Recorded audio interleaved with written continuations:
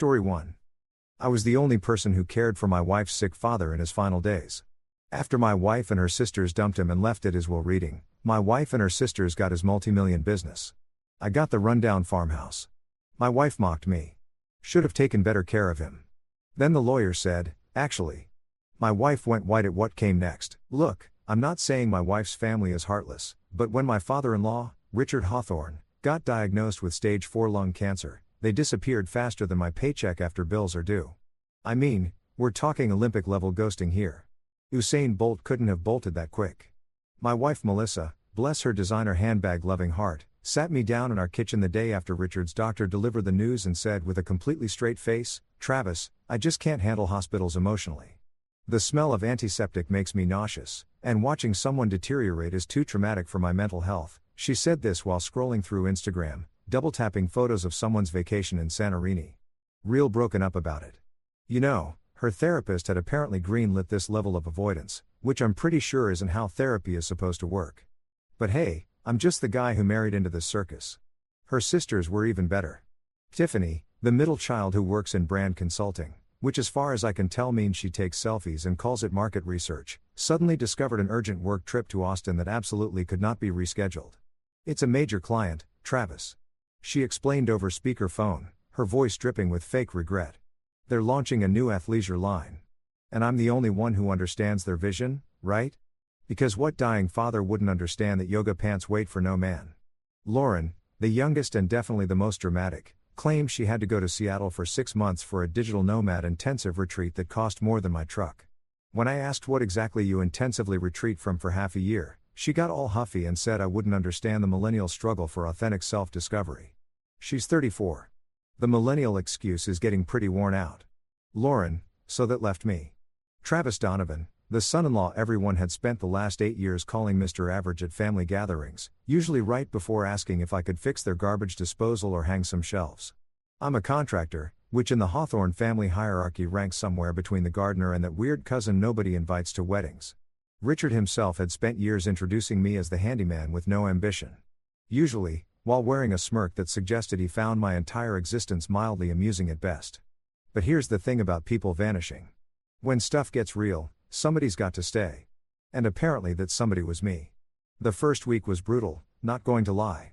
Richard had moved into hospice care at his massive house in the suburbs, the kind of place with more bathrooms than I have friends. The nurses would come by twice a day, but the rest of the time, that was all me, baby. Feeding him soup that he'd complained tasted like dishwater that gave up on life. Helping him to the bathroom, which let me tell you, does wonders for any illusions you had about dignity. Adjusting his oxygen tanks while he barked orders like a retired general who'd never quite accepted retirement. Not that tube, the other one. He'd wheeze. Did you even read the manual or are you just winging it like you wing everything else? I'm winging it with style, Richard. I'd shoot back. That's the Travis Donovan guarantee. He'd grunt, which I learned was his version of a laugh. The house felt like a mausoleum most days.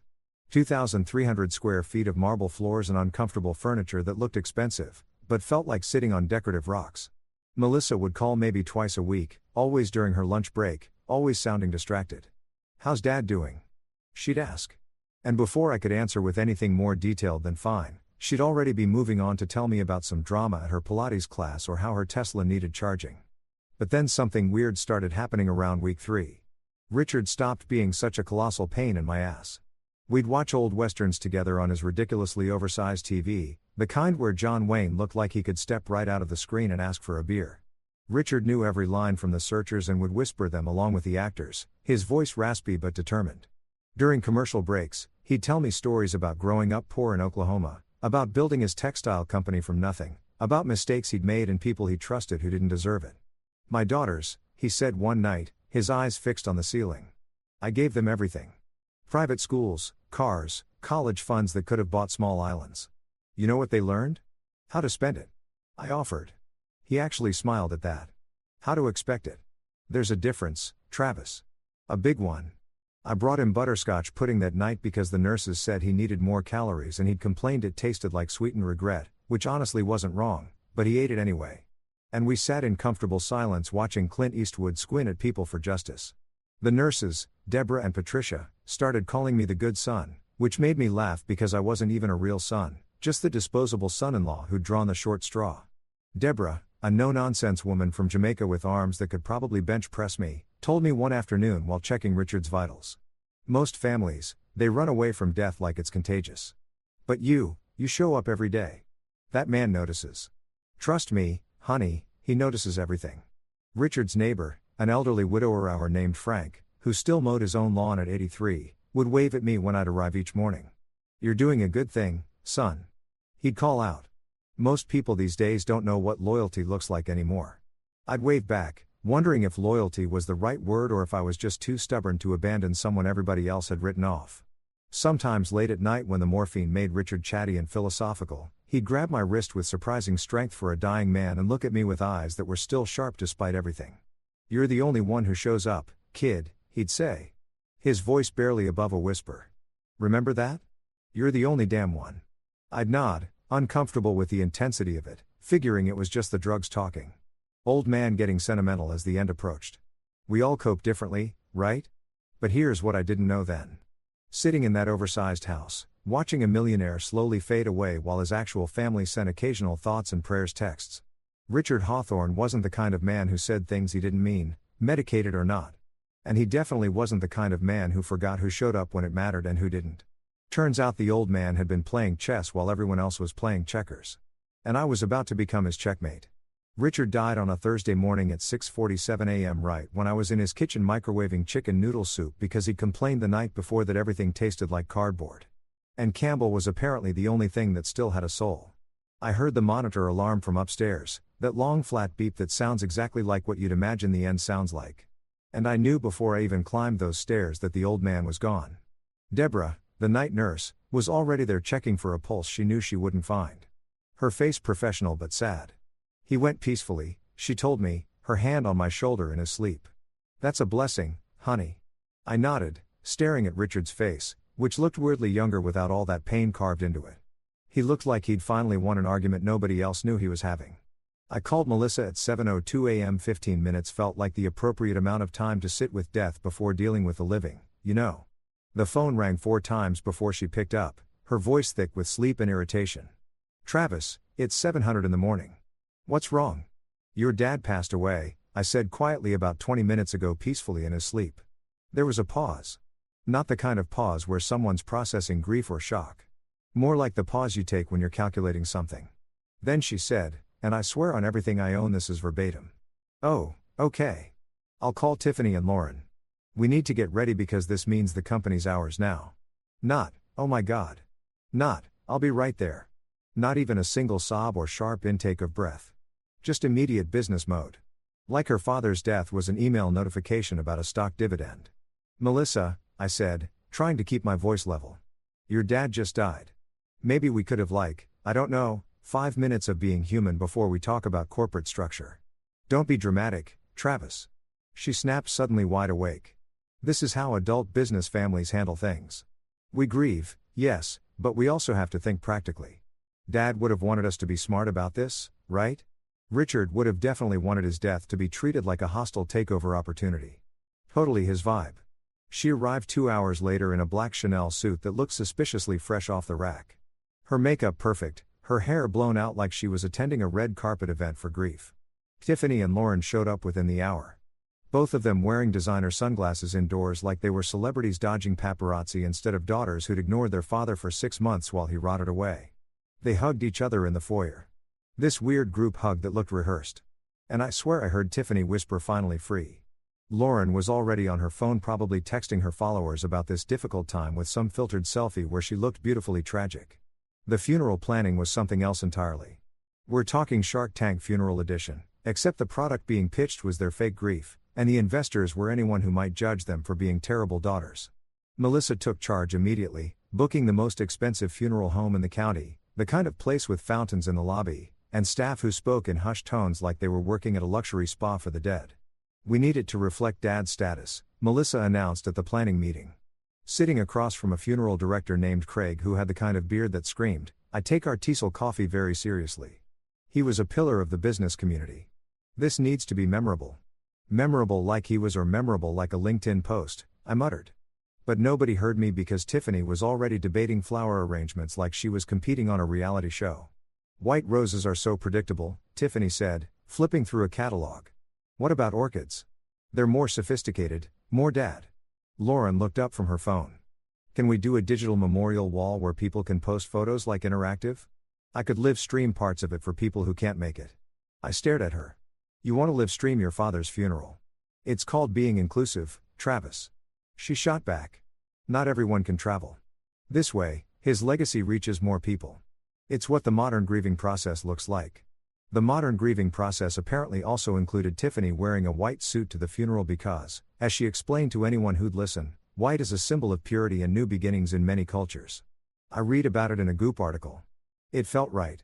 She looked like she was either attending a very confused wedding or auditioning for a cult. I half expected her to start handing out cleansing crystals. The funeral itself was held on a Saturday at St. Michael's Episcopal Church, a gorgeous old building with stained glass, and enough wood paneling to make a lumberjack weep. About 200 people showed up, mostly business associates, country club friends, and people who probably owed Richard money at some point. Frank, the neighbor, sat in the back pew and gave me a knowing nod when our eyes met. Melissa gave the eulogy, walking up to the podium in heels so high I'm pretty sure they violated several physics laws. She cleared her throat, looked out at the crowd with practiced emotion, and began. My father was a complicated man. I almost laughed out loud. Complicated man is universal code for we barely spoke, but I need to sound deep and introspective right now. It's the eulogy equivalent of it's not you, it's me, she continued, her voice wavering in all the right places. He taught us the value of hard work, the importance of family, and the meaning of perseverance. 3 things she'd actively ignored her entire adult life. But sure, let's go with that narrative. He built an empire from nothing, and his legacy will live on through all of us who loved him. Tiffany dabbed at dry eyes with a tissue. Lauren was absolutely filming this on her phone. I could see the red recording light from where I sat 3 rows back. Someone's Instagram stories were about to get very morbid. When it was over, people lined up to offer condolences, shaking hands with the daughters like they'd just survived a natural disaster instead of a carefully orchestrated performance. I stood off to the side near Richard's coffin, this obscenely expensive mahogany number with gold handles that probably cost more than my yearly salary. I looked down at him, peaceful in his final suit, and remembered our last real conversation 3 days before he died. He'd grabbed my hand, his grip weak but determined, and said, "They're going to act like they loved me, Travis. They're going to cry pretty tears and say pretty words. Don't believe a damn second of it. You know who I really was. You're the only one who stayed when staying was hard." I told him to save his strength, that he shouldn't worry about any of this. But he'd shaken his head, adamant. "I'm not worried, kid. I'm prepared." Big difference. Standing there at his funeral, watching his daughters work the room like it was a networking event. I felt something heavy settle in my chest. It wasn't exactly sadness, though there was grief mixed in there somewhere. It was more like anticipation, like waiting for a punchline you know is coming but can't quite predict. Richard Hawthorne had been a lot of things. Stubborn, judgmental, brutally honest, occasionally mean. But he'd never been stupid and he'd definitely never been careless. A man who'd built a multi-million-dollar empire from Oklahoma dirt didn't just die without having every last detail figured out. And something told me watching Melissa Eyre kiss someone from the garden club that Richard's final move was going to be his masterpiece. The old man always did love a good plot twist. 3 days after we buried Richard, we all assembled at the law offices of Henderson and Blay like we were gathering for the world's most passive-aggressive book club meeting. The office was located downtown in one of those buildings that screams, "We charge by the minute." And our water costs $8 a bottle. All glass and steel and uncomfortable modern furniture that looked like it was designed by someone who hated the human spine. The conference room on the 14th floor had floor-to-ceiling windows overlooking the city. A table so polished you could see your existential crisis reflected in it and that distinct smell that expensive places have. A mixture of leather, money, and the faint desperation of people trying to prove they belong there. There were bottles of fancy water nobody would drink, and a coffee station with one of those machines that sounds like it's launching a small spacecraft every time you press a button. Melissa strutted in like she was walking a runway, wearing a black Armani dress that probably cost more than my mortgage payment, her heels clicking against the marble floor with the confidence of someone who'd already mentally spent her inheritance 3 times over. She brought her Louis Vuitton tote bag, the one she called her power bag, which I'm pretty sure is just a regular bag that costs $4,000 and gives you an inflated sense of self-importance. Tiffany arrived 5 minutes later in head Toto Prada because apparently grief has a dress code and that code is aggressively expensive. She was carrying her iPad because she couldn't go 5 minutes without checking her brand metrics, which is what she calls obsessively monitoring how many people liked her latest post about green juice or manifesting abundance or whatever cult-adjacent wellness trend she's peddling this week. Lauren showed up last naturally wearing vintage Gucci and those ridiculous oversized sunglasses that make people look like fashionable insects. She immediately started setting up her phone on a little tripod because God forbid she experience a major life moment without documenting it for her 12,000 followers who definitely cared deeply about her inheritance drama. "Lauren, you cannot film this," Melissa hissed, her smile tight. "It's a legal proceeding." "It's my truth, Melissa," Lauren replied, not looking up from adjusting her ring light. "My followers have been on this journey with me. They deserve closure, too." "Your followers don't deserve," I said, dropping into a chair at the far end of the table. "They're strangers on the internet who watch you eat salads and complain about flight delays." She finally looked at me, her expression wounded in that performative way influencers have perfected. "You wouldn't understand the responsibility of having a platform, Travis." "You're right," I said. "I'm too busy living in reality to understand pretend responsibility." Mr. Henderson walked in before Lauren could fire back, saving us all from what I'm sure would have been a riveting debate about authentic engagement and algorithmic reach. Charles Henderson was about 65 with silver hair, wire-rimmed glasses, and the kind of face that had seen every family fight imaginable and stopped being surprised by human awfulness sometime during the Reagan administration. He was carrying a leather folder that looked older than me and had the weight of someone about to referee a cage match disguised as estate planning. "Ladies, gentlemen," he said, his voice carrying that particular tone lawyers use when they're professionally required to pretend everyone in the room is civilized. "Thank you for coming. I know this is a difficult time." Melissa literally couldn't help herself. "Let's just get to it, Charles. We're all adults here. We know why we're gathered, right? Adults.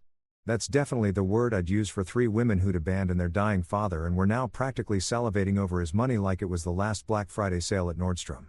Mr. Henderson sat down, opened the folder with the reverence of someone handling a historical document and pulled out Richard's will. It was typed on fancy paper with an embossed letterhead because even in death, Richard Hawthorne wasn't doing anything halfway. The lawyer cleared his throat in that dramatic way they must teach in law school. Right between how to bill in 6-minute increments and making your voice sound ominous for effect. "The last will and testament of Richard James Hawthorne." He began, and I swear the room temperature dropped 5 degrees from the collective intensity of everyone's attention. "Written on March 15th of this year and witnessed by myself and my partner Gregory Blay." March 15th. The Ides of March. Of course, Richard had updated his will on the day Julius Caesar got stabbed. The man had a flair for symbolic timing. Henderson continued reading through the standard legal jargon that sounds like English, but isn't really all they heretofore and in perpetuity. Stuff that makes you wonder if lawyers are just messing with us. Then he got to the good part, his voice taking on that slow dramatic cadence that lawyers apparently love using for plot twists. "To my daughters, Melissa and Hawthorne Donovan, Tiffany Marie Hawthorne, and Lauren Elizabeth Hawthorne, I leave controlling shares of Hawthorne Textiles Incorporated to be divided equally among the 3 of them, valued at approximately $12.6 million. Melissa actually clapped. I'm not exaggerating. She brought her hands together in genuine applause like she'd just watched a kindergarten play and wanted to encourage the performers. The sound echoed in the conference room and for a second everyone just stared at her. "Sorry," she said, not sounding sorry at all. This is wonderful news. Dad really did love us." Tiffany reached over and high-fived her. An actual high-five at a reading. I was witnessing the death of decorum in real time, and honestly, I was kind of impressed by the audacity.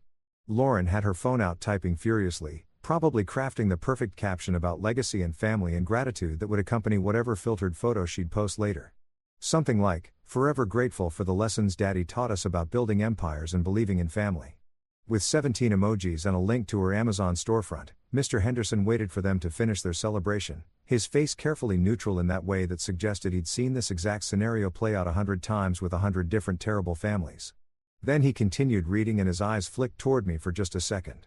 "And to my son-in-law, Travis Michael Donovan, I leave the family farmhouse and surrounding property at 82 Willow Creek Road, including all structures, land, and contents therein."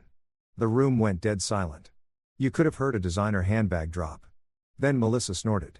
Not a gentle laugh, but an actual snort-laugh combo that sounded like a pig questioning your life choices. "You got the dump, Trav," she said, barely containing her glee. "The old falling-apart farmhouse in the middle of nowhere. Should have taken better care of him. Maybe you would have gotten something actually valuable." Tiffany joined in, giggling behind her hand. "Oh my God, that place is a disaster. The roof leaks, the plumbing is from like the Civil War era, and I'm pretty sure there are raccoons living in the attic. Dad used to joke about tearing it down." "At least you got something," Lauren added with fake sympathy, finally looking up from her phone.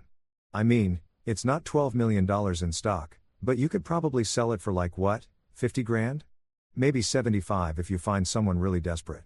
They were laughing now, all three of them, feeding off each other's cruelty like hyenas who just found wounded prey. Melissa was wiping tears from her eyes, her mascara smudging slightly. "This is perfect. This is actually perfect. The handyman gets the handyman special. It's so poetic." I sat there absorbing their mockery, feeling my face get hot, but keeping my expression neutral. I'd learned a long time ago that the best response to the Hawthorne sisters when they got like this was to give them nothing. No reaction, no ammunition, just let them exhaust themselves on their own superiority complex. But Mr. Henderson wasn't laughing. In fact, he was watching me with an expression I couldn't quite read, something between curiosity and what might have been respect. He cleared his throat loudly, professionally, cutting through their cackling like a judge's gavel. "Actually," he said, his voice suddenly sharp enough to slice through their celebration like a hot knife through their designer egos. "There's more." The laughter stopped immediately. All three sisters turned to look at him, their smiles faltering like someone had just announced the store was out of their favorite Roy flavor. "What do you mean more?" Melissa asked, her voice tight. Mr. Henderson reached into his folder and pulled out a sealed envelope. It was cream-colored, expensive-looking paper, and across the front in Richard's distinctive shaky handwriting was my name. Travis Michael Donovan. "Your father requested that Travis read this privately," Henderson said, sliding the envelope across the Polish table toward me. "It contains additional instructions regarding his bequest." I picked up the envelope, feeling the weight of it, the thickness suggesting multiple pages inside. Through the paper, I could feel something small and metal. A key maybe. Melissa's smile had completely vanished now, replaced by something harder, more calculating. "What kind of additional instructions?" "Charles, we have a right to know what's in our father's will." "You know everything that pertains to you," Henderson replied calmly. "This is a private communication between Mr. Hawthorne and his son-in-law. Perfectly legal, I assure you." I pocketed the envelope, feeling all three sisters' eyes boring into me like laser beams of suspicion and barely contained rage. Melissa leaned toward me, her voice dropping to a whisper that somehow sounded more threatening than if she'd yelled. "Don't get too excited, Travis. It's probably instructions on how to maintain that piece of crap property. Or maybe the code to his antique tractor. Dad always did have a weird sense of humor about worthless things." I looked at her, really looked at her and smiled. It wasn't a big smile, just a small one, the kind that says, "I know something you don't, and it's killing you." "Yeah," I said quietly. "Maybe it runs on karma." She didn't laugh. None of them did. And for the first time since Richard died, I felt something close to hope. I waited until I was in my truck before opening the envelope because there was no way in hell I was giving Melissa and her designer-clad vulture sisters the satisfaction of watching me read whatever Richard had left me. The parking garage under Henderson and Blaze building was one of those underground concrete mazes that smelled like oil and expensive regret. The kind of place where every sound echoes and makes you feel like you're in a movie about corporate espionage. My truck, a 2015 Ford F1-150 that had seen better days and about 47 different construction sites, looked ridiculously out of place among the Teslas and BMWs, like a working-class hero at a yacht club mixer. I sat there in the driver's seat, engine off, just holding this envelope and feeling the weight of it. The paper was thick, the kind you buy from specialty stores where they ask if you want it hand-pressed or whatever pretentious thing makes paper cost $30 a sheet. Richard's handwriting on the front was shaky but deliberate. My name written with the careful precision of someone who knew these might be some of the last words he'd ever write. My hands were actually trembling a little as I broke the seal, which annoyed me because I'm not typically the trembling type. I build houses for a living. I use power tools that could remove fingers if you sneeze wrong. But something about this moment felt huge, like opening Pandora's box, except hopefully with less unleashing of evil upon humanity, and more finding out why a dying millionaire had given me a farmhouse everyone assumed was worthless. Inside the envelope were three things. A handwritten letter on matching cream stationery, a smaller sealed envelope marked for later, and a brass key that looked old and important. The kind of key that definitely didn't go to anything as mundane as a tractor or a garden shed. It had weight to it, substance, and an ornate design on the handle that looked almost Victorian. I unfolded the letter, and Richard's voice practically jumped off the page. Even his handwriting had attitude. All sharp angles and confident strokes despite the shakiness age and illness had added. Travis, it began because Richard had never been one for dear or any of that sentimental greeting card garbage. If you're reading this, I'm dead. Which means I finally escaped listening to Lauren talk about her brand synergy or whatever horseshit she's calling it these days. Small mercies. I actually laughed out loud, the sound bouncing off the concrete walls around me. Even from beyond the grave, the old man couldn't resist taking shots at his daughters.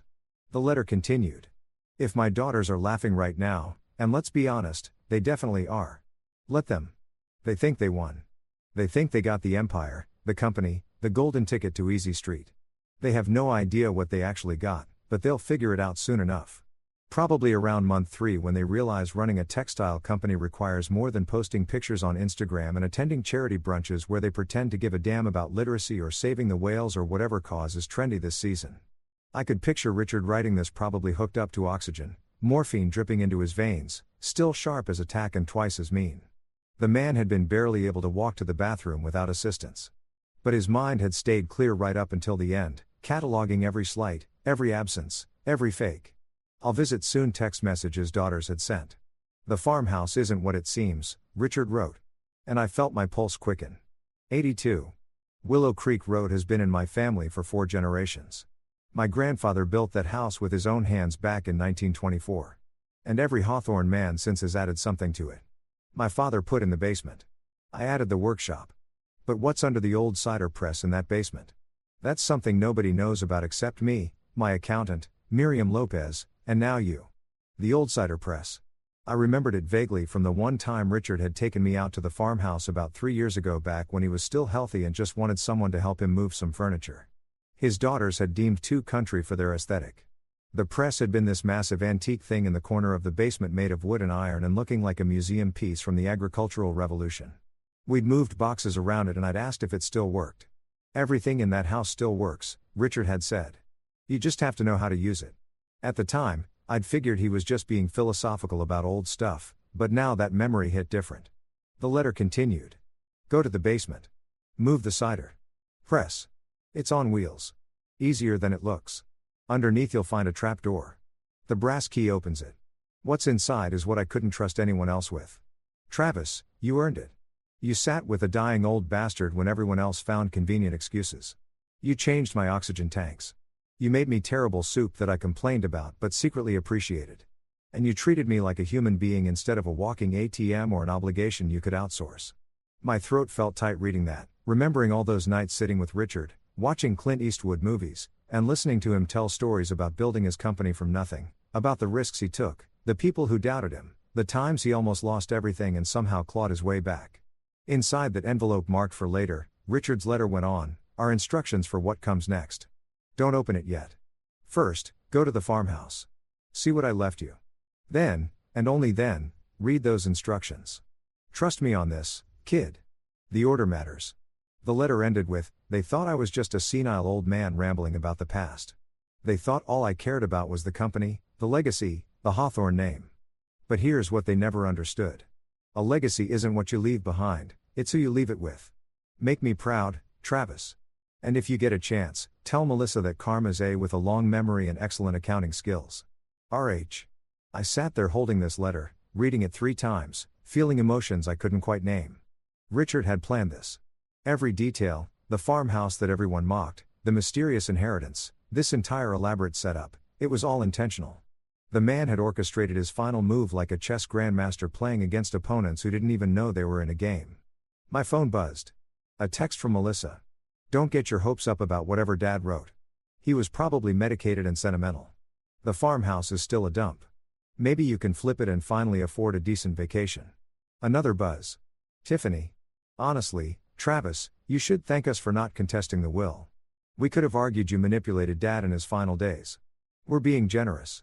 And Lauren, no hard feelings about the inheritance distribution. Dad knew what he was doing. Some people are meant to build empires and some people are meant to maintain old houses. Both are important. Heart emoji, prayer hands emoji, house emoji.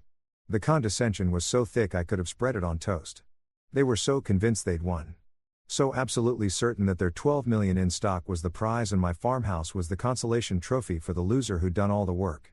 I looked at the brass key in my palm, feeling its weight, its promise of secrets. Then I looked at the smaller sealed envelope marked for later, resisting the urge to rip it open right there in my truck like some impatient kid on Christmas morning. But Richard had said the order mattered. And if there was one thing I'd learned about Richard Hawthorne over the past few months, it was that when he said something mattered, you listened. I started the truck, the engine rumbling to life with that reliable working-class growl that probably offended every luxury vehicle in the garage. As I pulled out into the afternoon sunlight, heading toward the highway that would take me to Willow Creek, my phone buzzed one more time. Melissa, again, by the way, we're having the lawyers draw up papers for us to buy that farmhouse from you. We'll give you $80,000, which is way more than it's worth. Consider it a gift. You could really use the money and we can tear it down and develop the land properly. Win-win. I smiled, pocketing my phone without responding. She had no idea what was waiting under that old cider press, what Richard had really left me, what this was actually all about. But she was about to find out. And honestly, I couldn't wait to see her face when she did. The farmhouse was calling. And for the first time since Richard died, I felt something dangerous blooming in my chest. Hope mixed with vindication, anticipation with a healthy dose of you're about to learn a very expensive lesson about underestimating the handyman. Karma wasn't just running on schedule anymore. It was about to pay dividends. The drive to Willow Creek took about 45 minutes through suburbs that gradually dissolved into actual countryside. The kind where gas stations become scarce and Dollar General stores are considered major retail developments. The farmhouse sat on 12 acres at the end of a gravel road that hadn't been properly maintained since probably the Clinton administration, surrounded by fields that had gone wild and enough trees to qualify as a small forest. It was the kind of property that real estate agents would describe as rustic and full of potential, which is code for bring a contractor, a priest, and low expectations. I hadn't been out here since Richard got sick, and pulling up to the place hit me with this weird wave of nostalgia mixed with apprehension. The house itself was exactly as everyone described. A 2-story white farmhouse that had definitely seen better decades with a wraparound porch that sagged in places, shutters that hung at angles that defied both physics and any sense of aesthetic harmony, and a roof that looked like it was holding on through sheer stubbornness and possibly spite. The paint was peeling in spots, giving it that haunted by the ghosts of better maintenance decisions vibe that every old farmhouse eventually achieves. But here's the thing nobody understood about this place. Richard had loved it. Not in the way his daughters love their penthouses or luxury cars, but genuinely loved it. He'd told me once during one of our late-night morphine philosophical conversations that this farmhouse represented everything he'd built his empire to escape from and everything he wished he'd never left behind. Progress isn't always forward, Travis, he'd said. Sometimes it's just expensive. I parked in the overgrown driveway, grabbed my flashlight from the truck bed because country properties don't believe in adequate lighting, and headed for the front door. The key Richard had given me months ago still worked. The lock clicking open with that satisfying sound of old mechanisms that were built back when things were made to actually last instead of planned to obsolete in 3 years. Inside, the house smelled like dust, old wood, and memories nobody had bothered to visit. The furniture was covered in white sheets like ghosts of a life Richard had maintained but never really lived in these last few years. The living room had a stone fireplace big enough to roast a small cow, hardwood floors that creaked with character, and windows that looked out over the property with views that probably cost millions in other zip codes, but here just came with mosquitoes and property taxes nobody wanted to pay. I made my way through the house to the basement door, which was hidden in the back of the kitchen behind what looked like a regular pantry, but was actually a false front. Because, of course, Richard had secret passages in his farmhouse. The man couldn't do anything straightforward if his life depended on it.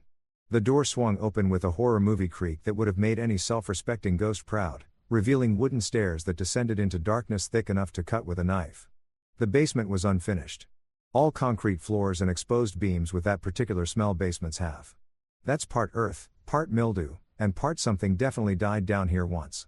My flashlight beam cut through the darkness, illuminating cardboard boxes labeled in Richard's handwriting. Christmas decorations 1987. Tax records. Keep forever apparently. And my personal favorite, Melissa's childhood art. Terrible, but she cried when I tried to throw it out.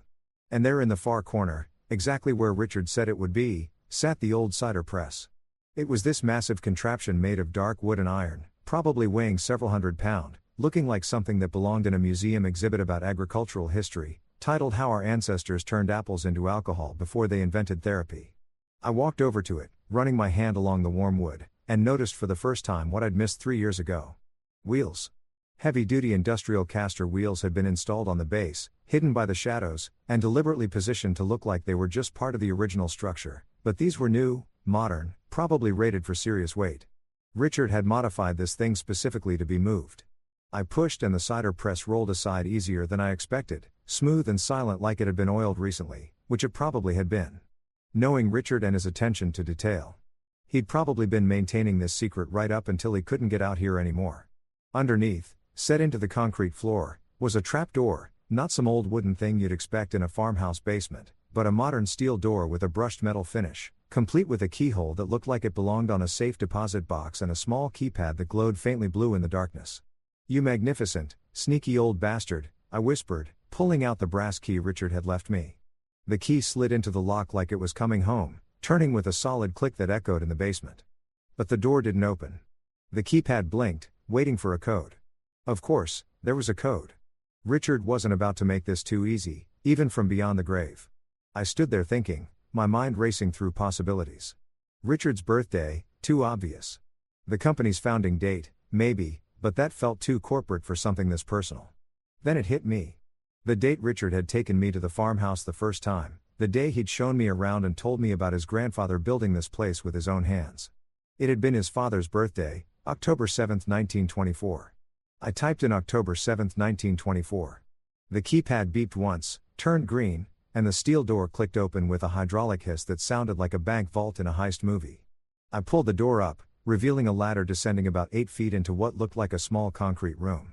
LED lights flickered on automatically as I climbed down, motion activated, illuminating a space about 10 feet by 10 feet that looked like it had been carved out and poured specifically for this purpose.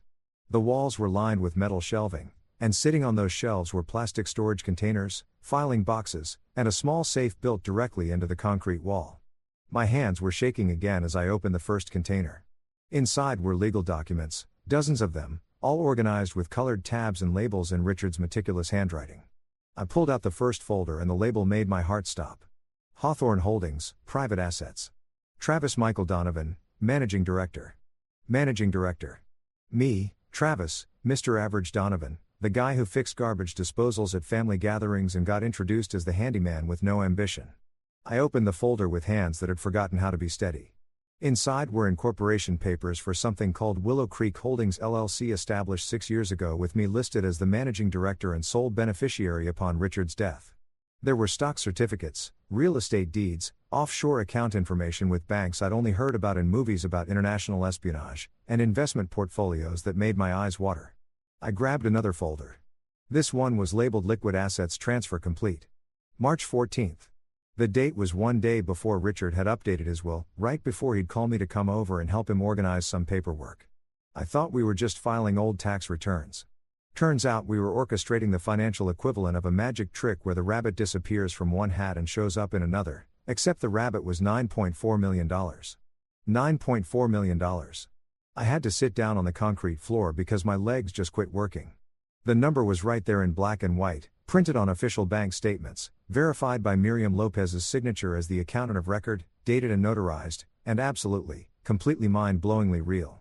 While Melissa and her sisters had been fighting over designer handbags and posting filtered selfies about family values, Richard had been quietly liquidating portions of his holdings, moving assets around like a financial chess master, creating this entirely separate entity that nobody knew about except him, his accountant, and apparently now me. There was a letter paper clipped to the bank statements handwritten on the same cream stationery as the letter in the car. Travis, surprise. This is what they missed while they were too busy measuring the curtains in their inheritance. I spent 6 years moving money, selling off pieces of the company nobody paid attention to, investing in properties and portfolios that actually made sense instead of just looking good on paper. Willow Creek Holdings owns 17 commercial properties, has investments in 4 different continents, and controls enough liquid assets to make my daughter's $12 million look like pocket change. The company they got, it's a shell, kid. The pretty exterior with nothing but debt and my stubbornness holding it together. You got the heart. Use it wisely. Make something that matters. And when Melissa inevitably calls you crying for money in about 6 months, feel free to remind her that karma keeps excellent receipts. R.H. I sat there in that secret underground room surrounded by evidence of Richard's final masterpiece. And I laughed. I laughed so hard I scared what sounded like mice or possibly raccoons in the basement above me. I laughed until tears rolled down my face and my stomach hurt and I couldn't breathe right because Richard Hawthorne, the complicated man his daughters had eulogized without knowing. The millionaire everyone thought they understood, had pulled off the most beautiful, vindictive, absolutely perfect con I'd ever seen. He'd given them exactly what they wanted. The company, the prestige, the title of Hawthorne Industries heir Isis. And in doing so, he'd given them nothing but a sinking ship with their names on it. And me, the average handyman, the son-in-law with no ambition, the guy who'd shown up and made terrible soup. I got the empire they didn't even know existed. I climbed out of that secret room, closed the trap door, rolled the cider press back into place, and walked out of the basement into the late afternoon sunlight, feeling like I just discovered I was the protagonist in a story I didn't know I was in. My phone buzzed. Another text from Melissa. Travis, seriously, think about our offer. $80,000 is really generous for that dump. You could pay off your truck. I looked at my phone, then at the farmhouse, then at the 12 acres of worthless property that came with a secret $9 million trust fund and enough investments to make me rethink my entire understanding of wealth. I typed back. I'll think about it. But what I was really thinking was, Richard, you magnificent, devious, absolutely brilliant old man. You really did save the best for last. And somewhere, I swear I could hear him laughing. I called Miriam Lopez at 7:30 the next morning because I'd spent the entire night lying awake in bed staring at my ceiling, my brain doing mathematical gymnastics it wasn't qualified for and coming up with numbers that seemed impossible.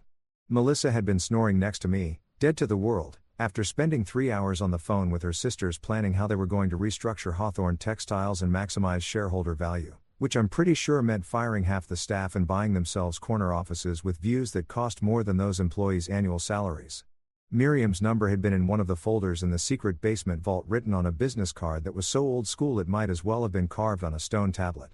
Miriam Lopez, CPA, when you need someone who actually understands numbers and won't steal your money. That was really her tagline. I loved her already, and we hadn't even spoken. She picked up on the second ring, her voice sharp and alert like she'd been awake for hours, probably because she had been. Accountants are a different breed.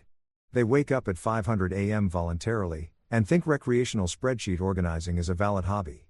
Travis Donovan, she said before I even introduced myself. I've been waiting for your call. Took you longer than Richard predicted. He said you'd find the vault within 24 hours. It's been 36. Traffic was bad. I said, which was a lie, but also somehow felt true emotionally. She laughed. This sharp bark of amusement that sounded like she'd spent too many years dealing with rich peoples to be surprised by anything anymore. Can you meet me at Rosie's Diner off Highway 42 in an hour? We need to talk and I need to see your face when I explain exactly what you just inherited. It's going to be fun for me. I mean, you're probably going to need several cups of coffee and maybe a paper bag to breathe into. Rosie's Diner was one of those classic American establishments that looked like it hadn't been remodeled since Eisenhower was president and wore that fact like a badge of honor. Red vinyl booth with duct tape holding together the seats, a checkerboard floor that had seen better decades, and a jukebox in the corner that probably still played actual vinyl records if you pumped enough quarters into it. The coffee was served in thick ceramic mugs that could double as weapons in a pinch, and the menu featured things like Trucker Special and the Heart Attack platter with no irony whatsoever. Miriam was already there when I arrived, sitting in a corner booth with a laptop open, 3 manila folders stacked beside her, and a cup of coffee that looked like it could strip paint. She was in her mid-50s with silver-streaked black hair pulled back in a no-nonsense ponytail, wearing glasses that hung on a chain around her neck and a blazer that said, "I'm professional, but I will also fight you if necessary." She had the look of someone who'd spent decades watching wealthy people make terrible decisions and had stopped being surprised by human stupidity sometime during the dot bubble. "You must be Travis," she said, looking up from her laptop with eyes that assessed me like I was a tax return. She was auditing for discrepancies. "Sit. Order something. You're going to need calories for this conversation." I slid into the booth across from her just as a waitress who looked like she'd been working there since the Carter administration appeared with a coffee pot. Her name tag said, Deb. And she poured my coffee without asking if I wanted any, which is the kind of service I can respect. "What will it be, honey?" Deb asked, her voice carrying that particular rasp of someone who'd smoked a pack a day for 40 years and wasn't about to apologize for it. "Pancakes," I said. "Because when your life is imploding in the best possible way, you eat pancakes and bacon. Lots of bacon." "Smart man," Miriam said as Deb walked away. "You're going to need protein and carbs for what I'm about to tell you." She closed her laptop, pushed it aside, and pulled the manila folders in front of her like a dealer about to reveal a winning hand. "So, You found Richard's little treasure trove. How'd that feel? Like I was in a movie, except I'm pretty sure the budget was higher and the plot made more sense, I said, wrapping my hands around the coffee mug. Miriam, what the hell did Richard do? She smiled. And it was the smile of someone who'd been waiting years to watch this particular bomb go off. What Richard did, Travis, was spend the last 6 years of his life orchestrating the most beautiful screw you to his daughters that I've ever witnessed in 30 years of accounting for wealthy families. And trust me, I've seen some impressive family warfare. Once watched a guy leave his entire estate to his cat just to spite his kids. But Richard was playing a different game entirely. She opened the first folder, spinning it around so I could see the contents. It was a timeline meticulously documented, showing asset transfers dating back 6 years. Richard came to me in 2019, Miriam explained, her finger tracing down the dates. Said he wanted to restructure his holdings because he didn't trust his daughters to manage real wealth. They were already fighting over designer clothes and country club memberships, and the company was still running fine with him at the helm. He could see the writing on the wall. When he died, they'd tear everything apart, fighting over scraps and status. So, he started moving money, I said, scanning the documents. Not just moving it, transforming it. Richard was brilliant, Travis. Most people think textile manufacturing in America is dead, right? Outsourced to Bangladesh and Vietnam, race to the bottom, all that depressing economic reality. And on the surface, that's exactly what Hawthorne Textiles looked like. A struggling legacy company barely holding on through Richard's sheer stubbornness and some loyal contracts he'd maintained through relationships built over 40 years. She pulled out another folder, this one thicker, but what nobody knew. Not his daughters, not the board, not even most of his employees, was that Richard had been quietly selling off the profitable parts of the company piece by piece. He'd identify a division that was actually making money, spin it off into a separate entity under Willow Creek Holdings and replace it with debt and underperforming assets back in the main company. Like performing surgery on a business, removing all the healthy organs, and leaving behind a pretty corpse that looked fine from the outside, but was basically running on fumes and inherited reputation. My pancakes arrived, and I forgot they existed. So, the company the girls got is a beautiful, prestigious shell worth about $12 million on paper, but actually carrying $8 million in debt that's structured to come due over the next 3 years. They got the Hawthorne name, the headquarters building, which is mortgaged to hell, some equipment that's outdated, contracts that are barely profitable, and a workforce that's going to need massive restructuring to stay solvent. In short, they got a full-time job that pays terribly and comes with a ticking time bomb of financial obligations. And I got the empire's heart, Miriam said, leaning back with satisfaction. 17 commercial properties generating passive income across 3 states. A minority stake in a Vietnamese textile manufacturer that's actually killing it. Richard got in early, by the way, before it was cool. Investments in sustainable farming operations, tech startups focused on fabric innovation, even a small but growing online custom clothing platform that's positioned perfectly for the next decade of retail, plus the liquid assets.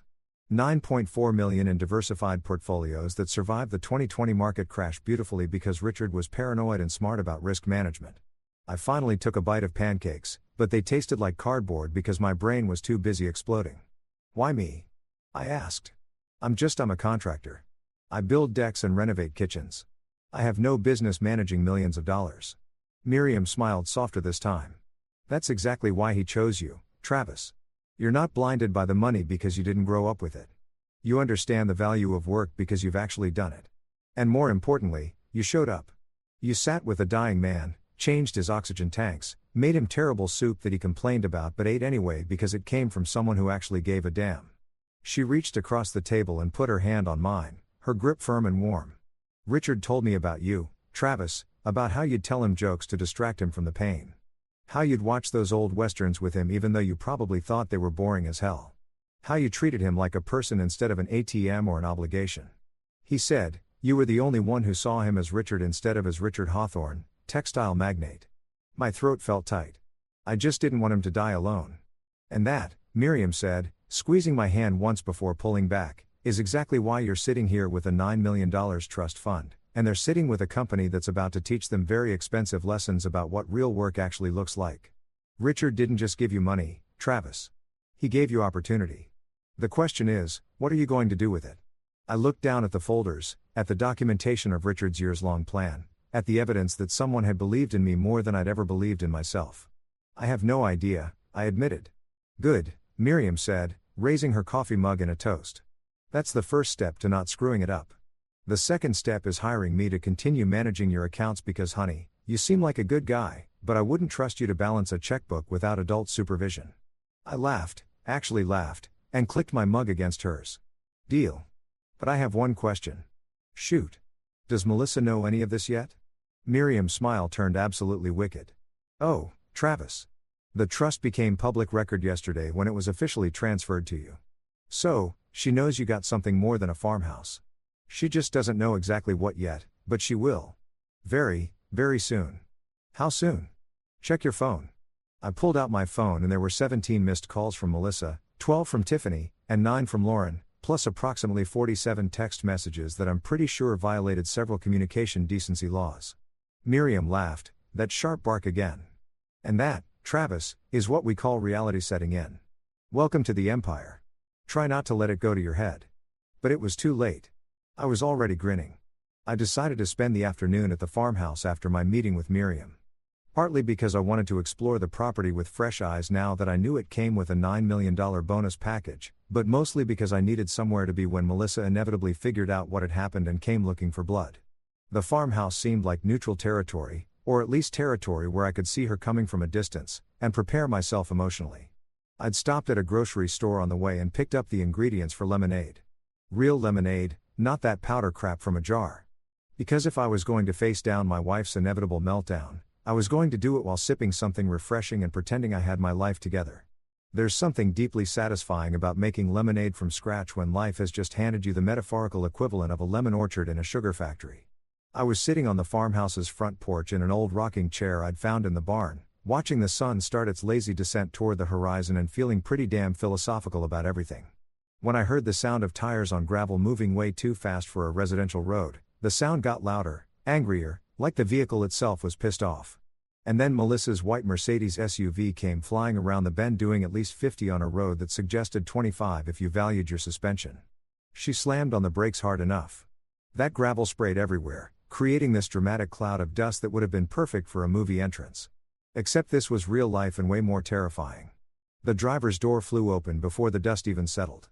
And Melissa emerged wearing designer jeans that probably cost more than my monthly mortgage, heels that had no business being worn on a gravel driveway, and an expression that suggested she was about to commit a felony and felt completely justified about it. "You stole it," she screamed, storming toward the porch with her finger pointed at me like a weapon. "You manipulated him. You poisoned his mind against us. You."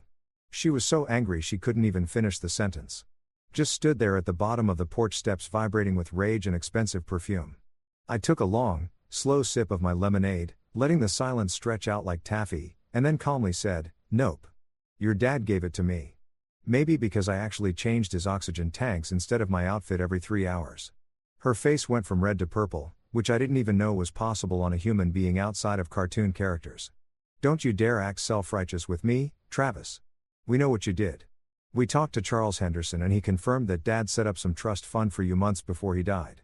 While we were grieving, I interrupted, setting my lemonade down on the porch railing. "You were on a work trip in Austin photographing yoga pants. Tiffany was in Seattle finding herself or whatever rich people call avoiding responsibility these days. Lauren was posting thirst traps on Instagram and calling it content creation. I was the one here, Melissa. Me alone doing the actual work of caring for a dying human being. We couldn't handle it emotionally," she shouted. And I swear she actually believed that. Like emotional unavailability was a valid excuse for abandoning your father. "You know, hospitals trigger my anxiety. My therapist said, 'Your therapist doesn't know your dad died thinking his daughters cared more about handbags than him,'" I said quietly, and that landed like a punch. I could see it in her face, the flinch, the moment of doubt before the anger rushed back in to cover it up. Before she could respond, 2 more vehicles pulled up. Tiffany's black Audi and Lauren's red Tesla because of course they'd carpooled their rage. The sisters emerged like a well-dressed mob, their heels clicking on gravel in synchronized fury. "Travis," Tiffany yelled, marching over with her phone already out like she was documenting evidence for a future lawsuit. "We demand to see the documentation for this so-called trust fund. Our lawyers say we have grounds to contest it based on undue influence. Your lawyers are going to charge you about $500 an hour to tell you what I'm about to tell you for free," I said, standing up and leaning against the porch post. "Your dad was completely mentally competent when he set this up. Miriam Lopez, His accountant, who's been with him for 30 years, will testify to that. Charles Henderson, the family lawyer you've known since you were kids, will confirm it. You don't have a case. You have hurt feelings and expensive legal bills. Lauren had her phone out, too, filming everything because apparently the girl couldn't experience reality without documenting it for her followers. This is elder abuse, she announced to her phone camera. Her voice taking on that performative quality influencers use when they're pretending to be passionate about something. Financial manipulation of a vulnerable senior citizen. My followers need to know about this. Accountability is important. Perfect, I said, smiling directly at her camera. Make sure you post it with the caption, "How to lose $9 million in 9 months by abandoning your dying father." Really captures the essence of your family values. Very on brand. That stopped her cold. She lowered the phone, her perfectly contoured face scrunching up in confusion. What do you mean 9 million? Charles said it was a trust fund, not Travis. How much did Dad leave you? And there it was, the moment I'd been simultaneously dreading and anticipating since Miriam had laid out the numbers for me at Rosie's diner. I could have been diplomatic about it. I could have softened the blow, been the bigger person, taken the high road. But you know what? Screw the high road. The high road doesn't get you anywhere when you're dealing with people who've spent years treating you like the help. 9.4 million, I said clearly. In liquid assets alone, plus 17 commercial properties, minority stakes in several profitable businesses, and investments across 4 continents. Willow Creek Holdings, I'm the managing director. Your dad spent 6 years building it while you were busy posting about gratitude and manifesting abundance without actually understanding what either of those words meant. The silence that followed was so complete, I could hear birds chirping in the trees behind the house. It was like someone had hit pause on reality and forgotten to press play again. Tiffany spoke first, her voice barely above a whisper. That's impossible. The company was worth 12 million. We got the company. The math doesn't. The math works fine when you understand your dad gave you a sinking ship with a pretty paint job. I explained, enjoying this way more than I probably should have. Hawthorne Textiles is carrying 8 million in structured debt. He gutted the profitable divisions and moved them under Willow Creek Holdings. You got the name, the prestige, and a whole lot of financial problems that are going to start coming due in about 18 months. Congratulations on your inheritance. Hope you kept the receipts on those celebration outfits. Melissa's legs seemed to give out. She actually sat down on the porch steps, her designer jeans getting dusty, her face blank with shock. He wouldn't do that, she said. But her voice had lost all its conviction. He loved us. He was our father. He did love you, I said. And I meant it. But he loved you enough to teach you a lesson you desperately needed to learn. You can't just show up for the good parts, Melissa. You can't go someone when they're dying and expect to inherit their respect along with their money. Life doesn't work that way. Karma doesn't work that way. Tiffany had her phone to her ear now, probably calling her lawyer, pacing back and forth in the driveway, and hissing about litigation and legal options. Lauren had started crying. Actual tears, which was shocking because I didn't think she was capable of genuine emotion that wasn't curated for social media engagement.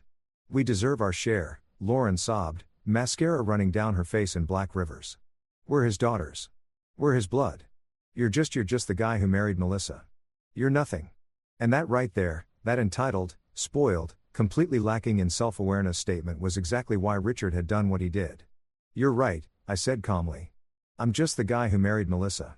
The guy who showed up, the guy who made soup and changed oxygen tanks and watched old westerns at 2 o'clock in the morning because your dad couldn't sleep and was scared of dying alone. I'm nothing special, Lauren. I'm just someone who actually gave a damn. Apparently, that was special enough for Richard. Tiffany stormed back over.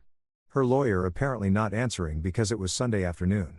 And even attorneys who charge by the breath need time off. This isn't over, Travis. We're going to fight this. You're going to waste money you don't have on lawyers who will tell you what I already told you. I interrupted. But hey, it's your financial funeral. I'll send flowers. They'll be nice ones, too, because unlike you, I can actually afford them now. Melissa stood up slowly, dust falling from her jeans, her face a mixture of anger and something that might have been betrayal. I want a divorce, she said quietly. Yeah, I replied, not even surprised. I figured I'll make it easy for you. You can keep the house, the cars, whatever. I don't need any of it. But just so we're clear, Melissa, you're not getting a dime of Richard's money. It's in an ironclad trust that specifically excludes you in the event of divorce. Your dad thought of everything. Even this conversation probably. She stared at me like she was seeing me for the first time. Or maybe like she was realizing she'd never actually seen me at all. "You've changed," she said. "No," I corrected her. "I just stopped pretending I was okay with how you treated me." "Big difference." The three of them left together, a defeated trio, climbing into their luxury vehicles and pulling away much slower than they'd arrived, leaving behind nothing but dust and the faint smell of expensive perfume that got carried away by the evening breeze. I sat back down in the rocking chair, picked up my lemonade, and took a long drink. It had gotten warm, but it still tasted like victory. The farmhouse creaked around me, settling into the evening, and somewhere in the fields beyond, I heard an owl starting its nightly haunt. For the first time in 8 years of marriage, I felt peaceful. The divorce papers came through in record time, mainly because Melissa wanted out faster than a shopaholic leaving a store that just announced it's going out of business. She signed everything without contesting, probably because her lawyers had explained in very expensive detail that fighting me would cost more than whatever she might win, which was exactly nothing. I kept Richard's trust and the farmhouse. She kept our suburban house that I'd never really liked anyway, her Mercedes, and enough furniture to stage a moderately successful estate sale. We split the marriage assets down the middle like civilized adults who'd stopped pretending we'd ever actually liked each other. And just like that, 8 years of matrimony dissolved faster than my faith in the institution had about 6 years prior. 2 weeks after the divorce was finalized, I sat down with Miriam Lopez and Charles Henderson in what was rapidly becoming my favorite conference room at Henderson and Blay. The small one on the third floor that didn't have pretentious art on the walls and had a coffee maker that actually worked without requiring an engineering degree to operate. We brought in lunch from a local deli because this was going to be a marathon meeting, the kind where you need pastrami sandwiches and actual sustenance to make it through discussions about corporate restructuring and asset management without your brain leaking out your ears. "All right," Miriam said, spreading papers across the table like a general planning a military campaign, which wasn't far off from what we were actually doing. "Let's talk about what you want to do with Willow Creek Holdings, Travis, because right now you've got a collection of assets that are making money, sure, but they're not really doing anything meaningful. They're just existing. Richard built you a foundation, but now you need to decide what kind of house you're building on it." I've been thinking about this for days, lying awake at night in the farmhouse that was slowly starting to feel like home instead of just a building I'd inherited. Richard had given me resources, yes, but more importantly, he'd given me an opportunity to do something that actually mattered instead of just existing in someone else's shadow. The question was, what did Travis Donovan actually care about? "Sustainable farming," I said, surprised by how certain I sounded. "And textile restoration, but the right way." Richard told me once that his grandfather had started the company because he wanted to make clothes that lasted that people could pass down to their kids. Quality over quantity. But then the market changed, fast fashion became a thing, and the company had to adapt or die. Except adapting meant compromising everything his grandfather had built the company on in the first place. Charles Henderson leaned forward, his glasses catching the light. He'd taken off his suit jacket, rolled up his sleeves, and looked more human than I'd ever seen him in his natural lawyer habitat. "You want to go back to that original vision? Make Willow Creek Holdings about quality textiles and sustainable practices." "Not just quality textiles," I said. The idea forming even as I spoke it out loud. "I want to create a model that proves you can make money and do good at the same time. Local textile manufacturing using sustainable materials. Partnering with small farms that are doing things right instead of factory farms that are destroying the environment. Create jobs in communities that actually need them instead of outsourcing everything to the cheapest labor market we can find." I know it sounds idealistic and probably stupid from a pure profit standpoint. It sounds exactly like something Richard would have done if his daughters hadn't pushed him toward maximizing quarterly earnings. Miriam interrupted and she was smiling. "Travis, you have $9 million in liquid assets and 17 income-generating properties. You've got the financial cushion to take risks that most startups can't afford. And more importantly, you've got something even more valuable. You give a damn. That's surprisingly rare in business." Over the next 3 hours, fueled by pastrami sandwiches and coffee that actually tasted like coffee instead of despair, we mapped out a 5-year plan for Willow Creek Holdings. We'd restructure it into a proper investment firm with a focus on sustainable agriculture and ethical textile production. We'd partner with that Vietnamese manufacturer Richard had invested in early, the one that was already doing things right, and use them as a model for expanding into domestic production. We buy out struggling small farms and convert them to sustainable practices, creating a supply chain that actually made sense both environmentally and economically.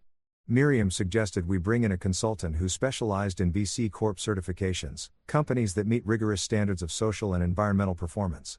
Charles recommended we talk to a friend of his who ran a nonprofit focused on rural economic development. Someone who could help us identify communities where our investment could make the biggest impact. I sat there taking notes like I was back in college. Except this time the subject was how to use inherited wealth without turning into the thing you always hated, which definitely wasn't offered at my community college. We should also fix up the farmhouse, I said during a lull in the conversation. Make it the headquarters for Willow Creek Holdings. Nothing fancy, just restore it properly. Solar panels, energy efficient everything. Turn it into a working example of what we're trying to promote. The optics on that are perfect, Charles said, nodding.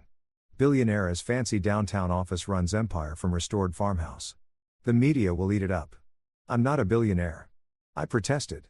I've got 9 million, not 900 million. Miriam laughed. Honey, to 99% of America, you're absolutely a billionaire. Embrace it. Use it. Just don't let it turn you into. And I hired a local contractor, not a big corporate firm, but Jake Morrison, a guy I'd worked with on various projects over the years, who understood the difference between renovation and destruction.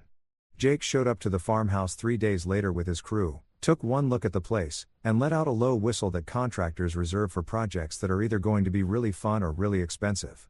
Sometimes both. Travis, my man, Jake said, walking around the porch and poking at boards with a professional skepticism that comes from years of discovering problems hiding under pretty facades. This place has good bones, but we're talking a full restoration here. New roof, electrical upgrade, plumbing that doesn't date back to when Truman was president. You sure you want to dump money into it? I'm sure, I said, but I want it done right. Energy efficient, solar panels, the whole sustainable 9 yards.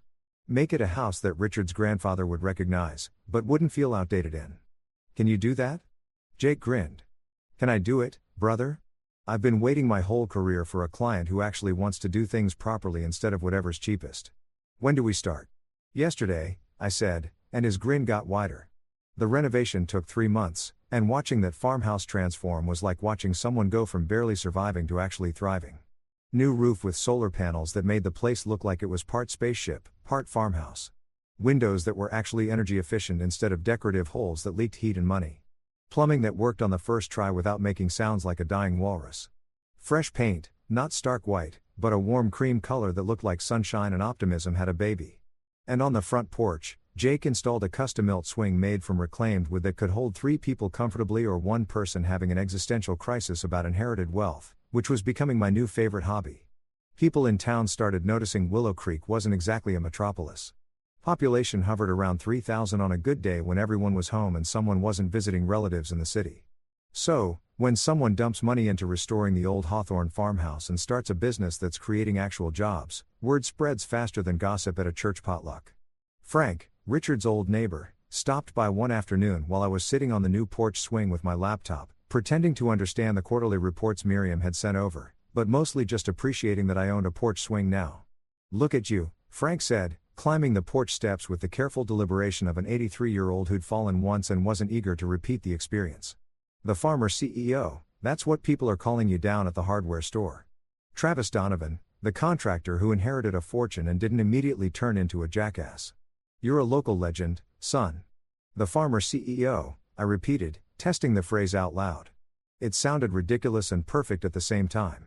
Like a nickname you initially hate but eventually grows on you like moss on a tree. I like that. Sounds way better than Mr. Average. That's what Richard's daughters used to call you? Frank asked, settling into the rocking chair I'd left out specifically for him since he'd started making these visits a regular thing, among other things, I said. Most of which I can't repeat in polite company. Frank chuckled. That raspy laugh of someone who'd smoked for 50 years, quit 30 years ago, and still sounded like he was working through it. You know what Melissa's been calling you lately? Do I want to know? Probably not. But I'm going to tell you anyway because I'm old and don't care about social niceties anymore. She told someone at the grocery store that you're a manipulative con artist who stole her inheritance through elder abuse. Direct quote Cheryl's staff last month trying to cut costs, but it's like putting a band-aid on a bullet wound. Word is they're going to file for bankruptcy by end of year. I nodded watching the sun sink lower toward the horizon, painting the fields gold and orange. I didn't feel happy about it. Exactly. But I didn't feel guilty either. Richard had given them exactly what they'd asked for, control of the company, and what they did with it was their responsibility, not mine.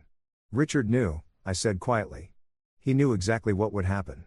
He gave them enough rope and trusted they'd hang themselves with it. Smart man, Frank said. Mean as hell, but smart. We sat there in comfortable silence. Two men on a porch watching the day end. And I realized this was exactly what I'd been missing in my old life. This peace, this simplicity, this feeling that I was exactly where I was supposed to be, doing exactly what I was meant to do. The farmer CEO. Yeah, I could live with that. 6 months after the divorce, Hawthorne Textiles Incorporated started imploding like a building in a controlled demolition. Except nobody was controlling anything, and it definitely wasn't going according to plan. Melissa and her sisters had managed to turn their $12 million inheritance into a masterclass on how not to run a business, which would have been impressive if it wasn't so predictable. First, they'd fired the senior management team, people who'd been with the company for decades and actually knew what they were doing because they wanted to bring in fresh perspectives. Those fresh perspectives turned out to be Tiffany's boyfriend, Chad, who they made marketing director despite his only qualification being that he'd once tried to sell NFTs of cats wearing scarves. That venture had failed spectacularly. But apparently, the Hawthorne sisters believed in second chances when it came to unqualified men they found attractive. The financial reports that crossed Miriam's desk, because of course she still had industry connections feeding her gossip, read like a horror story written by someone who'd never heard of budgets. Melissa had renovated the executive offices for $2 million. Lauren had launched a failed influencer marketing campaign that cost $500,000 and generated exactly 0 sales. Tiffany had invested in a revolutionary fabric that turned out to be regular polyester with better branding. The debt Richard had carefully structured to come due started arriving like bills after Christmas. Except instead of credit card statements, it was millions of dollars in loans that nobody had bothered to prepare for. Employees started jumping ship. Clients found other suppliers. The stock price, which had been traded privately among family and investors, plummeted faster than my faith in humanity every time I checked the news. Then came the bankruptcy filing. Chapter 11. Restructuring the whole 9 yards of corporate failure.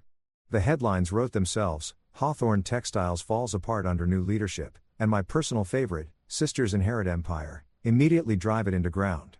My phone rang at 11 p.m. on a Tuesday. Melissa's name lit up the screen, and I almost didn't answer, but curiosity won out. Travis, she sobbed, her voice thick with tears and what sounded like expensive wine. Please, I need help. We lost everything. We can start over together, right? We were good once. I looked out at the farmhouse fields, peaceful under moonlight. Melissa, I'm not mad at you, I said calmly. I'm just allergic to stupidity. Then I hung up politely like a gentleman. A year after Richard died, I found myself sitting on the farmhouse porch watching the sunset bleed gold and crimson across fields that had finally been properly cultivated. Willow Creek Holdings was thriving. We'd partnered with 12 local farms, opened a small textile manufacturing facility that employed 60 people from the community, and turned a profit while actually giving a damn about the planet. The farmer CEO thing had stuck, and honestly, I'd stopped fighting it. But success felt hollow without someone to share it with. So, I drove to Oakwood Cemetery that evening, parking near the massive oak tree that shaded Richard's grave. His headstone was simple granite. Nothing ostentatious, just his name and dates with the inscription he'd requested. He showed up. I placed fresh flowers beside it. Wild flowers from the farmhouse property because Richard would have hated expensive florist arrangements, and sat down on the grass like we were having one of our old conversations. You played the long game, old man, I said softly to the headstone. And you won. The girls filed for bankruptcy last month. Melissa's working retail at some boutique, which is ironic considering she used to spend more there monthly than they probably pay her yearly. Tiffany's boyfriend Chad left her for someone with actual money. And Lauren's follower count dropped when people realized she wasn't wealthy anymore. Turns out authenticity doesn't monetize well when you're broke. A breeze rustled through the oak leaves, and I swear it sounded like Richard's raspy laugh. You didn't just leave me money, I continued. You left me purpose, meaning a chance to build something that actually matters instead of just existing in someone else's shadow. The farmhouse is beautiful now. You'd love it. Solar panels, sustainable everything, and that porch swing gets used daily. Sometimes I sit there and imagine you're sitting next to me making sarcastic comments about oatmeal brands and government incompetence. As I stood to leave, evening light caught the headstone inscription, and suddenly everything clicked into place. The inheritance wasn't the money. It wasn't the properties or investments or any of the tangible wealth Richard had transferred. The real inheritance was the lesson. Show up. Be present. Give a damn when it's hard. Build something that outlasts you. I turned toward my truck and I swear I heard his voice on the wind. Told you to hang in there, kid. The fields glowed gold. Birds sang their evening songs. And for the first time in forever, I laughed loud, free, and genuinely happy because karma hadn't just arrived. It had compounded with interest. Story 2. For 40 years, an old man lived next door. My parents hated him. Built a 10-foot fence. Sued him 3 times. He is dangerous, they said. When he died, I was the only one at his funeral. Then the lawyer handed me his will. The funeral was on a Tuesday. Gray sky, light rain, the kind of October day that feels like the world itself is mourning. I stood at the edge of the cemetery, watching 2 men I did not know lower a casket into the ground. The priest read from a book he had probably read from 1,000 times before, his words automatic, impersonal. There were no flowers except the ones the funeral home had provided as part of their basic package. No music, no eulogy, no mourners lined up to share memories of a life well lived. Just me, the priest, and the old man who had lived next door to my parents for 40 years. I did not cry. I did not know if I was supposed to. I did not know if I had earned the right. But I stayed until the end, until the last shovel of dirt covered the casket. Until the workers packed up their equipment and drove away. Until the priest shook my hand and offered condolences that felt hollow because he had never known the man he was burying. And then the lawyer appeared. He was young, maybe 30, wearing a suit that was too big for him and carrying a leather briefcase that looked older than he was. He walked across the wet grass toward me, his shoes squelching with each step. And I remember thinking that he looked nervous, like he was carrying something heavy, like he knew what he was about to do would change everything. Mr. Webb, Marcus Webb. Yes. My name is Daniel Patterson. I was Mr. Hartley's attorney. He gestured toward the fresh grave. I was hoping I would find you here. How did you know I would come? He smiled, a sad smile. He said you would. He said you were the only one who would. That was when he handed me the envelope. I should explain.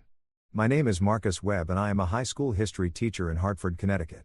41 years old, divorced for 3 years now, no kids. I spend my days teaching sophomores about the Civil War and the Great Depression and all the other events that shaped our country. I try to make them understand that history is not just dates and names in a textbook. It is people. Ordinary people making choices that ripple forward through time affecting generations they will never meet. I never thought I would be standing in a cemetery holding an envelope from a dead man about to discover that my own history was built on a lie. That every truth I thought I knew about my family was a carefully constructed fiction designed to hide something monstrous. But I am getting ahead of myself. The old man's name was Walter Hartley. He moved into the house next door to my parents in 1984, the year I was born. For as long as I could remember, he had been there, a fixture of the neighborhood, a constant presence. His house was a small Cape Cod, white with green shutters, always neatly maintained, even as he grew older and moving became harder. His lawn was always mowed, his gutters were always clean.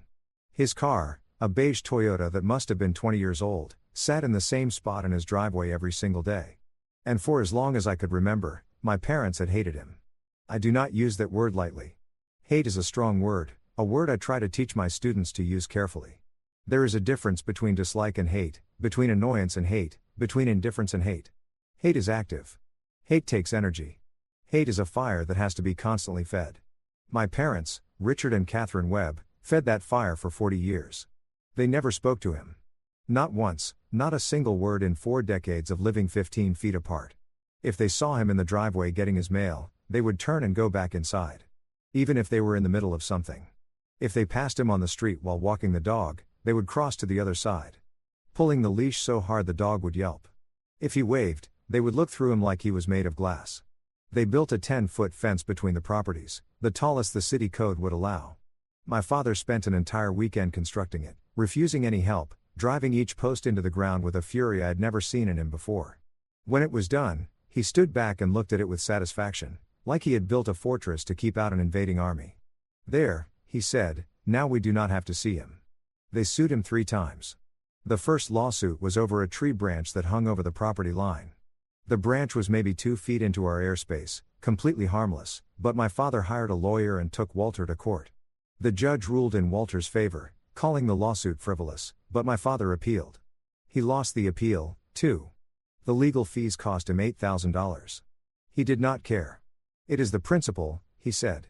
The second lawsuit was over Walter's dog, a gentle old golden retriever named Biscuit. My mother claimed the dog had threatened her, had growled and lunged at her while she was gardening. I was 12 at the time, and I knew it was a lie. I had seen Biscuit many times through gaps in the fence before it was fully reinforced. The dog was ancient, arthritic, barely able to walk, let alone lunge at anyone. But my parents pushed forward with the lawsuit anyway. The court ordered Walter to get rid of the dog. I remember watching from my bedroom window as an animal control van pulled up to his house. I remember seeing Walter come out with Biscuit in his arms, tears streaming down his face. I remember him kissing the dog's head before handing him over. I cried that night. I did not know why my parents were doing this. I just knew it was wrong. The third lawsuit was over some drainage issue that I am still not sure actually existed. My father claimed that Walter's landscaping was directing water onto our property, damaging the foundation. Engineers were hired. Reports were filed. The case dragged on for 2 years. Walter never fought back. Not really. He showed up to court dates. He paid whatever fines were ordered. He cut the tree branch. He gave away the dog. He adjusted his landscaping. And through it all, he stayed. He never moved. He never sold the house. He never retreated. Why do you hate him so much? I asked my mother once when I was maybe 10 years old. We were in the kitchen and I had been watching her glare out the window at Walter's house with an expression that frightened me. What did he do? Her face went cold. Not angry, not sad, just cold like a door slamming shut. Like someone had flipped a switch and turned off whatever warmth had been there before. He is a dangerous man, Marcus. You are never to speak to him, never to go near him, never to even look at him. Do you understand? But why? What makes him dangerous? Did he hurt someone? Some things are not for children to understand. Just trust your parents. Stay away from him. But Mom, I said stay away from him. Her voice was sharp now. Sharper than I had ever heard it. If I ever catch you talking to that man, there will be consequences. Serious consequences. Do you understand me? Yes, Mom. Good. Now go do your homework. But I did not stay away. Not completely. It started when I was 7. I was playing in the backyard, throwing a tennis ball against the fence. Bored and lonely. The way only children can be bored and lonely on a summer afternoon. My parents were inside arguing about something. They argued a lot back then. About money, about work, about whose turn it was to pick me up from school, about things I did not understand and things I understood all too well. The ball went over the fence into Mr. Hartley's yard. I stood there frozen, my heart pounding. My mother's warnings echoed in my head. Dangerous. Never go near him. Serious consequences. But I loved that ball. My grandfather had given it to me, my mother's father, the only grandparent I had ever known. He had died the year before, and that ball was one of the only things I had left of him. The other 3 grandparents were dead, or at least that is what I had been told. My father's parents had died before I was born, he said. There were no photos of them, no stories about them, nothing. I looked at the fence. It was solid wood, no gaps, no way to see through. But near the bottom, where the fence met the ground, there was a small hole, maybe 6 in across, a knot in the wood that had fallen out over time, or maybe an animal had dug there. Big enough to see through, big enough to reach through. I got on my knees in the grass, not caring about the dirt staining my jeans, and looked through the hole, and there was Mr. Hartley sitting in a lawn chair, reading a book. He was old, probably 70, with white hair that needed cutting and a weathered face that spoke of years spent outdoors. He was wearing a cardigan and slippers like someone's grandfather in a storybook. A cup of tea sat on the table beside him, steam rising in the summer air. He did not look dangerous. He looked lonely. He looked like the saddest person I had ever seen. He must have sensed me watching because he looked up. Our eyes met through the hole in the fence. I expected him to yell, to call my parents, to do something threatening. I braced myself for anger, for confrontation, for proof that my mother was right. Instead, he smiled. You lost something, he said. His voice was gentle, raspy with age. The voice of a man who had not spoken to anyone in a long time. My ball. It went over. I am sorry. Do not be sorry. These things happen. He stood up slowly, his joints creaking, and walked to where the ball had landed near his flower bed. He picked it up, examined it for a moment, then walked to the fence. He got down on his knees with a grunt of effort, and I could see his face more clearly now. Kind eyes, deep wrinkles, a face that had known sadness. He rolled the ball back through the hole. There you go, son. Thank you. You are welcome. He paused, looking at me through the hole. I should have left then. I should have taken the ball and run back inside like my mother had told me. But something kept me there. Some instinct that told me this man was not what my parents said he was. You are Marcus, right? The boy next door. Yes, sir. I am Walter. It is nice to finally meet you, Marcus. I have watched you grow up from over here. You were just a baby when I moved in. My parents say I should not talk to you. His face flickered with something. Pain maybe, or just resignation. The expression of someone who had heard those words before and had learned to accept them. I know they do, and you should listen to your parents. They only want what is best for you. Then why are you talking to me? He was quiet for a moment. When he spoke again, his voice was thick with something I did not understand then, but recognize now as grief. Because you deserve kindness, Marcus. Every child deserves kindness. Even if it is just a word through a fence, I should have left. I should have reported the conversation to my parents. But I did not. Instead, I said, my grandfather gave me this ball before he died. It is special to me. Then you should take good care of it. Special things are hard to find. I will. Good. He started to get up, then paused. Marcus, if you ever want to talk, I am always here. Right on the other side of this fence. Just look through the hole and say hello. Okay. I ran back to the house, my heart pounding, the ball clutched to my chest. I did not tell my parents what had happened. I did not tell anyone, but I went back the next day. And the day after that, the hole in the fence became our secret. Every afternoon that summer, when my parents were distracted or arguing or just too wrapped up in their own lives to notice, I would sneak out to the fence. I would kneel in the grass and Walter would pull up his lawn chair on the other side and we would talk. First, we talked about small things, school, my friends, the books I was reading. He asked about my favorite subjects and I told him I liked history, that I thought it was like detective work, piecing together clues from the past to understand how we got to the present. He smiled at that. You have a curious mind, he said. That is a gift. Never lose it. He told me stories about his own life, places he had traveled when he was younger, countries I had only seen in textbooks. He had been to Italy and France and Egypt. He had seen the pyramids and the Eiffel Tower and the ruins of Pompeii. He described them in such detail that I could almost see them myself. Could almost feel the sand beneath my feet and the sun on my face. Why did you travel so much? I asked. Because I wanted to understand, he said. The world is so big, Marcus. So full of people and places and stories. I wanted to see as much of it as I could. Do you still travel?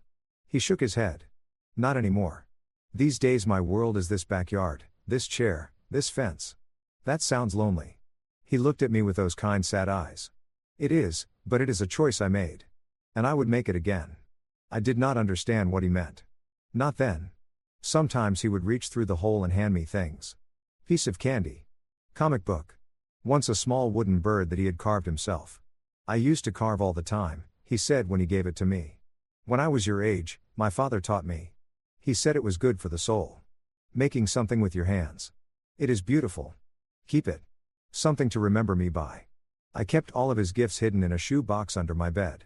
Terrified that my parents would find them and discover my secret. The candy I ate quickly, savoring each piece. The comic books I read by flashlight after bedtime. The wooden bird I held every night before I went to sleep, running my fingers over the smooth surface, wondering about the man who had made it. Those meetings continued for years through elementary school and middle school and the first years of high school. I would sneak out to the fence whenever I could, stealing moments with the old man my parents called dangerous. He watched me grow up through that hole in the fence. He celebrated my first day on a history test. I knew you would do well, he said. You have a natural talent for understanding the past. He consoled me when I did not make the basketball team. Not everyone is meant to be an athlete, he said. But you have other gifts. Gifts that will last longer than any game. He listened when I talked about girls I liked and friends who had betrayed me in all the small dramas of adolescence. Growing up is hard, he said. Harder than people remember, but you are handling it well, better than I did at your age. He was in many ways the only person who ever really listened to me. My parents were always distracted, always busy, always focused on their own problems, their own arguments, their own resentments. They provided for me materially, gave me food and clothes and a roof over my head. But emotionally, they were absent, cold. Walter filled that void. He gave me what my parents could not or would not give. Tension, validation, the sense that someone cared about who I was and what I thought and what I dreamed. I know now that I was starving for affection and he fed me one conversation at a time through a hole in a wooden fence. When I was 16, I got my driver's license. Suddenly, I had freedom. I could go places without my parents knowing. And the first place I went was around the block to the front of Mr. Hartley's house to knock on his door for the first time. My heart was pounding as I walked up his front steps. I had known this man for 9 years, had talked to him hundreds of times, but I had never actually set foot on his property. I had never seen the inside of his house. I had never looked at him without a fence between us. He opened the door slowly, his eyes widening when he saw me. "Marcus, what are you doing here? I wanted to talk to you face to face for real." He looked past me toward my parents' house, toward the fence that separated us. "Your parents would not approve." "I do not care. I am 16. I can make my own decisions." He studied me for a long moment. I could see him weighing the risks, calculating the possible consequences. Then something shifted in his expression. A decision made. "Come in," he said quickly. His house was small but warm. Books everywhere, stacked on every surface, overflowing from shelves that lined every wall. Novels, histories, biographies, travel guides, more books than I had ever seen in one place outside of a library. Photos on the walls showed landscapes and cityscapes from around the world. The places he had told me about. The pyramids, the Eiffel Tower, a young man standing on a mountain, arms spread wide, grinning at the camera. "Is that you?" I asked, pointing at the mountain photo. "A long time ago, before everything changed." "What changed?" He did not answer. Instead, he gestured to the couch. "Sit. I will make tea." The living room was cozy in a way my parents' house had never been. A fireplace with a worn armchair in front of it. A hand-knitted blanket draped over the couch. A cat I had never seen before sleeping on a windowsill.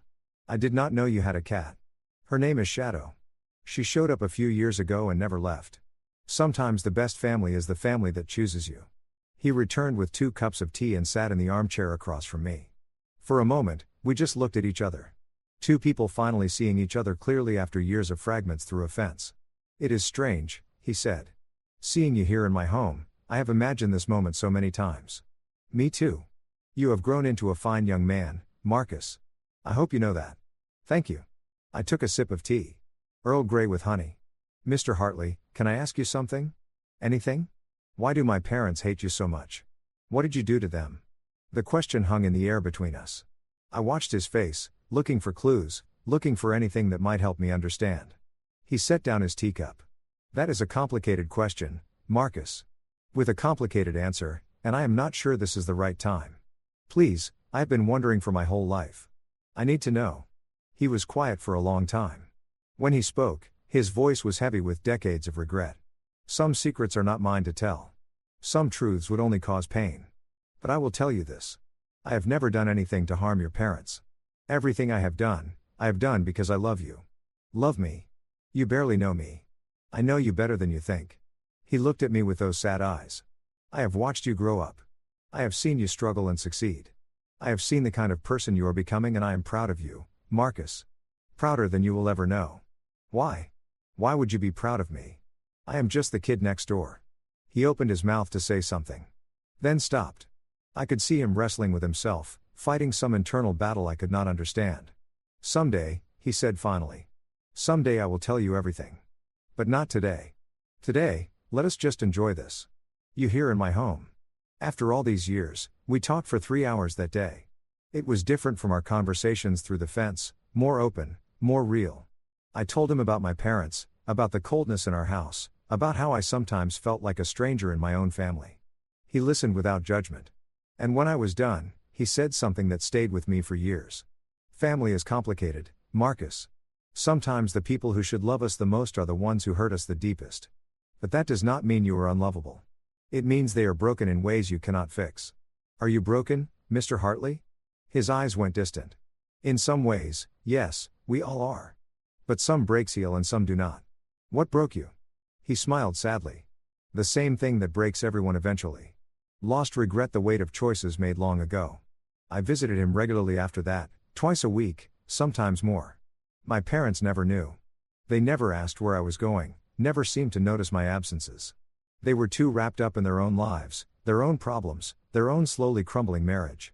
When I left for college at 18, Mr. Hartley was the only one who cried. "I am so proud of you," he said, hugging me on his front porch. It was the first time he had ever hugged me. He felt frail in my arms, smaller than I expected, his bones thin beneath his cardigan. "Whatever happens, remember that I will come back and visit. I know you will. And you will be here. I will always be here, Marcus. Right next door, waiting." And I did come back. Every break, every summer, I made time for him. Even as my life got busier. As I went to graduate school and got my teaching degree. As I got married to a woman named Jennifer, who never quite understood why I spent so much time with that weird old neighbor. I never forgot the man who had shown me kindness when no one else would.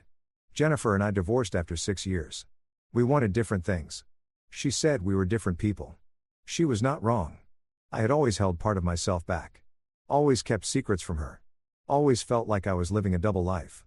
The life everyone saw and the life that existed in a small house next door to my parents. When I told Walter about the divorce, he listened quietly. I am sorry, Marcus. Marriage is hard, even harder when there are things you cannot share. What do you mean? Nothing. Just an old man's observation. But something had changed over the years. In my 20s, our conversations grew shorter. He seemed tired, distracted. Sometimes he would look at me with an expression I could not read. Like he wanted to say something but could not find the words. Is everything okay? I asked once, just old age catching up with me. He smiled, but it did not reach his eyes. Nothing to worry about. I worried anyway. In my 30s, he started declining. His memory slipped. He would repeat stories he had told me before, forget names and dates, lose track of what we were talking about mid-sentence. His mobility worsened. He stopped traveling even to the grocery store, relying on delivery services and the occasional help I could provide. I offered to help him move to find a place that could care for him properly. No, he said firmly. I am staying here. I have to stay here. Why? The house is too big for you. It is too much work. There are places with nurses, with doctors, with people who can help you. He looked at me with those sad, tired eyes, because this is where you are, Marcus. This is where I can see you. I did not understand what he meant. Not then.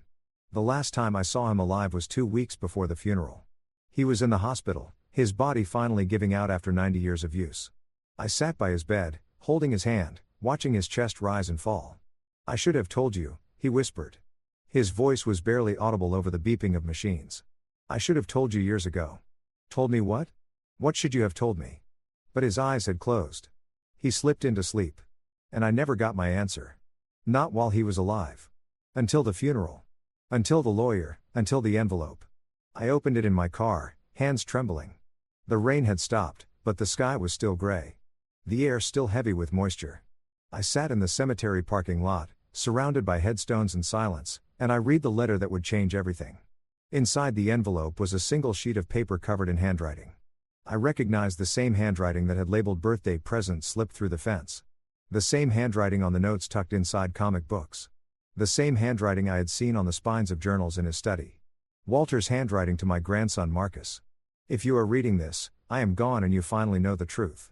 I am sorry it took my death to tell you. I am sorry for all the years of silence. But I need you to understand why.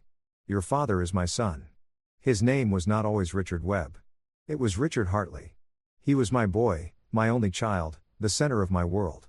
After his mother passed when he was just 10 years old, I raised him alone. I gave him everything I had. I loved him more than life itself. And then 45 years ago, he did something terrible. I will not tell you what it was. Not in this letter. The evidence is in my attic in a box labeled The Truth. You will find everything there. Photographs, documents, newspaper clippings, a letter in his own handwriting, everything you need to understand what happened and why. When I confronted your father about what he did, he gave me a choice. Stay silent or lose him forever. I could not stay silent. I could not pretend I did not know what I knew. So, he cut me out of his life, changed his name, moved away, started over with a new identity, a new story, a new father who conveniently did not exist. He told everyone I was dead. He told you I was dead, but I could not let you go. You were my grandson, my blood, the only family I had left. So, I did something that some might call crazy. I sold everything I owned, my business, my investments, everything, and I bought the house next door to his. I wanted to watch you grow up. I wanted to be near you, even if I could not be part of your life. Your father recognized me immediately. Of course, he could not stop me from buying the house, but he could make sure you never knew who I was. He told you I was dangerous. He built fences and filed lawsuits and did everything he could to keep us apart. But he could not stop me from loving you. He could not stop me from finding ways to reach you. The hole in the fence, the gifts, the conversations. Every moment with you was a gift I did not deserve but treasured beyond measure. I am leaving you everything I have. The house, my savings, everything. It is not much, but it is yours. More importantly, I am leaving you the truth. What you do with it is up to you. I am not asking you to destroy your father. I am just asking you to know who I was, who he is, and to understand that you were loved. Every single day of your life, you were loved by someone who was forbidden to tell you. I watched your first steps through a window. I heard your first words through a fence. I celebrated every achievement from a distance.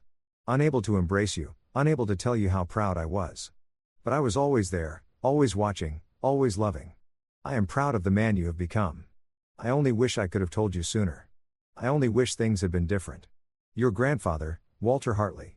P.S. Do not be too hard on yourself for not seeing it sooner. The best lies are the ones we tell ourselves. And your father had 45 years of practice. I sat in my car for an hour reading the letter over and over. My hands were shaking. My vision was blurred with tears. I did not remember starting to cry. My grandfather, the old man next door, the man my parents had called dangerous, had built walls against, had sued and harassed and tried to drive away for 4 decades. He was my grandfather. And my father had done something so terrible that he had changed his name and built a new identity just to escape it. What could be that bad? What could be worth 45 years of lies? I drove to Walter's house. My house now, I suppose the lawyer had given me the keys along with the letter. I let myself in and climbed the stairs to the attic. The house was quiet. Shadow the cat was gone. Taken to a shelter after Walter went to the hospital. The books were still there. Gathering dust. The photos still hung on the walls, but the life was gone. The warmth had faded. The attic was cramped and dark, filled with boxes and old furniture, and the accumulated debris of a long life. But the box was exactly where he said it would be. Old cardboard, dusty with age, the words, "The Truth," written on the side in faded black marker. I carried it downstairs to the living room, to the armchair where Walter used to sit. I poured myself a glass of whiskey from a bottle I found in his kitchen. And then I opened the box. Inside were newspaper clippings, yellowed and brittle with age. Photographs, legal documents, letters, a whole history of something I had never known existed. The first clipping was from 1979. A local newspaper from a town I had never heard of, maybe 50 miles from where we live now. The headline read, "Hit and Run Leaves Young Mother Dead." The article described how a woman named Sarah Martinez, 28 years old, had been struck by a vehicle while crossing the street near her home. It was late at night around 11:30. She had been walking home from her sister's house just 3 blocks away. The driver had fled the scene. She died at the hospital 3 hours later, never regaining consciousness. She left behind a husband named Roberto and 2 young children. Michael, age 7. Elena, age 4. The driver was never found, but Walter had found him. There were photographs in the box. Photographs of my father's car from that time. A blue Ford Mustang with damage to the front bumper and passenger side. Photographs of the intersection where Sarah Martinez died. Showing skid marks on the pavement. Photographs of repair receipts paid in cash at a body shop 2 towns over dated 2 days after the accident. There was a police report obtained somehow showing that witnesses had described a blue sports car fleeing the scene. The license plate had been obscured by mud. The case went cold within a month. And then there was the letter, a letter from my father to Walter, dated 1979. In his own handwriting. The same handwriting I had seen on birthday cards and permission slips my entire life. "Dad, I know you know. I could see it in your eyes when I came home that night. The way you looked at me, the way you looked at the car. I was drunk. I did not see her until it was too late. She came out of nowhere and then there was this horrible sound and I just panicked. I drove away. I know it was wrong. I know I should have stopped, but I was scared, Dad. I was so scared. Please do not tell anyone. Please, I will never drink again. I will never drive drunk again.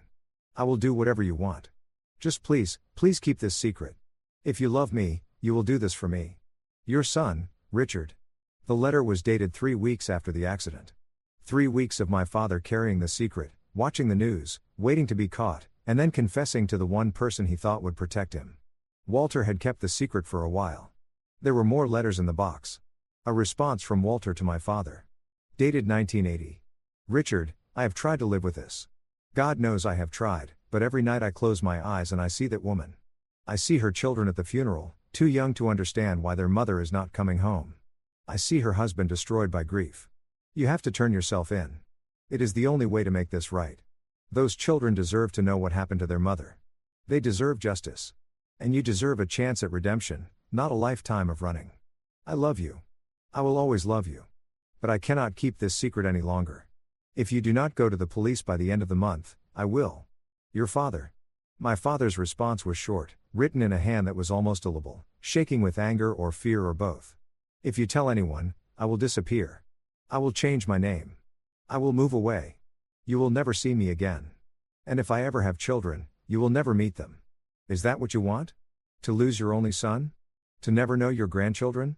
This is your choice, Dad. Not mine, yours. It was not an empty threat. It was a promise. And Walter had made his choice. He had chosen justice over silence. He had told my father he was going to the police. And my father had made good on his word. He vanished, changed his name from Hartley to Webb, moved across the state, married my mother, who either never knew the truth or chose to ignore it. And Walter, left with nothing, had made a different kind of choice. He had found where his son had moved. He had bought the house next door. And he had waited 40 years. He had waited 40 years, watching his grandson grow up from behind a fence, stealing moments through a hole in the wood, loving me the only way he was allowed to.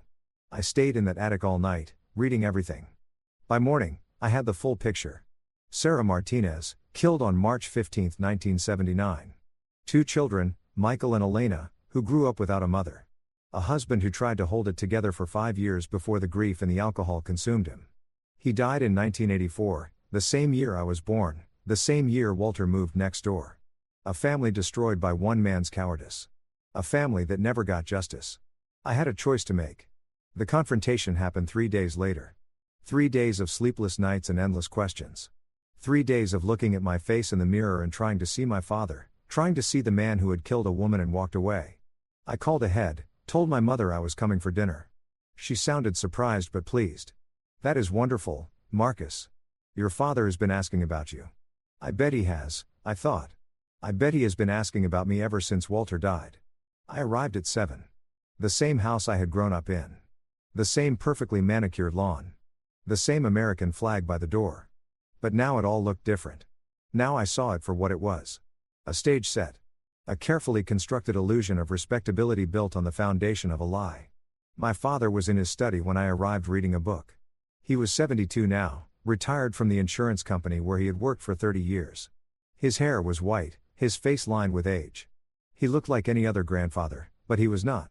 He was a killer who had gotten away with it. Marcus, he looked up from his book. This is a surprise. Your mother said you were coming for dinner. We need to talk first. You and me and Mom right now. Something flickered in his eyes. Recognition. Fear. What about? I threw the box on his desk. The box from Walter's attic. The box labeled the truth. My father's face went pale. Where did you get that? From my grandfather. He left it to me in his will. The silence stretched between us. My father stared at the box like it was a bomb about to explode. He is dead? He finally asked. Yes, he died last week. I was the only one at his funeral. His only family. He was not your family. He was more family to me than you have ever been. My mother appeared in the doorway wearing an apron, a wooden spoon in her hand. What is going on? Dinner is almost ready. Dinner can wait. I said we need to talk about Sarah Martinez. The color drained from both their faces. I do not know what you are talking about, my father said. Really? Then maybe this will refresh your memory. I opened the box, pulled out the newspaper clipping, and threw it on his desk. March 15, 1979. Hit and run. 28-year-old mother of 2. Ring any bells? Marcus, I do not know where you got this, but how about this? I pulled out the photographs of his car, the repair receipts, the letter, his letter in his own handwriting, confessing everything. My father's hands were shaking. That was a long time ago. 45 years. 45 years since you killed her and drove away. It was an accident. You were drunk. You fled the scene. You let her die alone on the street. That is not an accident. That is a crime. I was 23 years old. I was scared. I made a mistake. A mistake is forgetting to pay a bill. A mistake is missing an appointment. Killing someone and running away is not a mistake. It is a choice. You do not understand. Then make me understand. Make me understand how you could leave a woman dying in the street. Make me understand how you could cut off your own father for trying to do the right thing. Make me understand how you could raise me with lies. Make me hate the only person who ever truly loved me. My mother started crying. My father sank into his chair, his face gray. I was going to lose everything. He said, if I went to the police, I would have gone to prison. My career would have been over. My life would have been over. Her life was over. Her children's lives were destroyed. Her husband drank himself to death. And you got everything. Career, family, a nice house in the suburbs. I have lived with the guilt every day. Have you? Because from where I stand, it looks like you have lived very comfortably. You have had 45 years of barbecues and holidays and grandchildren who never existed while Sarah Martinez's children grew up without a mother. What do you want me to say? I want you to say you are sorry. I want you to say you will make it right. It is too late to make it right. The statute of limitations. There is no statute of limitations on murder. It was not murder. It was manslaughter. And the limit on that ran out decades ago. Is that what you tell yourself? That it does not count because you got away with it. My father had no answer. I gathered up the contents of the box. I am taking this and I am going to do what Walter should have done 45 years ago. I am going to find Sarah Martinez's children and I am going to tell them what happened to their mother. Marcus, please. My mother's voice was choked with tears. Think about what you are doing. This will destroy us. You destroyed yourselves 45 years ago. They will not believe you. My father said, "It is your word against mine. There is no proof. I have your confession in your own handwriting. I have photographs, receipts, police reports. Walter spent 40 years building a case against you. He just never got the chance to use it." My father's face crumbled. He was going to turn me in. He was going to give you a chance to do the right thing. You chose to run instead. You chose yourself over a dead woman and her children. And then you punished him for it. Lawsuits, harassment, a 10-foot fence. You tried to destroy him and all he did was love me. I was protecting my family. You were protecting yourself. You always have been. I walked to the door. Marcus. My father's voice stopped me. What are you going to tell them? Sarah's children. I turned back. The truth. That their mother was killed by a man who was too much of a coward to face the consequences and that she deserves justice even if it is 45 years late. Finding Sarah Martinez's children was not hard. I am a history teacher. I know how to research. Michael Martinez was 52 now, a mechanic in Toledo. Elena Martinez Cooper was 49, a nurse in Cleveland. Both married, both with children of their own, children who had never known their grandmother. I called Michael first. "Mr. Martinez, my name is Marcus Webb. I have information about your mother's death." There was a long pause. My mother died in 1979. Hit and run. They never found the driver. I know who the driver was. Another pause. Longer this time. "Who are you?" "I am his son and I have evidence." We met in person a week later. Michael and Elena together at a coffee shop in Cleveland. They looked nothing like I expected. Just normal people, middle-aged, tired, carrying decades of unresolved grief. I gave them the box. They read everything. The clippings, the photographs, the confession letter. By the time they finished, Elena was crying silently and Michael's hands were shaking with rage. "All this time," he said. "All this time, he was out there living his life. I know. We were kids. We used to pray every night that they would find him, that there would be justice. I know, and I am sorry. Why are you doing this? He is your father." I thought about Walter, about the hole in the fence, about 40 years of stolen moments and secret kindnesses. Because my grandfather spent his whole life trying to do the right thing, and because you deserve to know. The legal situation was complicated. 45 years had passed. The statute of limitations for vehicular manslaughter had long since expired. My father could not be prosecuted, but that did not mean there could not be consequences. Michael and Elena filed a civil suit. They went to the press. The story of the hit and run of the cover-up of the 45 years of lies made national news. My father's carefully constructed life crumbled. His friends abandoned him. His neighbors, the ones who had supported his war against Walter all those years, were horrified to learn the truth. My mother, finally forced to confront the reality of who she had married, moved out. And me, I inherited Walter's house. I moved in. I started a new chapter of my life in the home of the grandfather. I never knew I had. I found more of his things as I settled in. Photo albums filled with pictures of me taken from a distance, through windows, and across yards. A journal where he wrote about our conversations through the fence, documenting every word, every laugh, every moment of connection. Birthday cards he had never been able to send.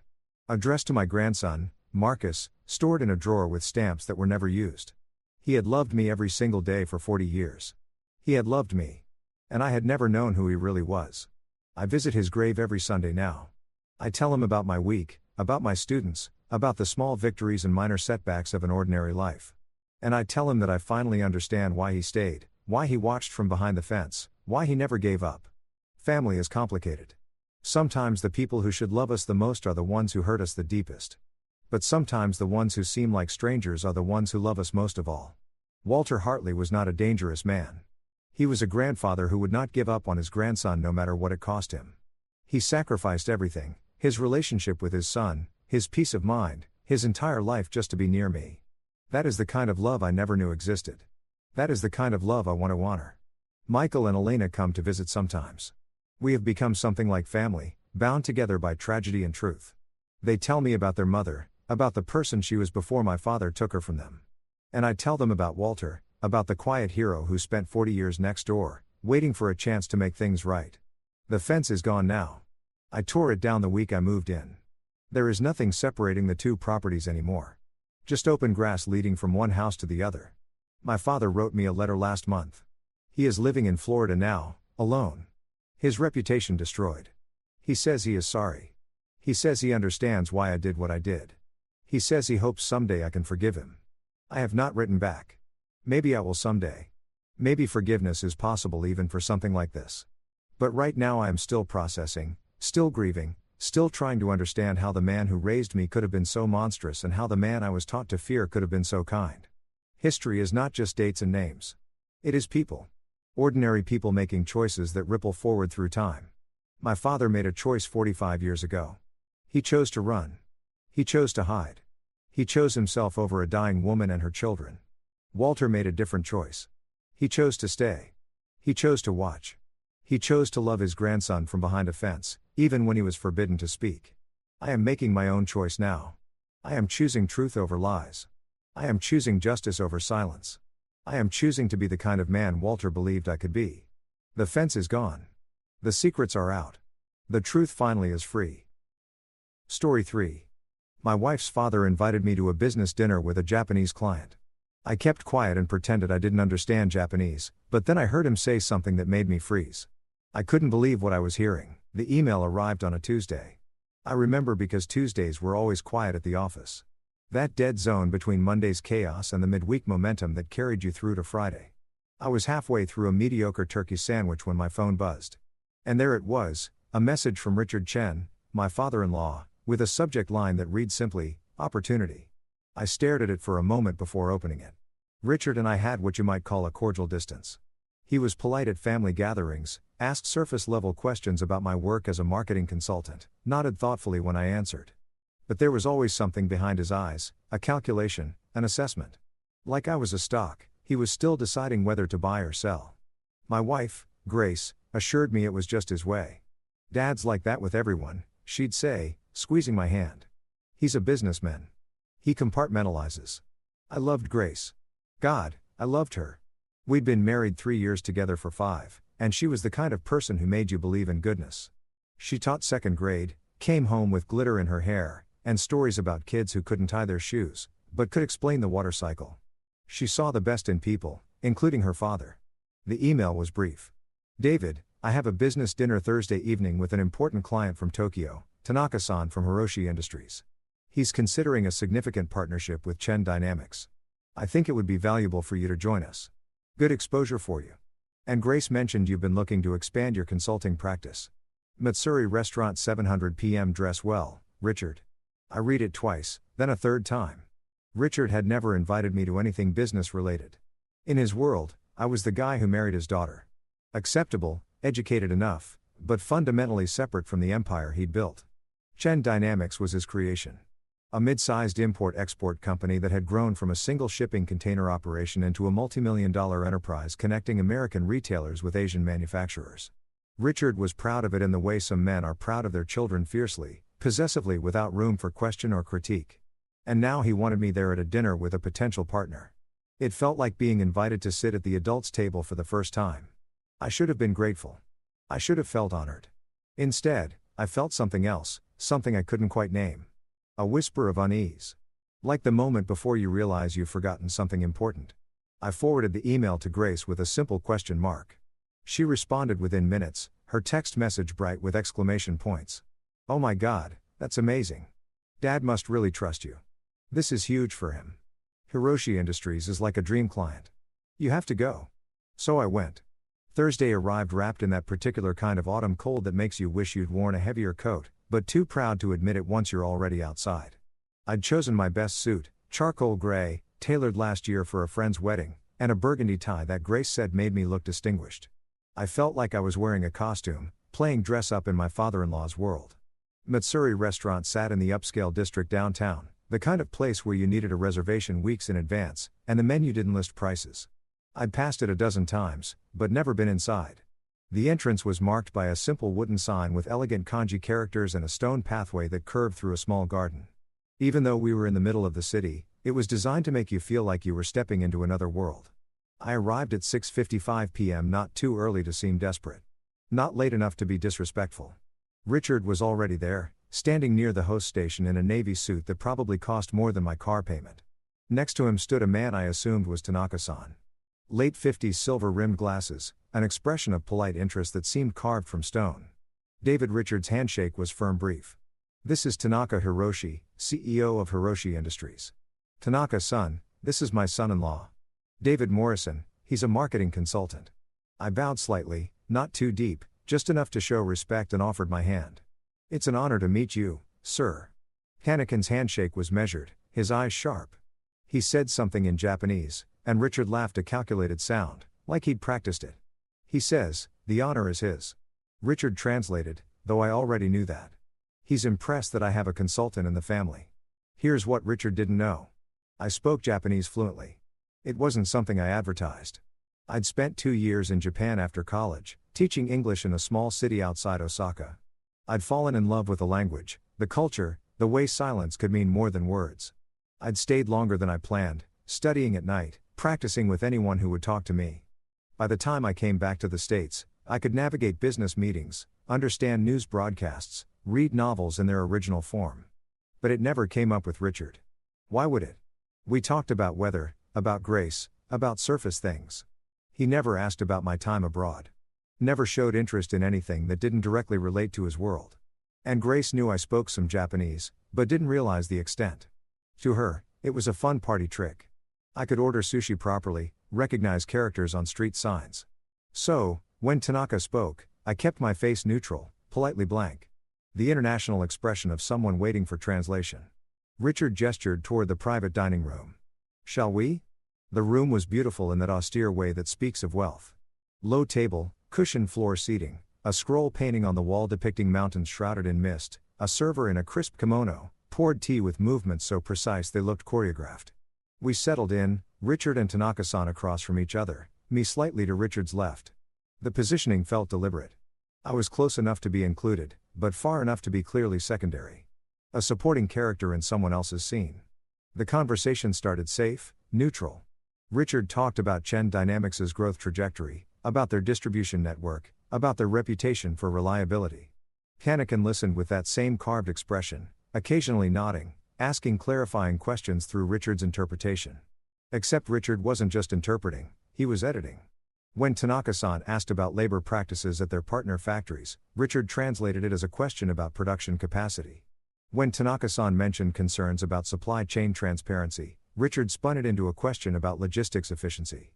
I kept my face still, sipped my tea, nodded at appropriate moments, but inside something was shifting. A discomfort that started as a pin prick and began to spread. The food arrived in waves, sushimi arranged like flowers, tempura so light it seemed to float. Miso soup served in lacquered bowls. Richard raised his glass in a toast. "To partnership," he said, and Tanaka-san echoed him in Japanese. We drank. The sake was smooth, warm going down. Then Tanaka-san said something that made me set down my cup very carefully. "This project involves a significant investment. I only do business with transparent people. Will you show me your company's real financial situation?" Richard smiled. Warm, grandfatherly. He responded in English, which I would then need to translate back in my head to understand what Tanakin was hearing. "Kanakin wants to confirm our mutual commitment to this partnership. He's expressing his enthusiasm." That wasn't remotely what he said. I felt something cold settle in my stomach. The kind of cold that has nothing to do with temperature and everything to do with recognition. The moment when you realize the ground beneath you isn't solid. Kanakin's eyes narrowed slightly. He wasn't stupid. He could sense the discrepancy. Even if he couldn't pinpoint it, he said something else slower this time, more deliberate. I don't work with liars. Richard laughed again. He says he's excited to see our facility next week. The lie was so blatant, so utterly disconnected from what had actually been said that for a moment I thought I'd misheard. That my Japanese was rustier than I thought. But no, I understood perfectly. And Richard was deliberately, systematically mistranslating every challenging question Tanaka-san asked. I looked at my father-in-law. Really looked at him. He was relaxed, confident, completely at ease. He thought he was in control. He thought he could manipulate this conversation, steer it toward whatever outcome he wanted, and no one would be the wiser because why would they? Who brings someone who speaks Japanese to a business dinner and doesn't mention it? Tanaka-san was speaking again. I want to ask about your son-in-law. Does he speak Japanese? Richard glanced at me. Then back to Tanakan. He's asking what you think of the meal, David. Tell him it's excellent. My mouth was dry. It's excellent, I said. Best I've had. Tanakan studied me for a long moment. Then he switched to English, accented but clear. You enjoy Japanese food, Mr. Morrison? Very much, I said. My voice sounded normal, calm, like I wasn't screaming internally. My wife and I try to visit authentic places when we can. Have you been to Japan? The question hung there. Richard's posture shifted almost imperceptibly. Alert. A long time ago, I said carefully. Right after college. I taught English for a while. Ah. Tanaka-san's expression didn't change. Where? Osaka Prefecture. A small city. You probably wouldn't know it. I see. He returned to his sake, to his food. But I could feel him thinking, processing, calculating. The dinner continued. More dishes arrived. More lies were translated. Richard grew increasingly comfortable, talking about profit margins that sounded inflated, about supplier relationships that seemed too good to be true, about contracts he claimed were already secured, when Tanakan had explicitly said he needed to see documentation first. And I sat there, silent. Complicit by virtue of my silence. Because here's the thing about knowledge. Once you have it, every moment you don't act becomes a choice. Every second I sat there understanding the real conversation while Richard spun his fiction, I became part of the deception. Not actively, I wasn't lying, but I was allowing the lies to continue. I was the silent witness to something that felt increasingly like fraud. When Tanaka's son excused himself to take a phone call, Richard leaned toward me. This is going well, he said quietly. Better than I expected. Tanaka's on board. I can feel it. Are you sure he understands everything you're telling him? I asked carefully. Richard waved a hand. His English is good enough for the important parts. And I've been working with Japanese clients for 20 years, David. I know how to navigate this. You're lying to him. I wanted to say, you're mistranslating every difficult question. You're building a partnership on deception. But I didn't say it. I nodded. I sipped my tea. I became complicit. Tanaka-san returned. The dinner wound down. We exchanged business cards, mine simple and somewhat apologetic next to Richard's embossed perfection and Tanaka-san's minimalist elegance. We bowed. We shook hands. Richard scheduled a follow-up meeting. As we walked out into the cold night air, Richard clapped me on the shoulder. Thanks for coming, David. I know this isn't usually your scene, but it means something that you were here. Family matters in business. It shows stability. I'm glad I could help, I said automatically. He handed his valet ticket to the attendant. Grace mentioned you're looking to expand your consulting practice. I might have some contacts for you, people who could use your services. Let me make some calls. It was an offering, a reward for good behavior, for playing my part, for being the appropriate son-in-law who dressed well and made polite conversation and asked no uncomfortable questions. I should have felt grateful. Instead, I felt dirty, like I'd witnessed a crime and done nothing, like I'd sold something I couldn't name for the promise of professional advancement I wasn't sure I wanted. I drove home in silence. Grace was already asleep when I got there. The apartment dark, except for the small lamp she always left on in the hallway. I stood in the doorway to our bedroom, watching her breathe, peaceful and unaware. My phone buzzed. A text from Richard. Good work tonight. We'll talk soon. I deleted it. Then I sat down at our kitchen table and opened my laptop. I pulled up Chen Dynamics' website, started clicking through pages I'd never bothered to read before. Public filings, press releases, partnership announcements. I was looking for something. I didn't know what yet, but I knew this. Something was deeply wrong. And I was the only person in that room who understood exactly how wrong it was. The question was what I was going to do about it. If you've ever discovered something you weren't supposed to know, you understand the weight of it. How it sits in your chest like a stone. How every conversation afterward feels like navigating a minefield because you're carrying information that changes everything. I sat there until sunrise, reading, researching, beginning to understand the scope of what I'd witnessed. And slowly, very slowly, I began to form a plan. Grace found me at the kitchen table that morning, laptop still open, cold coffee in a mug I didn't remember pouring. "Did you even come to bed?" Her voice was soft with sleep, concerned. She wore my old college t-shirt, her hair pulled into a messy bun. Beautiful in that unconscious way that made my chest ache. I closed the laptop too quickly. The kind of movement that draws attention rather than deflects it. "Couldn't sleep," I said, which was true. "Too wired from the dinner." She smiled, patting over to kiss my forehead. "I knew it would go well. Dad wouldn't have invited you if he didn't think you could handle it." She moved to the coffee maker, starting a fresh pot. "Tell me everything. Was the client impressed? Did Dad introduce you properly? Oh, God. Was the food amazing?" I watched her. My wife, the woman who saw good in everyone, who believed her father's world was built on hard work and integrity because that's what he told her. That's what she needed to believe. "The food was incredible," I said. Each word felt calculated. Tanaka-san seemed interested in the partnership. Interested. That's it. She turned, mocked, disappointed. "Come on, give me details. What did they talk about?" "Your father lied repeatedly, systematically to a man who was trying to do honest business." And I sat there and let it happen. "Supply chains," I said instead. "Distribution networks, pretty technical stuff." I mostly just listened. It wasn't quite a lie, more like a strategic omission. The kind of thing that feels like betrayal even as you're doing it. Grace poured 2 cups of coffee, added cream to mine the way I liked it. "Dad texted me this morning. He said you were great, that you really impressed him." She handed me the mug, her eyes bright. "David, this could be huge for us if he starts referring clients to you. If he actually brings you into his business circle." She didn't finish the sentence. She didn't need to.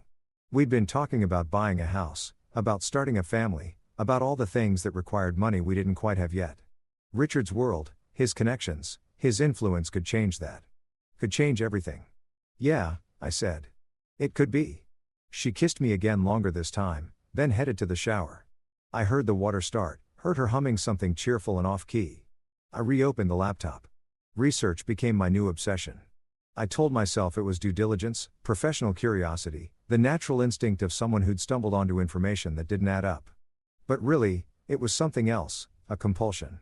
The same way you can't stop pressing on a bruise to see if it still hurts. Chen Dynamics' public information was impressive on the surface. 23 years in business, steady growth, partnerships with major retailers, suppliers across Asia. Richard's biography on the company website painted him as a self-made success story. Immigrant parents worked his way through college. Built his empire from nothing, but when you looked closer, really looked, things started to blur at the edges. Financial statements that were technically compliant but vague in crucial areas. Partner companies that existed on paper but had minimal online presence. Glowing testimonials from clients whose names, when I searched them, led to dead ends or businesses that had dissolved years ago. And then there were the lawsuits buried deep in public records, settled quietly, sealed under confidentiality agreements. 3 in the past 5 years, all from Asian suppliers claiming breach of contract, unpaid invoices, misrepresentation of terms, nothing proven, nothing that stuck, but a pattern nonetheless. Like seeing the same card come up too many times in what's supposed to be a random shuffle. I created a folder on my laptop, labeled it Market Research, generic enough that Grace wouldn't think twice if she saw it. Inside, I started compiling everything: screenshots of suspicious transactions, links to archived news articles, notes on the discrepancies between what Richard had said at dinner and what I could verify independently. The deeper I dug, the clearer it became. My father-in-law was running a sophisticated shell game. Not quite illegal, he was too smart for that, but profoundly unethical. He would sign contracts with suppliers based on inflated promises, deliver partial payments, then dispute terms when it came time for full compensation. He'd leverage language barriers and cultural differences, knowing most small Asian manufacturers couldn't afford to pursue international litigation. And he was about to do the same thing to Tanaka Hiroshi. Hiroshi Industries wasn't some small supplier. They were established, respected, substantial. But Richard had clearly identified them as his next mark. The dinner, the charm offensive, the careful mistranslations. It was all set up. He was going to convince Tanaka to commit significant resources. Probably front-load production or provide favorable credit terms. And then I didn't know exactly what came next, but I knew it wouldn't be honest. "You've been distant," Grace said it on Saturday morning, standing in our bedroom doorway while I sat at my makeshift desk. Really just a corner of our dining table where I'd claimed squatters' rights. My laptop was open again, always open now. I looked up, "Just busy. Got a few new client proposals I'm working on a Saturday." She crossed her arms, not angry, worried. "David, you barely ate dinner last night. You're up until 2-3 in the morning every night. And when I talk to you, you're somewhere else." She wasn't wrong. I'd been somewhere else. Stuck in a loop of discovery and dread, trying to figure out what the hell I was supposed to do with information I never should have had. "I'm sorry," I said, and meant it. "This project is just it's complicated." "Is it for one of Dad's contacts?" she asked hopefully. "Did he send work your way already?" The assumption stung that any professional success I had would naturally flow from Richard's generosity, that I needed his intervention to thrive. "No," I said, "different client." Grace moved closer, put her hand on my shoulder. "I'm proud of you. You know that, right? You don't need to kill yourself trying to prove something." But that was exactly what I was doing. Trying to prove something to myself, maybe. That I wasn't just the son-in-law who showed up on holidays and smiled politely. That I had principles that mattered more than comfort, that I could see wrongdoing and not just turn away because it was easier. "I know," I said. I pulled her down for a kiss, held her a moment longer than necessary, like I was trying to memorize something I was afraid of losing. Monday, I called in sick to work, told my actual clients I had food poisoning, spent the day at the public library instead, using their computers and guest Wi-Fi because I was becoming paranoid about digital footprints. I found Tanaka Hiroshi's professional profile on LinkedIn. Distinguished career, board member of 2 nonprofits focused on ethical business practices, published articles about corporate responsibility and transparent supply chains. He wasn't just a businessman. He was someone who genuinely cared about doing things right. And Richard was going to destroy him or try to anyway. Because Tanaka wasn't some small operation that could be bullied or manipulated. He had resources. He had reputation. If Richard tried his usual tactics and Tanaka discovered the deception, the lawsuit would be massive, public. It would unravel everything Richard had built and Grace would be caught in the aftermath. Her father exposed, her family name dragged through proceedings and press coverage. The carefully constructed world she lived in would collapse. I could prevent that. I could say nothing, do nothing, let events unfold however they would, stay out of it, protect my marriage, my relationship with my wife's family, my own comfortable position in Richard's good graces, or I could act. The question was, how and at what cost? That night, Grace's mother called. I heard Grace on the phone in the other room, her voice bright and animated. "Mom, I know," Dad said. "The dinner went amazing." "Yes, David was perfect." "No, he didn't say anything embarrassing." I sat very still, listening to my wife defend me against criticisms I hadn't heard. Prove my worth to parents who'd apparently been skeptical. When she hung up, she came into the kitchen where I was pretending to cook dinner. "Mom says, Dad's really serious about this Hiroshi partnership. He thinks it could be the biggest deal of his career." She wrapped her arms around me from behind and she said, "Thank you for being there, for supporting him." She said it meant a lot. I stared at the vegetables I was chopping. "I didn't do much. You were there. That's what matters." She rested her chin on my shoulder. "They're having a family dinner Friday to celebrate the partnership moving forward. You'll come, right?" "Of course," I said automatically. "Good," because she hesitated. "I know they can be a lot sometimes. Dad especially. But they're trying, David. They really are. They're accepting you, seeing you as part of the family, not just the guy who married me." The words hit like physical blows because she meant them kindly, because she thought she was sharing good news. Because she had no idea that her father's acceptance was conditional, transactional, based entirely on my perceived usefulness and continued compliance. "That's great," I managed. "Really great." She squeezed me tighter. "I love you. I love you, too." And I did. God, I did. Which made everything so much harder. Wednesday afternoon, my phone rang. Unknown number. I almost didn't answer. "Mr. Morrison." The voice was accented. Formal. "This is Tanaka Hiroshi. We met last week at Matsuri." My heart stopped. Actually stopped, then started again, too fast, too hard. "Mr. Tanaka," I said carefully. "This is unexpected. I apologize for calling directly. I obtained your number from the business card you provided." A pause. "I wonder if you might have time to meet for coffee perhaps. There are some matters regarding your father-in-law's company that I would like to discuss." Every warning bell in my head started ringing at once. This was it. The moment where staying neutral became impossible, where I had to choose a side. What kind of matters? I asked. Another pause. Longer this time. I believe you understood more of our dinner conversation than you indicated, Mr. Morrison. Am I correct? My mouth was dry. My hand holding the phone was shaking. I am not sure what you mean. I have been in business for 30 years, Tanaka said quietly. I know when someone is truly listening and when they are merely waiting their turn to speak. You were listening very carefully. And your face, Mr. Morrison, it showed things. Small things, but things nonetheless. I closed my eyes. Mr. Tanaka, I am not asking you to betray anyone, he interrupted. I am simply asking for truth. I am about to commit significant resources to a partnership with Chen Dynamics. If there are reasons I should reconsider, I believe I deserve to know. Don't you agree? It was a fair question, a reasonable question. The kind of question a person with integrity would answer honestly. I don't know if I can help you, I said finally. Cannot or will not. The distinction mattered. Cannot implied impossibility beyond my control. Will not implied choice implied that I was actively choosing to protect Richard's deception. It's complicated, I said. Most important things are. Tanaka's voice remained gentle, patient. Mr. Morrison, I am staying at the Meridian Hotel downtown. I will be in the lobby restaurant tomorrow morning at 8 o'clock having breakfast. If you choose to join me, I will be grateful for your time. If you do not appear, I will understand and will not contact you again. Mr. Tanaka, I have to think about, of course, think carefully, but please understand. I'm not asking you to lie. I'm asking you not to stay silent while lies continue. There is a difference. He hung up. I sat there holding my dead phone, feeling like I'd been punched, because he was right. There was a difference. And I'd been pretending there wasn't. Telling myself that not actively lying was enough. That silence wasn't complicity.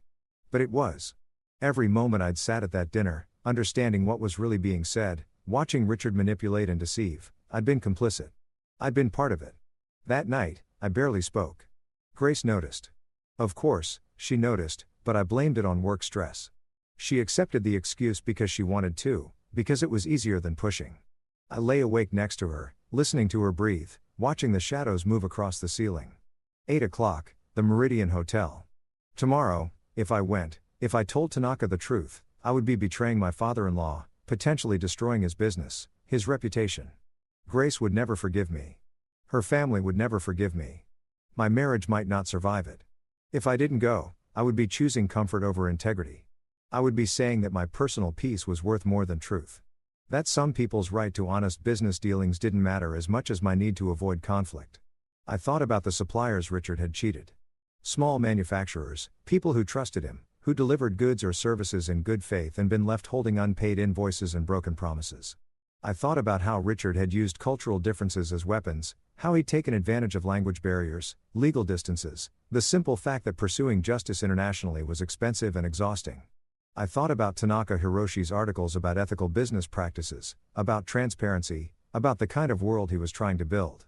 And I thought about Grace, my wife, the woman I loved, the innocent party in all of this, who didn't deserve to have her world shattered because her husband couldn't keep his mouth shut. At 3 o'clock in the morning, I got out of bed, went to the bathroom, closed the door, sat on the floor with my back against the wall. I pulled out my phone, searched for flights to nowhere in particular, rental cars, hotels in distant cities. Not because I was actually planning to run, though. The thought had crossed my mind, but because I needed to know I had options. Escape routes. Ways out of whatever was coming. Then I deleted the searches, cleared my browser history. If you've ever been trapped between two impossible choices, you know this feeling. The way your mind spins, trying to find an angle you haven't considered. A third option, a magical solution where no one gets hurt and everyone's happy, and you don't have to be the one who brings the hammer down. But life doesn't work that way. Not really. Sometimes you just have to choose which bridge to burn and try to live with the smoke. I stayed on that bathroom floor until dawn broke through the small window above the shower. Watched the darkness turn gray, then gold, then the harsh white of morning. Grace knocked softly. "David, you okay?" "Yeah," I said.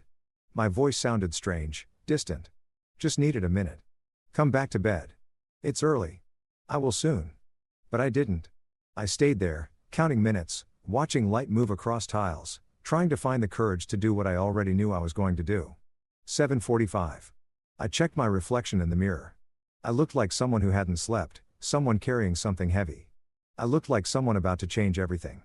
The Meridian Hotel lobby smelled like expensive coffee and quiet money. I stood outside the glass doors for 5 minutes, maybe 10, watching well-dressed people flow in and out. Business travelers with rolling suitcases and practiced efficiency. Hotel guests in athleisure heading to whatever spa or workout facility justified the room rate. Everyone moving with purpose, like they knew exactly where they belonged. I didn't belong here. I belonged at home in bed with my wife, pretending I hadn't seen what I'd seen. Pretending I didn't know what I knew. 7:58. I pushed through the doors. The restaurant was tucked off the main lobby, all blonde wood and soft lighting. The kind of place where breakfast cost $30 and no one blinked. Tanaka sat at a corner table reading something on a tablet, a pot of tea steaming gently beside him. He wore a crisp white shirt, no tie, reading glasses perched on his nose. He looked like someone's thoughtful uncle, not a CEO about to be defrauded. He glanced up as I approached. Something shifted in his expression, not quite relief, but maybe satisfaction, like he'd placed a bet and won. "Mr. Morrison," he said, standing, bowing slightly. "I am grateful you came." I sat down before I could change my mind. Before I could turn around and run, a server appeared immediately. Poured me water. I didn't remember requesting. Asked if I wanted coffee. I said yes, even though I'd already had 3 cups at home, watching dawn break. Trying to convince myself I wasn't about to blow up my life. "I was not certain you would come," Tanaka said once we were alone. He removed his reading glasses, folded them carefully. "It takes courage what you are doing." "I'm not doing anything yet," I said. My voice sounded strange. Strained. "I'm just here. That in itself is something." He poured tea into a second cup, pushed it toward me. "Green tea, very calming. I find it helps with difficult conversations." I wrapped my hands around the cup. The warmth was grounding, real. Everything else felt like I was watching it happen to someone else. "Mr. Tanaka, before we go any further, I need to know what exactly do you want from me?" He studied me for a long moment. "Truth," he said simply. "At the dinner last Thursday, your father-in-law was translating my questions, but I do not believe he was translating them accurately. Am I correct?" The moment stretched. This was it. The point of no return. I could still lie. Could say I didn't speak Japanese well enough to be sure that maybe there were just some cultural misunderstandings that I really couldn't help him. But I was so tired of lying. Even the passive lies, the lies of omission, they were eating me from the inside out. "Yes," I said. "You're correct." Tanaka didn't react dramatically. He simply nodded like I'd confirmed something he already knew. "Will you tell me what I actually said and what your father-in-law claimed I said?" This was the cliff edge, the moment of jumping. Once I started talking, I couldn't take it back. I thought about Grace. Asleep when I left, peaceful and trusting. I thought about the family dinner on Friday, the celebration of a partnership built on deception. I thought about wedding photos on our mantle, about Richard's hand on my shoulder, about being welcomed into a family that was fundamentally corrupt. "You asked about transparency," I said quietly. "About seeing Chen Dynamics' real financial situation. Richard told you that you were expressing enthusiasm for the partnership." Tanaka's jaw tightened. "Continue." "So I did. I told him everything. Every mistranslation, every deflection, every lie Richard had carefully constructed. I told him how when he'd said he only worked with transparent people, Richard had claimed he was confirming his commitment. How when he'd stated explicitly that he didn't work with liars, Richard had translated it as excitement about touring the facility. With each revelation, Tanaka's expression grew darker, not angry, controlled, but you could see the calculations happening behind his eyes, the pieces falling into place. "When you asked if I spoke Japanese," I said, "Richard told me you were asking about the meal. He specifically didn't want you to know I understood because then I would have known immediately that he was lying." Tanaka sat down his teacup with precise care. "Mr. Morrison, why did you not say something at the time? Why allow this deception to continue?" The question wasn't accusatory, just honest. "Wanting to understand?" "Because he's my father-in-law," I said. "Because my wife loves him and trusts him. Because I was afraid of what telling the truth would cost me. And now I'm more afraid of what staying silent will cost me." "And you?" I met his eyes. "You're not his first, are you? You're not the first person he's done this to." Tanaka shook his head slowly. "I suspected as much. When I began my due diligence on Chen Dynamics, there were inconsistencies, small things that did not align. Former partners who would not return calls, sealed legal settlements, nothing conclusive, but enough to create doubt. So why move forward at all? Because I wanted to give him the benefit of that doubt because I believe in assuming good faith until proven otherwise. His voice hardened. But I also believe in protecting myself and my company, which is why I had my legal team continuing their investigation, even as we moved toward partnership discussions. He pulled out his phone, swiped through something, then turned it toward me. It was an email thread, all in Japanese, between his lawyers and what looked like representatives from several Asian manufacturing companies. 3 confirmed cases of contract manipulation, Tanaka said. 2 cases of partial payment followed by spurious quality complaints to avoid full compensation. 1 case of complete non-payment with threats of legal action if pursued. All within the past 6 years, all with smaller suppliers who could not afford international litigation. I felt sick. Why hasn't anyone stopped him? Because he is careful. He stays just within legal boundaries. Exploits language barriers and cultural differences, makes it more expensive to pursue justice than to accept the loss. It is a strategy, Mr. Morrison. A calculated, methodical strategy of predation. The coffee arrived. I didn't touch it. Couldn't imagine putting anything in my stomach right now. There is something else, Tanaka said. He pulled a folder from the bag beside his chair, slid it across the table. This arrived yesterday from my investigators. I think you should see it. I opened the folder. Financial documents. Chen Dynamics internal records somehow obtained by Tanaka's team, and they painted a very different picture than the public filings I'd seen. The company was in trouble. Deep trouble. Revenue was down 40% over 3 years. Several major clients had severed relationships. The operational accounts were being shuffled between subsidiaries in what looked like sophisticated money laundering, moving funds around to create the illusion of solvency while masking significant debt. Richard Chen is desperate, Tanaka said quietly. He needs this partnership not to grow his business, but to save it. My company's resources, our reputation, our distribution network. He plans to use them as collateral to secure loans he cannot currently obtain. Then when those loans come due and he cannot pay, the liability will partially fall on Hiroshi Industries as his partner. Jesus. The word came out barely above a whisper. If I had signed the preliminary agreement we discussed, which he was pushing to finalize this week, I would have exposed my company to potentially millions in fraudulent debt. Tanaka closed the folder. Your father-in-law is not just unethical, Mr. Morrison. He is engaged in what my lawyers believe constitutes criminal fraud. The restaurant sounds faded to background noise. The clink of silverware, the murmur of conversation, the soft jazz playing through hidden speakers. It all felt very far away. What are you going to do? I asked. Legally, I'm withdrawing from all partnership discussions immediately. My lawyers will file formal complaints with the appropriate regulatory agencies. What happens after that is beyond my control. He paused. But that is not why I asked you here. Then why? Tanaka leaned forward. Because you are in danger, Mr. Morrison. When I withdraw, when investigations begin, your father-in-law will look for explanations. He will wonder how his deceptions were discovered. And he will remember that you were present at our dinner, that you sat silent while he spoke Japanese. Eventually, he may wonder why you were so silent. The implication settled over me like ice water. You think he'll blame me? I think he will look for someone to blame, and you are the obvious variable, the new element in his careful equation. Tanaka's voice softened. I am telling you this not to frighten you, but to give you time to prepare, to protect yourself, and if I may say, to protect your wife. She deserves to know who her father truly is. Grace, God, Grace. She won't believe me, I said. If I tell her any of this, she'll think I'm attacking her father, that I'm trying to drive a wedge between them. Perhaps initially. Tanaka pulled another document from his folder, which is why I am giving you this, a full report from my investigators with documentation, not speculation, not interpretation, simply facts, dates, records. If you choose to show it to her, she will have evidence. If you choose not to, at least you will know the full truth of what you are protecting her from. He slid the document across the table. It was thick, professional, devastating. Years of Richard's predatory practices laid out in meticulous detail. Why are you helping me? I asked. You don't know me. You owe me nothing. Tanaka smiled, sad and tired. Because you did something difficult today. You chose truth over comfort. That is rare, Mr. Morrison. And because he hesitated, I have a son-in-law myself in Japan, a good man who married my daughter 5 years ago. When they married, I told him, if I ever do something wrong, if I ever compromise my principles, I hope you will have the courage to speak honestly, not to betray me, but to save me from myself. He stood, preparing to leave. Your father-in-law is beyond saving, I think. But you are not, and neither is your marriage, if you handle this with wisdom and compassion. I stood too automatically.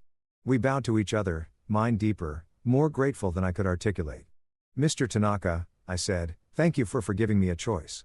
We always have choices, Mr. Morrison. The question is whether we have the courage to make the hard ones." He collected his things, left cash on the table for the meal I hadn't eaten. "One more thing, when this becomes public, and it will, you may need someone to vouch for your character, for the fact that you came forward, not out of malice, but out of principle. If that time comes, my lawyers have instructions to provide testimony on your behalf." He left me standing there, holding a folder full of truth I wasn't sure I was ready to carry. I sat back down, ordered more coffee I didn't drink. Read through the entire report, every page, every damning detail.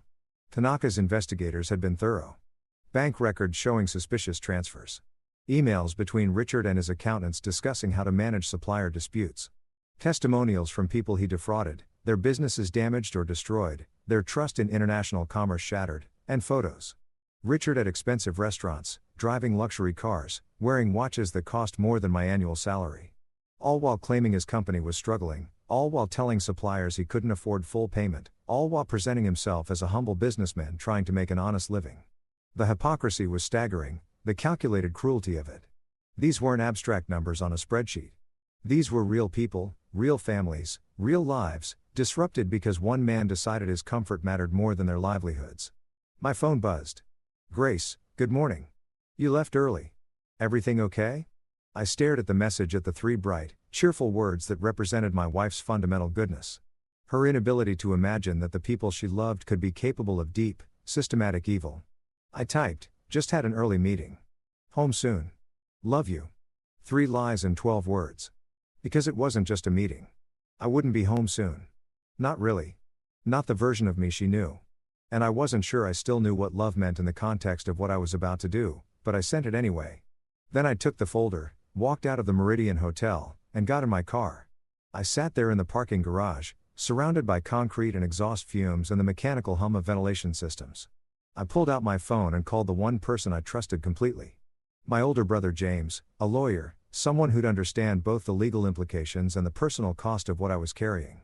"Little brother," he answered, always with the same greeting since we were kids. "It's barely 9 o'clock in the morning. Who calls at 9 o'clock in the morning?" "James," I said, "I need help and I need you not to tell anyone, not even Mom, until I figure out what I'm doing."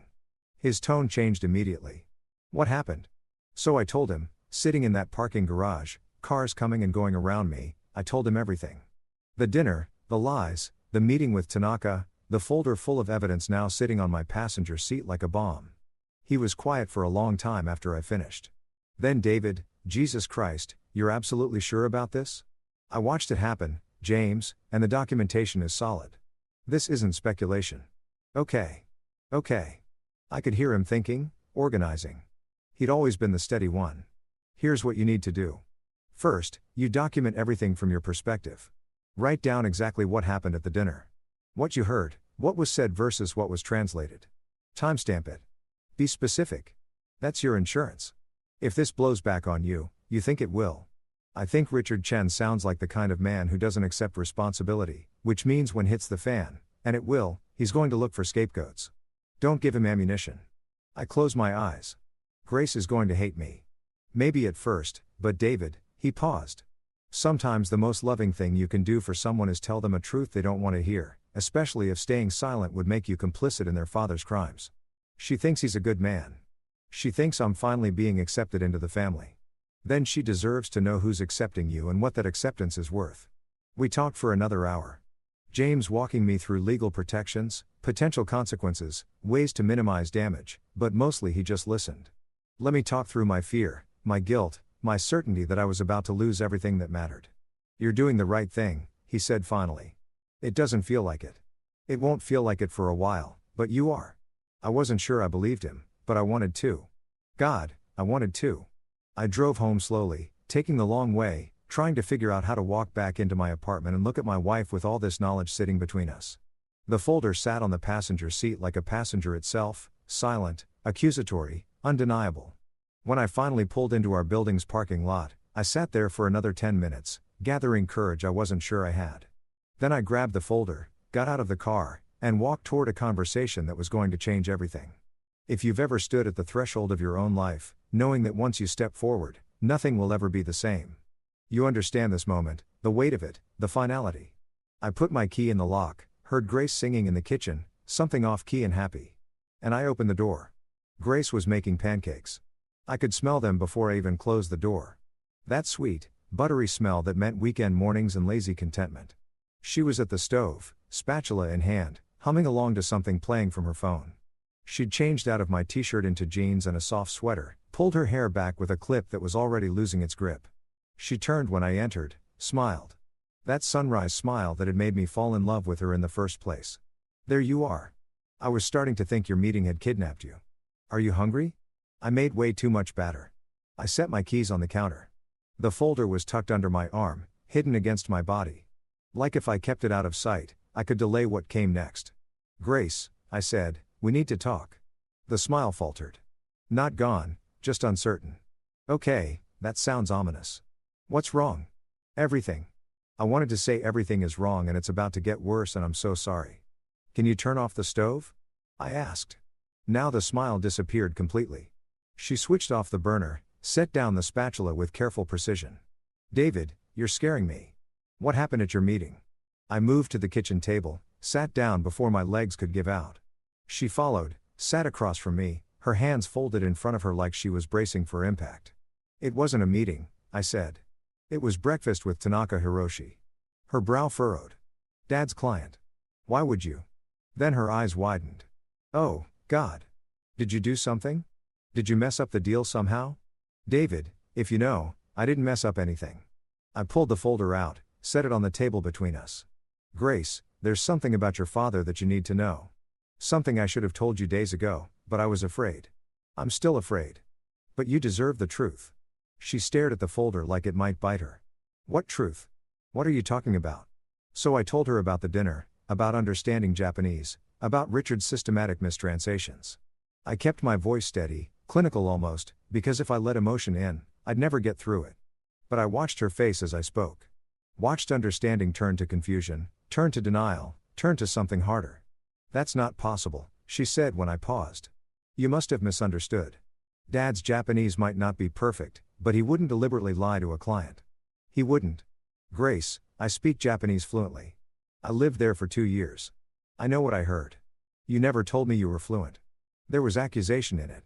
Like I'd been hiding something suspicious rather than just a skill that never came up. It never seemed important, but it is now because your father wasn't just making mistakes. He was deliberately, systematically deceiving Tanaka. And when I started looking into Chen dynamics, really looking, I found out it's not the first time. I pushed the folder toward her. This is from Tanaka's investigators. Documentation of your father's business practices over the past 6 years. Grace, your dad has been defrauding suppliers. Small manufacturers in Asia who can't afford to fight back. He's built his whole empire on a foundation of exploitation and lies. She didn't touch the folder. I don't believe you. I know. I knew you wouldn't. Which is why I brought evidence. Evidence from his competitor. From someone who has every reason to make Dad look bad. Her voice was rising now. Color flooding her cheeks. God. David. What did he offer you? What did Tanaka promise you to turn against my family? The accusation stung more than I expected. He didn't offer me anything. He asked for the truth and I gave it to him. You gave it to him? You betrayed my father? Your family? She stood up abruptly, chair scraping against the floor. Do you have any idea what you've done? If this gets out, if Tanaka spreads these lies, they're not lies, Grace. You don't know that. You saw one dinner, had one conversation, and now you're ready to destroy everything my father built based on what? Documents from someone trying to sabotage a business deal. I stood too, facing her across the table. I saw him lie repeatedly, deliberately. I heard what was really being said, and I watched him twist it into something completely different. That's not misunderstanding. That's fraud. My father is not a criminal. The words echoed in our small kitchen. She was crying now. Angry tears that she swiped at impatiently like they were betraying her. Grace, please just look at the documentation. You don't have to believe me, but at least look at the evidence. Evidence you brought from a man who wants to hurt my family. Evidence you went behind my back to get. She wrapped her arms around herself. How long have you been planning this? Was the whole dinner just were you looking for dirt on Dad the entire time? No. God, no. I went to support him. I went because you asked me to. I never wanted to find any of this. But you went digging anyway. You couldn't just let it go, could you? You had to play detective. Had to prove something what? That you're smarter than him? That he's not good enough for you? Each word was a knife. This isn't about ego, Grace. It's about right and wrong. Right and wrong. She laughed, bitter and sharp. You don't think it was wrong to go behind my back? To meet with my father's business rival in secret? To collect evidence against my family? Like you're building some kind of case. I was trying to protect you from what? From my own father? She grabbed the folder, held it up. This is what protection looks like to you. Destroying my family, humiliating my parents. Your father is already humiliating himself. I'm just trying to stop him before he takes you down with him. Wrong thing to say. I knew it the moment the words left my mouth. Grace's expression hardened into something I'd never seen before. Something cold and closed off. Get out, she said quietly. Grace, get out of this apartment right now. We need to talk about this. We don't need to do anything. You made your choice when you went to that hotel when you decided Tanaka's version of events mattered more than your own family's. She threw the folder at me. It hit my chest. Papers scattering across the floor. Take your evidence and get out. Go stay with your brother. Go stay at a hotel. I don't care. But I don't want you here right now. Please don't do this. Let me explain. Explain what? How you decided my father was a criminal based on one dinner. How you trusted a stranger over the man who raised me. Her voice cracked. My dad is not perfect. But he's my dad, David, and you just tried to destroy him. I bent down, started gathering the scattered papers, financial records, testimonials from defrauded suppliers, evidence of systematic misconduct. All of it real, all of it damning, and none of it mattering because Grace couldn't see past her own loyalty. I love you, I said, still on my knees, clutching documents that felt like they weighed 1,000 pounds. I love you, and I was trying to do the right thing. The right thing would have been talking to me first. The right thing would have been coming to me before you went to Tanaka. The right thing would have been trusting me enough to tell me what you thought you saw instead of going behind my back like a spy. She was right about that. I should have told her immediately. Should have sat down that first night and said, something happened at dinner. Something that concerns me. Can we talk about it? But I'd been afraid. Afraid of exactly this. Her disbelief, her anger, her choosing her father over me. And in being afraid, I'd made everything worse. I'm sorry. I said, you're right. I should have come to you first. But Grace, the things in this folder, they're real. They're documented. And if you don't look at them, if you refuse to even consider that your father might not be who you think he is, then we're in trouble. Real trouble. She turned away from me, arms still wrapped around herself like she was holding broken pieces together. We're already in trouble, David. You made sure of that. I stood up, folder reconstructed, but disheveled like me. What do you want me to do? I want you to leave. I need time to think. How much time? I don't know. She whirled back to face me. I don't know anything anymore. My husband just accused my father of being a criminal. My family is planning a celebration dinner and now you're telling me it should be a funeral. I need to process this without you standing here looking at me like I'm the one who's wrong for not immediately believing the worst about the man who raised me. Fair.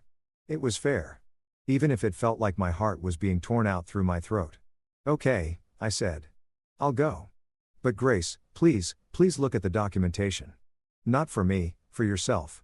Because if I'm right, if even half of this is true, you need to know before Friday's dinner. That dinner is about celebrating Dad's success, about our family supporting him. And you want me to what? Show up with accusations. Destroy his moment. I want you to know the truth before you celebrate a partnership that's built on fraud. She flinched like I'd hit her. Just go, David, please, before I say something we can't take back. Too late, I thought. We'd both already said things that felt irrevocable, but I nodded, grabbed my keys, headed for the door. David, I turned. For a second, I thought she was going to call me back. Going to say she was sorry, that we'd work through this together. Instead, she said, my father is a good man. Whatever you think you found, whatever Tanaka told you, my father is a good man. And when this is over, when the truth actually comes out, you're going to owe him an apology. I wanted to tell her she was wrong. Wanted to make her see. But you can't force someone to truth. They have to choose to see it themselves. I hope you're right, I said. And meant it. God, I meant it. How much easier everything would be if I was wrong. If Richard was innocent and I was just paranoid, jealous, misinterpreting.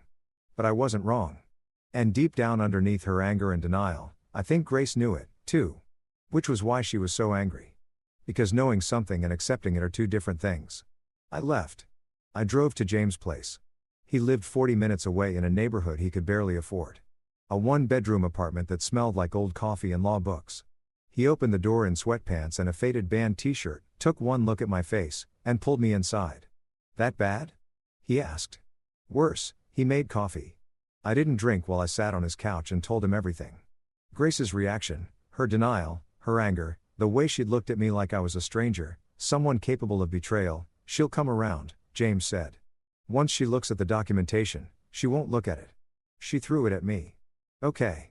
But once the news breaks, once Tanaka files his complaints and investigations start, she'll blame me for starting it. I put my head in my hands. She'll think I initiated everything, that I set her father up somehow. Did you tell her that Tanaka already knew? That his investigators had already found everything before you even met? She didn't want to hear it. In her mind, I went to Tanaka first. I chose him over her family. Nothing else matters. James sat down across from me. David, listen. I know this feels impossible right now, but you did the right thing. When Grace calms down, when she has time to process, what if she doesn't? What if this is it? What if I just destroyed my marriage to expose a man who's probably going to lawyer up and somehow escape consequences anyway? Then you'll still have done the right thing. That has to matter. But did it? If doing the right thing cost me my marriage, my wife, the future we'd planned, did it still count as right, or was it just stupid, naive? The actions of someone who thought principles mattered more than relationships? I didn't know anymore. My phone buzzed. Grace, I told my parents what you did. They're devastated. Mom is crying. Dad is talking to lawyers. I hope you're happy. I showed the message to James. Jesus, he said. She told them already without even looking at the evidence. She's loyal. It's one of the things I love about her. Even when it's misplaced. Another message. The dinner Friday is still happening. Family only. You're not invited. Family only, I repeated. I'm not family anymore. Not when it counts. James took my phone away. Stop reading these. She's hurt and lashing out. Give her time. But time felt like quicksand. The more that passed, the deeper I'd sink. Richard would be spinning the narrative right now, painting me as jealous, vindictive, maybe even mentally unstable. By Friday, the whole family would have a story about David, the betrayer. David, who tried to destroy them because he couldn't handle Richard's success, and Grace would believe it. Because believing meant accepting that her father was a monster. And no one wants to believe that about the people they love. What do I do? I asked James. Just wait. Hope she changes her mind. You document everything. You protect yourself legally. You cooperate with any investigations that start, and you give Grace the space she asked for, even though it's killing you. Sound advice, practical, reasonable. I hated all of it. I spent the rest of the day on James' couch, staring at the ceiling, replaying every moment of the morning, looking for the point where I could have done something different, said something better, made Grace understand without making her choose between me and her father. But there wasn't one. Or if there was, I'd missed it. And now I was here, separated from my wife, accused of betrayal, carrying truth that no one wanted to hear. My phone rang around 5. Unknown number. I almost didn't answer. Mr. Morrison, this is Richard Chen. My father-in-law's voice was cold, controlled, the warmth from the dinner completely gone.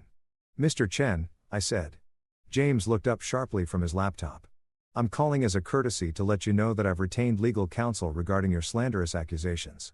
If you continue to spread lies about me or my company, I will pursue legal action for defamation, interference with business relationships, and any other remedies my lawyers can identify.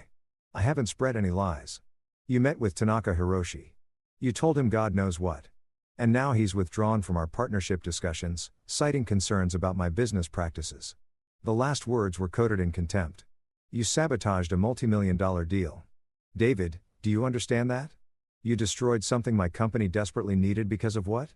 Jealousy. Spite. I told him the truth about what happened at the dinner. Your interpretation of what happened. Your biased, uninformed interpretation colored by your obvious resentment of my success. So that was the story. I was jealous, resentful, a small man trying to bring down someone bigger. If you actually believe that, I said carefully, then you have nothing to worry about. The truth will exonerate you. The truth, Richard said, is that you betrayed your family and Grace is better off knowing that now before you could do more damage. He hung up. I sat there holding the dead phone, feeling the weight of what I'd set in motion. Richard was mobilizing, building his defenses, painting me as the villain, and Grace was helping him do it. Probably without even realizing he threatened you, James said. That was a clear threat. He's protecting himself. Exactly what you said he'd do, which means he's scared. People who have nothing to hide don't threaten lawsuits before any formal accusations are made. Maybe. Or maybe he was just a bully who knew how to use intimidation. Either way, the battle lines were drawn. I was on one side, Grace and her family on the other, and the space between us felt insurmountable. Outside James' window, the sun was setting. Friday was 2 days away. The celebration dinner would happen whether I was there or not. The family would toast to Richard's success, to the partnership that almost was, to their strength in the face of outside attacks, and I would be somewhere else. Alone, right? Maybe, but alone. If you've ever chosen principle over people you love, you know this hollowness, this certainty that you did what needed doing, coupled with the devastating awareness of everything it cost. I pulled out my laptop, started writing down everything I remembered from the dinner, from my conversation with Tanaka, from Grace's reaction and Richard's threat, documentation, like James said, protection. But really, I was just trying to hold on to something solid in a world that had become unrecognizable. 3 days of silence feels like 3 years when you're waiting for your life to either repair itself or fall completely apart. I stayed at James' apartment, sleeping on a couch that was too short for my frame.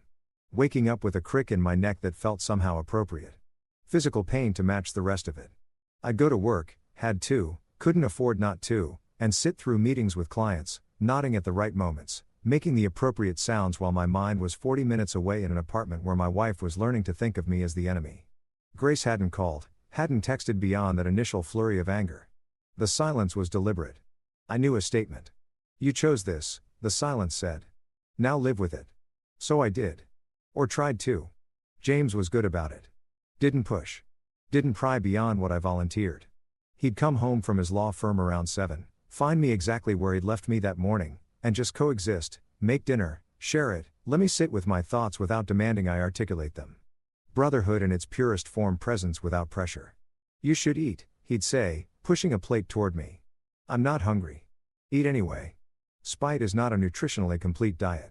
So, I'd eat mechanically, tasting nothing, fueling a body that felt increasingly disconnected from my will.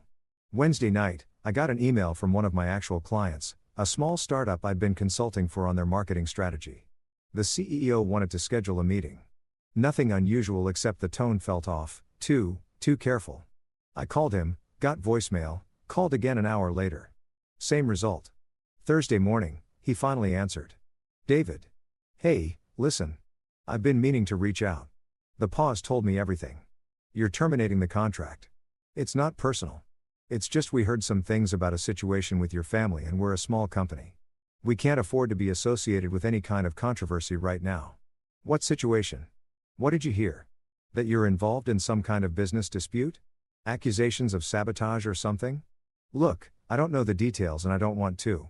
We just need to protect our reputation. Richard, it had to be. He was already working his network, poisoning wells before I even knew they existed. I haven't sabotaged anything, I said. I witnessed fraud and reported it. There's a difference. Maybe, probably, but perception matters, David. And right now, the perception is that you're radioactive. I'm sorry. I really am. You did good work for us, but we can't take the risk. He hung up. Professional, apologetic, absolute. I stared at my phone. One client gone. How many more would follow? How many people were in Richard's orbit listening to his version of events, deciding I was too dangerous to associate with James, I said when he got home that evening. I think I'm being blacklisted. I told him about the client, about the carefully worded termination, about the implication that my name was becoming toxic in local business circles. He set down his briefcase with unusual force. That's tortious interference. If Richard is actively sabotaging your business relationships, that's actionable. Can I prove it? The client didn't name Richard specifically. Just said they heard things. Could have come from anywhere. Could have, but probably didn't. James pulled out his laptop. Let me make some calls. I know people who know people. We'll find out what story Richard is spreading. And then what? Sue my father-in-law while I'm trying to save my marriage. That'll really convince Grace I'm not the villain here. You think doing nothing will convince her? David, you're being attacked. You need to defend yourself, but defending myself meant escalating. Meant legal battles and depositions and all the ugly machinery of litigation.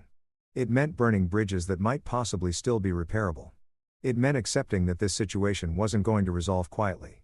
Wasn't going to end with Grace coming to her senses and Richard admitting wrongdoing and everyone apologizing and moving forward. It meant war. Let me think about it, I said. James looked like he wanted to argue, but he just nodded, closed his laptop, ordered Thai food neither of us really wanted. Friday arrived like an execution date. I woke up knowing that somewhere across the city, Grace was getting ready for the family dinner, picking out an outfit, maybe the blue dress I loved on her, doing her makeup in our bathroom mirror. The one with the crack we kept meaning to replace, getting ready to celebrate her father's resilience in the face of my betrayal. Would she think about me at all? Wonder where I was, what I was doing, or had she already started the process of writing me out of the narrative? David the temporary husband? David the mistake. David who almost ruined everything but didn't because family sticks together against outside threats. I went to work, had a video call with a client in Portland who hadn't heard any rumors yet, who still treated me like a professional consultant rather than a cautionary tale. It felt almost normal, a glimpse of what life used to be, before I learned to speak Japanese. Before I accepted a dinner invitation, before I chose truth over comfortable ignorance. You look tired, the client said. Everything okay? Just dealing with some family stuff, I said. The all-purpose excuse. Vague enough to shut down questions. Specific enough to seem honest. Been there. Hang in there, man. Family's important, but so is your sanity. If only those two things weren't mutually exclusive right now. I finished the call, checked my phone compulsively, even though I knew there'd be nothing. Grace hadn't blocked me. I'd checked pathetically, sending a test message to myself from her contact, but she might as well have. The silence was just as effective. Around 2 o'clock in the afternoon, my phone finally rang. Unknown number again. This time it was a woman, older, formal. Mr. Morrison, this is Helen Chen. Grace's mother. I sat up straighter automatically like she could see me through the phone.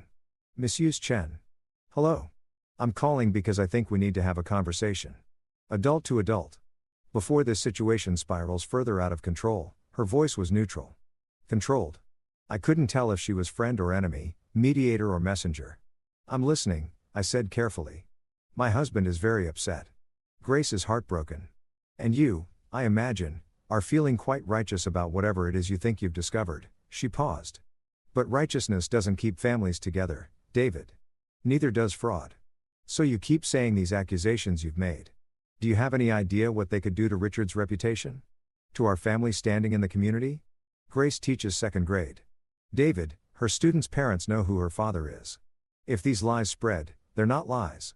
Mrs. Chen, I have documentation, financial records, testimonials from people your husband defrauded, evidence of systematic misconduct spanning years, evidence from a business rival trying to sabotage a deal, evidence you were so eager to believe that you didn't stop to question the source. So that was the story Richard had sold them. Tanaka as saboteur, me as naive, easily manipulated dupe, Mrs. Chen with respect. I know what I saw. I speak Japanese fluently. I heard your husband deliberately mistranslate critical questions from Tanaka. That's not interpretation from a rival. That's first-hand witness. She was quiet for a moment. When she spoke again, her voice was colder. You speak Japanese. How convenient. A skill you never mentioned to us. That conveniently allows you to make accusations no one else can verify. Grace knew I spoke some Japanese. Some not fluently. She mentioned you could order food and read signs. Not that you were capable of understanding complex business negotiations. Another pause. It's almost like you were keeping this skill hidden, waiting for an opportunity to use it against Richard. The accusation was absurd. Paranoid, but I could see how they'd convinced themselves of it. How Richard had probably presented it David's secret weapon, his hidden agenda, proof that this was premeditated betrayal rather than honest reporting. That's not what happened. I said it never came up because it wasn't relevant until it was. What a convenient coincidence. We were talking in circles. She wasn't calling to understand or mediate. She was calling to deliver a message dressed up as conversation. Mrs. Chen, why did you really call? To ask you to leave my family alone, to stop spreading these vicious rumors, to let Grace heal and move forward without you continuing to poison her mind against her own father. I haven't contacted Grace once since she asked me to leave. I've given her exactly the space she requested, but you've been talking to lawyers, haven't you? Planning your next move, building your case against Richard like this is some kind of game you're determined to win. How did she know about James? Had they hired a private investigator? Were they tracking my movements, my phone calls? I've been protecting myself legally, I said carefully, which is what anyone would do when threatened with lawsuits. Threatened? Richard made one phone call expressing his legitimate concerns. And you're calling it a threat? He told me he'd pursue legal action for defamation and business interference. That's the definition of a threat, Mrs. Chen. It's the definition of protecting oneself from slander. Her voice hardened. Here's what's going to happen, David. You're going to stop making accusations. You're going to stay away from Tanaka Hiroshi and any other business contacts of my husband's. And you're going to sign a legal agreement stating that you will not disparage Richard or Chen Dynamics in any way to anyone ever or what? Or Richard will sue you for everything you have. And believe me, he has the resources for a very long, very expensive legal battle. Do you? There it was. The real message. Submit or be destroyed. Recant your testimony or face financial ruin. And if I agree to this, if I sign your gag order, then maybe there's a chance for you and Grace to work things out in time after appropriate counseling and a sincere apology to the family. An apology for telling the truth. Counseling to fix whatever was wrong with me that made me incapable of understanding loyalty. A conditional, controlled path back to Grace that required me to pretend I'd been wrong about everything. What if I can't do that? I asked quietly. What if I can't apologize for something I'm not sorry for? Then you're choosing your pride over your wife and you'll have to live with that choice. She hung up. I sat there, phone still pressed to my ear, listening to dead air. The ultimatum was clear. Truth or grace? Principle or marriage? Pick one because I couldn't have both. James came home early that afternoon. Face grim. I talked to some people. You're right about the blacklisting. Richard's been calling in favors, spreading word that you're unstable, litigious, a liability. He's not making specific accusations, too smart for that. But he's destroying your reputation through innuendo. His wife just called, offered me a deal. Sign a non-disparagement agreement. Never speak about any of this again, and maybe Grace and I can reconcile eventually after I apologize. Jesus Christ, did you agree? I said I'd think about it. David, I know I can't. But James, if I don't, I couldn't finish the sentence. If I don't, I lose her for real. Forever. He sat down heavily. There's something else. Tanaka's investigators filed their report with the relevant regulatory agencies yesterday. Trade Commission, State Attorney General's Office. Once those wheels start turning, there's going to be a formal investigation into Chen Dynamics. It's out of your hands now. So, even if I wanted to back down, sign their agreement, pretend none of this happened, it wouldn't matter. The truth is already in motion. Richard's going to be investigated regardless of what you do or don't say, which meant I'd already burned the bridges. The damage was done. Signing a non-disparagement agreement now wouldn't save my marriage or repair my relationship with Grace's family. It would just mean I'd silence myself for nothing. When will Richard find out about the investigation? I asked. Could be any time, could be Monday, could be right now. The thought of him getting that news at tonight's dinner, the celebration dinner, the family gathering meant to show solidarity against outside threats, felt almost poetic, his moment of triumph interrupted by the revelation that the threat wasn't outside at all. It was internal, built into the foundation of everything he'd created. He's going to know it was me, I said. Even if investigators never mention my name, he'll know. I was at the dinner. I spoke to Tanaka. I'm the obvious source. Then you need to be prepared. Restraining order prepared. Security system prepared. Richard Chen doesn't strike me as the kind of man who loses gracefully. The suggestion should have seemed paranoid. Extreme. But something in James' tone made me understand he was serious. He'd seen something in his research. Talked to people who knew Richard's history. Learned things he hadn't shared yet. What did you find? I asked. James opened his laptop, turned it toward me. 2 former employees who tried to blow the whistle on Chen Dynamics practices. Both ended up fired, blacklisted, and interestingly, both had their cars vandalized within weeks of leaving the company. Nothing proven, nothing connected to Richard directly, but the pattern's there. You think he'd actually hurt me?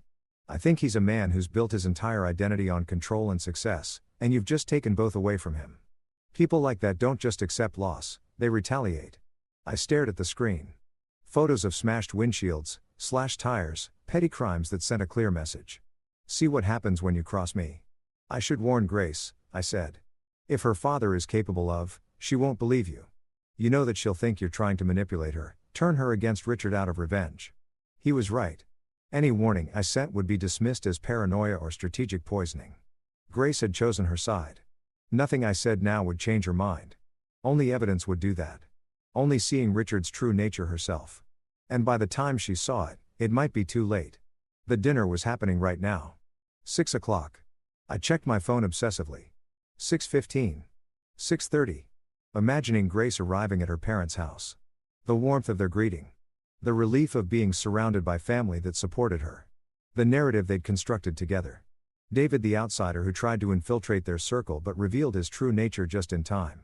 7 o'clock. They'd be sitting down to eat now. Richard at the head of the table probably making a toast to family. To loyalty, to surviving attacks from those who don't understand what it means to build something from nothing. Would Grace think of me? Wonder what I was doing? Feel any doubt at all about the choice she'd made? Or was I already becoming a memory? The husband who almost was, the mistake she'd escaped. My phone buzzed. Text from an unknown number. You have 48 hours to sign the agreement and public apology Helen sent you. Or we move forward with legal action. Your choice, RC. I showed it to James. That's explicit coercion, he said immediately. Save that message. Screenshot it. That's evidence. If this goes to court, everything's evidence now. I said, my whole life is just documentation, proof, screenshots, and recordings and testimony. When did I become someone who lives through legal documents? When you decided to tell the truth to people who profit from lies. 7:30 dinner would be winding down. Maybe they were having dessert. Maybe Richard was talking about future plans. Partnerships that would replace the failed Hiroshi deal. Opportunities that would prove David's sabotage meant nothing in the end. 8 o'clock. My phone rang. Grace. My heart stopped. Started. Raced. I answered on the second ring, trying not to sound desperate. Grace, I need you to hear something. Her voice was strange, tight, controlled, but barely. Dad's been drinking, talking, and he just said something. Something I need you to explain. Background noise. Voices. Her family's dinner still happening. What did he say? He said. She paused. I heard her moving, a door closing, relative quiet. He said he's not worried about Tanaka's complaints because no one will believe a word without proof. And the only person who could actually provide proof is you, and you'll be too busy defending yourself from lawsuits to be credible. My breath caught. Grace, he said it like it was strategy, David. Like he'd planned it. And Mom just nodded. Like they'd discussed this before. Like destroying your credibility was always part of their plan. Her voice cracked. Tell me that's not what I think it is. Tell me my father isn't actually admitting to covering something up. This was it. The crack in her certainty. The first moment of doubt. Grace, where are you right now? In their guest room. Everyone else is still at dinner. Can you leave?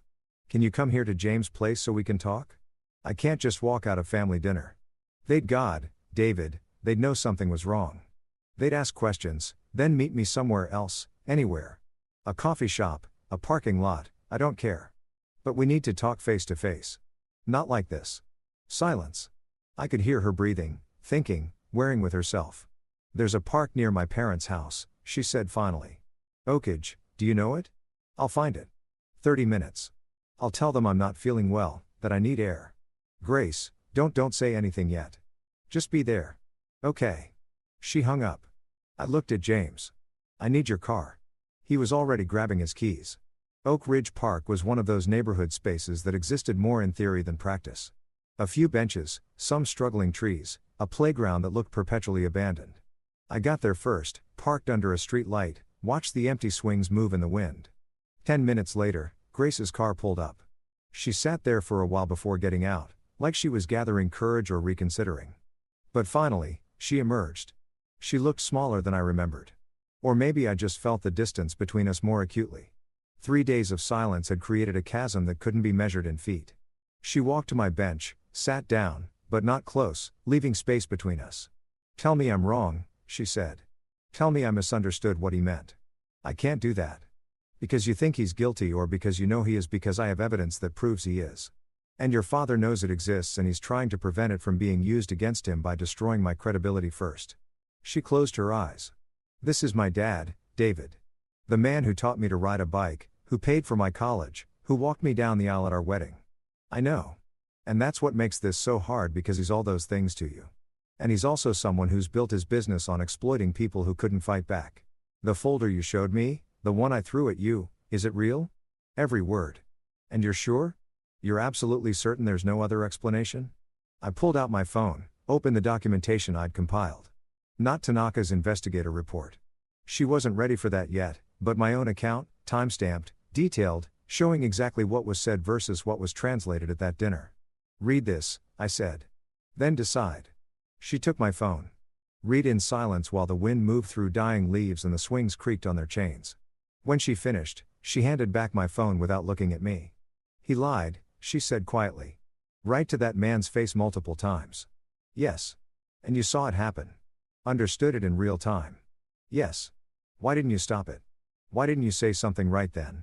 The question I'd been asking myself for days. Because I was a coward. Because I didn't want to embarrass him in front of a client. Because I thought maybe there was an explanation I wasn't seeing. Because confronting your father-in-law in the middle of a business dinner felt impossible. She nodded slowly, processing. Then when I go back tonight, they're going to ask where I went. What do I tell them? The truth. Which version? That you needed air? That you're not feeling well? That tonight made you think about things you'd rather not think about? I looked at her. Grace, you don't have to decide everything right now. You don't have to choose sides immediately, but you deserve to know the full truth before you commit to defending someone who might not deserve it. He's my father. I know. And I'm your husband, and we're both asking you to trust us. The difference is I can prove what I'm saying. She stood up. I need time. How much? I don't know. More than 3 days, less than forever. She looked at me finally. I still love you. I need you to know that even when I'm so angry I can barely think straight. Even when I hate what you've done to my family, I still love you. But love doesn't fix this. It doesn't make the questions go away. It doesn't tell me who to believe when everyone I trust is saying opposite things. She walked back to her car, got in, sat there for another minute before starting the engine, and then she left.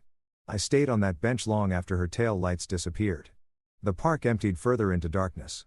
The street light above me buzzing and flickering, insects dying against the bulb. I'd gotten what I wanted, Grace, hearing me out. Doubt entering her certainty. So why did it feel like losing? Because doubt wasn't the same as belief. And space wasn't the same as reconciliation. And time might give her perspective. Or it might just give Richard more opportunity to rebuild his story. To explain away everything I'd shown her, to convince her that love meant choosing family over truth. My phone buzzed. James, you okay? Need me to come get you? I looked around the empty park, the playground where children played during daylight, where families gathered and felt safe. Now it was just shadows and wind and the ghost of conversations that changed everything. I'm okay. I texted back. Coming home soon. Home. James's couch. The temporary space I inhabited while waiting to find out if I still had an actual home to return to. I sat there until the cold seeped through my jacket and my hands were numb. Until sitting still became its own form of penance. Then I got up, got in the car, and drove back to the life I'd chosen. The one where truth mattered more than comfort. The one where I had to believe had to that eventually. That choice would be vindicated. If you've ever sacrificed everything for a principle, you know this uncertainty. This horrible anxious wondering if you've made the greatest mistake of your life or the most important decision. All you can do is wait and hope and try to believe that truth eventually wins, even when all the evidence suggests otherwise. The investigation became public knowledge on Monday morning. I woke up on James' couch to 17 missed calls and a text from my mother that simply read, "What on earth is happening?" I pulled up the news on my phone. There it was. Third story down on the local business section. State Attorney General opens investigation into Chen Dynamics Import-Export Company. The article was careful, full of allegedly and according to sources, but the implications were clear. Fraud, misrepresentation, potential criminal charges pending further investigation. Richard's corporate headshot stared back at me from the screen. Professional, confident, the picture of a successful businessman who'd built an empire through hard work and determination. You'd never know from looking at him that he'd systematically exploited dozens of suppliers, that his empire was built on broken contracts and unpaid invoices and leveraged desperation. My phone rang. Grace, did you know? Her voice was raw, like she'd been crying. Did you know this was coming? I knew Tanaka's investigators had filed reports. I didn't know when they'd moved forward. It's everywhere, David. Every news site, every business page. My principal called this morning. Parents are already asking questions, wondering if it affects the school, if there's a situation they should be concerned about. She paused. One of the second graders asked if my dad was going to jail. God, Grace. I'm sorry, are you? Because this is what you wanted, isn't it? My father exposed, humiliated, destroyed. I wanted the truth to come out. I didn't want it to hurt you. Well, it does. It's hurting me very much. Do you know where I am right now? Sitting in my car in the school parking lot because I can't face going inside because everyone knows and everyone's looking at me differently. And I don't even know if my father actually did what they're saying or if this is all some horrible mistake. Grace, I went through his office last night. After I got back from the park, everyone was asleep and I went into his home office and started looking through files. Her voice dropped. I found things. David correspondence with suppliers. Emails where he's disputing charges claiming quality issues that don't match the photos he received. Spreadsheets with 2 sets of numbers. One for auditors, one labeled internal only. My chest tightened. What did you do? I took pictures of everything. Then I put it all back exactly how I found it and went to bed and pretended to be asleep when I heard him get up at 3 o'clock in the morning to make phone calls. She was crying now, trying to hide it and failing. He's my dad. He's my dad and he's been lying. Maybe for years, maybe forever. And I helped him. I defended him against you. I told you that you were wrong, that you were jealous and vindictive. And the whole time you didn't know. You couldn't have known. But I should have. Shouldn't I? I should have seen something. Some sign that the man who raised me was capable of this. But I didn't. Because I didn't want to. Because it was easier to believe you were the problem than to accept that my entire childhood was built on fraud. I wanted to hold her. Wanted to drive across the city and pull her into my arms and tell her it would be okay. But I didn't know if that was true. And I didn't know if she'd want me there. What are you going to do? I asked. I don't know. I can't turn him in. He's my father. But I can't pretend I don't know either. So, I'm just sitting here paralyzed. While my students are probably inside wondering where their teacher is and why she looks like she's been crying. Grace, listen to me. You're not responsible for your father's choices. His actions are his own. The only thing you're responsible for is deciding what you're going to do now that you know the truth. And what's the right choice, David? Tell me, because every option feels like betrayal. If I support him, I'm complicit. If I don't, I'm abandoning my family. If I stay silent, I'm a coward. If I speak up, I'm a traitor. So, please tell me what's the right choice. I didn't have an answer because there wasn't one. There was no path forward that didn't involve pain, loss, impossible decisions. That was the cost of truth. Not just discovering it, but living with it afterward. I can't tell you what to do, I said finally. But I can tell you this. Whatever you decide, I'm here. I'm still your husband. I still love you, and nothing that's happening changes that. She was quiet for a long time. Then I have to go. I can't keep my students waiting. Grace, I'll call you later. Maybe. I don't know. She hung up. I sat there on James' couch holding my phone, feeling the weight of everything we'd set in motion. The investigation, the exposure, the truth that was supposed to set people free, but mostly just broke things. The week became a blur of damage control and mounting chaos. Richard hired a crisis management firm. Within days, they'd planted stories questioning Tanaka's motives, suggesting business rivalry and competitive sabotage. They dug up dirt on one of the suppliers who testified against Chen Dynamics, a tax issue from years ago. Completely unrelated, but packaged to look suspicious. They built a narrative of Richard as victim, a successful immigrant entrepreneur being targeted by jealous competitors and overzealous regulators. And it was working, at least partially. Comment sections filled with people defending him, questioning the timing of the investigation, suggesting this was politically motivated. The court of public opinion was evenly divided, which meant Richard's strategy was effective. Create enough doubt, muddy enough waters, and truth becomes just another perspective. My own situation deteriorated further. 2 more clients terminated their contracts. One explicitly cited the controversies surrounding my name. The other just said they were going in a different direction, but the timing was unmistakable. Richard's blacklisting campaign was systematic and effective. James filed paperwork for a restraining order based on the threatening text and evidence of business interference. We knew it probably wouldn't be granted. Not enough explicit threat. Too much plausible deniability, but it created a paper trail documentation of harassment protection if things escalated. Wednesday afternoon, I got a call from Detective Sarah Martinez with the Economic Crimes Unit. She wanted to interview me about my observations at the dinner with Tanaka. You understand this is voluntary? She said when we met at a coffee shop downtown. She was younger than I expected, sharp-eyed, professional. You're not under investigation, but your testimony could be valuable to our case. I understand. She pulled out a recorder. Do you consent to being recorded? Yes. So, I told her everything again. The The mistranslations, what I'd heard versus what Richard had claimed. She took notes, asked clarifying questions, occasionally stopped the recording to explain what she could and couldn't tell me about the ongoing investigation. Off the record, she said after we finished. You did the right thing coming forward. Cases like this white-collar fraud, exploitation of language barriers, they're hard to prosecute because the victims are often overseas, don't have resources to testify, or are afraid of retaliation. Having a credible witness with direct knowledge changes everything. My wife doesn't think I did the right thing. Your wife is in an impossible position. Give her time. Everyone kept saying that. Give her time. Like time was a healing force rather than just empty space where Richard could rebuild his defenses and Grace could talk herself into believing her father's version of events. How long will the investigation take? I asked. Months. Maybe longer. Cases like this are complex, multiple jurisdictions, international witnesses, financial records that need forensic accounting. Mr. Chen has excellent lawyers who will fight every subpoena, challenge every piece of evidence. This won't be quick. Months, potentially years, years of living in limbo, my life on hold while investigators sifted through documents and Richard's legal team filed motion after motion to delay and obfuscate. What happens if they find him guilty? Depends on the charges.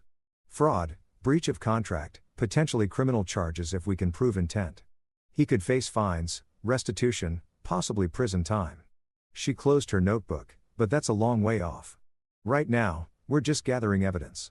I left the coffee shop feeling hollow. I'd given my testimony, done my civic duty, participated in the machinery of justice, and it felt like nothing, like throwing stones at a mountain and hoping for erosion. Thursday evening, Grace finally called. Can you meet me? She asked. No preamble, no small talk. Our apartment. I need to get some things, and I'd rather not be alone. Of course. When? Now, I was there in 20 minutes. Our apartment. Our apartment. Though it felt more like a museum of a life I used to have looked exactly the same. The dishes I'd left in the sink were washed and put away. Grace had been living here, maintaining things, existing in spaces we used to share. She was sitting on the couch when I arrived, looking small and exhausted. Hey, I said. Hey. We stood there in awkward silence for a moment. Then she said, my parents want me to file for divorce. The words hit like a physical blow. What? They sat me down last night. Both of them very serious, very concerned. They said you're clearly unstable. That you've shown you're willing to destroy family for personal gain, that staying married to you would be enabling your behavior. She looked at me. Mom said she'd been worried about you from the beginning, that she always sensed something off, something she couldn't quite name. Now she feels validated. And what do you think? I think I don't recognize my life anymore. I think 3 weeks ago, I was a happily married second-grade teacher with a normal family and normal problems. And now my father's under criminal investigation. My husband's been driven out of our home and I'm being asked to choose between the two men I love most in the world. She started crying. Not the angry tears from before, but something deeper. Grief. The kind that comes from losing innocence. From discovering that the foundations you built your life on were actually quicksand. I sat down next to her. Not touching, just present. I don't want a divorce, she said. I want things to go back to how they were. I want none of this to be real. I want to wake up and have it be 3 weeks ago and make different choices that lead somewhere else. What different choices? I don't know. Maybe you don't go to that dinner. Maybe I never asked you to. Maybe we just exist in happy ignorance forever. You think you could have been happy not knowing? She wiped her eyes. I think I was happier not knowing. Doesn't that make me a coward? It makes you human. We sat there in silence for a while. The apartment was too quiet, missing the sounds of normal life, TV in the background, dinner cooking, the unconscious noises of two people coexisting comfortably. I went to see a lawyer, Grace said finally. Not for divorce, just to understand my options, what I might be liable for if Dad's business collapses, whether creditors could come after family assets. And she said that unless I'm directly involved in the business, which I'm not, I'm probably protected. But she also said that if it comes out I knew about illegal activities and didn't report them, I could be charged with obstruction. She turned to look at me. David, I took pictures of incriminating documents and I haven't done anything with them. Am I breaking the law?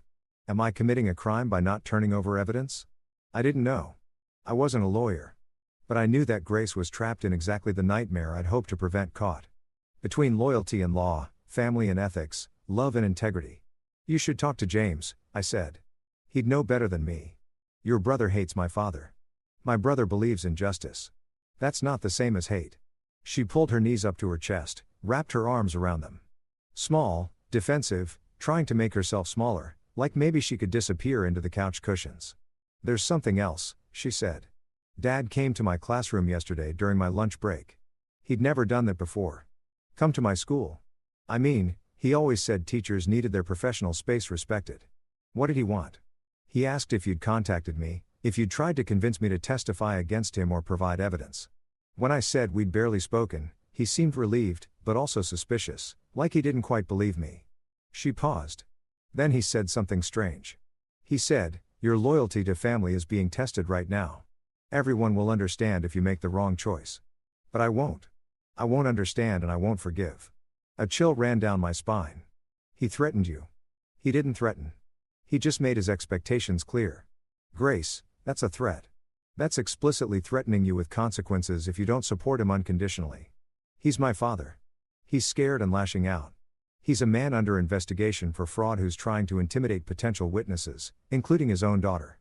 She stood up abruptly. "I need to pack some things.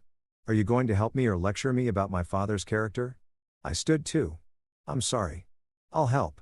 We went to the bedroom. She pulled a suitcase from the closet, the one we'd used for our honeymoon, covered in tags from airports. We'd been excited to see together and started filling it with clothes. Methodical, mechanical, like this was just another task to complete rather than the dismantling of our shared life. "Where are you going?" I asked. "Friend's place. Emily from school.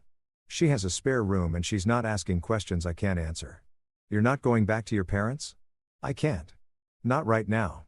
Being in that house, seeing Dad pretend everything's fine, watching Mom defend him like he's the victim. I can't do it." She moved to the bathroom, collected toiletries. I stood in the doorway watching her, memorizing the way she moved through spaces we'd shared. The efficiency of someone who knew exactly where everything was because she'd organized it because this was her home. "Do you think we'll survive this?" I asked. She stopped packing, stood there with her toothbrush in one hand, travel case in the other. "I don't know," she said honestly. "I want to. I'm choosing to leave my parents' house and stay with Emily instead of filing for divorce. So, that's something. But I also can't promise you that I won't wake up tomorrow and decide this is all too much. That loving you isn't worth losing my entire family over. I understand. Do you?" She turned to face me. "Do you really understand what you're asking me to sacrifice? Because it's not just Dad. It's Mom, my aunts and uncles, my cousins. It's every family gathering for the rest of my life, every holiday, every birthday. It's my entire support system. If I choose you, I lose all of them. And I don't know if I'm strong enough for that. You're the strongest person I know. Strength isn't the same as willingness to suffer."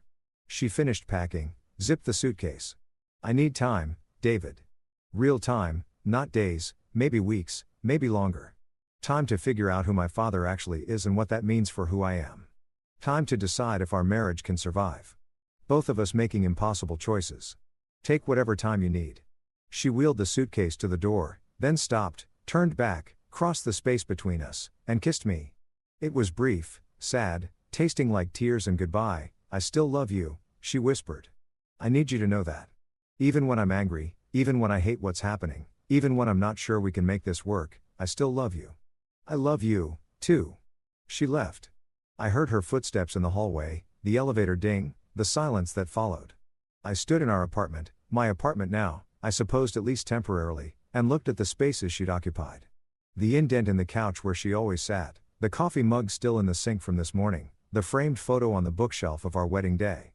Both of us laughing at something the photographer had said, completely unaware of what was coming. My phone buzzed. "James, how'd it go?" "She's gone." I typed. "Staying with a friend. Needs time." That's not the worst outcome. Maybe not. But it felt pretty close. I sat down on the couch in the exact spot Grace always occupied. Tried to understand how I'd gotten here.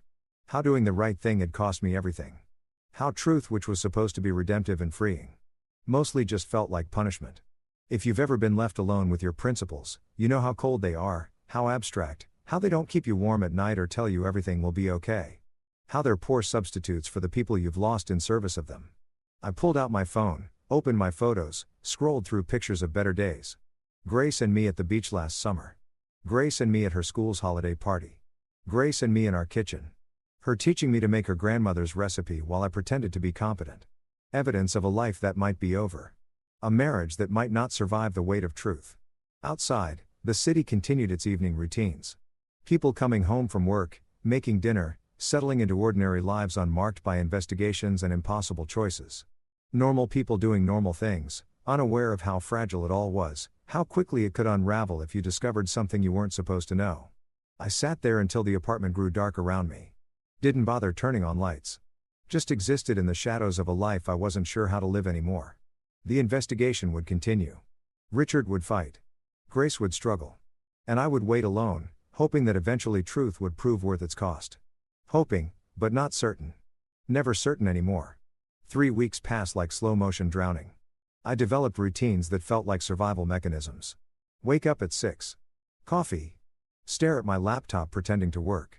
Field increasingly hostile emails from former clients who decided I was too controversial to associate with. Lunch that I barely ate. More pretend work. Evening calls with James where we talked about the investigation's progress or lack thereof. Sleep that came in fragments, interrupted by dreams of Grace walking away over and over in different scenarios. The apartment echoed. That's the thing about spaces designed for two people. They amplify emptiness when there's only one. I'd catch myself making enough coffee for both of us. Setting out 2 plates before remembering. Muscle memory of a shared life that my brain hadn't fully accepted was gone. Grace texted occasionally. Brief updates that felt more like status reports than conversation. Still at Emily's. Doing okay. Talked to a therapist today. It helped. Please don't call. I'll reach out when I'm ready. Each message was both relief and rejection. She was alive, functioning, not giving up entirely. But she wasn't coming back. Not yet. Maybe not ever. The investigation ground forward with bureaucratic slowness. Detective Martinez called every few days with updates that mostly consisted of, "We're still gathering evidence, and these things take time." Tanaka's legal team had provided extensive documentation. Other suppliers were coming forward now that the investigation was public, emboldened by safety and numbers. The case against Richard was building, brick by damning brick, but building wasn't the same as resolved. And in the meantime, Richard was free, operating his business, maintaining his reputation, systematically destroying mine. I'd lost 5 clients now, more than half my active contracts. The ones who remained were loyal but nervous, constantly asking if I was okay in ways that suggested they were waiting for me to become unstable or unreliable. I'd become a liability, a risk.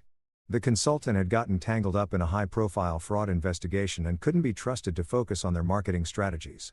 Money was becoming a problem. Real problem.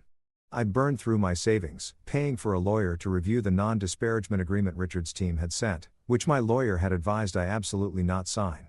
Now, I was looking at credit card debt and wondering how long I could afford this apartment by myself if Grace didn't come back. James had offered to cover rent. I'd refused. Too proud or too stupid to accept help that felt like admission of complete failure. On a Thursday morning, 4 weeks after Grace had packed her suitcase, my mother showed up at my door unannounced. "You look terrible," she said by way of greeting, pushing past me into the apartment. "Good morning to you, too, Mom." She set her purse down, immediately started tidying, picking up empty coffee cups, straightening magazines I hadn't read. My mother's stress response was cleaning. Always had been. When Dad died, she deep cleaned their entire house twice before the funeral. James told me what happened. She said the real version, not the sanitized one you gave me on the phone. "I didn't want to worry you." "Well, I'm worried. You've lost weight. This place looks like a depression nest. And according to your brother, you're being systematically blacklisted by your father-in-law." I sat down at the kitchen table. "It's under control." "Is it? Because from where I'm standing, it looks like you're drowning and too stubborn to grab the life preserver." She was right. Of course, mothers usually are. But admitting it felt like defeat. "What do you want me to say, Mom?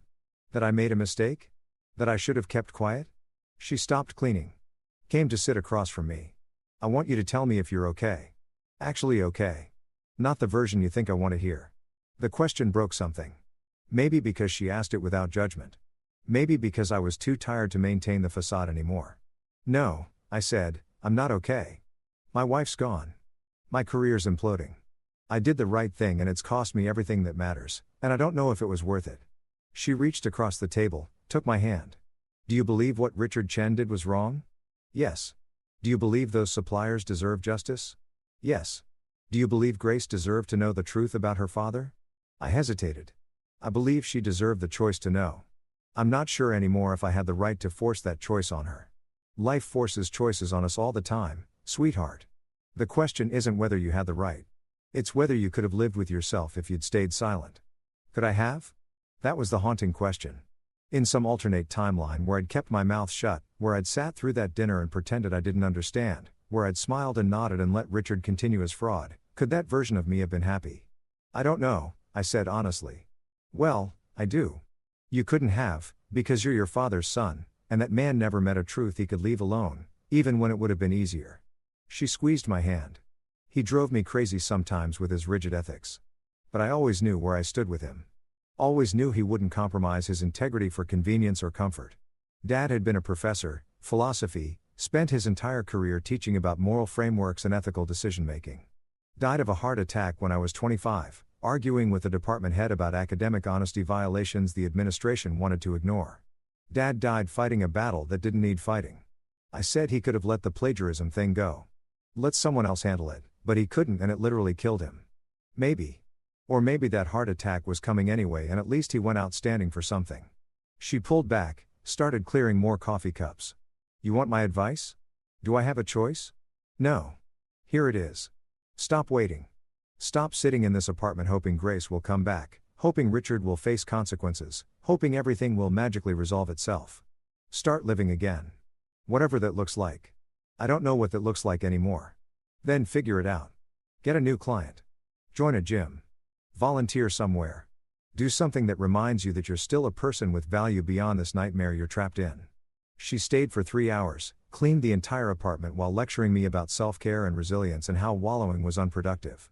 By the time she left, the place looked almost habitable, and I felt marginally less like I was dissolving into the furniture. I love you, she said at the door. Even when you're being impossibly stubborn. Love you, too, Mom. After she left, I looked around the clean apartment. She was right about the wallowing.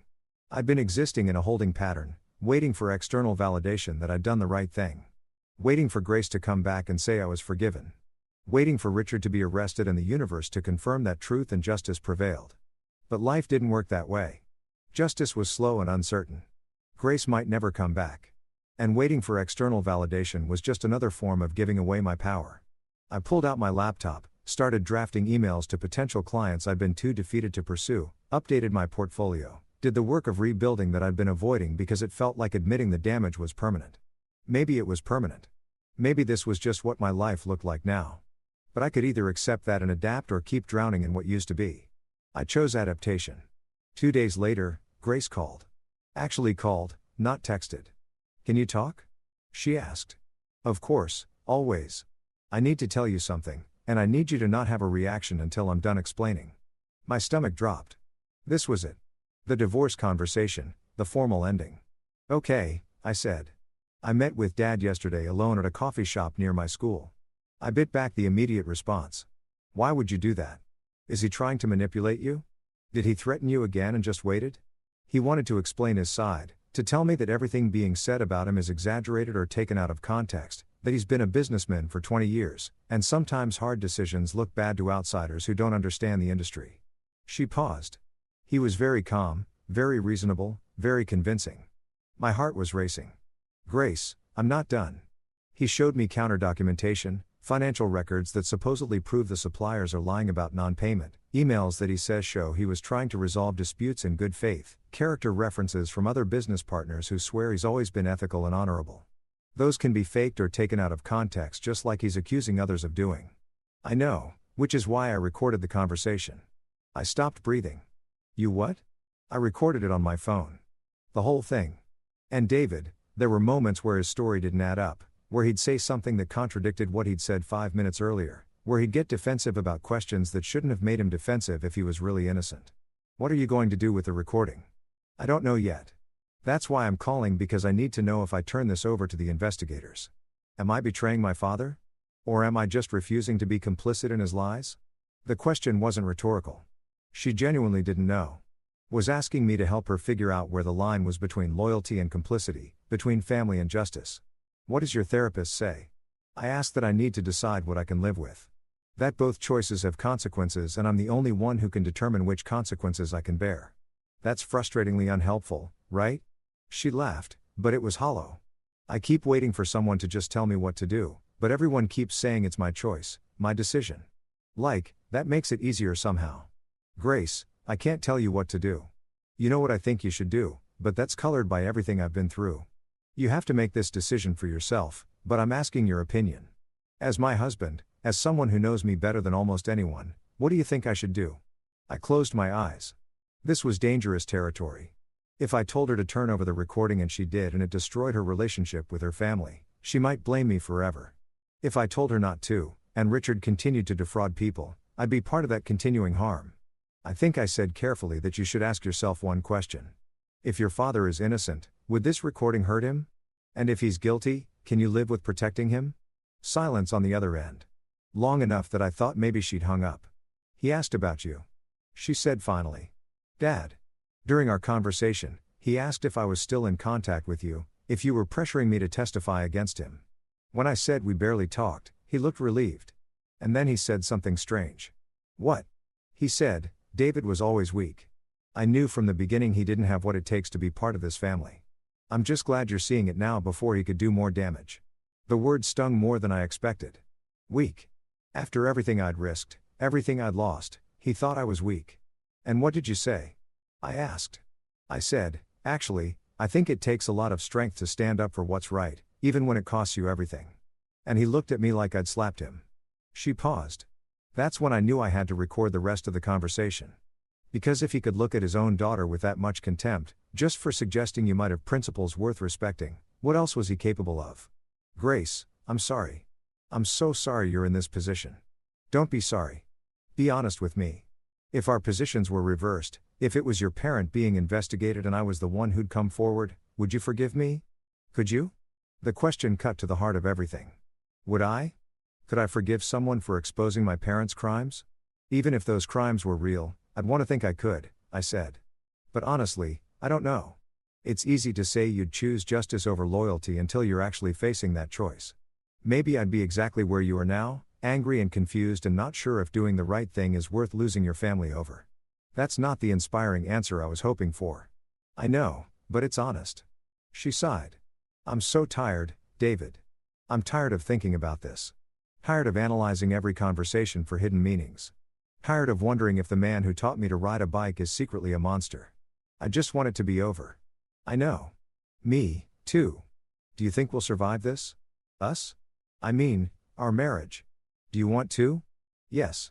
Most days. Some days I'm not sure. Some days I think it would be easier to just cut my losses, file for divorce, pretend this whole chapter never happened. And what stops you on those days? The fact that I still love you. The fact that you did something impossibly difficult because you believed it was right. The fact that I don't want to become the kind of person who runs away from hard things just because they're hard. She paused. And because I keep thinking about what you said at that park, about how love doesn't fix things, but it matters anyway. And you're right. It doesn't fix this, but it matters. Something loosened in my chest. Not relief exactly, but hope. The first genuine hope I'd felt in weeks. Grace. Whatever you decide to do with that recording, turn it over, delete it. Keep it as insurance. I support you. Not because I have an agenda, but because you deserve to make that choice without pressure from anyone, including me. Even if I choose wrong, there is no wrong choice. There's only the choice you can live with. She was quiet for a moment. Then I'm going to turn it over. Tomorrow I'm going to give Detective Martinez the recording and whatever happens after that is out of my hands. Are you sure? No. But I'm going to do it anyway because you were right about something. If I don't, if I protect him and he continues to hurt people, I become complicit and I can't live with that. Even if it means losing my family, even if it means they never forgive me. Pride swelled in my chest. That's incredibly brave. It doesn't feel brave. It feels terrifying. That's usually what brave feels like. We talked for another hour. Not about Richard or the investigation or the impossible choices we were both facing. Just talked about her students. About a funny thing that happened at Emily's apartment. About a movie she'd watched that made her think of me. Normal conversation that felt like oxygen after weeks of suffocating. When we finally hung up, I sat in the quiet apartment feeling something I hadn't felt in a long time. Not happiness exactly, but something adjacent to it. The possibility of eventual happiness. The distant promise that maybe eventually we'd find our way back to each other. Grace turned over the recording the next day. By evening, It was part of the official investigation file. 2 days later, Richard's lawyer held a press conference, calling the recording an illegal invasion of privacy and a desperate attempt by hostile family members to manufacture evidence. The legal maneuvering had begun in earnest. Richard wasn't going down quietly, but he was going down. I could feel it. Not quickly, not cleanly, but inevitably. Truth was slow, but patient. And grace had just accelerated its arrival. That night, she texted, "Did the right thing. Feels awful. Still glad I did it." I responded, "That's exactly what doing the right thing feels like. Proud of you." 3 dots appeared, disappeared, appeared again. Finally. "Can we have dinner?" "Not at the apartment. Somewhere neutral. I'm not ready to come home yet, but I miss you." "Absolutely. When?" "Tomorrow. 7:00 p.m. that Italian place we went to on our first date. I'll be there." I stared at my phone for a long time after that. It wasn't reconciliation. It wasn't resolution, but it was movement. Forward motion, the possibility that destruction wasn't the only outcome, that sometimes breaking things apart was necessary before you could rebuild them stronger. If you've ever started to see light at the end of a very long tunnel, you know this feeling. Not relief yet, but hope. Cautious, fragile, desperately needed hope. I had dinner plans with my wife. The investigation was progressing. Richard was fighting, but losing ground. And for the first time in weeks, I could imagine a future that wasn't just survival, but actual living. It wasn't over. Not by a long shot, but maybe possibly. We were past the worst of it. I chose to believe that. Had to believe it because the alternative was unbearable. The Italian restaurant looked exactly the same. Same red awnings, same warm lighting spilling onto the sidewalk, same hand-painted menu board advertising specials in cheerful chalk. 5 years ago, I'd brought Grace here on our first real date. Not the casual coffee that came before, but the deliberate, nervous, "Please let this go well" dinner date. I'd worn a tie I didn't know how to knot properly. She'd laughed at my fumbling explanation of why I'd chosen Italian food, then ordered in flawless menu Italian that made me fall a little bit in love right there. Now, I stood outside that same restaurant 5 years and a lifetime later, wondering if we were about to have our last meal together or our first step back. She arrived exactly at 7 o'clock. Grace was never late. One of the things I loved about her reliability in a world that felt increasingly chaotic. She wore a navy dress I recognized. Her hair pulled back in a way that meant she'd spent time deciding how to look. Not too casual, not too formal. The careful calibration of someone who didn't know what this evening meant either. "Hi," she said. "Hi." We stood there on the sidewalk. 2 people who'd shared a bed and a life and dreams about the future. Suddenly, strangers navigating the basic mechanics of greeting. Do we hug, kiss, shake hands like business associates? She solved it by stepping forward and wrapping her arms around me. Brief, tight. A hug that said, "I've missed you and I'm still angry and I don't know what we're doing all at once." "You made a reservation?" she asked when she pulled back. "Under Morrison, our table's ready." Inside, the hostess led us to a corner booth, the same booth where we'd sat 5 years ago. Though I hadn't requested it. Just luck or the universe's sense of irony. We sat, ordered wine neither of us would drink much of. Studied menus we'd already memorized. "How's Emily's place?" I asked when the silence stretched too long. "Fine. She's been amazing. Very patient with me crying at random times or rage cleaning her kitchen at 2 in the morning." Grace sat down her menu. "David, can we just not do small talk? I don't have the energy for pretending this is a normal dinner." "Okay. What do you want to talk about?" "Everything?" "Nothing. I don't know." She folded her hands on the table. "Tell me how you're doing." "Actually doing. Not the version you'd tell someone you're trying not to worry." So I told her about the lost clients, the financial stress, the way I'd been existing rather than living. About my mother showing up and forcing me to clean the apartment and rejoin the world. About the daily grind of giving testimony to investigators while watching Richard's PR machine paint me as unstable and vindictive. She listened without interrupting. When I finished, she said, "I didn't know it was that bad. The client situation. Why didn't you tell me?" "Because you were dealing with your own crisis. Because I didn't want to add to your burden. Because." I paused. "Because I was ashamed. Maybe that doing the right thing had cost me so much professionally." "It's not your fault, Richard is vindictive, isn't it?" I knew what he was capable of. I saw how he operated and I still chose to expose him knowing there'd be consequences. Consequences for telling the truth. That's not the same as fault. The wine arrived. We both took sips we didn't taste. Buying time. I listened to the recording again last night. Grace said the one with my dad. Really listen this time. Not just while I was recording. And David, there were so many lies, so many careful manipulations. He'd tell me something sympathetic to get me on his side, then 2 minutes later contradict it, then circle back and act like he'd never said the first thing. Grace, let me finish. Please. She took a breath. There's a moment about halfway through where I ask him directly. Did you deliberately mistranslate Tanaka's questions? And you know what he says? He says, your husband has always been jealous of my success.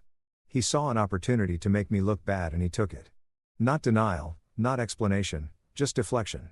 Like the question itself was offensive. That's a classic technique. Redirect and accuse. Make the questioner defensive so they stop asking. I know that now, but in the moment it worked. I felt guilty for asking, like I was betraying him just by questioning. She looked at me. How did you see through him so quickly? How did you know? I didn't know at first. I just noticed inconsistencies. Then I looked closer and found more. Then I couldn't unsee it. And that's what I'm dealing with now. I can't unsee it anymore. Every childhood memory is filtered through this new lens. Was he genuinely proud of me at my college graduation, or was he performing for the audience? Did he really support my teaching career? Or did he just tolerate it because it made him look like a good father? I don't know what was real anymore. The waiter appeared to take our order. We chose things at random. Neither of us actually hungry. When he left, Grace continued, my mom called this morning. She knows I gave the recording to the investigators. Dad told her. She said, I've chosen a side and I chose wrong. That I'm betraying family for a man who's manipulated me into doubting my own father. She said, if I don't recant, if I don't claim the recording was taken out of context or admit I misunderstood what I heard, I'm no longer welcome at family gatherings. My chest tightened. Grace, I'm so sorry. Don't be. It clarified something for me. She didn't ask if the recording showed anything incriminating. Didn't ask if Dad was telling the truth. Just demanded loyalty without question. And I realized that's not love. That's not family. That's just control. Conditional acceptance based on blind obedience. She was crying now. Quiet tears. She didn't bother wiping away. I lost my family, David. I lost them because I chose truth over loyalty. And they see that as betrayal. And the worst part, I'm not sure I made the wrong choice. Which makes me feel like a terrible daughter. What kind of person doesn't regret losing their parents? The kind of person who realizes that keeping them meant losing herself. Is that what you tell yourself when you think about what this has cost us? Every single day, our food arrived. We pushed it around our plates pretending to eat. Detective Martinez called me yesterday. Grace said the recording is significant that it shows consciousness of guilt. Dad knowing he needs to manipulate the narrative means he knows there's something to hide. Combined with everything else they found, she thinks they'll have enough for formal charges within a month. How do you feel about that? Relieved? Sick? Both. She set down her fork. There's a part of me that still wants him to somehow be innocent. To have an explanation that makes everything okay, but I know that's not going to happen. The man I thought he was doesn't exist. Maybe never existed. And I'm mourning someone who was always just a performance. I reached across the table. She let me take her hand. You're one of the strongest people I know. I said, I don't feel strong. I feel broken. Broken and strong aren't mutually exclusive. Sometimes strength is just surviving the breaking. We sat like that for a while, hands linked across pasta. Neither of us was eating. Two people trying to figure out how to rebuild something that felt irreparably damaged. I want to come home, Grace said suddenly. Not tonight. I'm not ready for that yet, but soon. Maybe next week. If you'll have me, of course I'll have you. It's your home, too, is it? After everything, after I threw you out, accused you of betrayal, chose my father over you. You didn't choose him. You chose to get space to figure out the truth. That's not the same thing. It felt the same to you. I bet it hurt, but I understood. And I never stopped hoping you'd come back. She squeezed my hand. I can't promise it'll be easy. I'm still angry sometimes. Still grieving. Still having moments where I resent you for being the one who made me see the truth. I know, but I love you, and I don't want to lose you on top of everything else I'm losing. You won't. I'm right here. I've been here the whole time.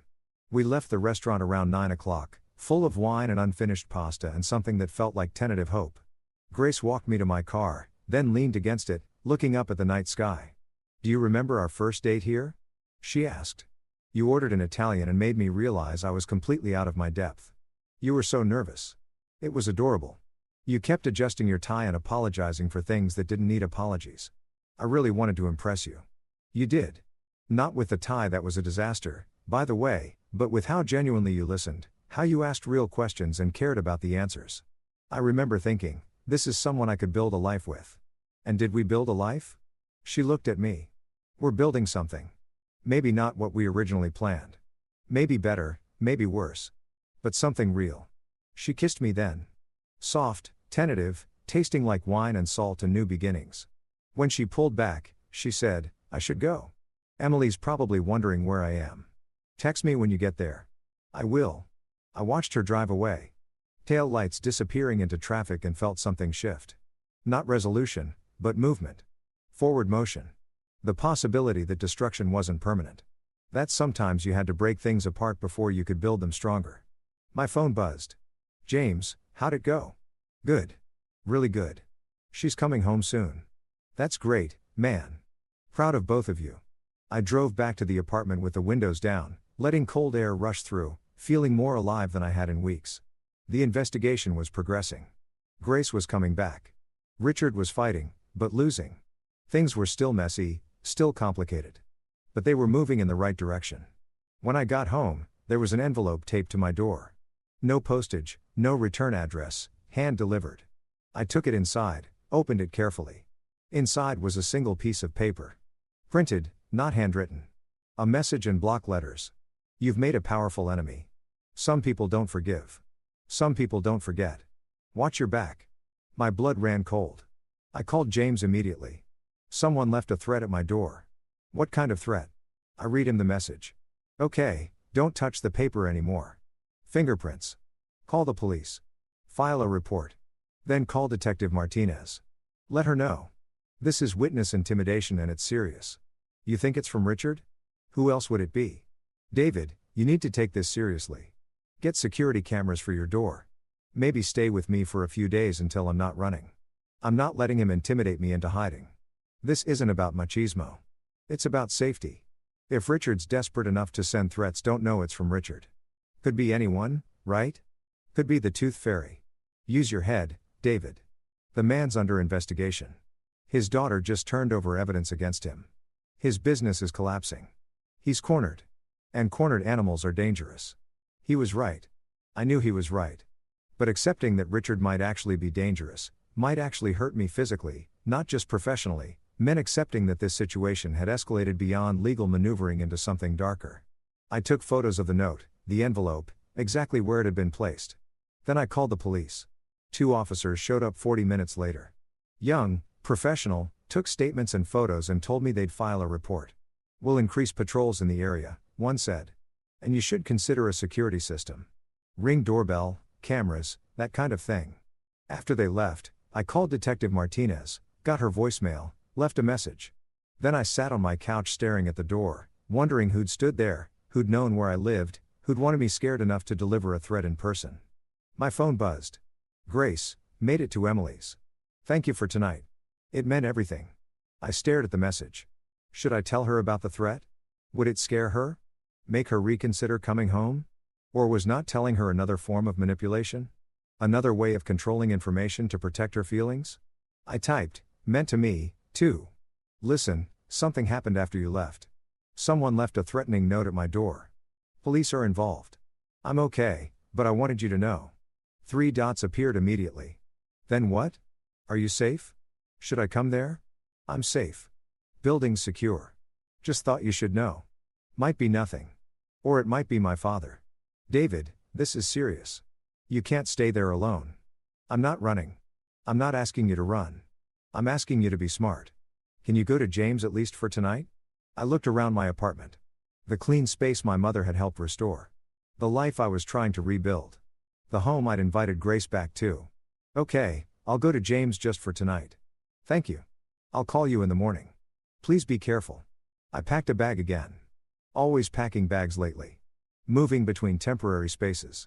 Never quite settled. I took one last look at the apartment before leaving the photos on the shelves. The books we'd collected, the evidence of a shared life that felt increasingly fragile. Then I locked the door, got in my car, and drove to my brother's place for the second time in a month. James had the couch already made up when I arrived. This is becoming a habit, he said. Not by choice. I know, but David, you need to take this seriously. Richard Chen is not just unethical, he's vindictive, and now he's desperate. That's a dangerous combination. So what am I supposed to do? Hide? Move? Let him win by default because I'm too scared to live my own life. I'm saying you prepare. You protect yourself. You don't give him opportunities. I dropped my bag. Sat heavily on the couch. Grace is supposed to come home next week. How do I bring her back to an apartment that's been threatened? How do I ask her to feel safe there? You install security. You stay vigilant. You do what you need to do to actually be safe, not just feel brave. He was right. Again. James was annoyingly always right. I'll call a security company tomorrow. I said cameras, new locks, whatever they recommend. Good. And David, you should tell Grace everything. Don't protect her from information she needs to stay safe. Trust her to handle it. When did you become the relationship expert? When my little brother started choosing martyrdom over honest communication. I threw a pillow at him. He caught it, laughed, tossed it back. It's going to be okay, he said. Not today, not tomorrow, but eventually. You're doing the right thing. Even when it's hard. That has to count for something, does it? Because from where I'm sitting, doing the right thing has cost me my career, my marriage, almost my safety. At what point does the cost outweigh the principle? When you can look at yourself in the mirror and feel okay about staying silent, which you couldn't, which is why you're here. I lay back on the couch that was too short for my frame. Staring at the ceiling in my brother's apartment for the second time in a month. Outside, the city hummed with normal life. People going home, watching TV, making love, having normal problems that didn't involve federal investigations and threatening letters, living lives unmarked by impossible choices and their consequences. I envied them. God, I envied them. But I wouldn't trade places. Couldn't. Because even now, even scared and financially struggling and threatened, I knew I'd made the right choice. The only choice I could live with. Even if living with it meant sleeping on my brother's couch with a threatening letter logged as evidence with the police. Even if it meant installing cameras and checking over my shoulder and wondering if every footstep behind me was danger. Even if it meant accepting that sometimes the cost of integrity was higher than you ever imagined paying. If you've ever stood at the intersection of principle and price, you know this feeling. The certainty that you'd do it all again, mixed with the desperate wish that you didn't have to. I closed my eyes and tried to sleep. Tomorrow, I'd install security systems and call Detective Martinez and tell Grace the full truth about the threat and her father's escalation. Tomorrow, I'd keep building the case, keep protecting myself, keep moving forward. But tonight, I just tried to rest. Tried and mostly failed because peace was hard to find when you declared war on someone who fought dirty and fought to win. And Richard Chen was nothing if not a fighter. The security company arrived Monday morning at 8, sharp, 2 technicians, one older, graying, with the methodical movements of someone who'd seen everything. One younger, eager, explaining every detail like I was studying for a test. They installed cameras at the front door, the back entrance, the parking garage, motion sensors, new locks with digital codes, a system that would alert my phone if anyone approached within 10 feet of my door. Overkill? The older tech asked, reading my expression. I don't know anymore. What's overkill when someone's already threatened you? This ain't overkill. This is what everyone should have. He showed me the app, how to review footage, how to set alerts. Someone comes near your door now, you'll know. They try the handle, you'll know. They breathe wrong, you'll know. That's reassuring, I think. After they left, I sat in my apartment, my secure, surveilled, fortress-like apartment, and felt both safer and more paranoid. Every sound made me check my phone. Every footstep in the hallway triggered a spike of adrenaline. I'd become someone who flinched at shadows. Grace came by around noon. I told her about the security installation, expected her to be relieved. Instead, she looked haunted. This is because of my father, she said, staring at the camera above the door. You're living in fear because I'm related to a man who threatens people. You're not responsible for his choices, aren't I? If I'd seen what he was earlier, if I'd questioned things instead of blindly accepting, Grace, no, you can't rewrite history like that. You trusted your parent. That's not a character flaw. That's being human. She moved through the apartment like she was seeing it for the first time, touching familiar objects, the books on our shelves, the photos on the walls, the coffee maker we'd picked out together, reacquainting herself with a space that had been ours but was now just mine, at least temporarily. Can I stay tonight? She asked suddenly. Not moving back yet. Just I want to sleep in our bed. I want to wake up next to you just for one night before I have to go back to Emily's and keep pretending I'm okay. You don't have to pretend here. I know. That's why I'm asking. So, she stayed. We ordered takeout neither of us finished. Watched a movie neither of us paid attention to existed in the same space. Relearning how to be together without the weight of crisis forcing every interaction. That night, lying in bed with Grace curled against me, her breathing evening out into sleep, I checked my phone one last time. The security app showed the empty hallway, the quiet parking garage, the world continuing its normal rhythms while ours remained fractured. No threats, no visitors, no Richard Chen lurking in shadows. Maybe the note had been his last desperate move. Maybe the security was working as a deterrent. Maybe I could actually sleep without jumping at every sound. I was wrong about all of it. Tuesday morning, Detective Martinez called while Grace was in the shower. "We're filing formal charges," she said without preamble. "Wire fraud, contract fraud, multiple counts. The DA's office is confident enough in the case to move forward." My heart raced. "When?" "Warrant goes out this afternoon. We'll execute it tomorrow morning. Wanted to give you a heads up in case Chen's people come after you with accusations of cooperation. Grace is here with me. She should know." "Agreed. But David, be prepared. This is going to get ugly. Chen's lawyers will fight every charge. His PR team will go into overdrive. And he's going to blame everyone involved, especially you and his daughter. We're prepared. Are you? Because preparation means understanding that this man might do more than send threatening letters. Cornered animals don't just run. Sometimes they attack." The warning hung in the air after we disconnected. Cornered animals. Richard had money, connections, resources, and now he had nothing left to lose. When Grace emerged from the bathroom, towel drying her hair, wearing my t-shirt, looking momentarily normal, I knew I had to tell her. No more protective emissions. No more filtering information to spare her feelings. That was Detective Martinez. I said they're filing charges. Tomorrow morning. She froze mid-motion. Towel suspended. Tomorrow, formal arrest, wire fraud, contract fraud, multiple counts. She sat down slowly on the bed. It's really happening. I knew it was coming, but hearing it said out loud, "Grace, there's something else. Martinez thinks your father might escalate. That the threat I received might not be the end of it." "What are you saying?" "I'm saying we need to be careful. Both of us. Maybe you shouldn't be alone right now. Maybe you should stay here where there's security rather than going back to Emily's." She looked at me with an expression I couldn't read. "You think my father would actually hurt me? His own daughter? I think he's desperate and desperate people do desperate things. He's not violent, David. He's manipulative, dishonest, ethically bankrupt, but he's not violent. You didn't think he was any of those other things either. Until you did." The words landed harder than I intended. She flinched, looked away. "I'm sorry," I said. "That was true. It was true." She stood up, started getting dressed. "I need to call my mom before she hears it on the news, before she finds out her husband is being arrested and no one in the family warned her." "You think she'll listen?" "Probably not, but I have to try." She made the call from the living room while I pretended not to eavesdrop from the kitchen. I could hear her side of the conversation, quiet at first, then increasingly strained. "Mom, please just listen. I know you don't want to hear it, but it's not David's fault because the evidence is real. Mom, he's going to be arrested tomorrow. You need to prepare yourself." Silence. Then Grace's voice, small and broken. "I love you too, even if you don't believe me right now." She came back to the kitchen with tear-streaked cheeks. She hung up on me, said I was being dramatic, that this is all a witch hunt, that Dad's lawyers will handle it, and I should be supporting him instead of spreading panic. I pulled her into a hug. She collapsed against me, crying the way she'd been holding back, full, wrenching sobs that shook her whole body. "I tried," she gasped. "I tried to warn her, to prepare her, and she wouldn't listen." "You did what you could."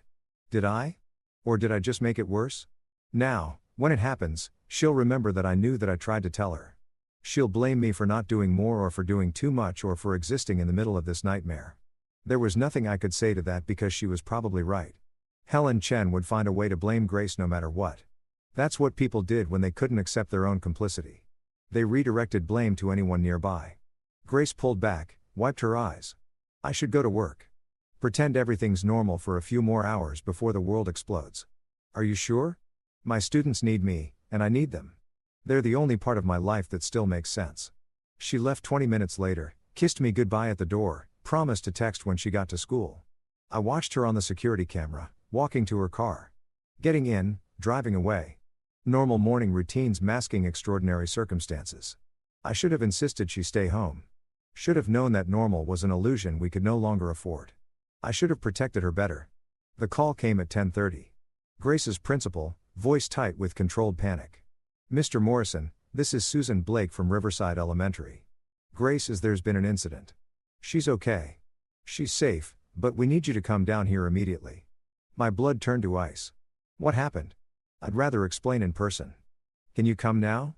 I was in the car before she finished the sentence. Riverside Elementary was 15 minutes away. I made it in 8, breaking every speed limit. My mind racing through possibilities. Heart attack, car accident, school shooting, every horrible scenario playing on repeat. The principal met me in the parking lot. "She's in my office. She's not hurt, but she's very shaken." "What happened?" "Someone came to her classroom. During instruction, a man we didn't recognize. No visitor badge. Somehow got past security. He walked into her classroom while she was teaching and handed her an envelope, then left before anyone could stop him." "What was in the envelope?" "Photos of Grace at your apartment, at restaurants, in her car, taken over the past few weeks." Susan Blake's expression was grim. "Mr. Morrison, your wife has been under surveillance, and whoever's responsible wanted her to know it." The bottom dropped out of my stomach. They led me to the principal's office where Grace sat curled in a chair, pale and trembling. She looked up when I entered, and the fear in her eyes nearly broke me. "David," she whispered. "He's been watching me, following me. The photos they're everywhere. My apartment, Emily's place, the grocery store, the school parking lot. Everywhere I've been, he's been there." I knelt in front of her, took her hands. They were ice cold. "Did you see the person who delivered them?" "Barely. Older man, maybe 60s. He smiled at me like this was funny. Like scaring me was entertainment." Susan cleared her throat. "We've called the police. They're on their way and we've locked down the school as a precaution. But Mr. Morrison, I need to ask, is Grace in danger? Are my students in danger? Because if there's something going on that puts this school at risk, the person responsible is Grace's father," I said. "He's being arrested tomorrow on fraud charges. This is his way of retaliating." "Her father?" Susan looked between us, recalibrating. I knew there was a family situation. Grace mentioned it, but I didn't realize. "Neither did I," Grace said wholly. "I didn't think he'd actually. I thought the threat to David was posturing. I didn't think he'd follow through." The police arrived. Different officers than the ones who'd come to my apartment, older, more experienced, treating this as the serious crime it was. Stalking, harassment, witness intimidation. They took the photos as evidence, took statements from Grace, from Susan, from the teacher's aide who'd seen the man enter. "We're issuing an emergency restraining order," one officer said, "against Richard Chen, and any associates. He comes within 500 feet of you, your husband, your workplace, or your home. He's arrested immediately." "Can you actually enforce that?" Grace asked. "He has money, lawyers. He knows how to work around rules." "Ma'am, he's about to be arrested on federal fraud charges. He violates a restraining order. That's additional charges. Additional evidence of consciousness, of guilt. His lawyers will tell him to back off unless his lawyers couldn't control him anymore." Unless Richard had moved beyond rational self-interest into pure vindictiveness, we left the school together. Grace couldn't go back to her classroom, couldn't face her students after what had happened, couldn't pretend everything was okay when a strange man had walked into her safe space and shattered it. I drove us back to the apartment, checking mirrors compulsively, looking for cars that followed too closely. Hyper aware of every vehicle around us. "He wanted me to know," Grace said quietly. "That's what the photos were about. Not just scaring me, but making sure I understood he's been there, watching that he could have done something worse anytime he wanted. The restraining order will stop him. Will it? Or will it just make him more desperate?" I didn't have an answer for that. At home, our fortress-like home with cameras and sensors and locks that should have made us safe. We sat on the couch while I pulled up the security footage from the past few days, looking for Richard, looking for evidence he'd been here. And there he was, Tuesday night, 2 days ago, at 3 o'clock in the morning, standing in the parking garage, looking up at our building, not approaching, not doing anything actionable, just standing there, watching, making sure the cameras caught him, making sure we'd eventually see and know he'd been there. Jesus Christ, Grace breathed. He's been here right outside. While I was sleeping, I called Detective Martinez immediately. Sent her the footage. She promised to add it to the case file to use it as evidence of harassment patterns. But the damage was done. The sense of safety, already fragile, was completely shattered. Richard Chen wasn't just fighting legally anymore. He was waging psychological warfare. And we were his primary targets. That night, neither of us slept. We lay in bed, lights on, both of us checking our phones compulsively, Grace monitoring the security cameras, me refreshing news sites, waiting for word that Richard had been arrested, that this was over, that we could breathe again. Around midnight, my phone buzzed. James, checking in. You guys okay? I called him, told him about the photos, the stalking, the escalation. He's coming apart. James said this is endgame behavior. He knows he's finished, so he's trying to take you down with him. He's going after Grace, his own daughter, because in his mind, she's the ultimate betrayal. You're an outsider, expected to be disloyal. But his daughter, choosing truth over him, that's unforgivable. So, what do? You survive tomorrow. Get through the arrest. Once he's in custody, once he's processing the reality of criminal charges, the fight might go out of him, or his lawyers will convince him to back off. Either way, the acute danger should pass. Should, might, the language of uncertainty. And if it doesn't, I asked, then we prepare for a long fight. But David, you can't think about that now. You can only think about getting through the next 24 hours. After we hung up, I lay in the darkness, listening to Grace's breathing, feeling her tension even in silence.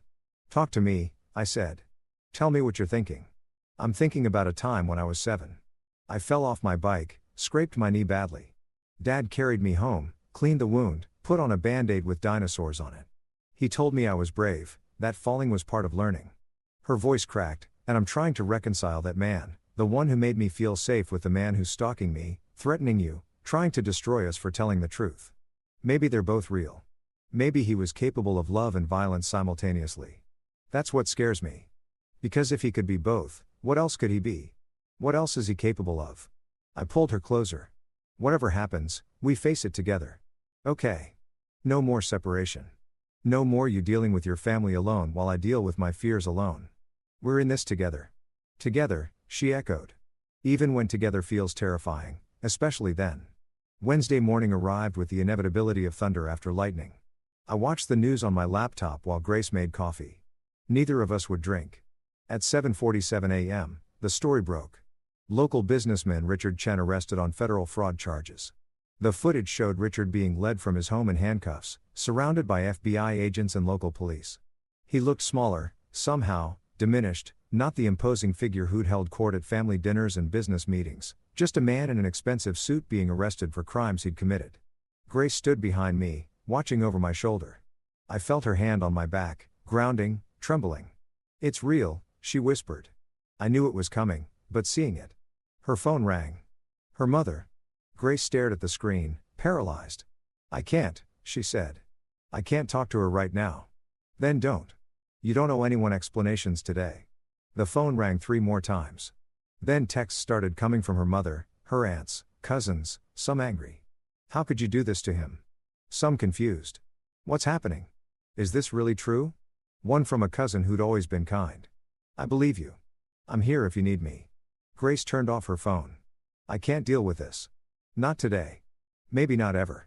I understood. Sometimes survival meant disconnection. Meant choosing yourself over family expectations.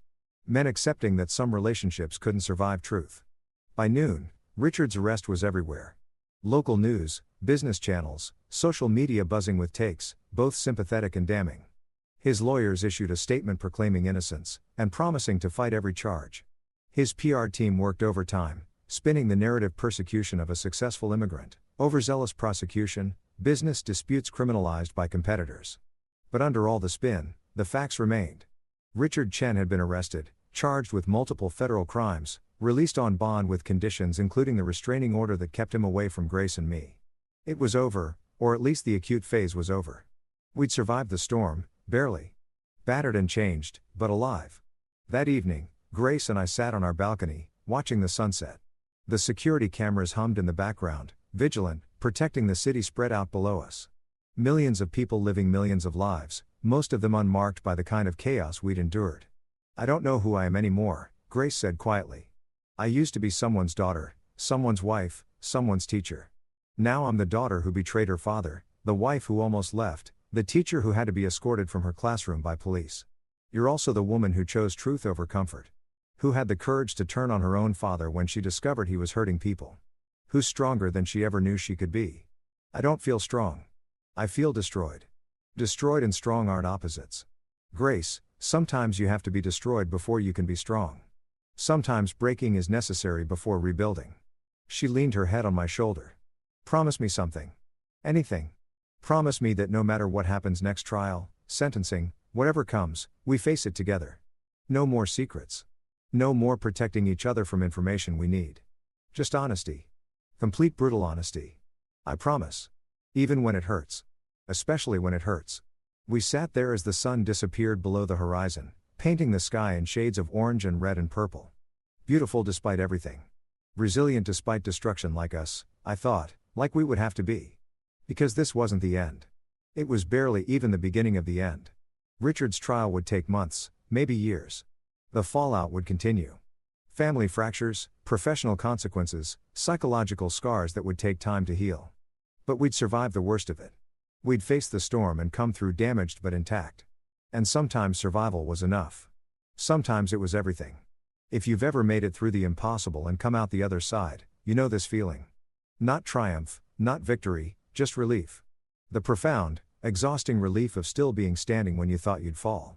We were standing together. Ready for whatever came next. Ready, if not quite whole, but whole enough for now, for today. Tomorrow would bring its own challenges. But tomorrow could wait. Tonight we had survived and that was enough. 6 months later, I stood in a courthouse hallway watching Richard Chen sign a plea agreement. The trial had been scheduled for 3 weeks. His lawyers had promised a vigorous defense, character witnesses, expert testimony about normal business practices in international trade. But on day 4, facing testimony from 17 defrauded suppliers and forensic accountants who'd unraveled his financial deceptions, Richard's legal team negotiated a deal. Guilty on 4 counts of wire fraud, 3 years federal prison, 5 years probation, full restitution to victims, his business licenses revoked, Chen Dynamics dissolved, assets liquidated to pay what he owed. It wasn't everything, but it was justice. Imperfect, incomplete, but real. Grace stood beside me, her hand in mine. She hadn't spoken to her father since the arrest. Her mother had cut off all contact, chosen loyalty over acknowledgement. But Grace's aunt, her father's younger sister, had reached out weeks ago. I always suspected, she'd said quietly over coffee. I just didn't want to know. They talked now carefully, building something new from the wreckage of what was. Richard looked smaller in his suit, older. When his eyes met mine across the hallway, there was no rage anymore, just exhaustion. He'd fought and lost, and the fight had taken everything. He looked at Grace last. She didn't flinch, didn't look away, just held his gaze with steady, sad resolve. Then he signed the papers and was led away. We left the courthouse into November sunshine. Grace tilted her face toward the light, eyes closed, breathing deep. It's over, she said. The legal part. The rest takes longer. I know. She opened her eyes. But I can breathe now. For the first time in 6 months, I can actually breathe. We drove to the coast. Spontaneous, unplanned, just got in the car and drove until the city disappeared behind us and the ocean stretched ahead.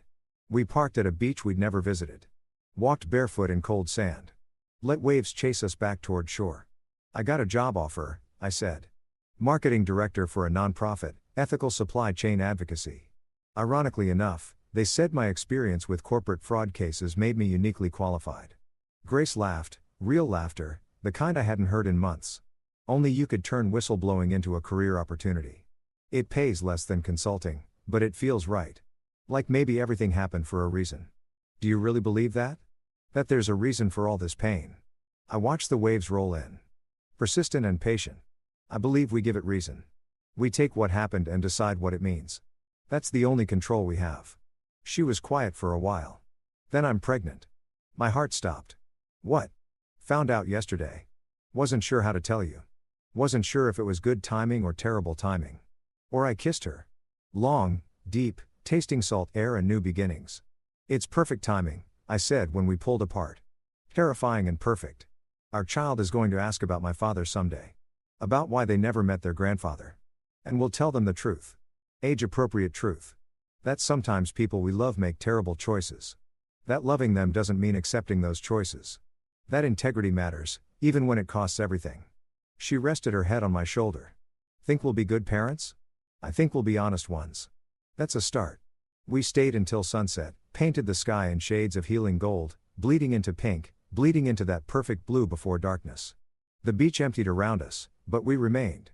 Two people who'd survived their own unraveling and were slowly, carefully knitting themselves back together. If you've ever emerged from the worst period of your life, you know this feeling.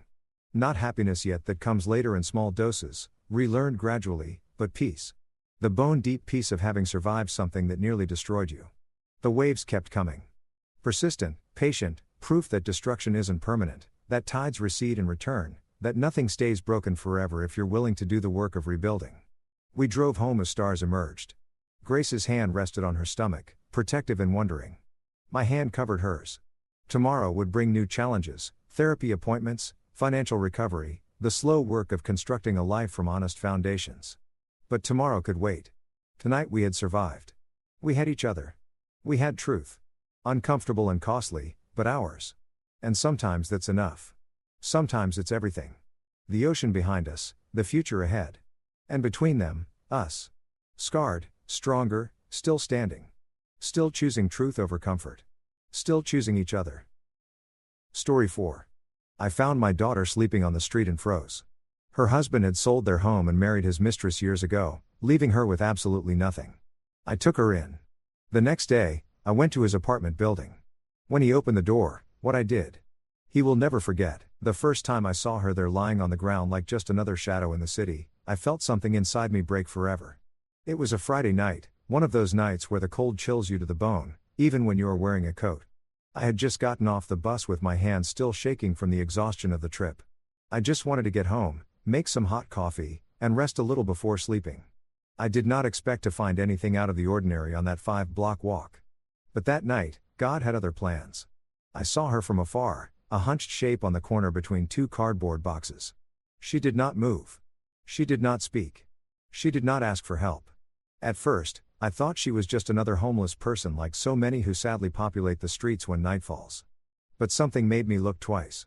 I do not know if it was the hair long, dark, and familiar, or the way she had her arms tucked against her chest like she did when she was a little girl and felt cold. I approached slowly with my heart beating so loud I could hear it in my ears. When I was less than 6 feet away, my world collapsed. It was my daughter, my little girl, my blood lying on the street as if she were worth nothing. Oh my God, I whispered, feeling my legs fail me. Sarah, Sarah, what are you doing here? I knelt beside her, although my knees protested at the clumsiness of my movements. Her face was dirty, marked by the dust of the street. Her skin was cold, her lips cracked. Her clothes were worn out and torn in several places. One sneaker did not belong to her. It looked too big. The other was barely a piece of sole held together by 2 threads. I touched her shoulder carefully. My love, wake up, please. She opened her eyes slowly as if she struggled to remember where she was. When her gaze focused on me, a mixture of surprise, shame, and relief crossed her features. Dad, she whispered with a broken voice. What are you doing here? I could not speak. My throat closed up in a way I'd never felt before. I just took her by the arms and hugged her. She cried against my chest, weak, exhausted, as if she had not done so in years. My hands shook as I stroked her hair, trying to understand how it was possible that my daughter, the same one I had raised with so much love, was sleeping on the street like a stranger abandoned by the world. Get up, honey, I managed to say at last with a ragged voice. We are going home right now. You are not staying here 1 second longer. She trembled when she tried to stand up. We had to do it little by little, leaning on me like she did when she was small and was afraid to walk alone on stormy nights. Her body was so light it worried me. How long had she gone without eating properly? How many nights had she slept like this, exposed to the cold, to the danger, to the indifference of people? Dad, she said again, almost in a whisper. He left me with nothing. Her voice broke pronouncing that sentence, and I understood everything. I did not need to hear more to know who she was referring to. Her husband. The same one I never fully approved of. The same one she defended so many times. The same one who convinced her that I was too protective. The same one who promised to take care of her and he destroyed her. But it was not the time for questions. It was not the time for guilt. It was the time to take her home and protect her. I helped her walk the few blocks to my house. Every step seemed to weigh a ton. She cried in silence. I did too, although I did not let her see me. When we entered, I wrapped her in a warm blanket and sat her on the sofa. I made her hot soup, the same recipe I always made her when she was sick as a child. She barely had a few spoonfuls before falling asleep, defeated by exhaustion. I stayed watching her for a long time. My daughter, the same one who once dreamed of building a family, was there sunken, broken, stripped of everything by the man who swore to love her. And then rage invaded me. A dense, deep rage like a fire growing in my chest, but also a pain that made me tremble. While I watched her sleep, I understood that I could not stay still. Not this time, not after seeing what I saw. I had to do something. I had to confront that man. I had to take back what he had taken from her. While I made a cup of tea to stay awake, my mind began to weave a plan. A plan that had nothing to do with violence, but with dignity, with justice, with fatherly love, with everything he never had for her. And while the clock struck 3 o'clock in the morning, I took my phone and looked up the address of the new apartment where he lived with his mistress. There, in an elegant building surrounded by luxuries that did not belong to him, slept peacefully the man who had left my daughter sleeping on the street. But before we continue, I would like to know if you subscribe to the channel William's Revenge Stories, and if you like the video, this helps me see that you support me and enjoy my stories. Now, let's continue. That night, sitting next to my daughter while she slept, I decided that the next day I would go look for him. I did not know exactly what I would do when he opened the door, but I did know one thing. Never in his life would he forget what was about to happen. When I woke up, it was almost 9 in the morning. I had slept in the dining room chair with my head resting on my arms. I did not remember at what moment sleep had overcome me, but I did remember every detail of what I had seen the night before. My daughter was still there, curled up on the sofa, wrapped in the blanket I had put on her with soft breathing, and her face still marked by fatigue. I approached slowly and watched her. That fragile piece I saw in her expression did not match the reality she had lived. And while I watched her sleep, a thought hit me with the force of a hammer. My daughter was missing from my life completely for 2 years, and I never imagined she was like this. It hurt me. It went right through me. It destroyed me on the inside. I made coffee in silence without making noise so as not to wake her. But not even 10 minutes passed when I heard her move. She sat up slowly as if her body still felt heavy. When she opened her eyes and saw me, she smiled, but it was that broken smile as if she struggled to remember how to do it. "Good morning, Dad," she whispered. I went over and sat next to her. I did not want to pressure her, but I knew she had to talk. She knew it, too. "Do you want to eat something?" I asked to give her time. She shook her head. "No, I just need to tell you what happened." I took a deep breath. I nodded. "I am here, honey. Tell me everything. Do not be afraid." She squeezed her hands together. Trembling slightly. Her eyes looked down, avoiding mine. And then she began.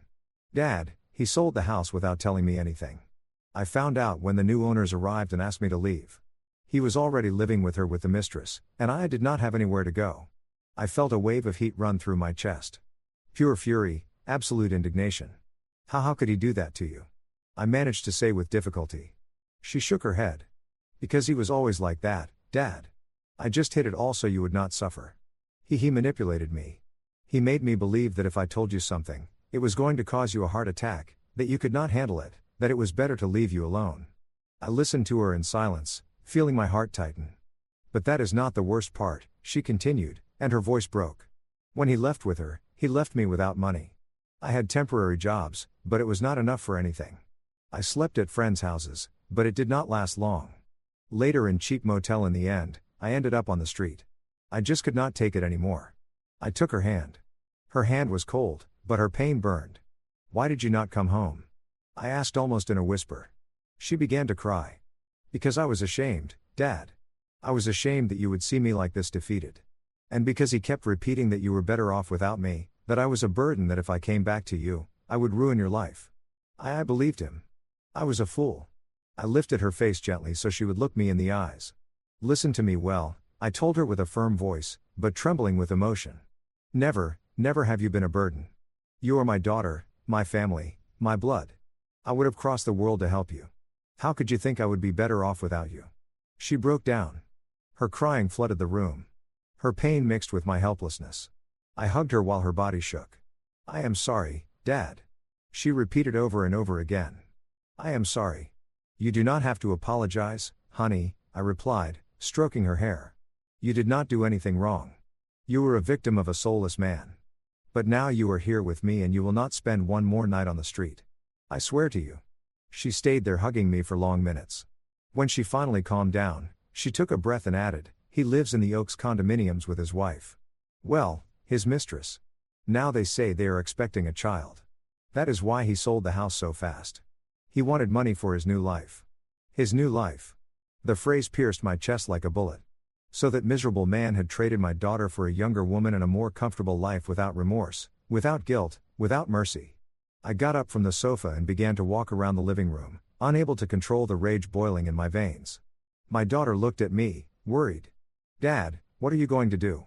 I stopped. I stared at her. I felt my hands clench into fists. "I am going to do what I should have done a long time ago," I said with a deep voice. "I am going to go talk to him." She opened her eyes with fear. "Dad, no, please.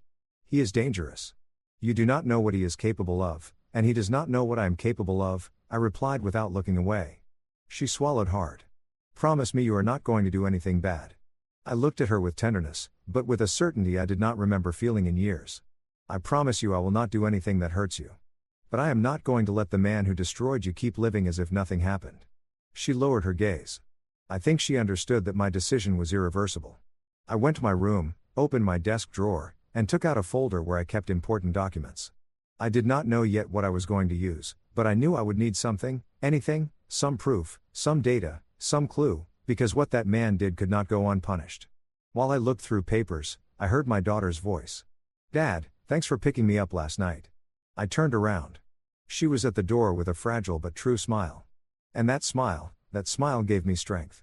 "Sarah," I said with a soft voice, approaching her, "never think again that you are alone." I hugged her one more time. And that morning, while the sun was just beginning to peek through the window, I knew with certainty that the next day I would be looking into the eyes of the man who destroyed her life, and that he would never forget what was about to happen. I slept little that night, actually almost nothing. Every time I closed my eyes, I saw my daughter's face, dirty, tired, defeated. And then I saw the face of that man she had called husband for so many years. A man who used her, cheated on her, and abandoned her without any remorse. I got up before the sun fully came up. I made coffee. I put on a thick jacket and sat at the kitchen table, looking at the folder of documents I had taken out the night before. I still did not know what I was looking for, but something inside me told me that there were pieces of a puzzle there that I had not wanted to see in the past. While I reviewed old receipts, contracts, and a copy of my daughter's marriage certificate, I heard her soft steps behind me. She approached with an expression that mixed shame and relief. "Good morning, Dad," she murmured. "Good morning, honey. Could you rest?" She nodded, although her eyes said something else. "I slept better than in years," she confessed, and that pierced my soul. I poured her a cup of hot coffee, and we sat face to face. The morning light entered through the window and illuminated her face. It was like seeing a reflection of the little girl I once carried on my shoulders to take to the park, the same one who asked me for stories before sleeping. The same one who promised to call me every day when she went to live with her husband. But life had been cruel to her, too cruel. "Sarah," I said with a firm voice. "I need you to tell me everything you remember. Everything, even what you think does not matter." She bit her lower lip, hesitating. Then she took a deep breath and nodded. "Okay, Dad. I will tell you everything." She settled in the chair as if preparing to open a box full of painful memories. He started to change long before leaving with her. She began. "At first I thought he was stressed about work, but no, he already had a relationship with that woman. I was the fool who did not want to see it." "You are not a fool," I interrupted gently. She continued, ignoring my comment. "One day he arrived furious and told me that the house had to be put in his name. He yelled at me. He insulted me and I accepted. I still do not know why I did it. Maybe I was tired, or maybe I was afraid of being alone." I clenched my fists on the table. "And when did he sell the house?" "A month later," she replied, lowering her gaze. "He told me the sale was for a project. But I did not see a single cent. When I asked him, he yelled at me that it was none of my business. Then he disappeared for 2 days, and when he returned, he was already planning to leave with her. My breathing became heavy and no one helped you. No lawyer, no friend. He convinced me that if I reported him, he could say that I was mentally unstable and that I would lose any right. He even said he could take away my last name. He terrified me. Dad. I felt something I could not describe. It was not just rage. It was an ancient, deep, almost primitive pain, as if the injustice committed against my daughter had been nailed into my own skin. I got up from the chair without wanting to, driven by the need to walk. She looked at me worried. "Dad, what are you thinking?" I am thinking, I said with a racing heart, that man is going to pay for everything he did to you. That I'm going to look him in the eyes and I'm going to remind him who I am, and that I am not going to allow him to destroy your life again. Never again. She stayed silent. Then slowly she spoke. Dad, I am scared. I turned and looked at her with tenderness. You do not have to be scared. Not while I am alive. She got up and hugged me. Her body trembled mine, too. We were two wounded souls trying to find strength in each other. When she pulled away, I thought she wanted to rest, but she went to her bag and took out an envelope that was crumpled and almost torn. I found this a long time ago, she said. He does not know I have it. I kept it without knowing why, but maybe it will be useful to you. I took it in my hands. I opened the envelope carefully. Inside were copies of printed emails, contracts, text messages, all related to the sale of the house. There were suspicious bank movements, deposits to unknown accounts, and one thing that caught my attention. A message from the mistress telling him, sell it now. We needed to close the deal on the apartment. I rested my hands on the table. I felt that everything fit, every piece, every deception, every lie. That man had not only abandoned my daughter, had not only manipulated her, had not only left her on the street, he had scammed her. He had stripped her of everything that was hers. And on top of that, he had used that money to build his new life. I stood for a long minute looking at those papers. There was the beginning of my path. There was my weapon. There was the door to destroy what he had built. I returned the papers to my daughter and caressed her face. Honey, thanks for trusting me. She smiled weakly. What are you going to do with that, Dad? I took a breath. I'm going to get justice, but not with blows, not with violence. I am going to do it as it should be done, with intelligence, with strategy, and with calm. I took a step toward the window and looked out. Today, I am not going to go see him yet, I added. Not until I have everything I need. But soon, very soon, he is going to know what it is to face a father who has seen his daughter suffer. She approached, rested her head on my shoulder, and murmured, Dad, I am afraid he will hurt you. I smiled without looking at her. Do not worry. He is not going to touch me. He will not be able to. My hands closed into fists. The plan had been born, one that he would never see coming, one that would change his life forever. I spent the morning reviewing every document my daughter had kept in that crumpled envelope. They were loose pieces, fragments of a puzzle that finally was beginning to show a clear picture. But I knew that if I wanted to unmask that man, I could not stick only with loose papers and suspicions. I needed solid proof, witnesses, details, and to know up close the fake life he had built using my daughter's suffering. At 3 o'clock in the afternoon, I took my coat, put the documents in a folder, and went out. My daughter was taking a deep nap. Her body needed rest. Her soul did, too. I did not want to wake her. I left her a note on the table. Sarah, I went out to fix some things. I will be back soon. Rest, Dad. While I walked to the bus stop, I felt a mixture of anguish and determination. I did not know exactly what I was going to find at the Oaks condominiums. But I did know that I would not return home until I had enough information to take the next step. The ride was long. The building was in an elegant area of the city, very far from where my daughter and I lived. I remember that while the bus moved forward, I saw expensive houses, luxury cars, and people with smiles of superiority, as if life had never been cruel to them. I asked myself how many lives my ex-in-law had crushed to get to this place, how many lies he had told, how much damage he had caused. When I got off the bus, the building appeared right in front of me. It was imposing, a modern building with a glass facade with impeccable gardens and a security gate that looked more like a wall. The contrast with the place where I had found my daughter was violent. It was obscene. It was insulting. I walked toward the entrance with a firm step, although inside I carried a sea of emotions. A guard approached immediately. Good afternoon, sir. Who are you visiting? He asked with a polite but distant tone. I am here to see Alex, I replied, using my ex-son's name, feeling how my voice acquired an edge I did not know it had. The guard checked a list on a tablet. Your name? I gave him my full name. I waited. The guard frowned. You are not registered for any visit. Of course not. That man would not allow even my memories to get close to his new life. I just need to leave him some documents, I said, keeping my cool. They are important. I can wait in the lobby. The guard hesitated. He looked me up and down. I must not have given the impression of danger. I was a man of almost 70 years with a folder in my hand. After a few seconds, he nodded. Okay, but you cannot go up without authorization. Wait here. I entered the lobby. The cold perfumed air hit me in the face. There were luxurious armchairs, Shiny floors, modern lamps, everything my daughter had lost. I sat down, took a deep breath, and watched the people entering and leaving. Young couples, executives, a pregnant woman, all with perfect lives, or at least lives without the hell my daughter had lived. 15 minutes later, I heard a familiar voice. It was not my ex-in-laws. It was a woman's voice. "Are you Sarah's father?" I turned around. It was a neighbor. I knew it instantly. She was carrying a bag with groceries, wearing elegant clothes, and had that expression of someone who knows too much, but does not know if she should speak. "Yes," I replied, standing up. "I am her father." She looked to the sides as if fearing someone would hear. I saw her a long time ago before she lowered her voice, before he left her. "Your daughter came here a lot crying." He yelled at her in front of everyone. Once he pushed her in the hallway.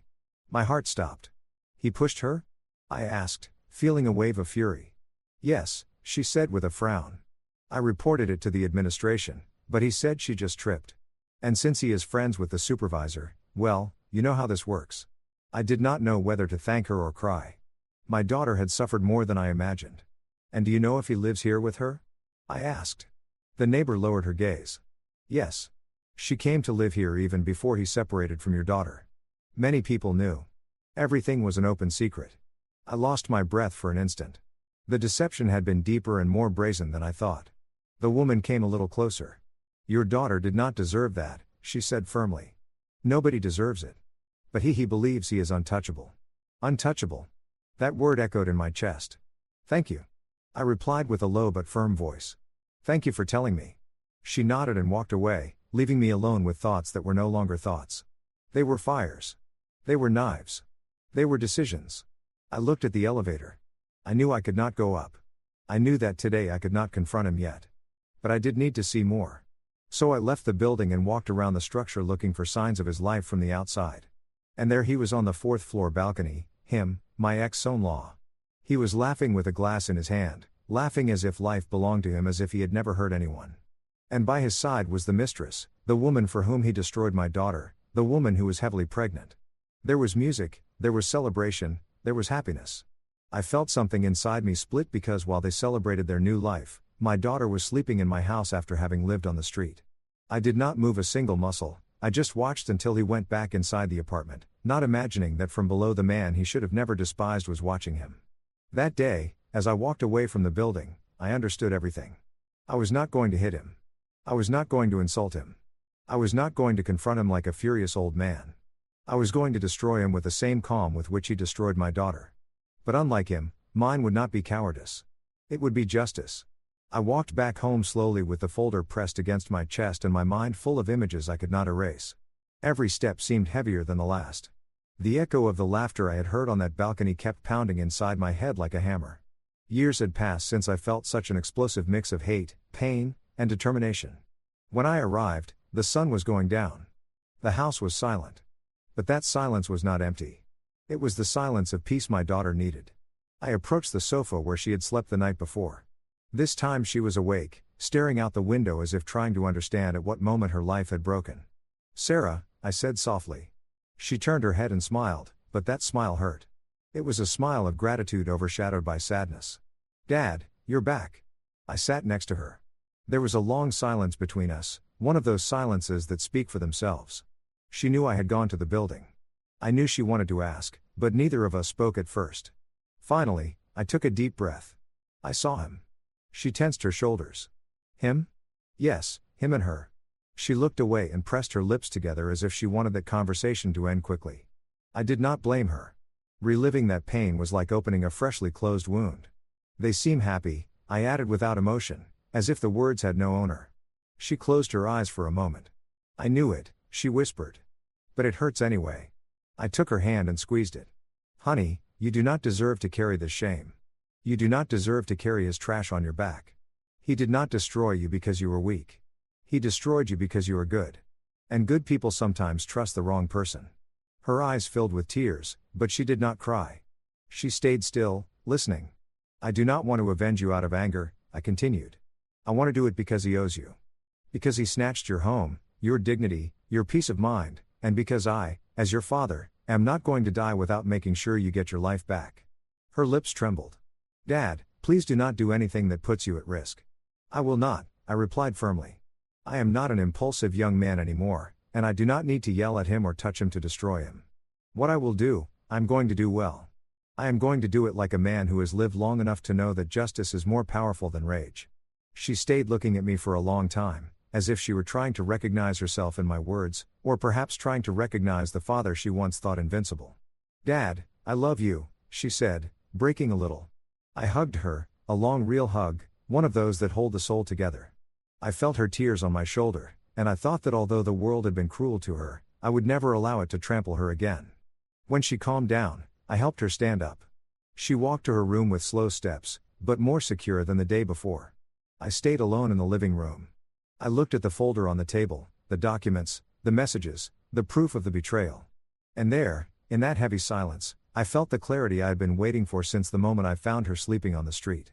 It was no longer just pain. It was no longer just rage. It was a purpose. A purpose so solid it seemed part of my own body. I approached the window. Night had already fallen. The street lights illuminated the solitude of my home. I thought about my daughter sleeping safe under a roof again. I thought about the man who had destroyed her and who now lived like a king.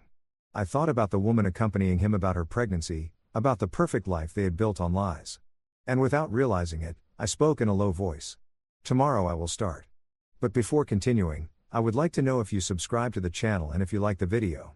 This helps me see that you support me and enjoy my stories. Now, let's continue. I took the folder and opened it once more. Every document was a seed of truth. Every message was a crack. Every signature, every date, every printed conversation was a knife I could sink with surgical precision. I did not need violence. I did not need threats. I did not need to risk my freedom or my integrity. I just needed to organize it all. And then I knew what I had to do. I began to classify the papers by dates, then by type, then by legal relevance. I took out an old notebook I kept in the drawer. That one where I wrote down household expenses, birthdays, and reminders. That day that notebook became my weapon. There I traced the first lines of the plan. A slow plan, a cold plan, a plan impossible to stop when it started rolling. My ex-in-law had a weak point, one he had not noticed until that moment. The mistress did not know that the house he sold belonged to my daughter. She did not know it was bought with mutual effort from both of them. And above all, she did not know that he committed fraud by putting the property in his name through emotional manipulation and threats. The walls of that luxurious apartment were built on a secret that only I could destroy. I closed the folder. I breathed deeply. I looked at the clock. 10 at night. My daughter was sleeping peacefully in her room. I, on the other hand, was awake, more awake than at any other moment of my life, because I knew something with absolute certainty. Tomorrow would be the beginning of the end for him, and the beginning of a new life for my daughter. I slept barely a few hours, but I got up with a clarity I had not felt for decades. The sunrise entered through the window like a golden line, splitting the darkness of the bedroom in two. I dressed slowly with the solemnity of someone preparing for something inevitable. I washed my face, combed my gray hair, and looked in the mirror. I did not see an old man. I saw a father. I saw a protector. I saw someone who had gotten tired of life taking away what he loved. I took the folder with the evidence and put it in my leather briefcase, the one I used many years ago when I still worked. Before leaving, I passed by my daughter's room. She was sleeping deeply, breathing with a rhythm I had not heard since before her marriage. I watched her for a moment. I adjusted a blanket over her shoulders. Today I start giving you your life back, I whispered without her hearing me. I left and closed the door carefully. The road to the condominiums. The Oaks felt different this time. There was no anguish or uncontrolled rage, only determination. Every step was a silent declaration. I am coming for you for what you did, for what you destroyed. When I arrived, the guard recognized me. He took a deep breath as if he already sensed the storm I brought with me. Good morning, sir, he said with certain discomfort. I am here to see Alex, I replied bluntly. Let me call, he stammered. No, I interrupted, staring at him. Do not call. I'm going up. The guard hesitated. He looked toward the booth. He looked toward the building. He knew he could not stop me without causing a problem. Finally, he gave in. He is on the 4th floor, apartment 4B. I nodded, storing the address in my memory as if I had waited for it all my life. I passed the turnstile and entered the lobby. The elevator took ages to open, but once inside, the metallic silence felt like a solemn preamble. I watched my reflection in the doors. A man with eyes full of a fire that no one could put out. When the doors opened, the hallway was empty. I advanced slowly, feeling every heartbeat in my chest, like a drum announcing battle. In front of door 4B, I stopped. I breathed. I organized my ideas. And I knocked. At first, there was no answer. I knocked again harder. I heard steps, familiar steps, steps my daughter must have heard thousands of times approaching her to hurt her. The door opened slowly, and there he was, my ex-in-law, younger than me, physically stronger, more arrogant than ever. He was wearing expensive sports gear. He had an arrogant smile until he saw me. His face changed. The smile died. His eyes widened with a mix of surprise, annoyance, and fear. "You," he spat the word as if I were a plague. "What are you doing here?" I did not answer immediately. I watched him carefully without rushing. He got uncomfortable. "You have no business in my house," he added, trying to recover his tone of superiority. "I came to talk to you," I said finally. "And I am not leaving until I do." He let out a short, nervous laugh. "Talk about what? About your daughter? She brought what happened on herself. I'm not going to be responsible for a useless woman incapable of supporting herself." There, I felt it. My stomach turned. My blood boiled, but I did not raise my voice. I did not move forward. I did not touch him. I just took a deep breath. "I'm going to repeat this only once," I said with icy calm. "Speak about my daughter with respect or it will be worse for you." He frowned. "Worse? Are you threatening me, old man?" "No," I replied, locking eyes with him. "A threat is saying something that might happen. I do not work with might. I work with facts." He laughed again, now louder. "And what are you going to do? Hit me? Call the police? Tell the world your daughter is a failure?" That was the exact moment I understood why my daughter had broken, why she had fallen so low, why she had been afraid to come home. That man had no soul. "Let me in," I ordered. "No. Then I will speak here," I replied, lifting the briefcase a little, his eyes locked on it. The fear returned. "What do you have in there? What should worry you?" I replied. "Proof documents, messages, illicit transactions, conversations with your mistress before you left my daughter, and most interesting, proof that you committed fraud with the sale of the house, a property that legally should have never been in your name," he paused. I saw him swallow hard. I saw him wobble for a second. "You do not know what you are talking about," he stammered, taking a step back. "No," I smiled slightly. "I know everything, and what I do not know I will find out. Today I came to warn you. Tomorrow I will not warn anything." He was breathing fast. He looked inside the apartment nervously. Someone was moving in the kitchen. The mistress. Then I knew he did not want her to hear. "Listen well," I said, leaning just a little towards him. "My daughter slept on the street alone, hungry, broken, while you were here playing rich. That is over. You cannot prove anything," he tried to reply. But his voice was shaking. "Today I am not coming to prove it. Today I am coming to tell you. Tomorrow will be different." He opened his mouth to say something else, but he could not. He stood there paralyzed, looking at the man he thought was weak just for having gray hair. I smiled a small, controlled, dangerous smile. "Enjoy your day, Alex. You have few like this left." I turned around. I walked toward the elevator. I did not look back. I did not need to. I had fulfilled the first part. He already knew I had found him. And he knew, although he would not admit it, that this time he could not escape. The elevator descended slowly, and while the lights on the panel went down from 4 to 3, then to 2, I felt how my breathing stabilized again. I had not lifted a finger against him, but I had seen him tremble. For the first time, Alex understood that no one else's hand would shake but his.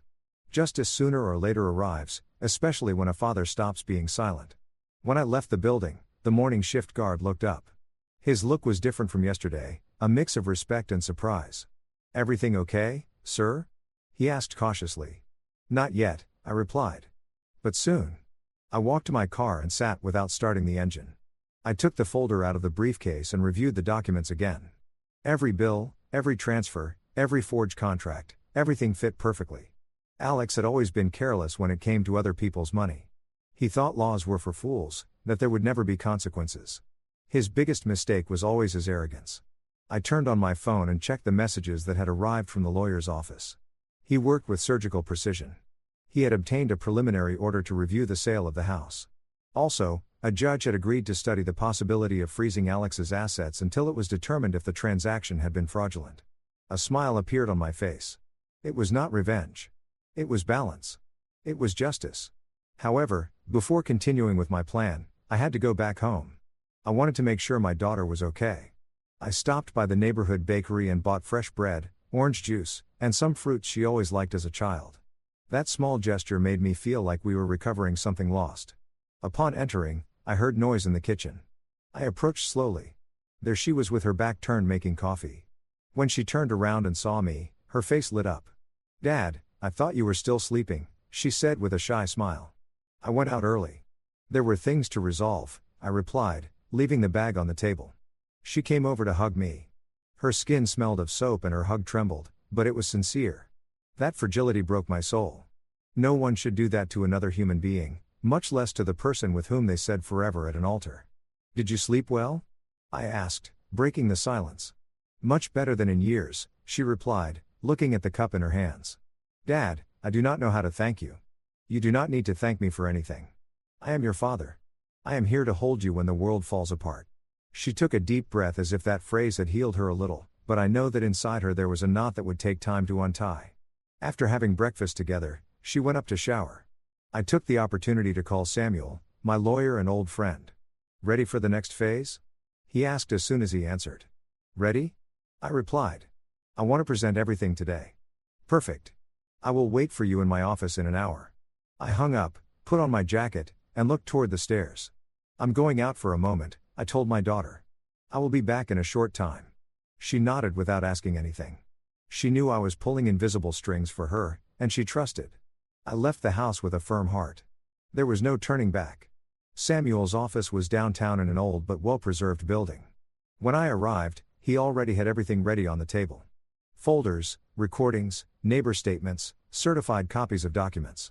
"Michael, what you have here," Samuel said, adjusting his glasses is enough to sink him legally. Not only for the fraudulent sale, also for financial abandonment threats and the history of manipulation we can prove with witnesses. "I do not want to ruin his life for sport," I replied. "I want him to pay for what he did and I want my daughter to get back what is hers." Samuel nodded. "Then we are on the right path." I signed several documents. Every signature was like taking another brick away from the castle of lies where Alex lived. When we finished, Samuel leaned back in his chair. "Do you want us to notify him today?" he asked. "Not yet," I replied. "Before that, I must do something else." Samuel raised an eyebrow. "Something legal as breathing," he smiled. He knew I was a man of principles. But he also knew there were limits that once crossed by others demanded forceful answers. Back in my car, I thought about the inevitable. Sooner or later, my daughter would have to face her past face to face. But before that, it was Alex who had to feel the ground crumbling under his feet. I returned to the Oaks condominiums. The guard looked at me surprised. "Here again, sir, relax," I said. "I am not coming to talk to him." "Oh, okay," he replied with relief. I arrived at the underground parking. I knew which car was his. A black sedan, he showed off as if it were a throne on wheels. I approached and took something out of the briefcase, a laminated sheet that could not be ignored. It was a copy of the legal complaint with the court's date and stamp. Not the original, but enough to give him a nervous breakdown. I placed it carefully on the windshield under the wiper. Then I stepped back a few steps and watched the car from afar. No one else noticed, but I did. That paper was the beginning of the end. When I got on the elevator to return to the surface, my phone rang. The name on the screen froze me. "Alex," I answered without saying anything. "Old man," he said with a broken voice. "What did you do? What is that paper on my car? Why are you messing with my life again?" I smiled. But it was a sad, tired smile. "Why did you mess with my daughter?" I replied. "You cannot do this to me, Michael. You cannot." His breathing was agitated as if he were on the verge of a panic attack. "Let's talk. Please." "We already talked today," I replied calmly. "Wait, do not hang up." But I hung up. The elevator opened its doors. I went outside. I breathed the fresh afternoon air. My war was not of blows. It was of truths. And he had just received the first one. That afternoon, after hanging up the phone, I stayed a few seconds looking at the black screen. It was strange. For years, Alex had believed himself invincible, unreachable, untouchable. And now, with just a paper under his car's windshield, his voice broke like that of a scared child. I put the phone in my pocket and began to walk toward the exit of the condominium. It was time to return to my daughter, but it was also time to prepare the next move. The paper on his car was not a threat. It was a warning, a small glimpse of the abyss opening under his feet. As I walked away, I heard hurried steps behind me. I turned my head, and there he was, Alex, breathing with difficulty, as if he had run several floors down the stairs to catch me. He was sweating, shaking, and his arrogance, the one that had fed him so much, was nowhere to be found. "Michael, wait," he said, raising a hand. I stopped, not for him, but for what that moment represented. For the first time in his life, he was the one chasing another. "What do you want?" asked with a neutral voice. "Can we talk between men, between adults?" He stammered, swallowing saliva. "We already talked today," I repeated without moving. "Not like this. Not with that paper." "What is that? What kind of lie are you inventing?" I took out the briefcase and without opening it, completely let him see the edge of the documents inside. "Nothing you did not cause yourself." Alex stepped back, his face contracted in a mix of fury and fear. "You cannot destroy my life," he said in an almost desperate murmur.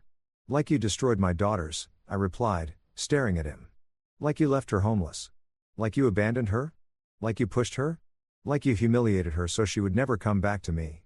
Is that what you want us to forget?" He opened his mouth but had no answer because the truth cornered him more than any blow. "That is in the past," he tried to say, recovering a little air. "We have to look forward." "You looked forward when you sold what was hers," I replied, taking a step toward him. "Now it will be your turn to look back at everything you did, and this time you will not be able to hide." He tensed. "Michael, I have a life now, a son on the way. I do not want problems." "I did not want them either," I answered coldly. "But you created them, and the difference between you and me is that I take responsibility for what I do." He remained silent, but his breathing betrayed that he was on the verge of collapse. That man who had made my daughter cry so many times was now afraid of a few sheets of paper. Without saying more, I turned around. He did not follow me. He did not dare. On the way home, I called Samuel. "I want to see the mistress," I told him. "The mistress," he repeated, surprised. "Yes, I need her testimony, even if she does not give it officially. I need her to know who she is living with," Samuel sighed. "Michael, that can complicate." "I know, but it is necessary." He knew he could not stop me. "Okay, I will send you her address." My phone vibrated seconds later with a message. Address, apartment number, full name. Upon arriving home, my daughter was sitting at the table reviewing an old notebook. When she saw me enter, she gave me a soft smile. "Dad, you did something right." I nodded, the first step. She did not ask more. She did not want details. Maybe she was afraid to hear the truth. Or maybe she trusted me more than any explanation. We ate together, a simple meal, but full of something we had not felt in a long time. Hope. After dinner, I accompanied her to her room. I said good night and waited for her to fall asleep. When I knew she was resting, I took the briefcase again. It was time to continue. The mistress's address was in another elegant neighborhood, a smaller building, but equally expensive. I arrived near 9 at night. The doorman stopped me. "Who are you looking for?" "Ashley."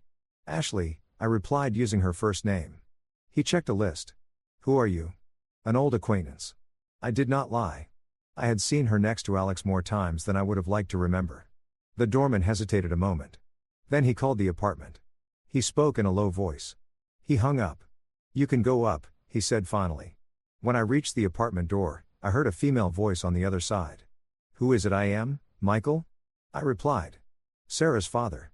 There was a silence long tense deep. The door opened a few inches.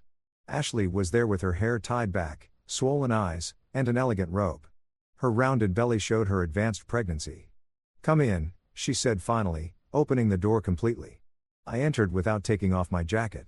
Ashley sat on the sofa with a hand resting on her belly. "I know why you came," she said without looking at me directly. "Oh, really?" I replied. "Alex called me. He is scared." I sat in front of her. "He should be," I replied calmly. She sighed and finally looked me in the eyes. "He told me that you want to ruin him." "He ruined himself alone," I said without blinking. "And he dragged my daughter with him. I'm just putting things in their place." She lowered her gaze. She looked nervous. She looked tired. And for the first time, she looked lost. "Michael," she said in a low voice. "I did not know that he had left Sarah on the street. He told me that she abandoned him, that she was crazy, that she was violent, that she deserved nothing. And you believed him?" I asked, leaning forward. Her eyes filled with tears. "Yes," she admitted, trembling. "And now, I do not know what to believe. I took the folder out of the briefcase. I put it in front of her. Believe in this, I told her. She opened the folder, looked at the documents, read the messages, the dates, the proof. Her face changed with every sheet. Her breathing accelerated. Her hands shook so much she almost dropped the papers. My God, she whispered. Ashley, I said softly. I did not come to ask you for anything. I just came to show you the truth. What you decide to do later is up to you. She looked at me with red eyes.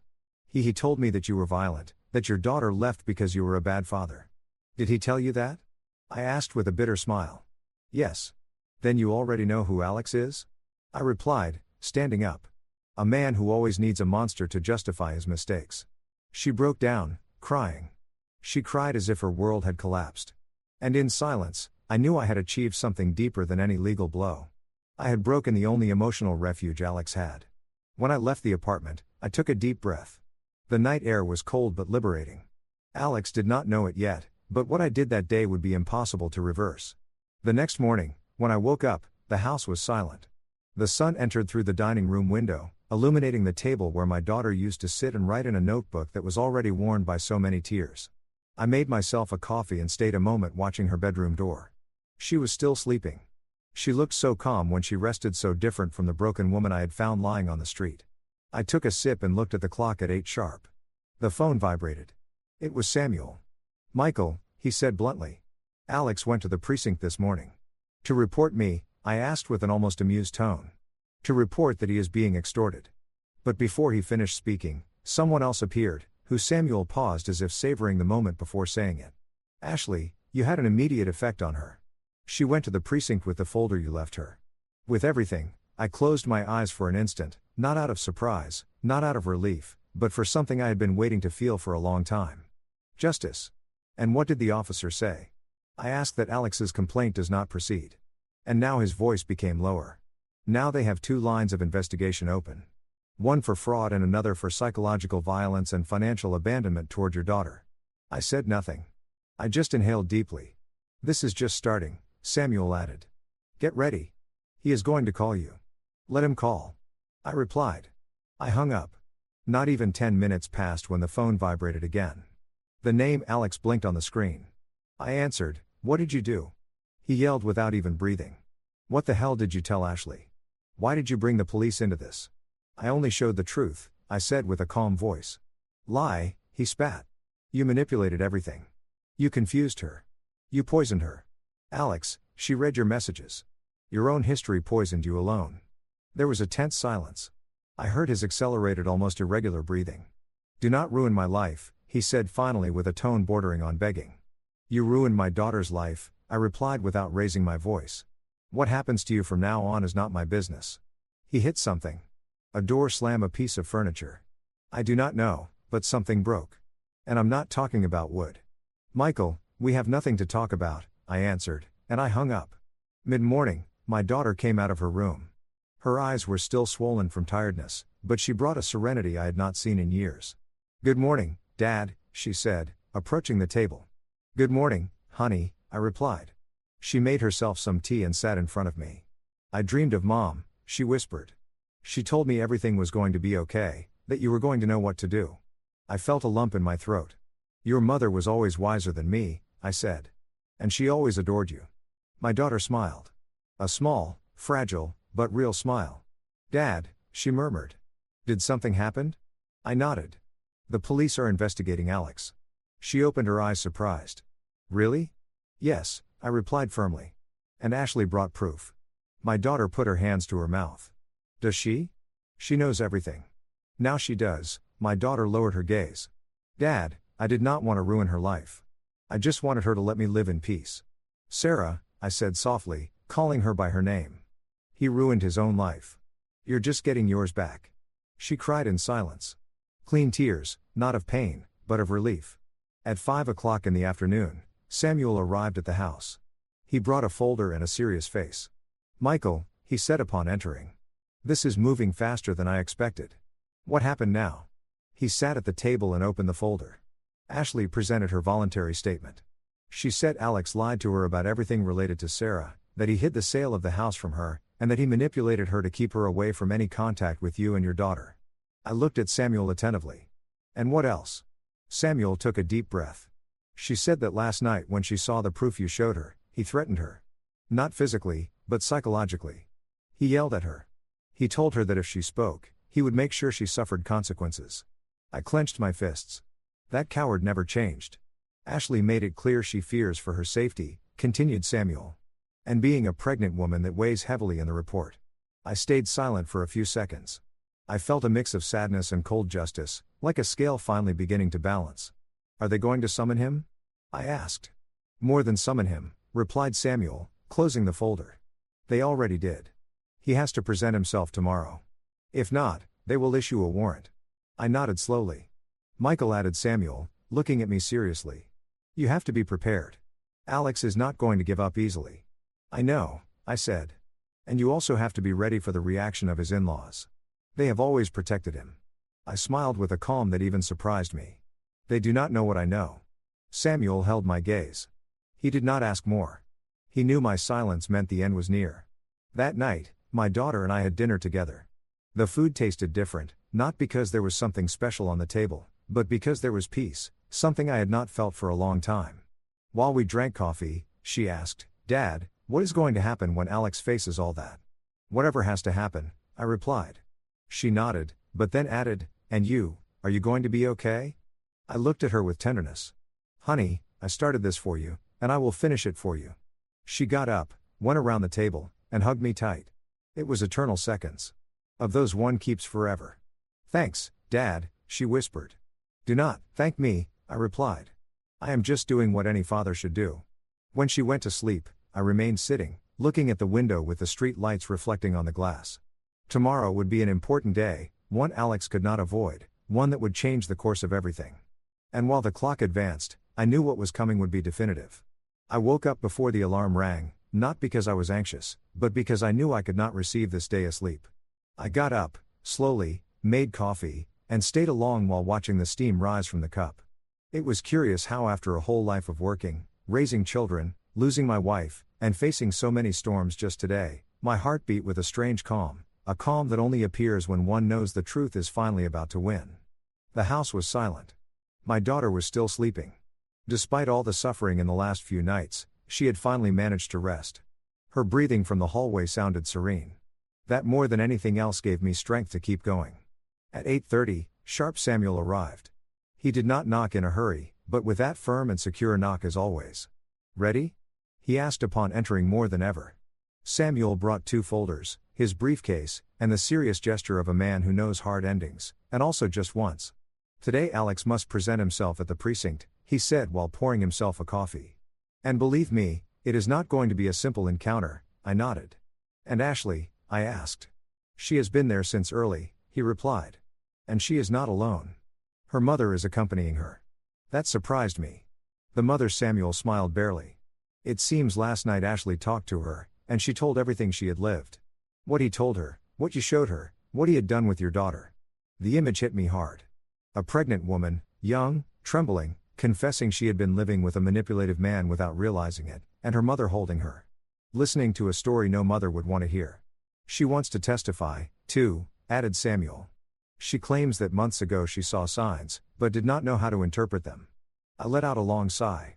Then today everything will be known, I said. Samuel denied softly. A part, but it will be enough for Alex to stop pretending to be a respectable man. At 10 o'clock we left for the precinct. The place was busier than usual. There were voices, whispers, people entering and leaving, and there, sitting with her gaze down, was Ashley. I had not seen her since that night. Her hands rested on her belly, and it was clear she had cried recently. I approached slowly. Ashley. I greeted with a warm tone. She looked up. Her eyes were red. But in her expression, there was something more than sadness. There was decision. Mr. Michael, she whispered. Thank you. Thank you for opening my eyes, I denied softly. Do not thank me. You opened your eyes alone. I showed you a mirror.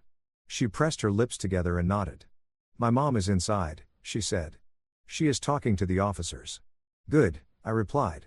It is important. At that moment, the precinct door opened suddenly. Alex appeared. He was dressed well as always, but his appearance was far from his usual arrogance. He had a wrinkled shirt, messy hair, and agitated breathing. But the most shocking thing was his look, a mix of fear, rage, and desperation. When he saw Ashley, his face tensed. When he saw me, he lost color. "You," he spat between his teeth. "So you did it. You turned everyone against me." "No, Alex," I told him calmly. "You did it alone." Ashley stepped back when he approached. Instinctively, I put myself in front of her. "Alex," I warned him. "Not one more step." He looked at me with a hatred I had never seen in anyone. "You destroyed my life," he said. I tilted my head a little. "No, I just stopped allowing you to destroy my daughters." Samuel took a step forward. "Alex, it is time. Go inside." He stayed still as if his body refused to move. "I am not going to declare anything," he said. "Perfect," replied Samuel. "We will do it without you." That "we will do it without you" hit him more than any insult. Inside the scene was different. Ordered cold official. Statements were taken one by one. First Ashley spoke. I heard her from behind the glass. Her voice was soft but firm. She told everything. The yelling, the lies, the manipulations. The nights Alex made her feel responsible for everything he did. She spoke about the sale of my daughter's house, about how he had deceived her, telling her Sarah did not want to fight for anything. And finally, she spoke about fear. That was what impacted the most. The officer looked at her with empathy and wrote down every word. Then her mother spoke. Her statement was forceful. "My daughter changed since she is with him. I thought it was the pregnancy, but no, it was him." The officer finished the note with a serious expression. Alex was called next.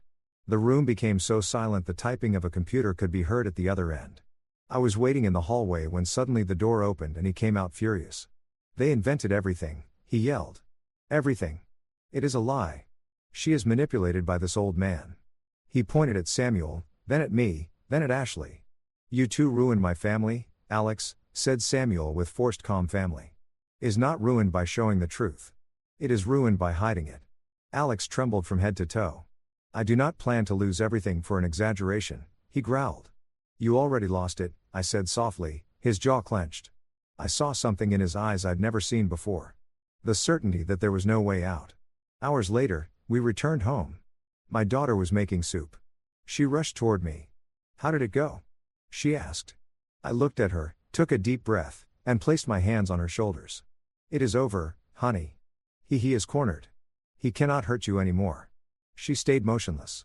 Then she began to cry, but it was a different cry, as if her body expelled years of retained pain. I hugged her. I felt her head tremble on my chest. "Dad, why did it take me so long to leave him?" she asked between sobs. "Because you believed in love," I said. "And that is not a mistake." She separated a little and looked at me with red eyes. "Do you think I will be able to start over?" I stroked her hair. "You will. You are not alone. You will never be again." That night, while she slept, I received a message. It was Samuel Michael. A restraining order was just issued against Alex. Also, they will start the formal investigation process. Tomorrow, I will tell you more. I read it several times. I felt immense relief. Not because I wanted to see him sunk, but because for the first time in years, my daughter could lift her head without fear. I poured myself a whiskey. I sat in the armchair and sighed long, deep, liberating. Suddenly, my phone vibrated again. It was an unknown number. I answered. Silence, then a broken voice. "Michael, it was Alex. I do not want problems," he said. "I just want to talk to you, Monto man." Just that, I remained quiet. "I am destroyed," he continued. "I lost Ashley. My family does not want to see me. And now facing the law, I do not know what to do." I did not answer. "I know you." His voice broke. "You are right. I was a monster. That did surprise me. Michael, he swallowed saliva. "I just want to ask for forgiveness. I do not know if it helps. I do not know if it changes anything, but I had to say it." I took a deep breath. "Alex," I said with a firm voice, "it is not me who has to forgive you." There was a long silence. "I know." He whispered and hung up. When I left the phone aside, I stayed looking at the wall. I did not feel satisfaction. I did not feel revenge. I just felt the circle had closed. My daughter was sleeping safe in the next room. Ashley, pregnant, was far from a man who could have destroyed her life. Alex, for the first time, was facing the real consequences of his actions, and I could sleep without the feeling that I was failing my wife's memory. I finished the whiskey. I turned off the light, and while I went up the stairs, A certainty accompanied me. We had survived, and tomorrow would be better. There are moments in life that seem to steal your air, but there are also others that give it back to you. Today, sitting at the table where my wife and I shared so many memories, I look at my daughter asleep on the sofa, hugging a blanket, breathing calmly, and I understand that it was all worth it. I never imagined I would have to rescue her from such a deep fall. I never thought I would find her sleeping on the street with the same clothes she left her house with, believing that love was enough to be happy. That day, I felt my heart breaking. But I also understood that a father never stops being a father. Not when his child grows up, nor when life goes wrong. In these months, I have learned that justice is not always fast, but when it arrives with a force that changes everything. My daughter has started therapy. She is rebuilding her self-esteem, and she has returned to looking in the mirror without shame or fear. And I have returned to feeling that I still have something to offer this world, even though I am close to turning 70. Regarding Alex, I do not hold a grudge, I do not need it. Life itself has taken charge of showing him that actions have consequences. He lost more than a house or a position. He lost the mask with which he deceived so many. And although he asked me for forgiveness, he understood that that forgiveness was not mine to grant. It was my daughter's. And she someday will decide what to do with that wound. But the most important thing is not what he lost, but what we gained. My daughter recovered her freedom. I recovered my family. And this time, I do not plan to let go. Every morning I see her wake up stronger, firmer, more herself. And when she smiles at me, I remember that even in the darkest nights, there is always a sunrise waiting. I am a simple man, an older man, a man who made mistakes, but who also learned to get up. And if I can say something after everything I lived, it is this. It is never too late to rescue who you love. It is never too late to start over. It is never too late to choose yourself. Story 5. On my wedding day, my in-laws mocked my brother in front of 800 guests. They said, "That's not a man, that's gutter trash." My fiancé laughed loudly. I stood up and canceled the wedding. My brother looked at me and said, "Brother, I own their entire company." Their faces went pale. The fluorescent lights of County General Hospital flickered at 2 a.m. as Austin Perez hunched over his 10th cup of coffee. Medical charts spread across the nurse's station. 5 years of pre-med, 4 years of medical school, 3 years of residency, all leading to this moment where he'd choose between saving a patient's leg or their life. He chose the leg. Took him 14 hours. But the construction worker would walk his daughter down the aisle someday. "Dr. Perez, you're insane," his attending said, clapping his shoulder. Insane and brilliant. Austin didn't do it for praise. He did it because someone had to care. His younger brother, Samuel, taught him that the kid who'd been born with a twisted spine, who'd endured 7 surgeries before age 12, who'd been written off by half the medical establishment. Austin had watched their mother work 3 jobs to afford treatments, watched his father's heart give out from the stress when Austin was 19. He'd switched from business school to medicine the next semester. Samuel needed someone who gave a damn, and if the system wouldn't provide it, Austin would become the system. Samuel had other plans. While Austin carved through medical textbooks, Samuel carved through financial markets. The kid had a mind like a calculator and patience like a saint. Started with $5,000 from their father's life insurance. Turned it into $50,000 by sophomore year of college. Then $500,000. By the time Austin was chief resident at 32, 28-year-old Samuel was quietly buying distressed assets and turning them profitable. He never talked about his wins, never flaunted his success. He still lived in their childhood neighborhood, still drove their father's old Camry, still wore discount suits. "Why do you live like you're broke?" Austin once asked. Samuel had smiled that quiet, knowing smile that made him seem decades older than he was. "Because I remember what broke actually feels like, and I never want to become the kind of person who forgets." Austin met Christina Becker at a hospital fundraiser. She was everything he thought he wanted. Beautiful, polished from a successful family. Her father, Brent, owned Becker Industrial Solutions, a mid-size manufacturing company that supplied parts to automotive plants across the Midwest. Her mother, Maureen, was on every charity board in the city. The kind of woman whose smile could grace magazine covers and whose judgment could ruin reputations. "You're a doctor," Christina had said. Her eyes lighting up. "That's incredible. My parents will love you." They didn't. 3 months into dating, Austin met the Beckers at their country club.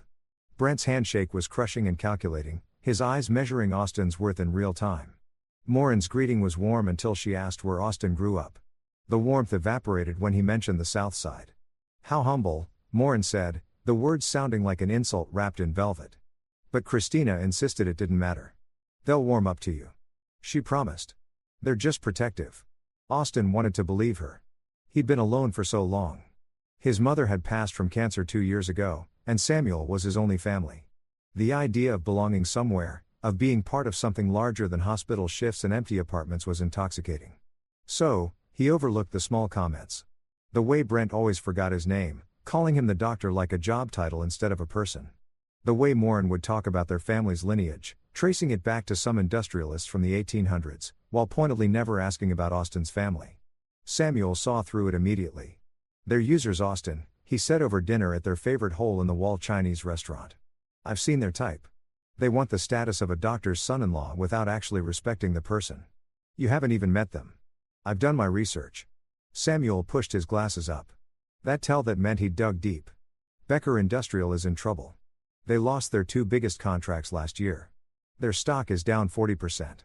Morin's trust fund is what's keeping them afloat, and that dries up when she turns 65 next year. So, they're going through a rough patch. That doesn't make them bad people. Samuel's jaw tightened. "Just be careful.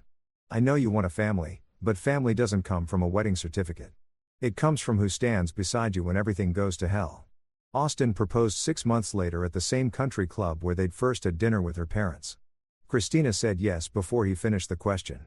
The Beckers threw an engagement party that cost more than Austin's annual salary, inviting 300 of their closest friends. Samuel came in his discount suit, bringing a bottle of wine that cost $30. Morin had looked at it like he brought boxed wine, then tucked it behind the bar where no one would see it. "Your brother is sweet," Christina said later. "But maybe for the wedding, we could set him up with a stylist.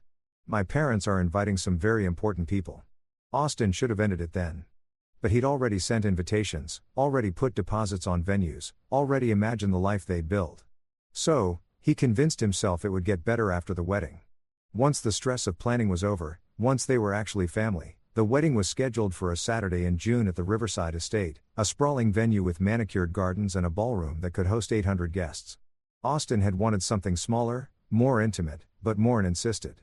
"The Becker name means something in this city," she'd said. "We have obligations." Samuel arrived early on the wedding day, looking uncomfortable in his rented tuxedo. Austin was in the groom's suite, adjusting his bow tie for the 50th time when his brother knocked. "You okay?" Samuel asked, nervous, excited, terrified. Austin laughed. "All of it. It's not too late to back out." "Sam, I'm serious." Samuel's expression was grave. "I've been watching them, Austin. The way they treat you, the way they talk about our neighborhood, our family. Yesterday, I heard Morin tell someone, you were rough around the edges, but trainable, like you're a dog. She's just old-fashioned. She's cruel." And Christina laughs when her mother says things like that. "I've heard her." Austin felt his chest tighten. "You're being paranoid. I'm being observant. There's a difference." Samuel gripped his shoulder. "But if this is what you want, I'll stand beside you. Always. Just know you deserve better than people who make you feel like you have to earn basic respect." The ceremony was supposed to start at 4. By 3:30, 800 guests filled the ballroom. Business associates, distant relatives, society fixtures who attended because being seen at a Becker event mattered. Austin stood at the altar, scanning the crowd for familiar faces, and finding none. His med school friends were working shifts. His residency colleagues were scattered across the country. In this sea of strangers wearing designer labels and false smiles, only Samuel felt real. The processional began. Bridesmaids in champagne-colored gowns glided down the aisle, followed by Christina's maid of honor, her college roommate. Then the music swelled for Christina's entrance. She looked stunning in an off-WH gown that probably cost more than Austin's car, her face radiant behind the veil. But then something shifted in the crowd. A commotion near the back. Austin saw Samuel standing frozen as Brent Becker's voice cut through the music. "Move. You're blocking the aisle." Samuel was standing in the side row, not blocking anything. But Brent wanted him to sit further back apparently. Morin joined her husband, her voice pitched to Carrie. "Honestly, some people have no sense of decorum." Samuel tried to sidestep into his seat, but his foot caught on someone's purse strap. He stumbled, catching himself on the chair. A ripple of laughter spread through the crowd. The kind of laughter that's really mockery, wearing a polite mask. Brent's voice boomed across the ballroom. "Christ, can't even walk straight. What kind of trashy?" Morin cut him off, but her version was worse. "Darling, please don't make a scene. Then addressing the crowd like she was explaining an embarrassing relative. That's the groom's brother. You know, they come from difficult circumstances. The laughter grew louder. 800 people watching Samuel. Brilliant.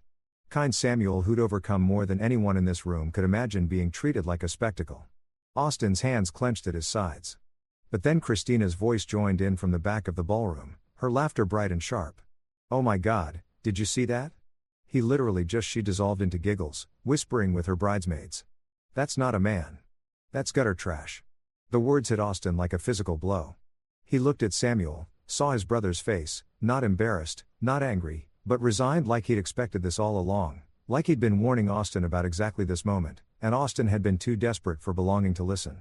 The officiant cleared his throat, trying to restore order. Ladies and gentlemen, if we could, Austin walked away from the altar. The crowd fell silent as he strode down the aisle, every eye following him. He reached Samuel first, standing beside his brother in a gesture that needed no words. Then he turned to face the 800 guests, his voice steady and clear. This wedding is cancelled, Morin gasped. Austin, don't be cancelled. He repeated louder. All of it. There will be no ceremony. You can leave. Christina pushed through her bridesmaid's veil. SKW. Are you insane? We can't just watch me. Austin turned to her and he saw her clearly for the first time. Not the woman he'd convinced himself she was, but the woman she'd always been. You laughed when your father humiliated my brother. You laughed. It was just a joke. Austin, God, you're so sensitive about people I love. Yeah, I am. He looked at Brent and Morin. You wanted to marry your daughter to a doctor. Congratulations. You get nothing instead. Brent's face purpled. You ungrateful little. Do you have any idea what this wedding cost? Well, we've invested in you. Invested? Austin laughed bitter. You spent 6 months trying to sand down every rough edge that reminds you I'm not from your world. Well, guess what? I don't want to be from your world. My world has people in it worth respecting. He started to leave Samuel beside him when his brother spoke for the first time. His voice was quiet, almost conversational, but it carried across the silent ballroom. Mr. Becker, Mrs. Becker. Samuel adjusted his glasses. I should probably mention something. You know that investment firm that bought controlling interest in Becker Industrial Solutions 3 months ago? The one that's been keeping your company solvent. Brent's expression shifted from rage to confusion. Titan Capital Holdings. What about them? Samuel's smile was small and dangerous. I am Titan Capital Holdings. I own 68% of your company. As of 3 months ago, I'm your boss. The silence that followed was absolute. Austin stared at his brother, seeing pieces click into place. The late night calls Samuel had been taking. The new office space he'd rented but never explained. The quiet confidence that had seemed to grow over the past year. Morin's face went white. That's not possible. You're nobody. I'm the son of a factory worker who died trying to give his family a better life, Samuel said softly. I'm the kid who spent his childhood in hospitals because his spine grew wrong. I'm the brother of the best man I know who just walked away from the woman he thought he loved because she couldn't extend basic human decency. And yes, I'm also the person who controls whether your family business survives the next board meeting. Brent lunged forward, but Austin stepped between them. The older man froze. Austin had 4 in and 30 pounds on him. And they both knew it. Walk away, Austin said quietly. While you still can. The ballroom erupted. Guests pulling out phones, Morin clutching her husband's arm, Christina screaming about contracts and lawyers, and Austin ruining everything. But Austin heard none of it. He looked at Samuel, his little brother, who'd been protecting him all along, and started to laugh. You bought their company 3 months ago. They were hemorrhaging money after losing those automotive contracts I mentioned. I offered them a lifeline and they took it without doing due diligence on who Titan Capital really was. You didn't tell me. I wanted to see if you'd walk away on your own first.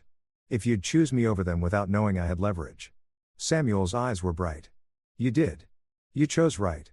They walked out of the Riverside estate together, leaving 800 guests and one furious Becker family behind.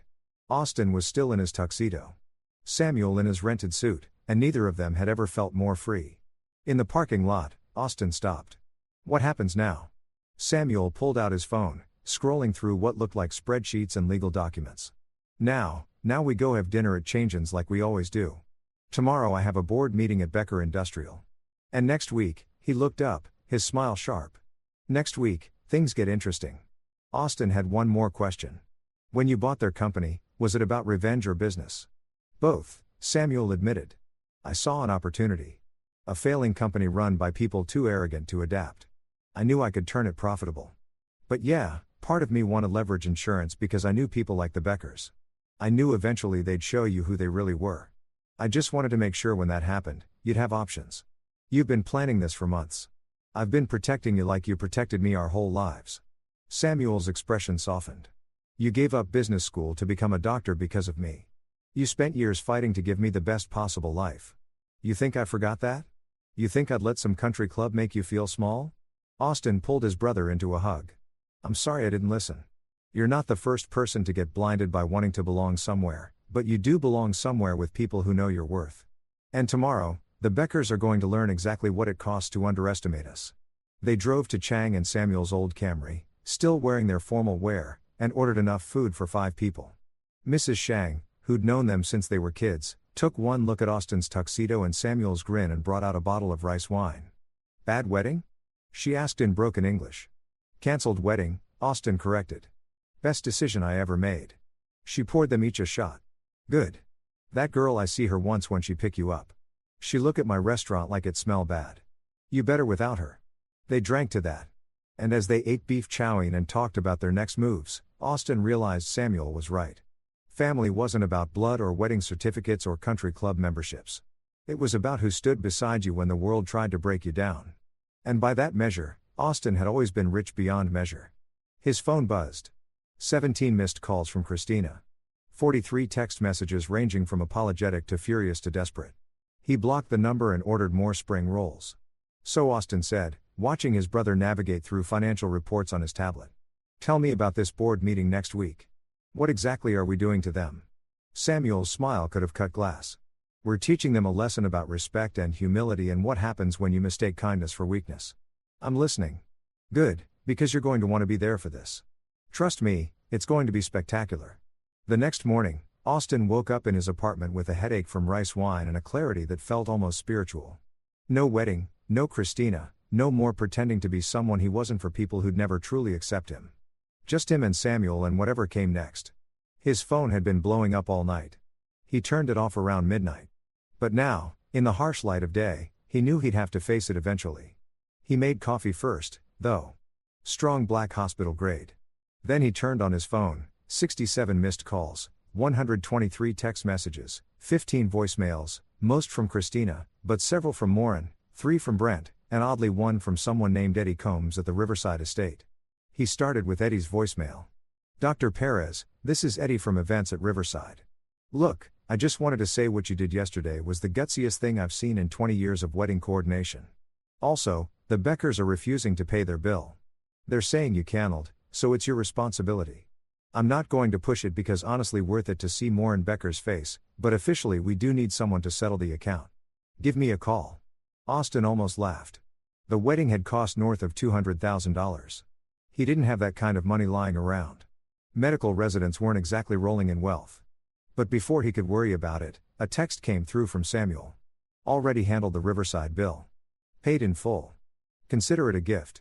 You just saved yourself from a lifetime of misery. Also, board meeting moved to today. 3:00 p.m. Becker Industrial Solutions headquarters. You should come bring popcorn. Austin texted back. You paid $120 for a wedding that didn't happen.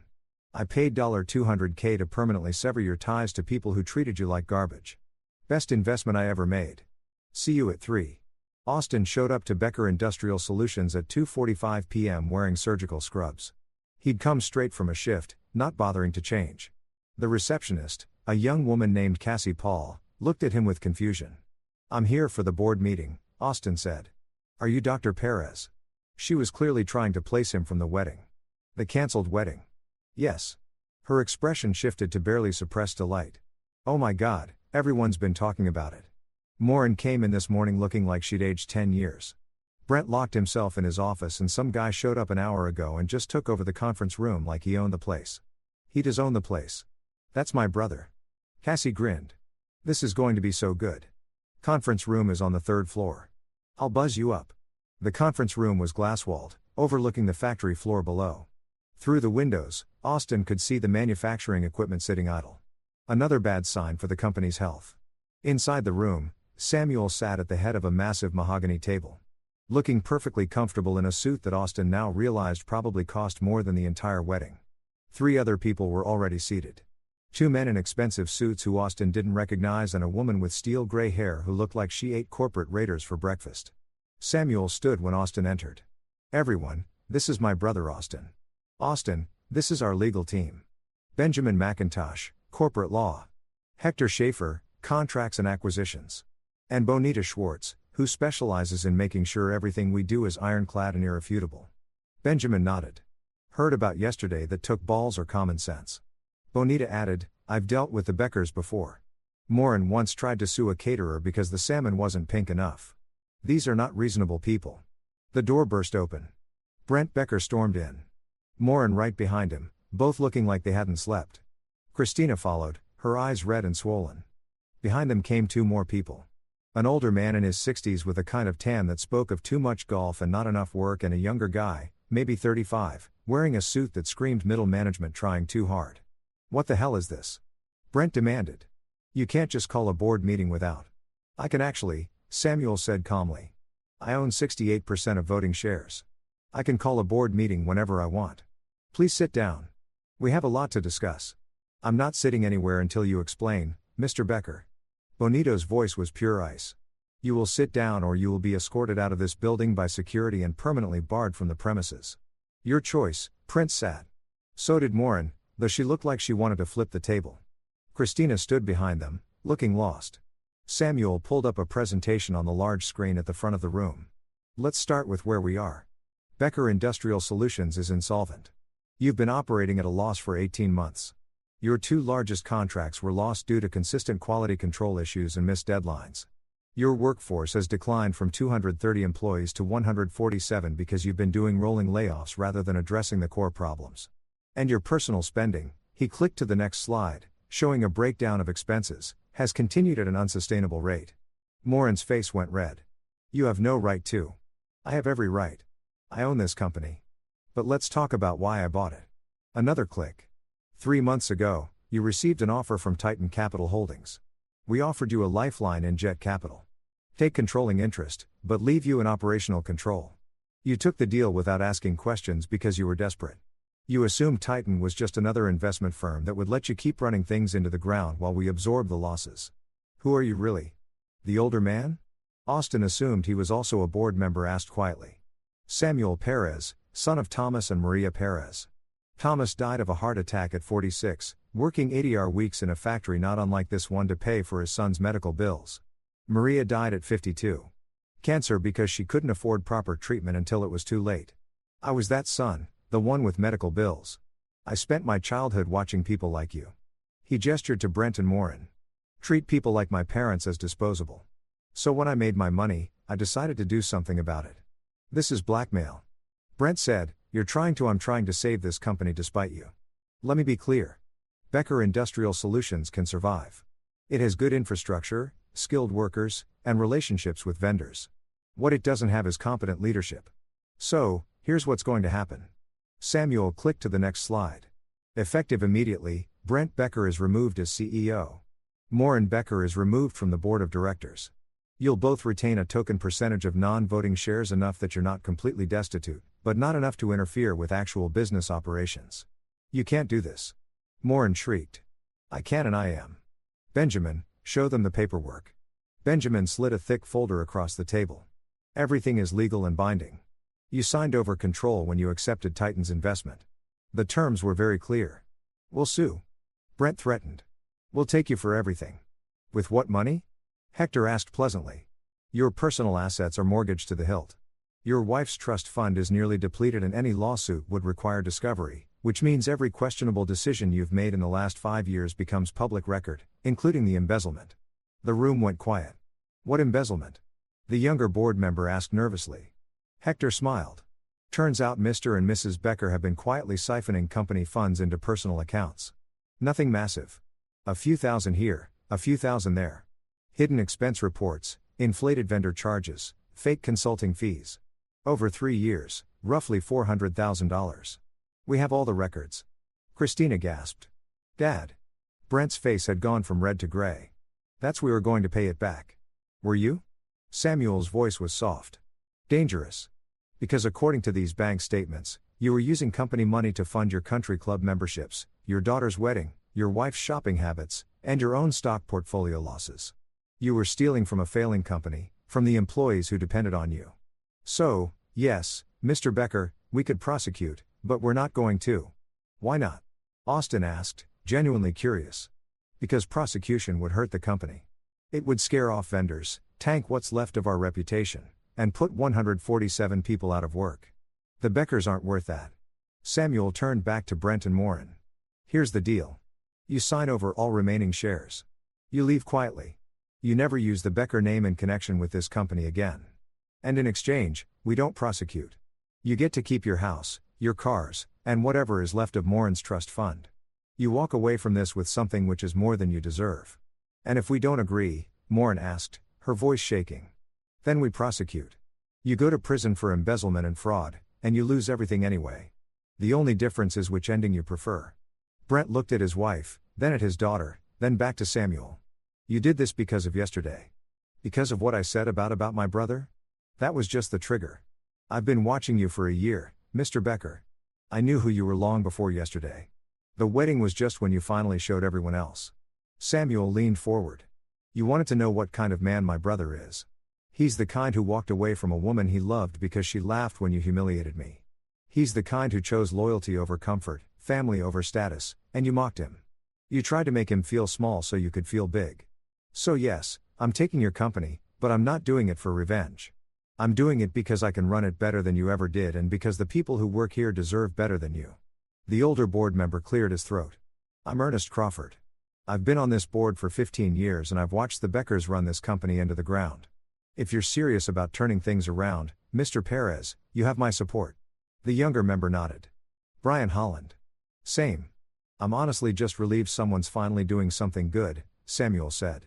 Because we start tomorrow. New management structure, new operational protocols, new everything. Ernest. Brian, you'll stay on the board if you want. We're going to need institutional knowledge. He slid a paper across to Brent. Sign here. Walk away. It's your only option. Brent stared at the paper for a long moment. Then, hands shaking, he signed. Morin did the same, tears streaming down her face. One more thing, Samuel said as they stood to leave. Stay away from my brother. If I hear that any of you have contacted him, harassed him, or spread rumors about him, the embezzlement charges come back. Are we clear? They nodded. Christina tried to meet Austin's eyes, but he looked away. There was nothing left to say to her. After they left, the room exhaled collectively. Jesus, Brian muttered. That was intense. That was necessary, Samuel corrected. Ernest. Brian, I want you both to meet with me tomorrow morning. We're going to rebuild this company, but we're doing it right. Fair wages, good conditions, transparent accounting. I want the people who work here to actually want to work here. Ernest smiled. Your father would be proud of you. Samuel's expression softened. I hope so, Austin. Can you stay for a minute? After everyone else filed out, Samuel collapsed into his chair. I've been planning that for 3 months, and I was still terrified it would go wrong. It was perfect, Austin said. Brutal, but perfect. I didn't want to be brutal. I wanted to be fair. They stole from their own company, from their own employees. They deserved worse. He looked at Austin. Are you okay? I know this is a lot. I'm better than okay. I'm free and I'm watching my little brother take down the people who tried to make us feel worthless. It's the best I've felt in months. Samuel grinned. Good, because I have another surprise. I want you to join the board. What? Sam, I don't know anything about you know about integrity. You know about putting people first and you know about fighting for what's right even when it costs you everything. That's exactly what this company needs. He pulled out another folder. I'm creating an employee welfare program. Health coverage, profit sharing, education, assistance. I want you to oversee it. You're a doctor. You understand healthcare better than anyone else in this building. And you're my brother, which means I trust you more than anyone else in this building. Will you do it? Austin looked at the folder, then at Samuel. You really turned their company into something good. I'm going to try with your help. Samuel extended his hand. Partners? Austin shook it. Partners, but I'm keeping my residency. I'm not giving up medicine. I wouldn't ask you to. We'll work around your schedule. The board meets once a month and you can review the health programs whenever you have time. I just want you here helping me make sure we do this right. They left the office together as the sun set over the factory floor. Through the windows, Austin could see the manufacturing equipment still idle. But tomorrow, it would run again. Tomorrow under new management with new priorities. Tomorrow was a fresh start. His phone buzzed. A text from Eddie at Riverside Estate. Heard through the grapevine what happened at the board meeting. You and your brother are legends. Also, if you ever actually want to have a wedding worth celebrating, call me. I'll give you the family discount. Austin showed it to Samuel, who laughed. Getting ahead of yourself, aren't you? You just got out of one engagement. Yeah, but someday when I find someone who treats you like family instead of trash. Someone who earns it. Deal. And when you do, I'll pay for that wedding, too. But this time, it'll actually happen. They drove home in companionable silence. And for the first time in months, Austin felt like himself again. Not the person he'd been trying to become for the Beckers.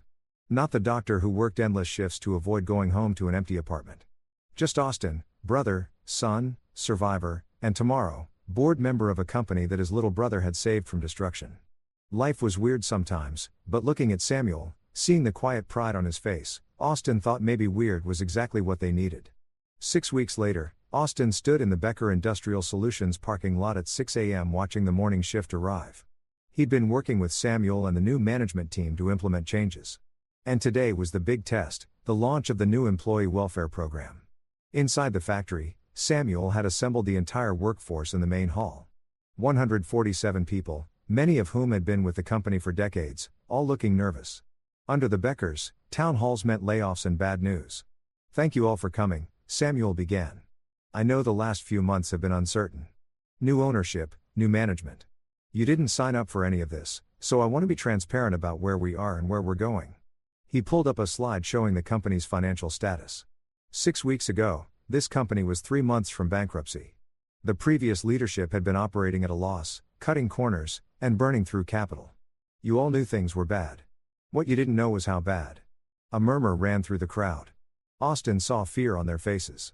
These were people with mortgages, families, lives built around this job. But here's the good news, Samuel continued. We're turning it around. We've renegotiated contracts with our vendors, brought in new clients, and streamlined operations. We're not out of the woods yet, but we're profitable again. And because we're profitable, I want to invest in the people who made that possible. He nodded to Austin, who stood up. Many of you don't know me. I'm Austin Perez, Samuel's brother. I'm a doctor and I'm also now on the board of directors. We've created something called the Becker Industrial Benefits Program. Terrible name. We're workshopping it, but it's designed to actually take care of you. He clicked to the next slide. Effective immediately. Full health coverage for all employees and their families. No co-pays, no deductibles for preventive care. We've partnered with County General and 3 other hospitals to provide comprehensive coverage. If you're sick, you get treated. Period. The room was silent. People processing what they just heard. Second, profit sharing. This company does well, you do well. Every quarter, 10% of net profits gets distributed among all employees based on seniority and performance. Third, education assistance. You want to get your GED? We'll pay for it. You want to go to trade school? We'll pay for it. You want your kids to go to college?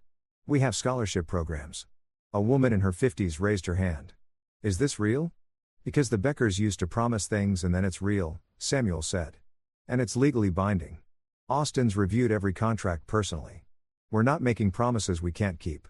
This is happening. The silence broke into applause. Then questions rapid fire. How does the health coverage work? When does it start? What about dental vision? Austin fielded them all, using his medical knowledge to explain exactly what was covered and how. By the end of the meeting, people were smiling, some crying. A man named Clyde Murray, who'd been with the company for 23 years, approached Austin afterward. My daughter has diabetes.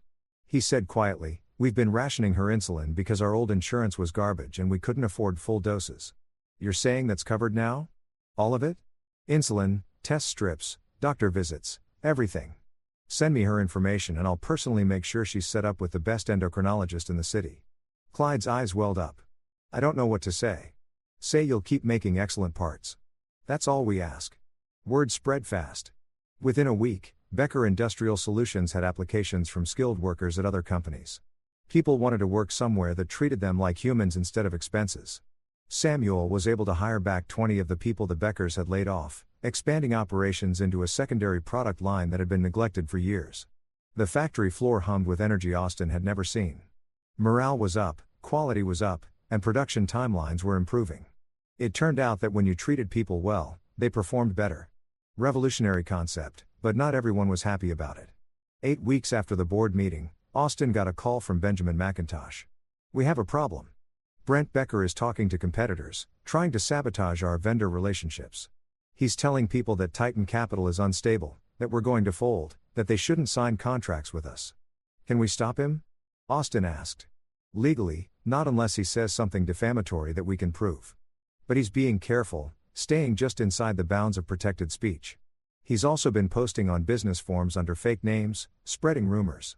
Samuel on speakerphone swore quietly. "I should have seen this coming. He's bitter and he has nothing to lose. What's our play? We outperform him." Austin said, "We let our results speak for themselves. Any vendor who listens to Brent's nonsense over our actual track record isn't someone we want to work with anyway." "That's the high road," Samuel said. "I'm not sure I want to take the high road anymore." "Then take the smart road." Bonita interjected. She joined the call. "Brent is making himself look desperate. Every time he badmouths us and we keep succeeding, he looks worse. Let him dig his own grave." They followed Bonito's advice and she was right within a month. Brent's attempts at sabotage had backfired spectacularly.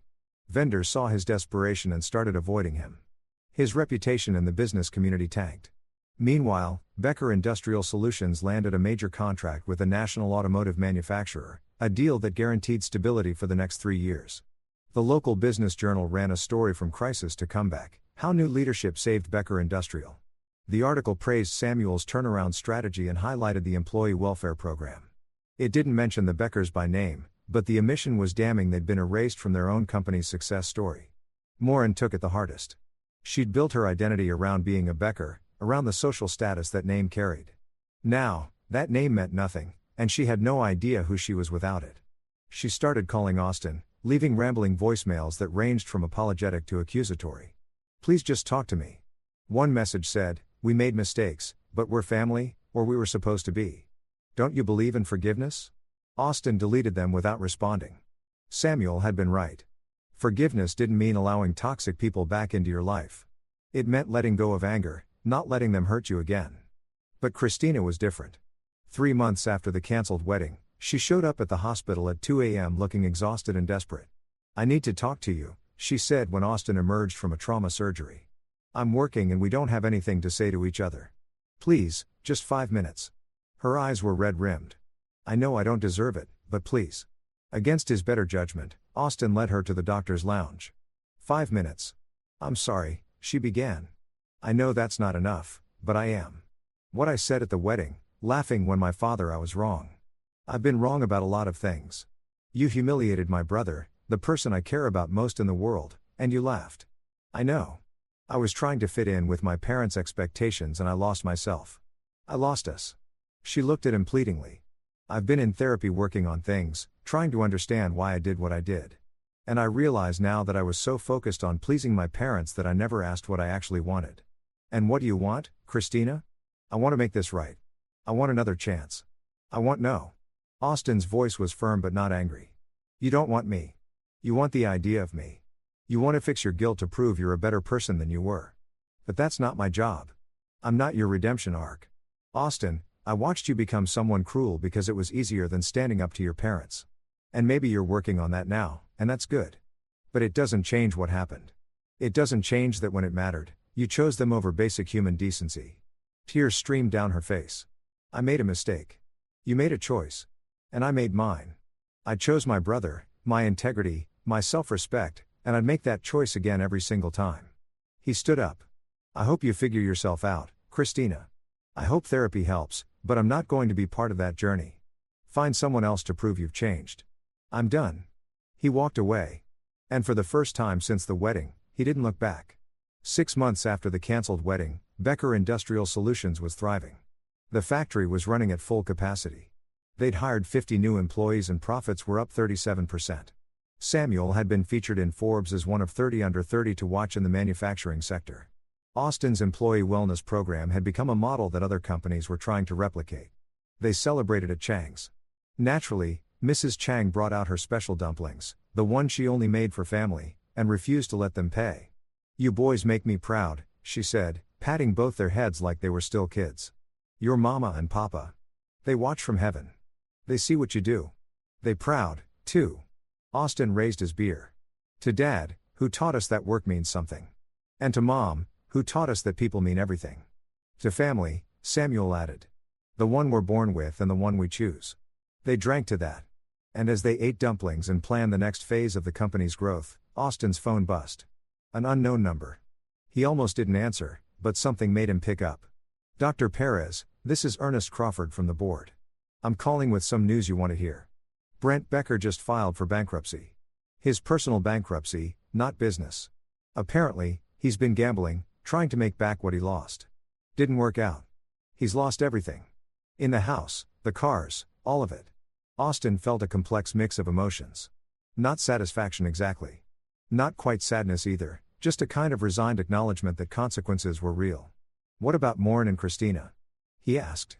"Maureen's moved in with her sister in Connecticut. Christina is apparently working retail somewhere, living in a studio apartment. She's cut ties with both parents from what I hear, trying to start over." After he hung up, Samuel asked, "Bad news?" "Depends on your perspective. The Beckers lost everything." "For real this time?" Samuel was quiet for a moment. "You feel bad about it?" "A little, maybe. I don't know." Austin pushed his beer around the table. "They made their choices. We made ours, but it's still sad, you know, to watch people destroy themselves.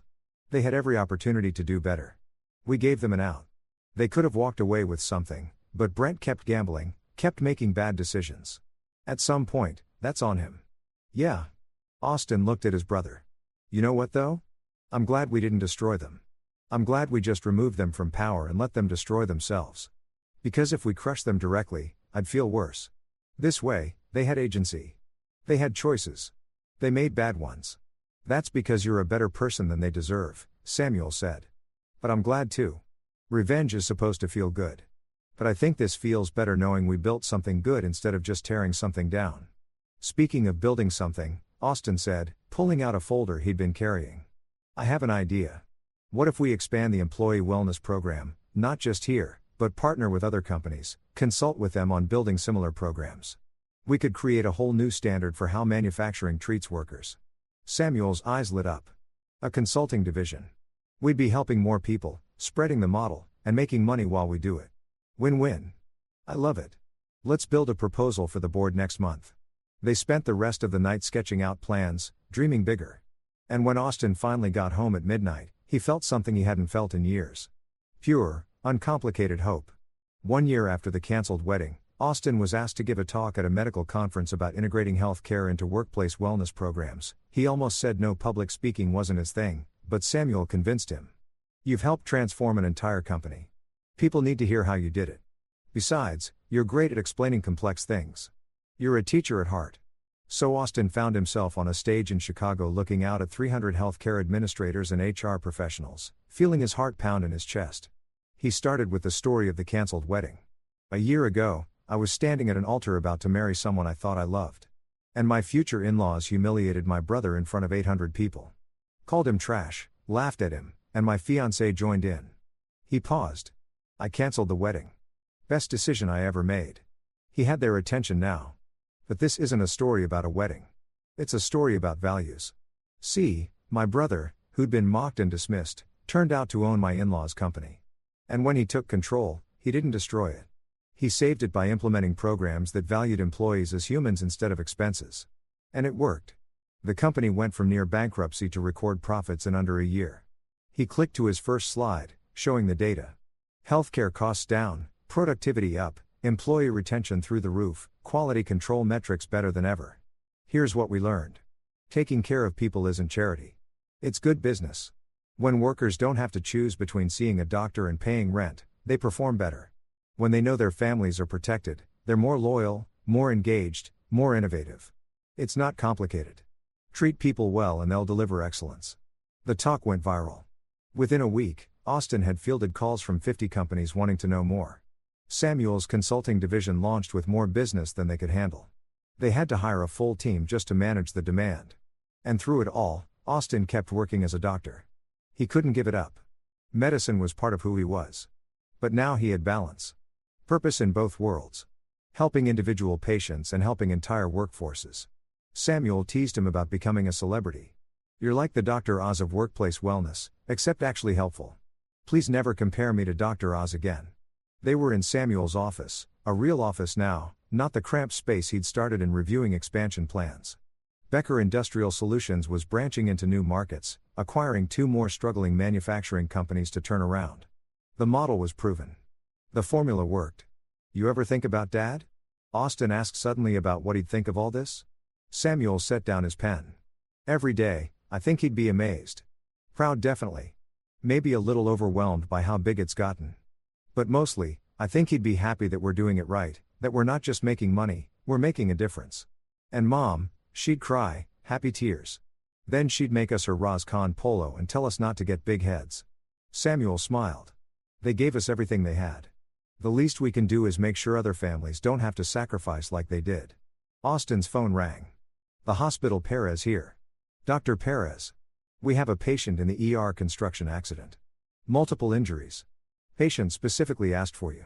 Says you saved his leg 5 years ago. Wants you to save his life now. Austin was already grabbing his keys. On my way. He paused at the door, looking back at Samuel.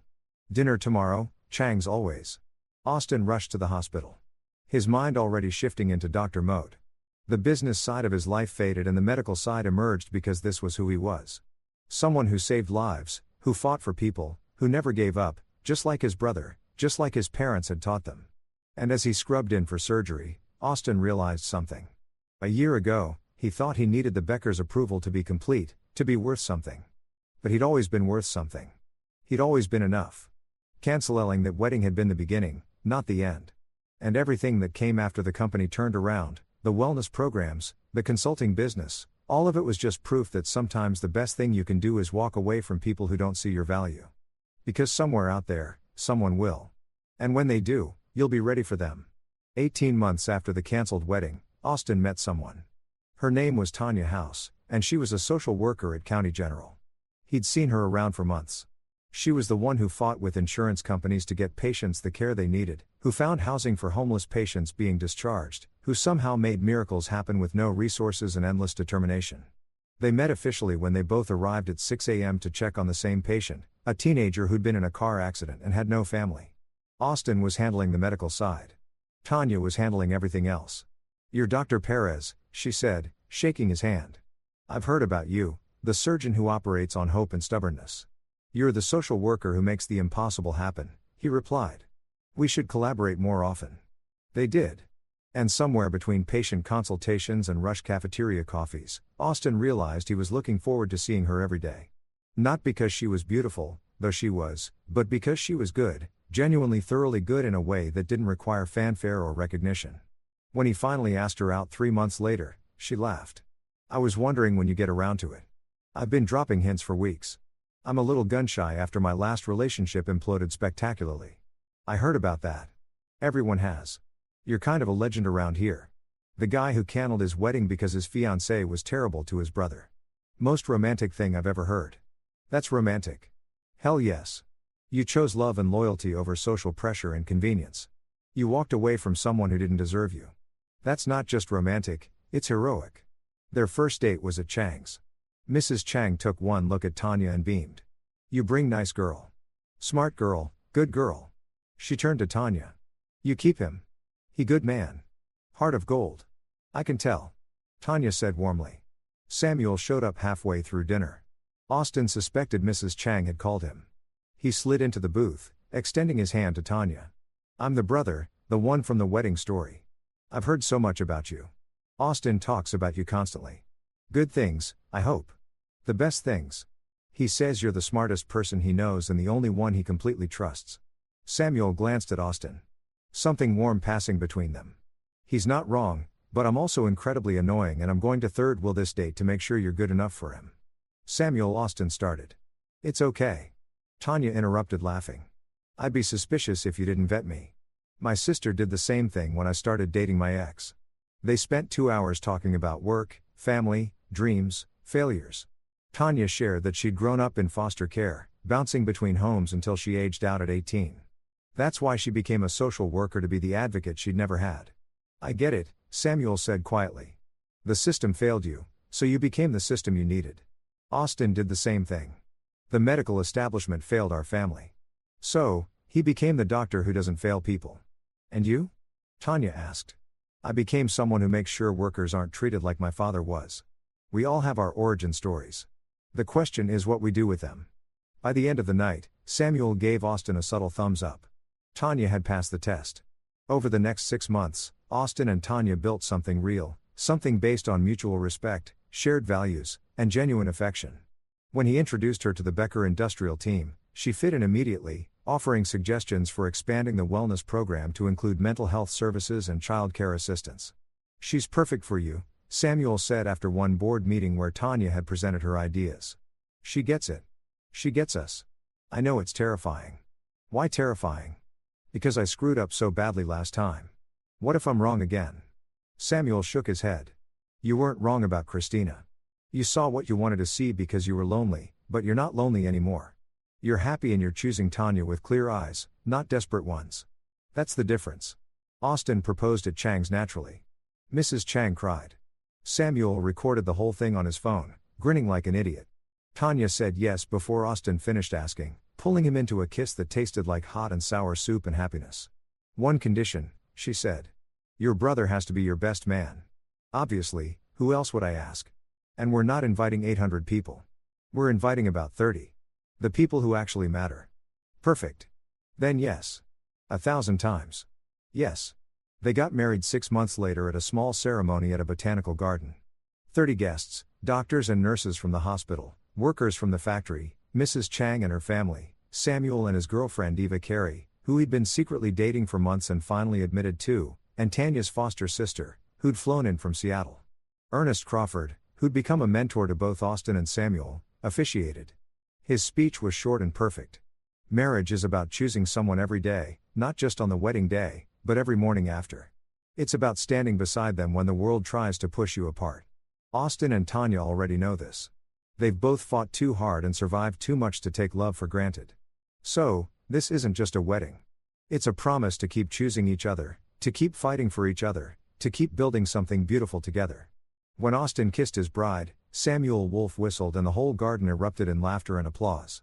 At the reception, Austin found a quiet moment with his brother. Thank you, Austin said. For everything, for saving the company, for having my back, for not letting me marry the wrong person. You would have figured it out eventually, Samuel replied. You're too good to stay with someone who diminishes you, but I'm glad I could speed up the timeline. Still, I owe you. You don't owe me anything. You've been saving my life since we were kids. This is just me returning the favor. They stood there, two brothers who'd survived poverty and loss, and people who tried to make them feel small and watched the people they loved celebrate love itself. Dad would have loved this. Austin said he would have cried through the whole ceremony. Mom, too, they're here though. I feel them. Me, too. The reception went late into the night.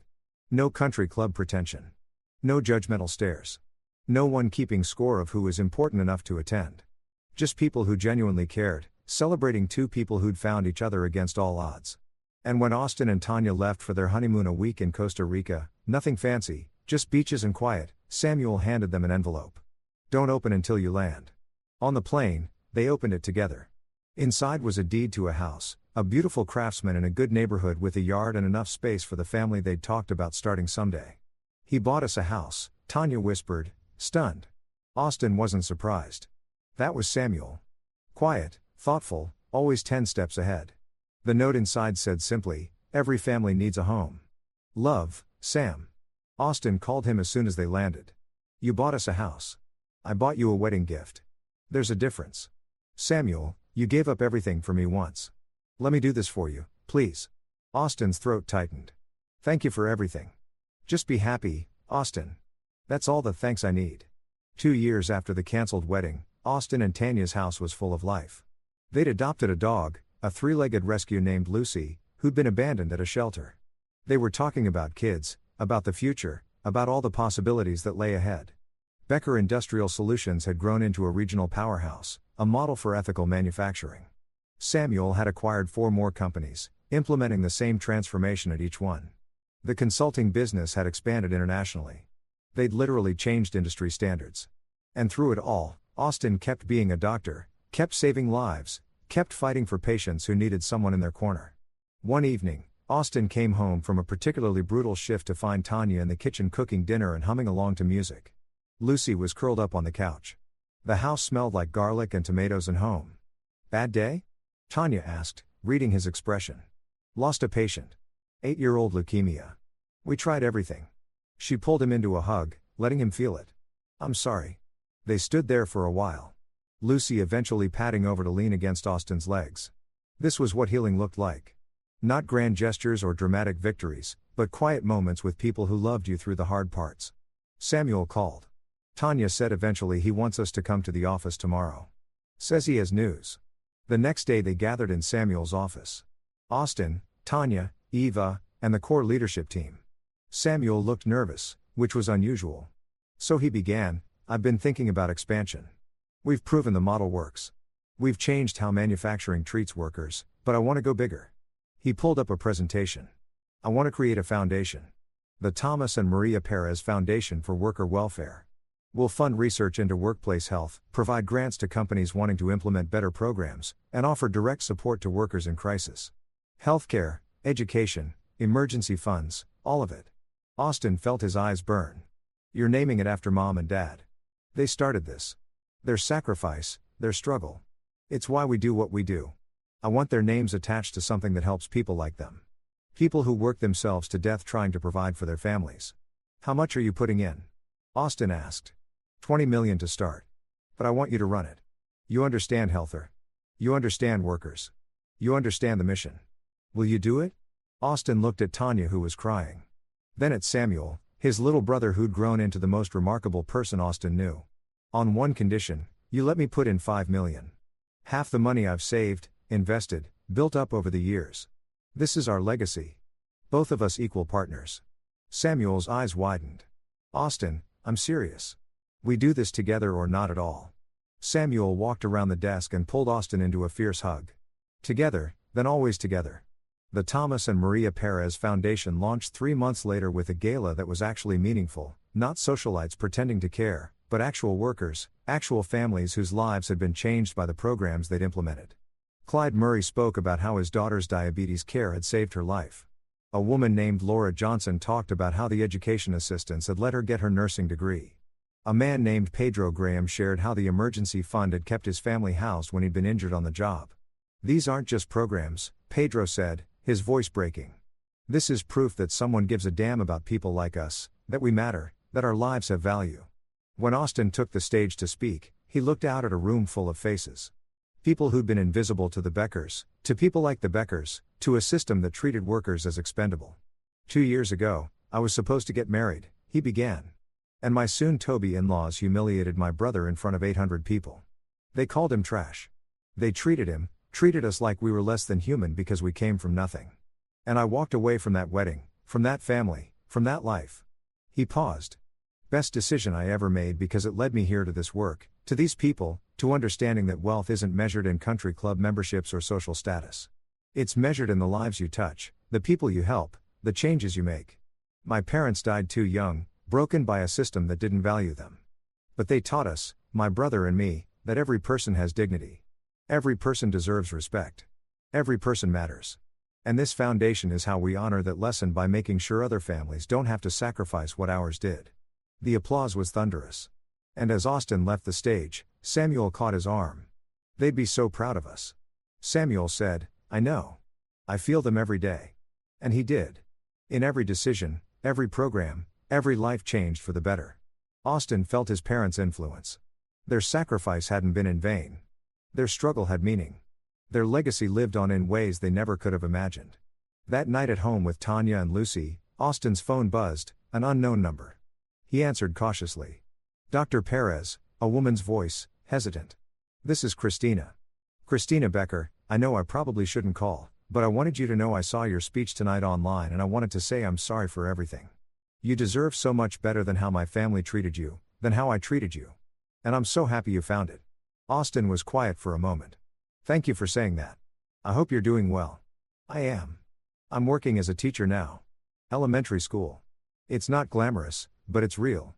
And I'm in therapy, actually working on myself instead of just talking about it. I'll never forgive myself for what I did, but I'm trying to be better. That's all anyone can do. Be better than they were yesterday. Your brother, is he happy? Incredibly. He's with someone who sees his worth.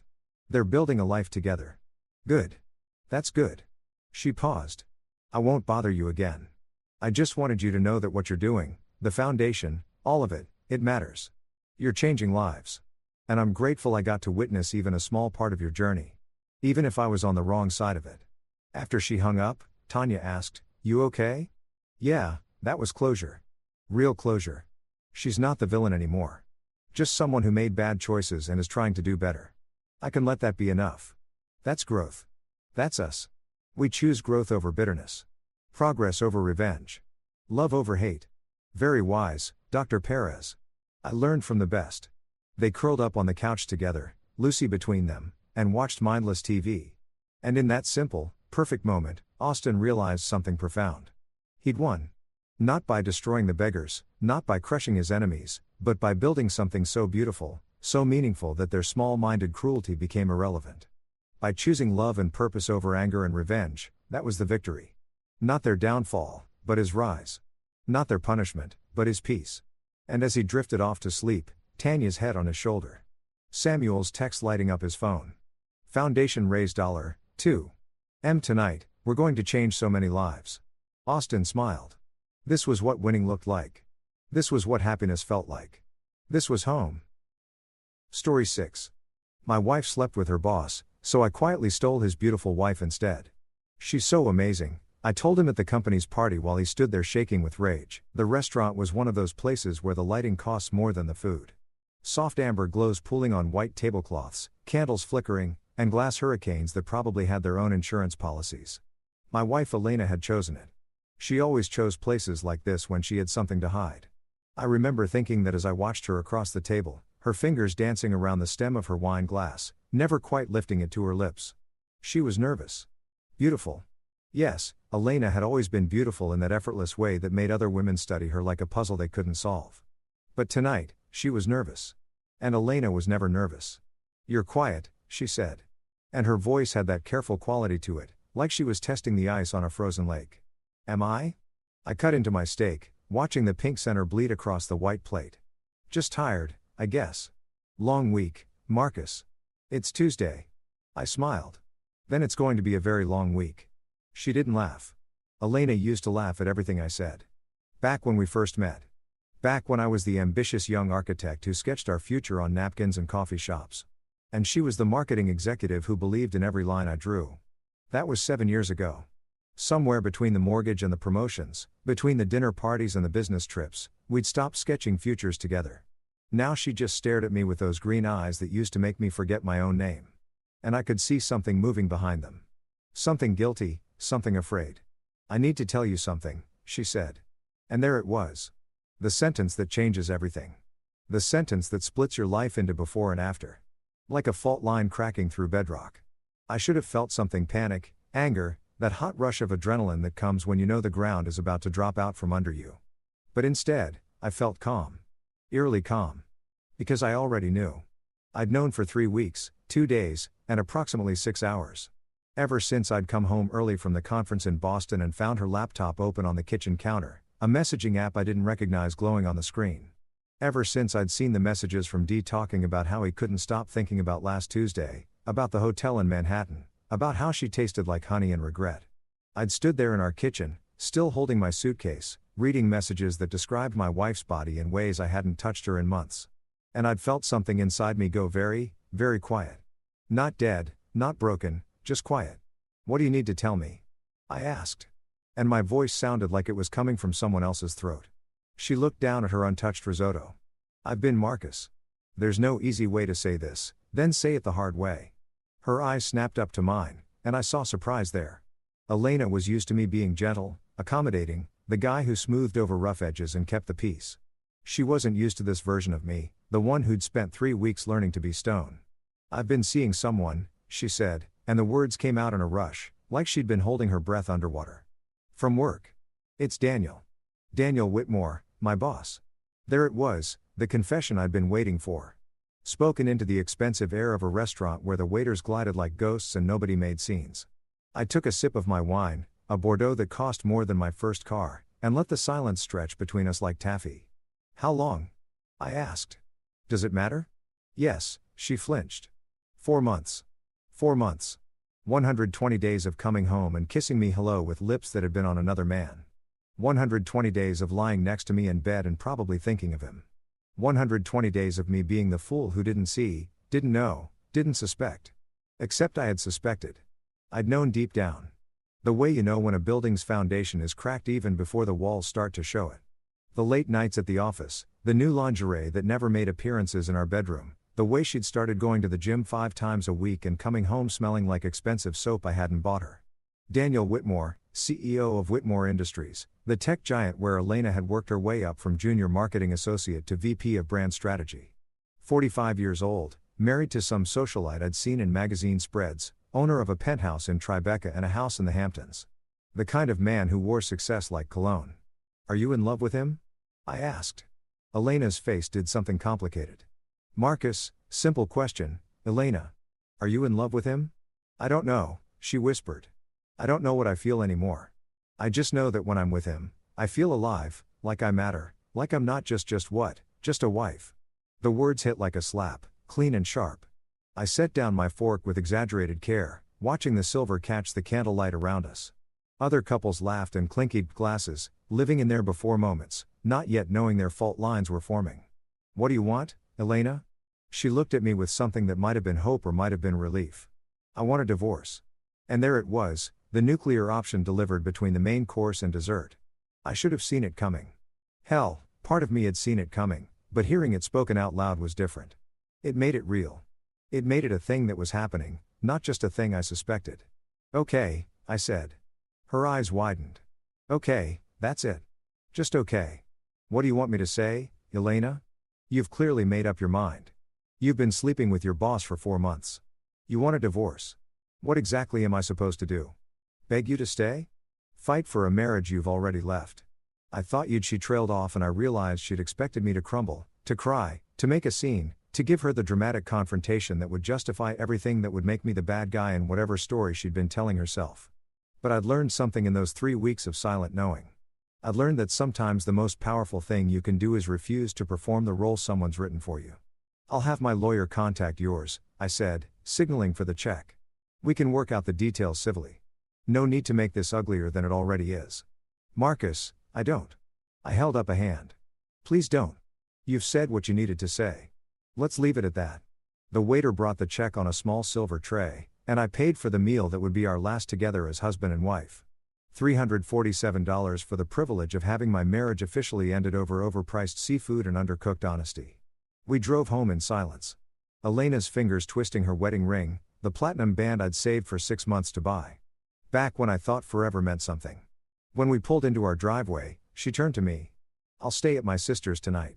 She said, give you some space. That's probably for the best. She got out of the car and I watched her walk to her own vehicle, the Mercedes SUV that Daniel had probably helped her pick out or maybe even bought for her. I wouldn't have known. I'd stopped keeping track of where her money came from months ago when I'd stopped being able to afford the mental arithmetic of our dissolving life. Inside the house, our house, soon to be my former house, I poured myself a scotch and sat in the leather chair by the window. The one Elena always said made me look like an old man. I stared out at the street at the other houses with their warm lights and their intact families, and I felt that quiet thing inside me start to shift. It wasn't sadness. It wasn't even anger. Not really. It was something colder, something more deliberate. I pulled out my phone and opened the private folder where I'd been collecting information for the past 3 weeks. Screenshots of messages, credit card statements showing hotel charges, calendar entries that didn't match her supposed work schedule, a photograph I'd taken of her car parked outside a boutique hotel in Soho. At 2 o'clock in the afternoon on a day she told me she was in meetings until 6 o'clock. I'd been gathering evidence like a man preparing for war, even though I hadn't known what kind of war I was planning to fight. But now, sitting in the quiet of a house that would soon be divided and sold, I began to understand. This wasn't about winning Elena back. That ship had sailed the moment she'd slid into Daniel Whitmore's bed. This wasn't even about revenge. Not in the traditional sense. This was about dignity, about refusing to be the cuckold who never knew, the fool who got played while everyone else whispered and pied. About taking back some measure of control in a situation where I'd been powerless. I opened my laptop and started researching. Daniel Whitmore, 45, CEO, net worth estimated at $200 million, married to Victoria Whitmore née Ashford, daughter of the Ashford Hotel dynasty. One daughter, away at boarding school in Switzerland. Victoria Whitmore. I clicked on her Instagram profile public. Surprisingly for someone of her social standing, photos of charity galas and museum openings. Photos of her at art galleries and wine tastings. Photos that grew less frequent over the past year. I noticed photos where her smile never quite reached her eyes. She was beautiful in a different way than Elena. Where Elena was all sharp angles and calculated glamour, Victoria had a softer quality. Dark hair that fell in waves past her shoulders, eyes the color of expensive chocolate, a smile that looked like it had forgotten how to be real. In her most recent photo posted 3 weeks ago, she stood alone on a beach somewhere, her hair whipping in the wind, staring out at the ocean with an expression I recognized. It was the look of someone who'd learned to be lonely in a crowded room. I stared at that photo for a long time, and something clicked into place. A plan so audacious, so perfectly balanced between justice and cruelty that I almost laughed. If Daniel Whitmore wanted to take my wife to dismantle my marriage while building his empire and maintaining his perfect public image, then I would return the favor. Not with anger, not with violence, but with something far more elegant. I would take his wife, not seduce her, nothing so crude or predictable. No, I would do something far more dangerous. I would actually see her, know her, understand her in ways her husband clearly didn't. I would offer her what Daniel had offered Elena. The feeling of mattering, of being alive, of being more than just a wife. And when it was done, when the fallout came, I would make sure Daniel Whitmore understood exactly what it felt like to be replaced. I closed my laptop and finished my scotch, feeling something like purpose settle into my bones. Outside, snow had started to fall. The first snow of the season, covering everything in white, clean, fresh, like the world resetting itself. Tomorrow, I would start my research. I would learn everything about Victoria Whitmore, her patterns, her interests, her weaknesses. I would find a way into her orbit that seemed natural, coincidental. I would be patient, meticulous. I would build this carefully, brick by brick, the way I built buildings with intention and precision. But tonight, I sat in the quiet of my ending marriage and let myself feel the cold clarity of someone who'd found their purpose. The snow fell heavier, muffling the sounds of the city, and in that silence, I began to plan my resurrection. The law offices of Morrison and Price occupied the 34th floor of a building I'd helped design 5 years ago. There was a certain poetry in that, conducting the dissolution of my marriage in a structure I'd created, watching my life be divided into assets and liabilities beneath ceilings I'd sketched in rooms where light fell through windows I'd positioned for maximum impact. Jeremy Morrison had been my lawyer since I'd started my firm. He was the kind of attorney who wore expensive suits but kept his sleeves rolled up, who billed by the hour but never made you feel like you were watching the meter run. When I called him the morning after Elena's confession, he'd cleared his schedule immediately. "Marcus," he said now, sliding a folder across his mahogany desk. "I've drawn up a preliminary assessment based on what you've told me.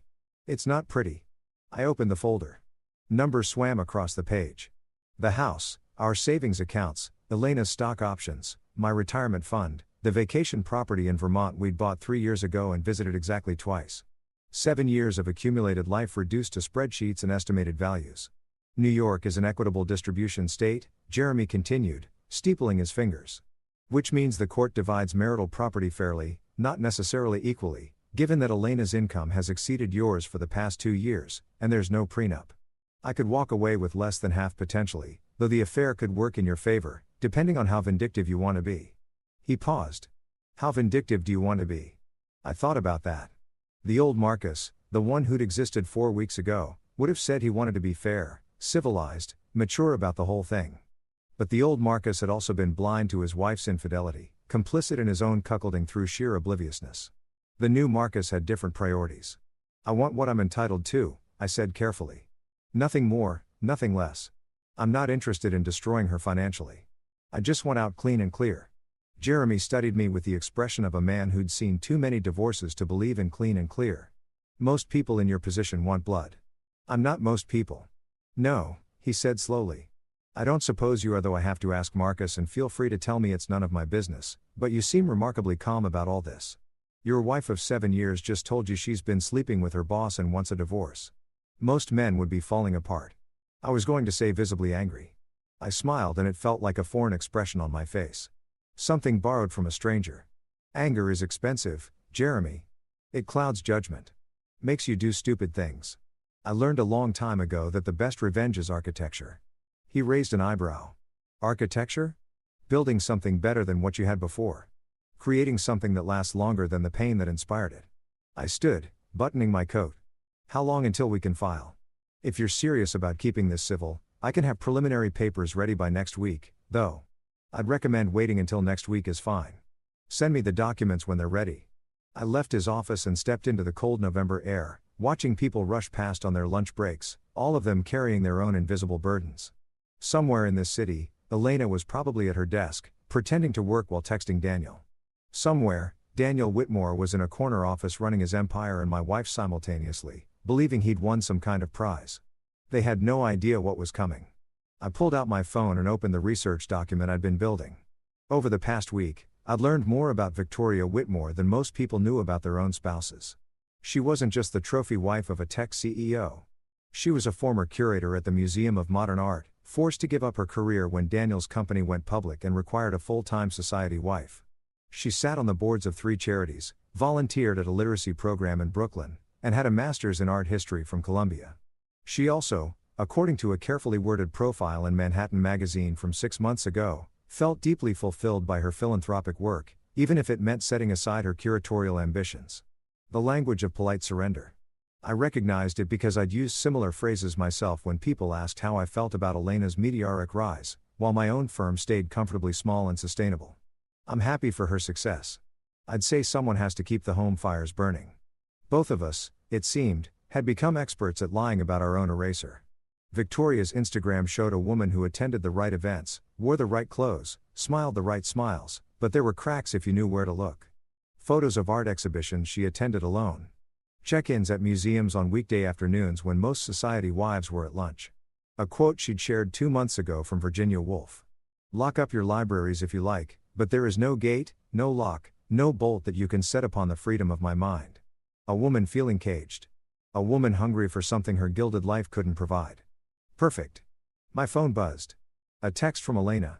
I've moved most of my things out. Left your grandmother's china set in the photo albums. Thought you'd want those. My lawyer will contact yours next week.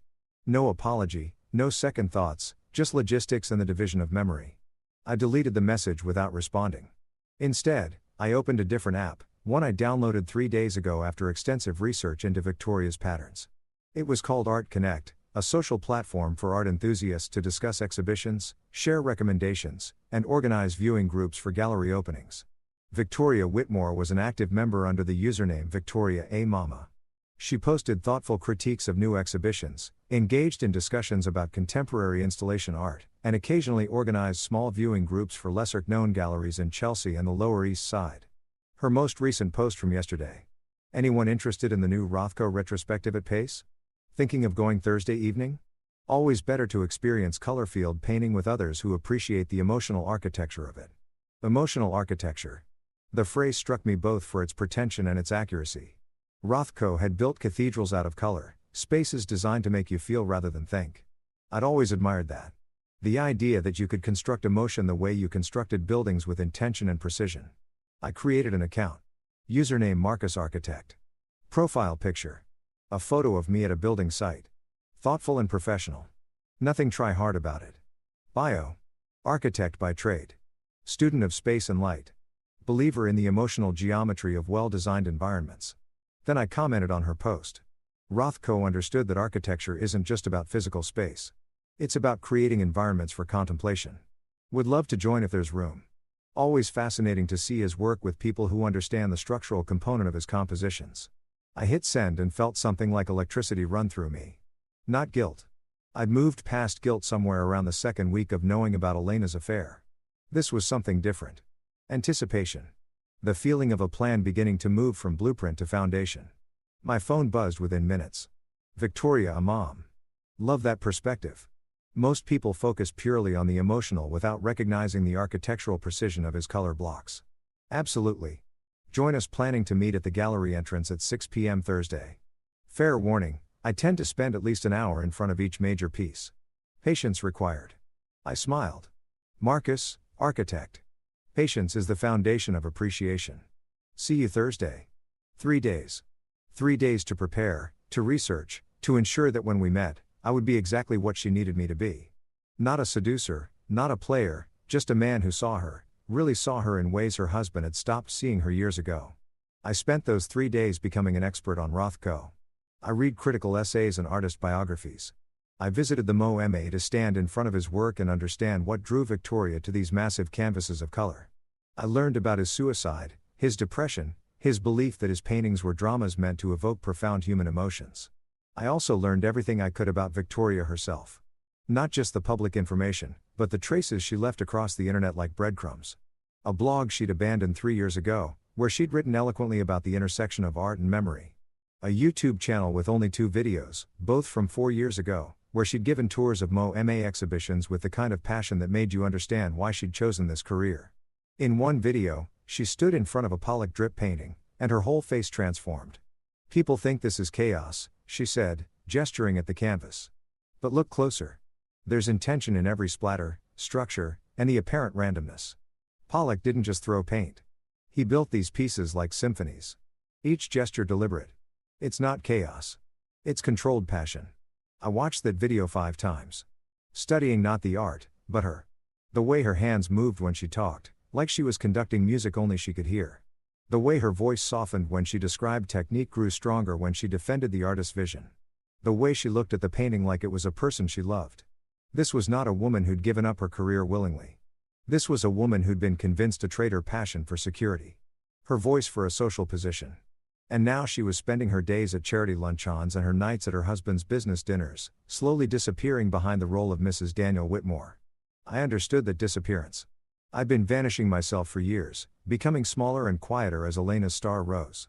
The understanding husband, the supportive partner, the man who didn't mind that his wife was her boss because, hey, at least someone found her exciting. Thursday arrived cold and clear.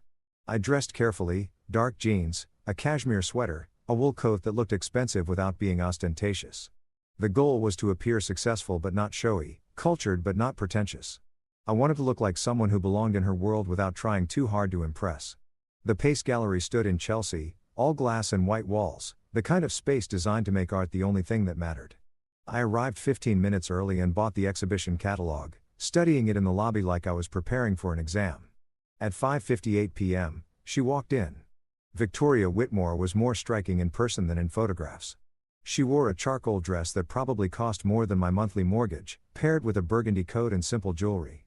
But it was her face that caught me, intelligent eyes, a mouth that looked like it was used to holding back opinions, and something in her posture that suggested both confidence and careful constraint. She was alone. I watched her scan the small group gathered near the entrance. 4 other people all looking at their phones. When her eyes landed on me, there was a flicker of assessment, quick and thorough. Then she smiled, and I understood why Daniel had married her. It wasn't just beauty. It was the way that smile made you feel like you'd earned something valuable. "Marcus," she said, approaching with her hand extended. "I'm Victoria. I recognize you from your profile picture." Her handshake was firm, professional. Up close, I could see fine lines at the corners of her eyes. The kind that came from years of smiling at things that didn't make you happy. "Thank you for organizing this," I said. "I've been wanting to see this exhibition properly. Went through it quickly last month, but it deserves more attention." "You've been before." Something in her voice sharpened with interest. "What did you think?" "Overwhelming in the best way, like standing inside emotion rather than looking at it, but I felt like I was rushing, trying to see everything at once. Sometimes you need to sit with discomfort to really understand it." She studied me for a moment, and I saw the exact instant she decided I wasn't just another dilettante. That's exactly it. Most people want art to be comfortable, to give them easy answers. But Rothko's work requires you to surrender to the uncertainty. The other members of her group approached 2 women in their 50s who looked like they collected art for investment purposes, and a young man who immediately started talking about color theory in a way that suggested he'd just discovered it. Victoria listened politely, but I could see her attention fragmenting. We moved into the exhibition space as a group, but within 20 minutes, the natural separation occurred. The investors moved quickly through the rooms, checking off paintings like items on a shopping list. The young man got absorbed in taking photos for Instagram, And Victoria and I found ourselves standing in front of a massive canvas of deep reds and blacks alone in a room designed for solitude. No, 1960, she said softly. One of his last major works before his death. You can feel it the way the darkness is consuming the red. He knew he was drowning. Or maybe he was learning to breathe underwater. I said, sometimes what looks like drowning is just a different way of existing. She turned to look at me. Really, look at me. And I felt the weight of her attention. That's an optimistic reading. Is it? I think Rothko knew exactly what he was doing. He was building spaces for people to bring their own meaning. If we see drowning, maybe that says more about us than about him. A small smile played at her lips. You sound like you've spent time thinking about this. I spend a lot of time thinking about how space affects emotion. Occupational hazard of being an architect. What kind of architecture? Residential, mostly custom homes, some commercial projects. I like the intimate scale designing spaces where people actually live, not just work or visit. There's something about creating the container for someone's daily life that feels significant. We moved through the exhibition slowly, and I noticed how she positioned herself in front of each painting, not straight on, but slightly to the side, as if approaching the art from an angle. When I asked about it, she laughed. Old curator habit. You see different things when you shift your perspective. The way light hits the canvas changes. Colors reveal undertones. Most people plant themselves dead center and think they're seeing everything, but they're only getting one version of the truth. And you prefer multiple versions. I prefer acknowledging that there are multiple versions. Truth is positional. It changes depending on where you're standing. We were alone in the final room, a space dominated by a massive canvas of deep burgundy and black. The silence felt deliberate, constructed. I could hear her breathing, slow and measured. Can I ask you something? She said, still looking at the painting. Why did you really want to come today? The question surprised me with its directness. I'd expected small talk, gradual building of rapport, but Victoria Whitmore, it seemed, wasn't interested in the usual social choreography. Honestly, I said, I'm going through a divorce. My wife told me 2 weeks ago that she's been having an affair with her boss, and I realized that I'd been living in a very small space for a very long time, metaphorically speaking. I needed to remember what it felt like to experience something larger than my own anger. I watched her face carefully. The confession was calculated, vulnerable enough to be human, specific enough to be believable, and designed to create a sense of intimacy through shared pain. What I didn't expect was the way her expression shifted not to pity, but to recognition. I'm sorry, she said. I'm sorry you're going through that. Thank you, though. I'm finding that sometimes things have to fall apart before you realize they were barely holding together in the first place. She nodded slowly and I saw her hand move unconsciously to her wedding ring. Twisting it the way Elena used to twist hers, a gesture of discomfort, of doubt. My husband is having an affair, too, she said quietly. And the words fell into the space between us like stones into still water. I don't have proof, but I know. You always know, don't you? Even when you pretend you don't. And there it was. The crack in the perfect facade. The truth she'd been carrying alone, probably for months, with no one to tell because admitting it would mean admitting that her carefully constructed life was a performance. I turned to face her fully. Yes, I said. You always know. We stood there in the silence of Rothko's final room. Two people who'd been betrayed. Two people who understood what it meant to be erased by someone else's desire. Around us, the deep red walls seemed to pulse with a heartbeat that wasn't our own. Would you like to get coffee? I asked. I feel like we've both earned something stronger than gallery wine. She smiled a real smile this time. One that reached her eyes. Yes, God. Yes. I know a place nearby that stays open late. They have excellent bourbon. As we left the gallery together, stepping out into the cold November evening, I felt the foundation of my plan settling into place. Not through seduction, not through manipulation, but through something far more dangerous. Genuine connection. Victoria Whitmore was lonely. She was brilliant. She was trapped in a marriage to a man who was at this very moment probably in bed with my wife. And I was going to show her exactly what it felt like to be seen again. The bar Victoria chose was the kind of place you'd walk past 100 times without noticing a narrow door between a vintage bookshop and a closed dry cleaner. No sign, just a brass number plate that read 237. Inside, it opened into a space that felt like a secret. Exposed brick walls lined with leather-bound books, Edison bulbs casting warm pools of light, and a bar made from reclaimed wood that looked like it had stories embedded in every grain. I come here when I need to think, Victoria said, leading me to a corner booth half hidden behind a bookshelf. Daniel doesn't know about it. It's not the kind of place he'd appreciate. The way she said his name, Daniel, not my husband, told me everything I needed to know about the distance between them. A waitress appeared, young and efficient, with the kind of face that suggested she was between graduate programs and using this job to fund her real passion. Victoria ordered a bourbon. Neat. I did the same.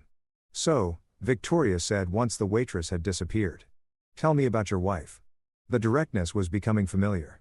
Victoria Whitmore. I was learning. Didn't waste time on pleasantries when real conversation was available. It was refreshing and dangerous in equal measure. What do you want to know? Why did you marry her?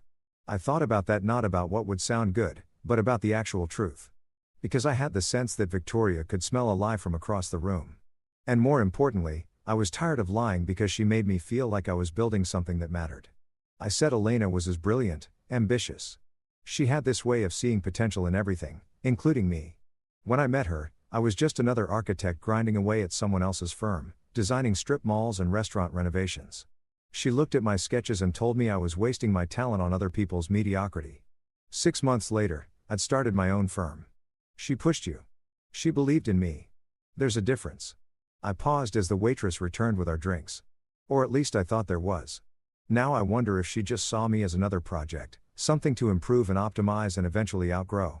Victoria lifted her glass, studying the amber liquid like it held answers. Daniel chose me because I looked good in photographs. Because I came from the right family, because I understood how to navigate the social architecture of his world. She took a sip and I watched her throat work as she swallowed.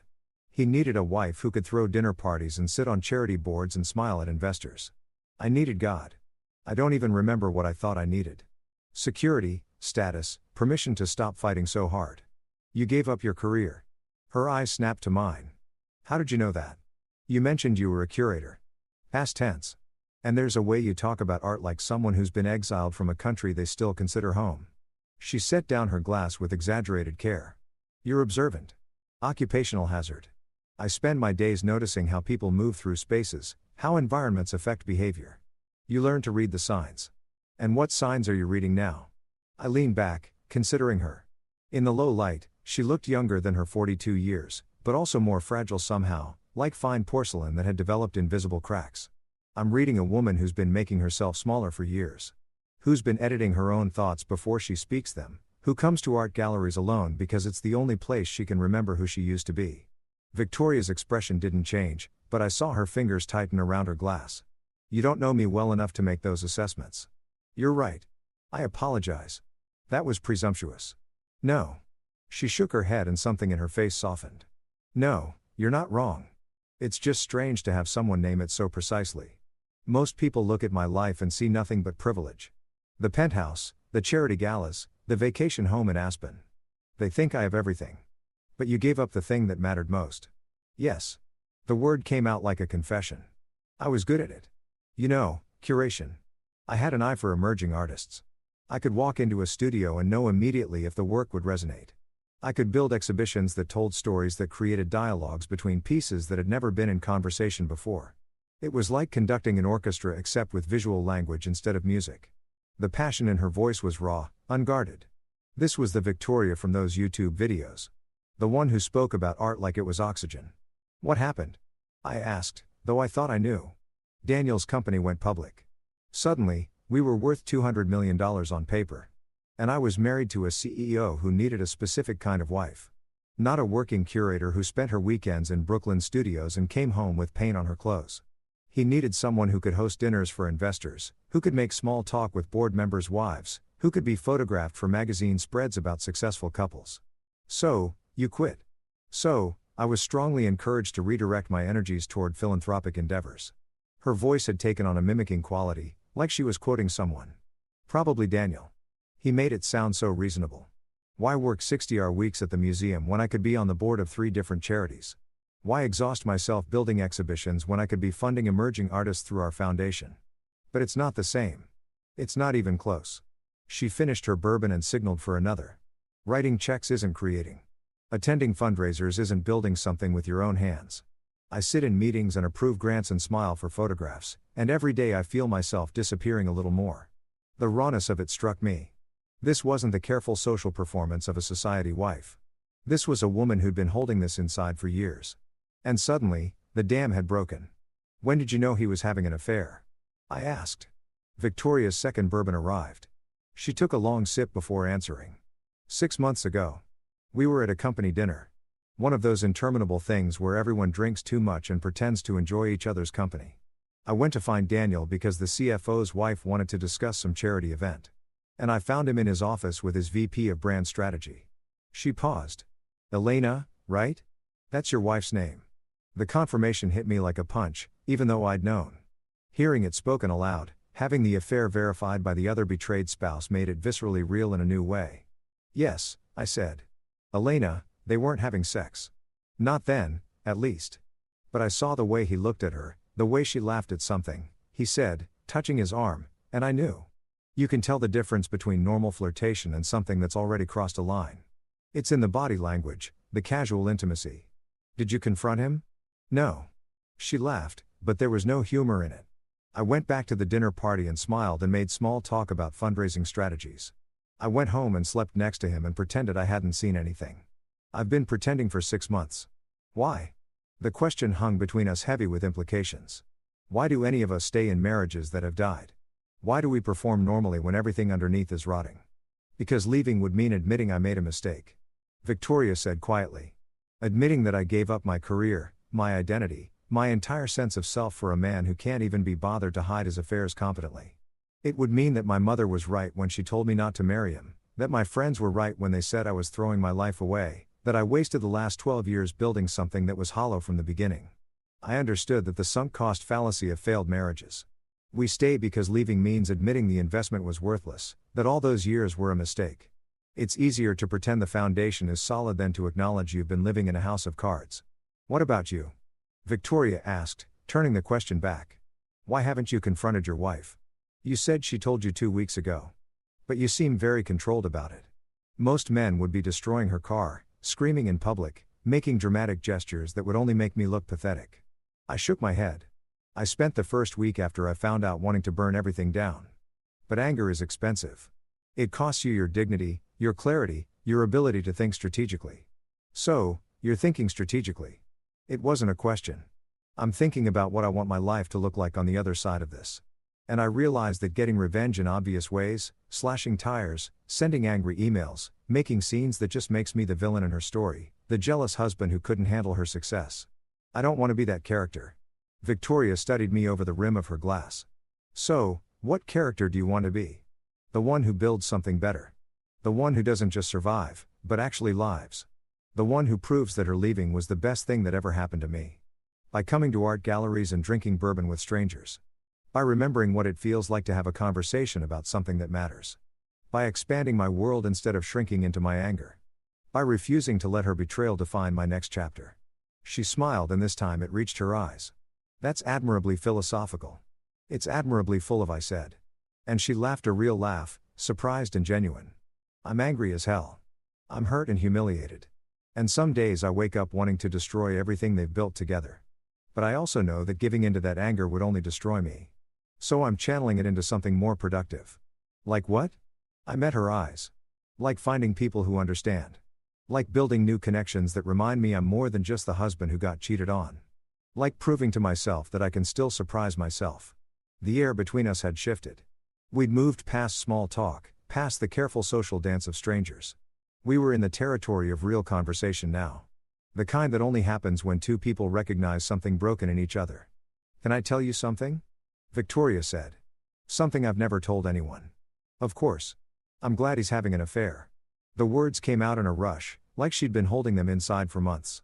I know that makes me sound terrible, but I'm glad because it gives me permission to stop pretending. It gives me an exit that doesn't make me the bad guy. I can leave now and everyone will understand. The poor wife whose husband cheated. No one has to know that I was already gone long before he ever touched another woman. The confession was so honest, so raw that I felt something shift in my chest. This wasn't the society wife or the curator or the charity board member. This was just Victoria, a woman who'd been suffocating in a beautiful cage and had finally found the door. That doesn't make you terrible, I said. It makes you human, does it? Sometimes I think I'm a coward. That I should have left years ago when I first realized I was disappearing. But I stayed because it was easier. Because his money meant I didn't have to struggle. Because being Mrs. Daniel Whitmore opened doors that being Victoria Ashford never could. And now those doors lead to rooms I don't want to be in anymore. We sat in silence for a moment, and I felt the weight of what we were building here. Not a flirtation, not a rebound, but something more dangerous. A genuine understanding between two people who'd been betrayed in exactly the same way by exactly the same people. I should probably go, Victoria said. But she didn't move. Daniel will wonder where I am. Will he? No, probably not. He's likely working late or pretending to work late while he's actually with Elena. The name sat between us like a third person at the table. My wife and her husband somewhere in this city building their affair while we sat here drinking bourbon and sharing confessions. Can I ask you something potentially inappropriate? I said. Victoria raised an eyebrow.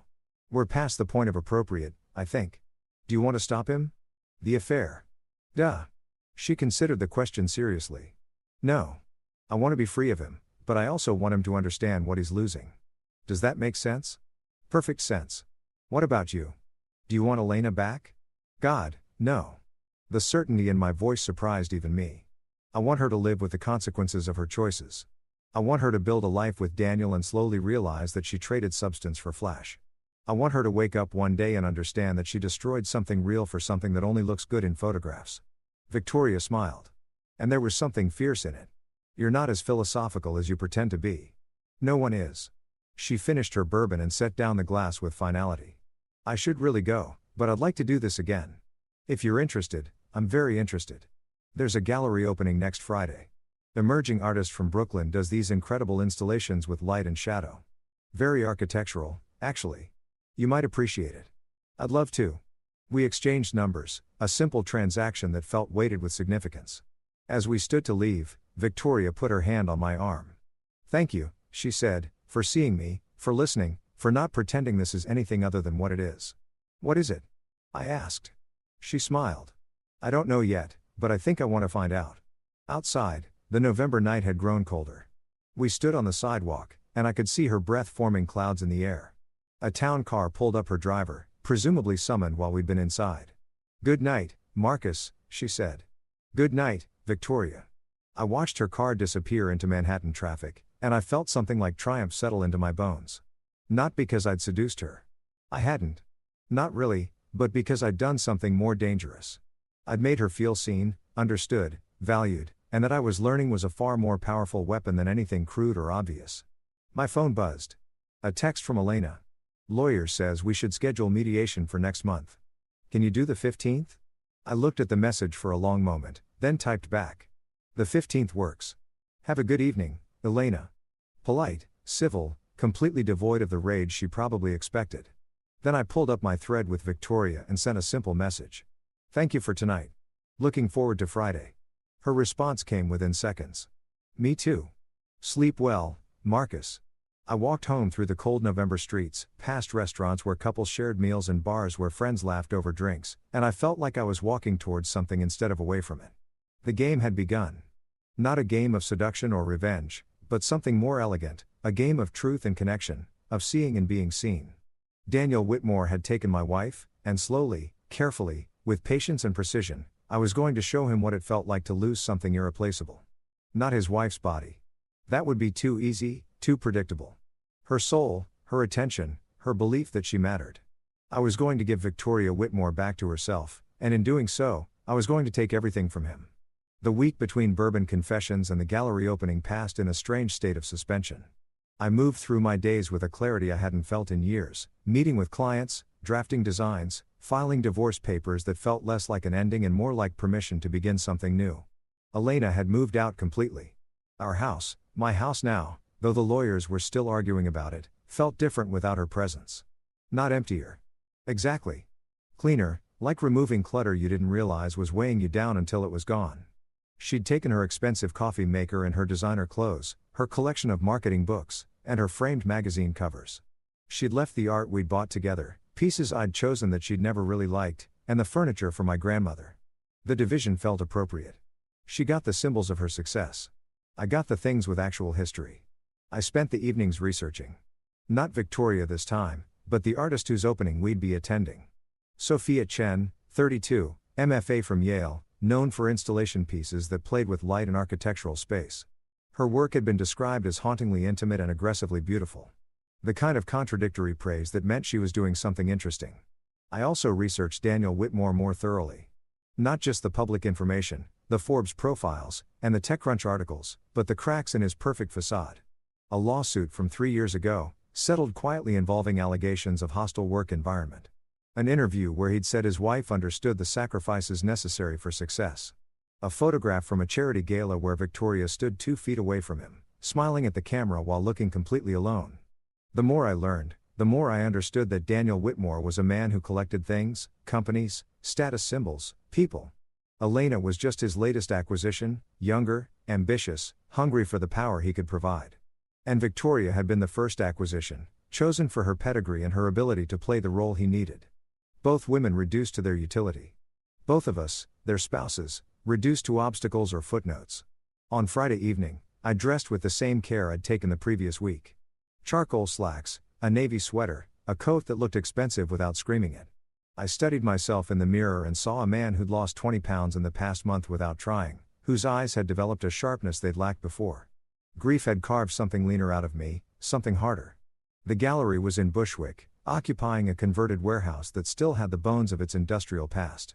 Inside, white walls soared 20 feet high, and Sophia Chen's installations filled the space with geometric patterns of light and shadow. Projectors cast moving images onto translucent screens suspended from the ceiling, creating layers of illumination that shifted as you walked through them. It was beautiful.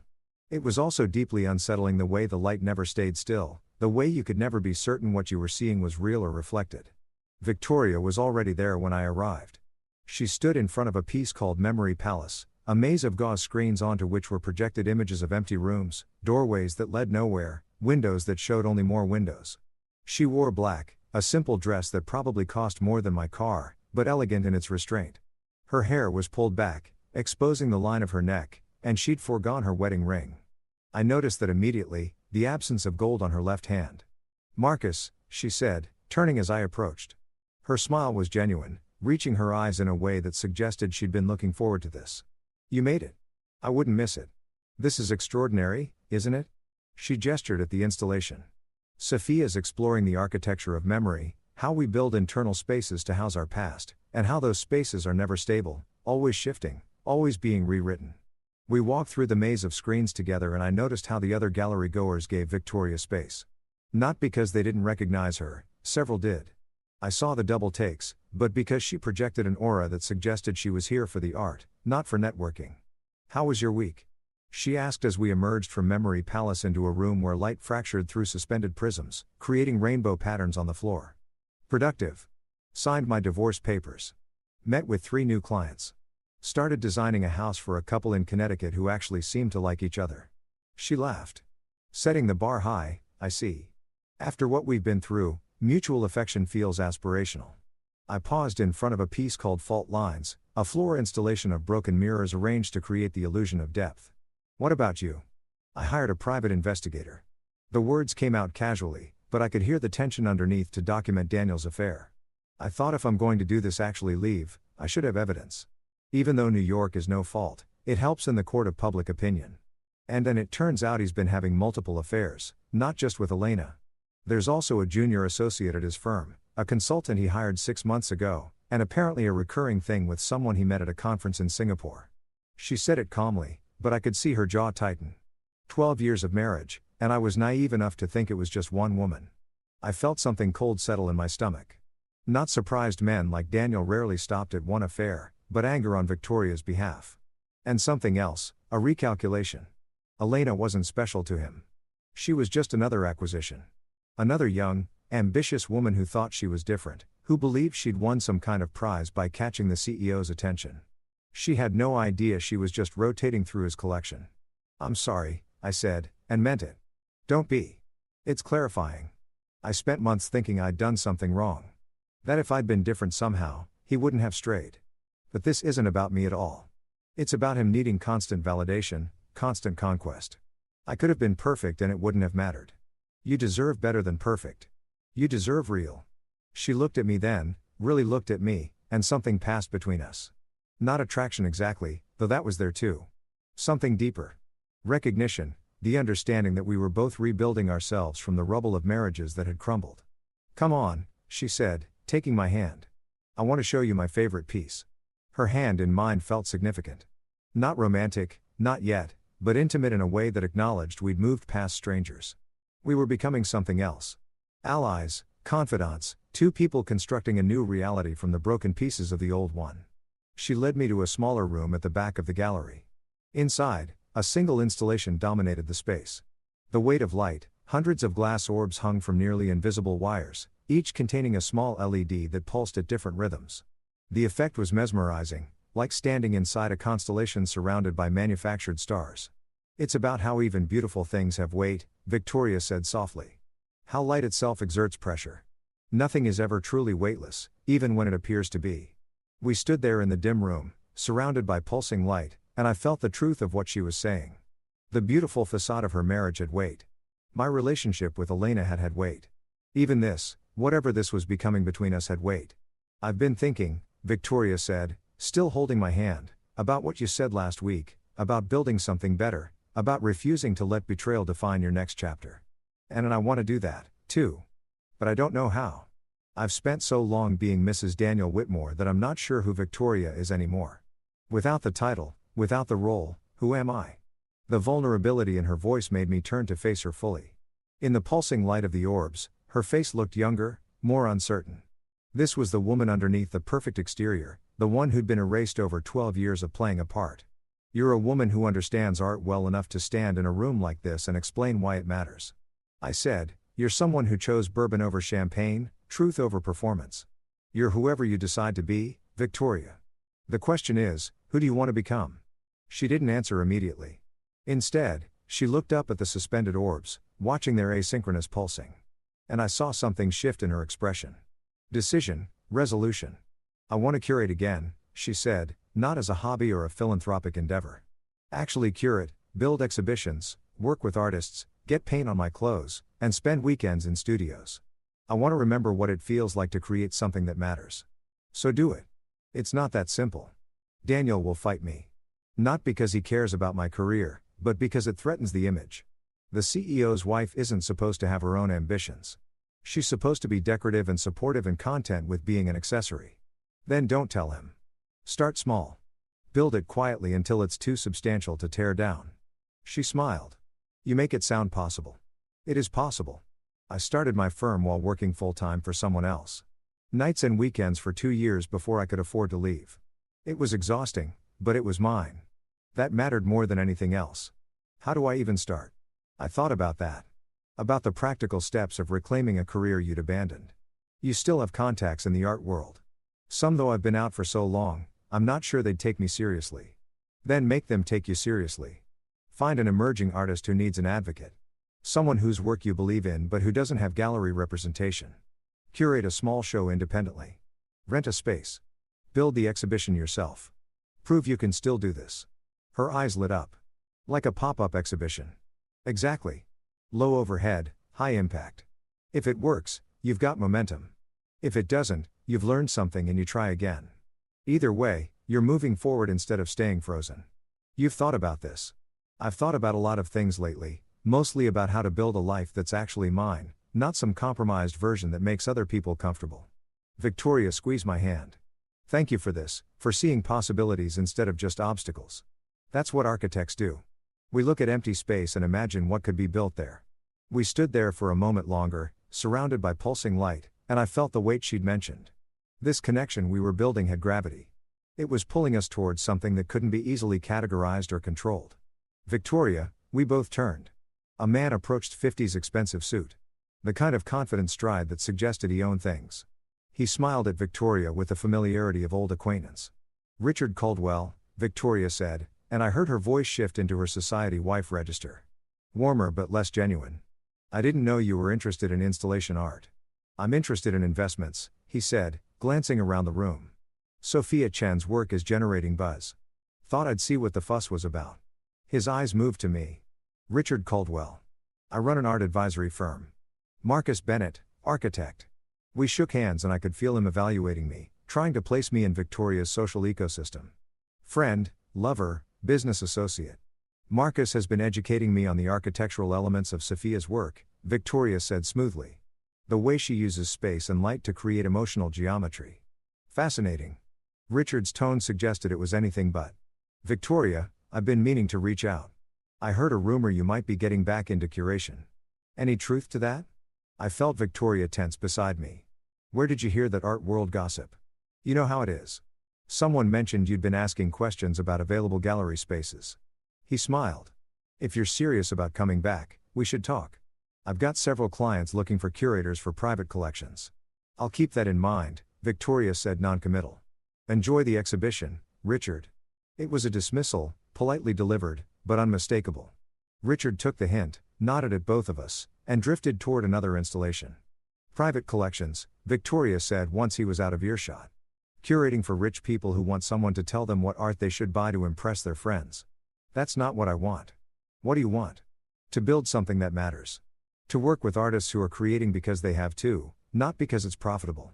To curate exhibitions that change how people see the world, even if it's just for an hour. She turned to me. Is that naive? Am I too old to still believe in that kind of idealism? You're asking the wrong person. I'm the architect who turned down a partnership at a major firm because they wanted me to design identical luxury condos for the rest of my career. Idealism might be naive, but pragmatism is soul-crushing.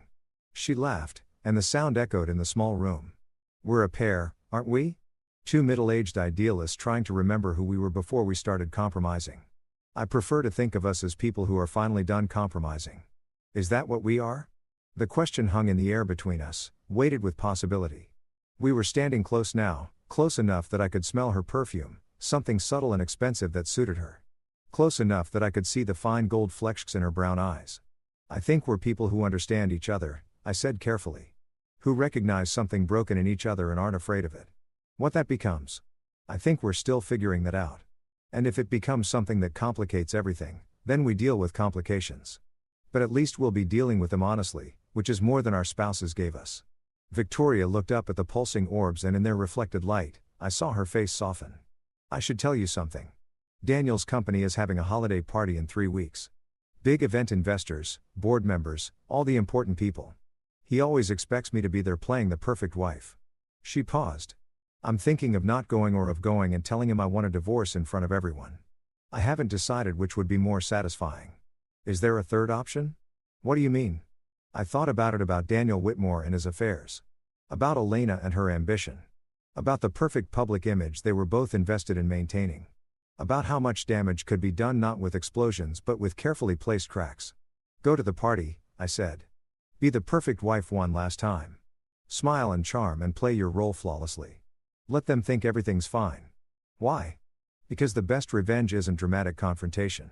It's building something better while they're not paying attention. Let him be comfortable. Let him think he's won, that he has everything under control. And then when you're ready, when you've built your new life to the point where his opinion doesn't matter anymore, that's when you walk away. Victoria studied me for a long moment. That's cold. That's strategic. You've thought about this. Your own revenge. I mean, I've thought about a lot of things. I met her eyes, including the fact that Daniel's holiday party might be the perfect place to begin implementing some of those thoughts. Understanding dawned on her face. You want to come with me? I want to meet the man who's sleeping with my wife. I want to shake his hand and smile and let him think I'm just another guest. I want to see him and Elena together, playing their own perfect couple routine while knowing exactly what they're doing and having them have no idea that I know. That's cruel. Manipulative probably, but also deeply satisfying. Victoria's smile turned sharp. I can bring a guest. Daniel encourages it. Makes me look less like the neglected wife if I show up with company. He'll assume you're just some friend from the art world. He won't think twice about it. Perfect. Marcus. She put her hand on my chest and I could feel my heartbeat against her palm. What are we doing? Really? Honestly, I think we're giving each other permission to stop being victims, to take back some control, to remember what it feels like to be seen and valued. I covered her hand with mine. And maybe we're building something real in the process, something that isn't tainted by betrayal or compromise. Or maybe we're just two hurt people using each other to feel less broken. Maybe. Would that be so terrible? She considered that. No, I suppose it wouldn't. As long as we're honest about it, I'm always honest with you, Victoria. That's the whole point. We left the gallery together, stepping out into the cold December night. Brooklyn stretched around us, all industrial chic and converted warehouses, and I felt like we were standing at the edge of something significant. 3 weeks, Victoria said, until the party. Until we walk into Daniel's world and smile at him and Elena like we don't know they're destroying our marriages. 3 weeks. I should start planning what to wear. Something that makes me look devastating. You already look devastating. She smiled. You're good at this. The compliments that feel genuine because they are. I only say what's true. We stood on the sidewalk and I could see her breath forming clouds in the cold air. She looked beautiful and fierce and fragile all at once. A woman on the edge of becoming whoever she was going to be next. Good night, Marcus, she said. Good night, Victoria. I watched her car pull away and I felt something like anticipation settle into my bones. 3 weeks until I stood in Daniel Whitmore's penthouse, shook his hand, and began the careful work of showing him what it felt like to lose everything. 3 weeks to plan, to prepare, to sharpen myself into exactly the weapon this situation required. The game was accelerating, and I was ready. The mediation session was scheduled for a Tuesday afternoon in a conference room that felt designed to suppress emotion. Gray walls, gray carpet, a long table made of some wood composite material that looked expensive but had no soul. Even the coffee they served tasted gray, bitter, and forgettable, like the marriage we were here to dissolve. Elena sat across from me, flanked by her lawyer, a woman named Patricia Winters, who specialized in high net worth divorces and had a reputation for being ruthless in designer suits. Elena looked good. She always looked good, but there was a tightness around her eyes that suggested she wasn't sleeping well. Part of me, a small and petty part, was glad. My own lawyer, Jeremy Morrison, sat to my right, a folder thick with documentation in front of him. We'd spent the previous week preparing, going over every asset, every account, every piece of property we'd accumulated in 7 years of marriage. Thank you all for coming, the mediator said. Her name was Susan Chen, and she had the calm, measured tone of someone who'd witnessed hundreds of marriages end in rooms exactly like this one. I know this is difficult, but the goal today is to reach an equitable agreement that both parties can accept. Shall we begin with the primary residence? What followed was 3 hours of the most civilized dismemberment I'd ever witnessed. We divided our lives with spreadsheets and calculators, reducing years of shared history to dollar amounts and percentage splits. The house would be sold. Proceeds divided 60-40 in Elena's favor because she'd contributed more to the down payment. The vacation property in Vermont would go to her entirely. I had no interest in keeping a place we'd barely used and she claimed to have emotional attachment to it, though I suspected it was more about the property value. My retirement accounts would be split according to some formula I didn't fully understand, but Jeremy assured me was fair. Elena's stock options from Whitmore Industries, the company where she worked, where she'd met her lover, were considered marital property, but would stay with her, balanced against other assets I'd receive. The whole process felt like watching surgeons divide a corpse. Clinical, precise, bloodless. What about the art collection? Patricia asked, consulting her notes. I'd like to keep most of it, I said. Elena never cared for any of the pieces except the abstract we bought in Miami. And that was more about the artist's reputation than the actual work. Elena's jaw tightened. That's not fair, Marcus. I appreciate art. You appreciate what art signals about your taste. There's a difference. I kept my voice even. Matter of fact, take the Miami piece. I'll keep the rest. She looked like she wanted to argue, but Patricia put a hand on her arm. They had a brief whispered conversation and I watched Elena's face cycle through emotions, anger, frustration, something that might have been hurt before settling back into careful neutrality. Fine, she said. The Miami piece and the photographs from our trip to Japan. Those hurt more than I expected. We bought those photographs together in Kyoto from a street artist who captured light through temple windows. I'd loved them, but I also understood the strategic value of concession. Agreed. We moved through the remaining items with brutal efficiency. Furniture, kitchenware, books, electronics, all of it divided and catalogued like inventory in a warehouse. By the time we reached the final items, I felt hollowed out as if the mediation had scooped away pieces of me along with the joint checking account and the dining room set. I think we've made excellent progress, Susan said, making notes on her tablet. I'll draft the preliminary agreement based on today's discussion and send it to both counsel for review. If everything looks acceptable, we can move toward filing the final papers.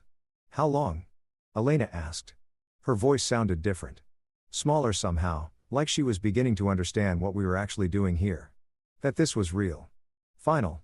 Assuming no complications, you could be legally divorced within 90 days. 90 days, 3 months by spring, I would be unmarried. By spring, Elena would be free to pursue whatever future she imagined with Daniel Whitmore, and I would be what? Free, broken, rebuilt. I wasn't sure yet, but I was beginning to have ideas. Thank you, Susan, Jeremy said, gathering his papers. We'll be in touch. As we stood to leave, Elena caught my arm. Marcus, can we talk just for a minute? Patricia looked like she wanted to object, but Jeremy nodded to me. I'll wait in the lobby. We stood in the hallway outside the conference room, and I realized this was the first time we'd been alone since the restaurant since she'd told me she wanted a divorce, and I'd responded with calm instead of devastation. You seem different, she said. Divorce will do that. That's not what I mean. She struggled for words. You're handling this too well. It's unnerving. I almost laughed. Would you prefer me to be falling apart, making scenes, begging you to stay? No. But this cold, calculating version of you it's not you, Marcus. Maybe it's who I needed to become. Maybe the version of me you married was too accommodating, too willing to make myself smaller so you could shine brighter. She flinched. That's not fair. None of this is fair, Elena. Fair would have been you telling me you were unhappy before you started sleeping with your boss. Fair would have been you having the courage to end our marriage before starting a new relationship. Fair would have been a lot of things that didn't happen. I know you're right. I handled this terribly. She looked down at her hands, manicured, perfect. No longer wearing her wedding ring, but I need you to understand that this wasn't about you. You didn't do anything wrong. I'm aware this was about you wanting something I couldn't give you. Power, excitement, whatever Daniel Whitmore represents. It's not like that, isn't it? I leaned against the wall, studying her. Tell me something, Elena. When you're with him, do you feel like you matter? Like you're special? Or do you ever wonder if you're just another acquisition for a man who collects beautiful things? Her eyes flashed with anger. You don't know anything about my relationship with Daniel. I know he's married. I know he's 45 years old and you're 32. I know he has a pattern of affairs with younger women who work for him. I know his wife is a former museum curator who gave up her career to support his. And now he's trading her in for a newer model. How do you? She stopped. Realization dawning. You've been researching him. I've been educating myself about the man my wife left me for. It seemed prudent. I pushed off the wall. Enjoy the holiday party at his company next week. I hear it's quite the event. I started to walk away, but her voice stopped me. Marcus, wait. How did you know about the party? I turned back and I let myself smile. I pay attention, Elena. I always have. You just never noticed. I left her standing in the hallway and I could feel her eyes on my back as I walked toward the elevator. Jeremy was waiting in the lobby checking his phone. How'd it go? He asked. She's starting to realize I'm not the man she married. Is that a good thing? I think so. The man she married would have let her walk all over him. Would have signed whatever papers she wanted, taken whatever settlement she offered, and spent the next decade wondering what he did wrong. I pressed the button for the elevator. I'm not that man anymore. No, Jeremy said thoughtfully. I don't suppose you are. I spent the next 2 weeks preparing for Daniel Whitmore's holiday party with the same meticulous attention I brought to architectural projects, research, planning, consideration of every angle, every possible outcome. I learned everything I could about Whitmore Industries, the company Daniel had built from a small software firm into a tech giant worth billions. I studied his public appearances, watched interviews, read profiles. I learned how he spoke, how he presented himself, what mattered to him. Control, image, legacy. These were the pillars of Daniel Whitmore's identity. He wanted to be seen as a titan of industry, a visionary, a man who built empires. His personal life was carefully curated to support that image. The beautiful wife from Old Money, the penthouse in Tribeca, the memberships at the right clubs. Elena fit into that narrative perfectly. Young, ambitious, successful in her own right. Dating her or whatever they were doing enhanced his image as a powerful man who could attract the best. She probably thought she was using him to advance her career, to access power and influence. She couldn't reach on her own. Neither of them understood they were using each other. Building a relationship on ambition rather than anything real. It would collapse eventually, but that would take time. I didn't have time. And more importantly, I didn't want to just wait for their relationship to fail. I wanted to accelerate it, to plant seeds of doubt that would grow into cracks that would shatter everything they were building. But first, I needed to meet him. To look Daniel Whitmore in the eye and let him see me as just another guest at his party. Harmless, forgettable, not a threat. Victoria and I spoke every few days, phone calls that started as check-ins and evolved into long conversations about art and architecture, about our failing marriages, and our plans for afterward. She told me about the artist she was considering for her pop-up exhibition. I told her about a project. I was designing a house for a couple in Connecticut who wanted something that captured light the way a prism captures rainbows. We didn't talk much about the party. It hung between us like a storm on the horizon, inevitable and electric. The night before the event, she called me. "I'm nervous," she said without preamble. "About tomorrow, about bringing you into Daniel's world. About what happens when you see him and Elena together? About," she trailed off. "About what this means." I finished for her. Yes. I was in my home office surrounded by blueprints and sketches. Through the window, I could see snow beginning to fall. The third snowfall of the season, covering the city in white, clean, fresh, deceptive. "Victoria, we don't have to do this. If you're not ready, it's not about being ready. It's about being terrified that once we start this, whatever this is, we can't go back. That we're crossing a line that will change everything. We've already crossed the line. The moment we sat in that bar and told each other the truth about our marriages, we crossed it. Tomorrow is just making it visible. And you're okay with that, with whatever comes after."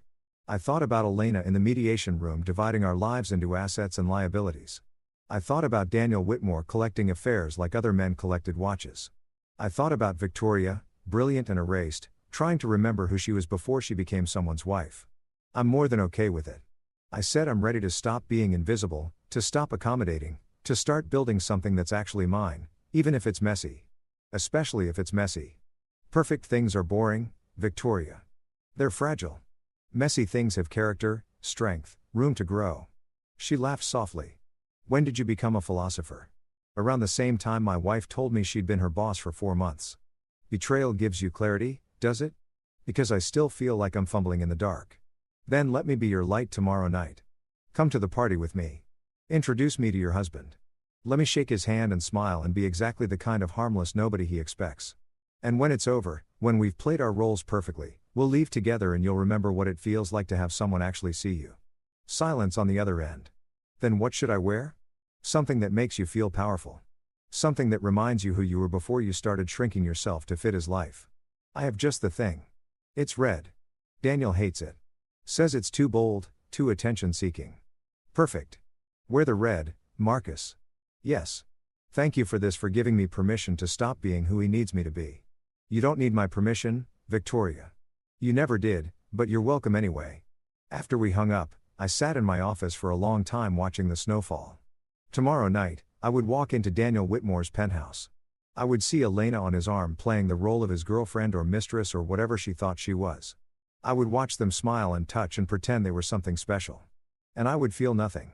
Or at least I would show nothing, because the real play wasn't tomorrow night. Tomorrow was just reconnaissance. The real play would come later, when I'd learned enough about Daniel to understand exactly where to apply pressure. When Victoria had rebuilt enough of herself to walk away without looking back. When Elena had invested enough in her fantasy with Daniel that shattering it would actually cost her something. I was building this carefully, the way I build houses. Foundation first, structure, support beams. Only then the aesthetic details, the finishing touches that made it look effortless. Tomorrow I would lay another piece of foundation. I pulled out my phone and texted Victoria. "Pick you up at 7. Her response came immediately. "I'll be ready. Red dress and all." I smiled and returned to my blueprints. The Connecticut house was coming together beautifully. All light and angles. Spaces that flowed into each other naturally. A house for people who actually loved each other, who wanted to build a life together. I wouldn't have that. My marriage was ending in mediation rooms and divided assets. But I could build something else, something that mattered. I could build the kind of revenge that looked like resurrection. The next evening, I stood in front of my mirror and adjusted my tie charcoal gray silk that Elena had bought me 2 Christmases ago. I'd almost thrown it out in a fit of symbolic purging, but then decided against it. Wearing something she'd given me to the party where I'd meet her lover felt appropriately ironic. My phone buzzed. "Victoria, driver's downstairs. Ready when you are." I took one last look at myself. The man in the mirror looked different than the one who'd sat in that restaurant a month ago, hearing his wife ask for a divorce. Leaner, sharper, harder somehow, but in a way that felt earned rather than bitter. This was the new Marcus, the one who planned instead of reacted, who built instead of crumbled. I grabbed my coat and headed down. Victoria was waiting in the car, a black sedan with a driver who knew how to be invisible. She looked stunning. The red dress was a column of silk that hugged her body without being obvious about it.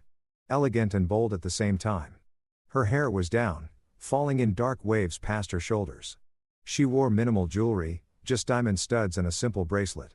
She looked like someone who'd remembered how to be powerful.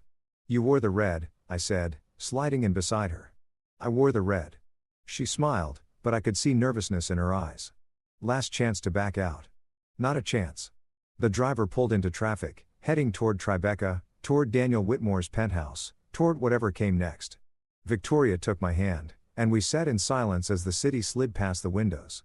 Two people heading into a party where our spouses would be playing couple with each other. Two people about to smile and pretend and lay the groundwork for something that would eventually shatter everything. "Marcus," Victoria said quietly. "Yes. Whatever happens tonight, promise me we'll be honest with each other. No games between us. Save the performance for them." "I promise." "No games, just truth." She squeezed my hand. "Then let's go meet my husband." The car pulled up to a glass tower in Tribeca. All modern angles and expensive views. A doorman opened Victoria's door and we stepped out into the cold December night. Above us, I could see lights blazing from the penthouse floor. The party was already in full swing. I offered Victoria my arm and she took it. Together, we walked into Daniel Whitmore's world. The game had begun. The elevator was all mirrors and brushed steel, rising so smoothly, you couldn't feel the movement. Just the numbers climbing 45, 46, 47, and our reflection multiplying into infinity. Victoria and I side by side, dressed for battle, disguised as celebration. "He'll be in the center of everything," Victoria said, watching the numbers climb. "Daniel always positions himself where he can see everyone, where everyone has to pass by him at some point. It's strategic, makes people come to him." "Control through architecture," I said. "I understand that," the elevator chimed. 48th floor. The doors slid open onto a private foyer. More marble, more mirrors, a massive flower arrangement that probably cost more than most people's monthly rent. Through double doors ahead, I could hear the party, conversation and laughter, the clink of glasses, music carefully selected to be sophisticated without being intrusive. A server appeared with a tray of champagne. Victoria took a glass but didn't drink. I did the same. "Props for the performance. Ready?" she asked. "Absolutely." We walked through the doors together and I got my first look at Daniel Whitmore's world. The penthouse was exactly what I expected. Floor-to-ceiling windows offering views of Manhattan that probably added $10 million to the property value. Minimalist furniture that looked uncomfortable but photogenic. Art on the walls chosen by advisors rather than passion. Everything was designed to impress. Nothing designed to comfort. There were perhaps 70 people scattered throughout the main room. All of them dressed in variations of expensive tech executives and their partners, board members, investors, the kind of people who measured success in zeros and thought influence was something you could buy. And there, exactly where Victoria said he'd be, standing in the center of it all like a sun around which everyone else orbited, Daniel Whitmore. He was tall, 6'2", maybe 6'3", with the kind of silver fox aesthetic that required expensive hair products and personal trainers, tailored suit, no tie that studied casualness that actually took more effort than formal dress. Handsome in a generic way, like he'd been designed by committee to appeal to the whitest demographic. And on his arm, laughing at something he just said, looking radiant and young and utterly comfortable in this world. Elena, my wife, almost ex-wife, the woman who'd shared my bed for 7 years and was now draped on another man like an accessory. She wore emerald green, her signature color, the one that made her eyes look more striking. Her hair was up, exposing the neck I used to kiss. She looked happy. That was the part that caught me. She looked genuinely happy in a way I hadn't seen in months, maybe years. I felt Victoria's hand tighten on my arm. "That's her," she said quietly. "Your wife?" "Yes." "She's beautiful." "Yes." "Are you okay?" I turned to look at Victoria, at this woman who was trusting me enough to bring me into her home to expose her own pain and solidarity with mine. And I felt something settle. Not calm exactly, more like clarity. "I'm perfect," I said. "Let's go meet your husband." We moved through the crowd and I watched how people reacted to Victoria. Some nodded with recognition. Others looked curious about her companion. The women evaluated my suit, my watch, trying to place me in their hierarchy. The men assessed me as potential competition or potential irrelevance. Let them wonder. As we approached, Daniel noticed Victoria. His expression shifted: surprise, then something calculating, then a smile that didn't quite reach his eyes. "Victoria," he said, and his voice was exactly what I expected. Confident, commanding, used to being heard. "You came and you brought a guest, Daniel." Victoria's voice had gone cool, professional. This is Marcus Bennett. Marcus, my husband, Daniel Whitmore. I extended my hand. Daniel's handshake was firm, performative. The grip of a man who'd read articles about power dynamics and practiced in mirrors. Marcus Bennett, he said like he was filing the name away. What do you do, Marcus? I'm an architect, residential, primarily, some commercial work. Ah, the single syllable managed to convey both interest and dismissal. Are you involved in the arts? Is that how you know Victoria? We met at a gallery opening. I've always appreciated how architecture and visual art inform each other. Victoria has been generous enough to educate me on the finer points of curation. Daniel's smile tightened almost imperceptibly. He didn't like that the idea of his wife spending time educating another man, even about something as innocent as art, possessiveness disguised as casual interest. How nice, he said, then turning slightly. Elena, come meet Victoria's friend. And there she was, my wife. Close enough that I could smell her perfume different from what she used to wear. Something heavier, muskier, chosen for him, probably. Elena, Daniel said, his hands settling on her lower back with casual ownership. This is Marcus Bennett. He's an architect. Elena's face went absolutely white. I watched it happen in slow motion. Recognition, shock, fear, and then a desperate attempt to smooth her features back into neutrality, but it was too late. Daniel had seen the reaction, even if he didn't understand it yet. Marcus, she said, and her voice came out strained. What a surprise. I smiled. Easy, friendly. Like we were old acquaintances running into each other at a party. Elena, small world. Daniel's eyes narrowed. You two know each other. We've met, I said vaguely, enjoying watching Elena try to calculate the safest response. Professional circles. You know how it is in New York. Everyone's connected somehow. Victoria, bless her, played it perfectly.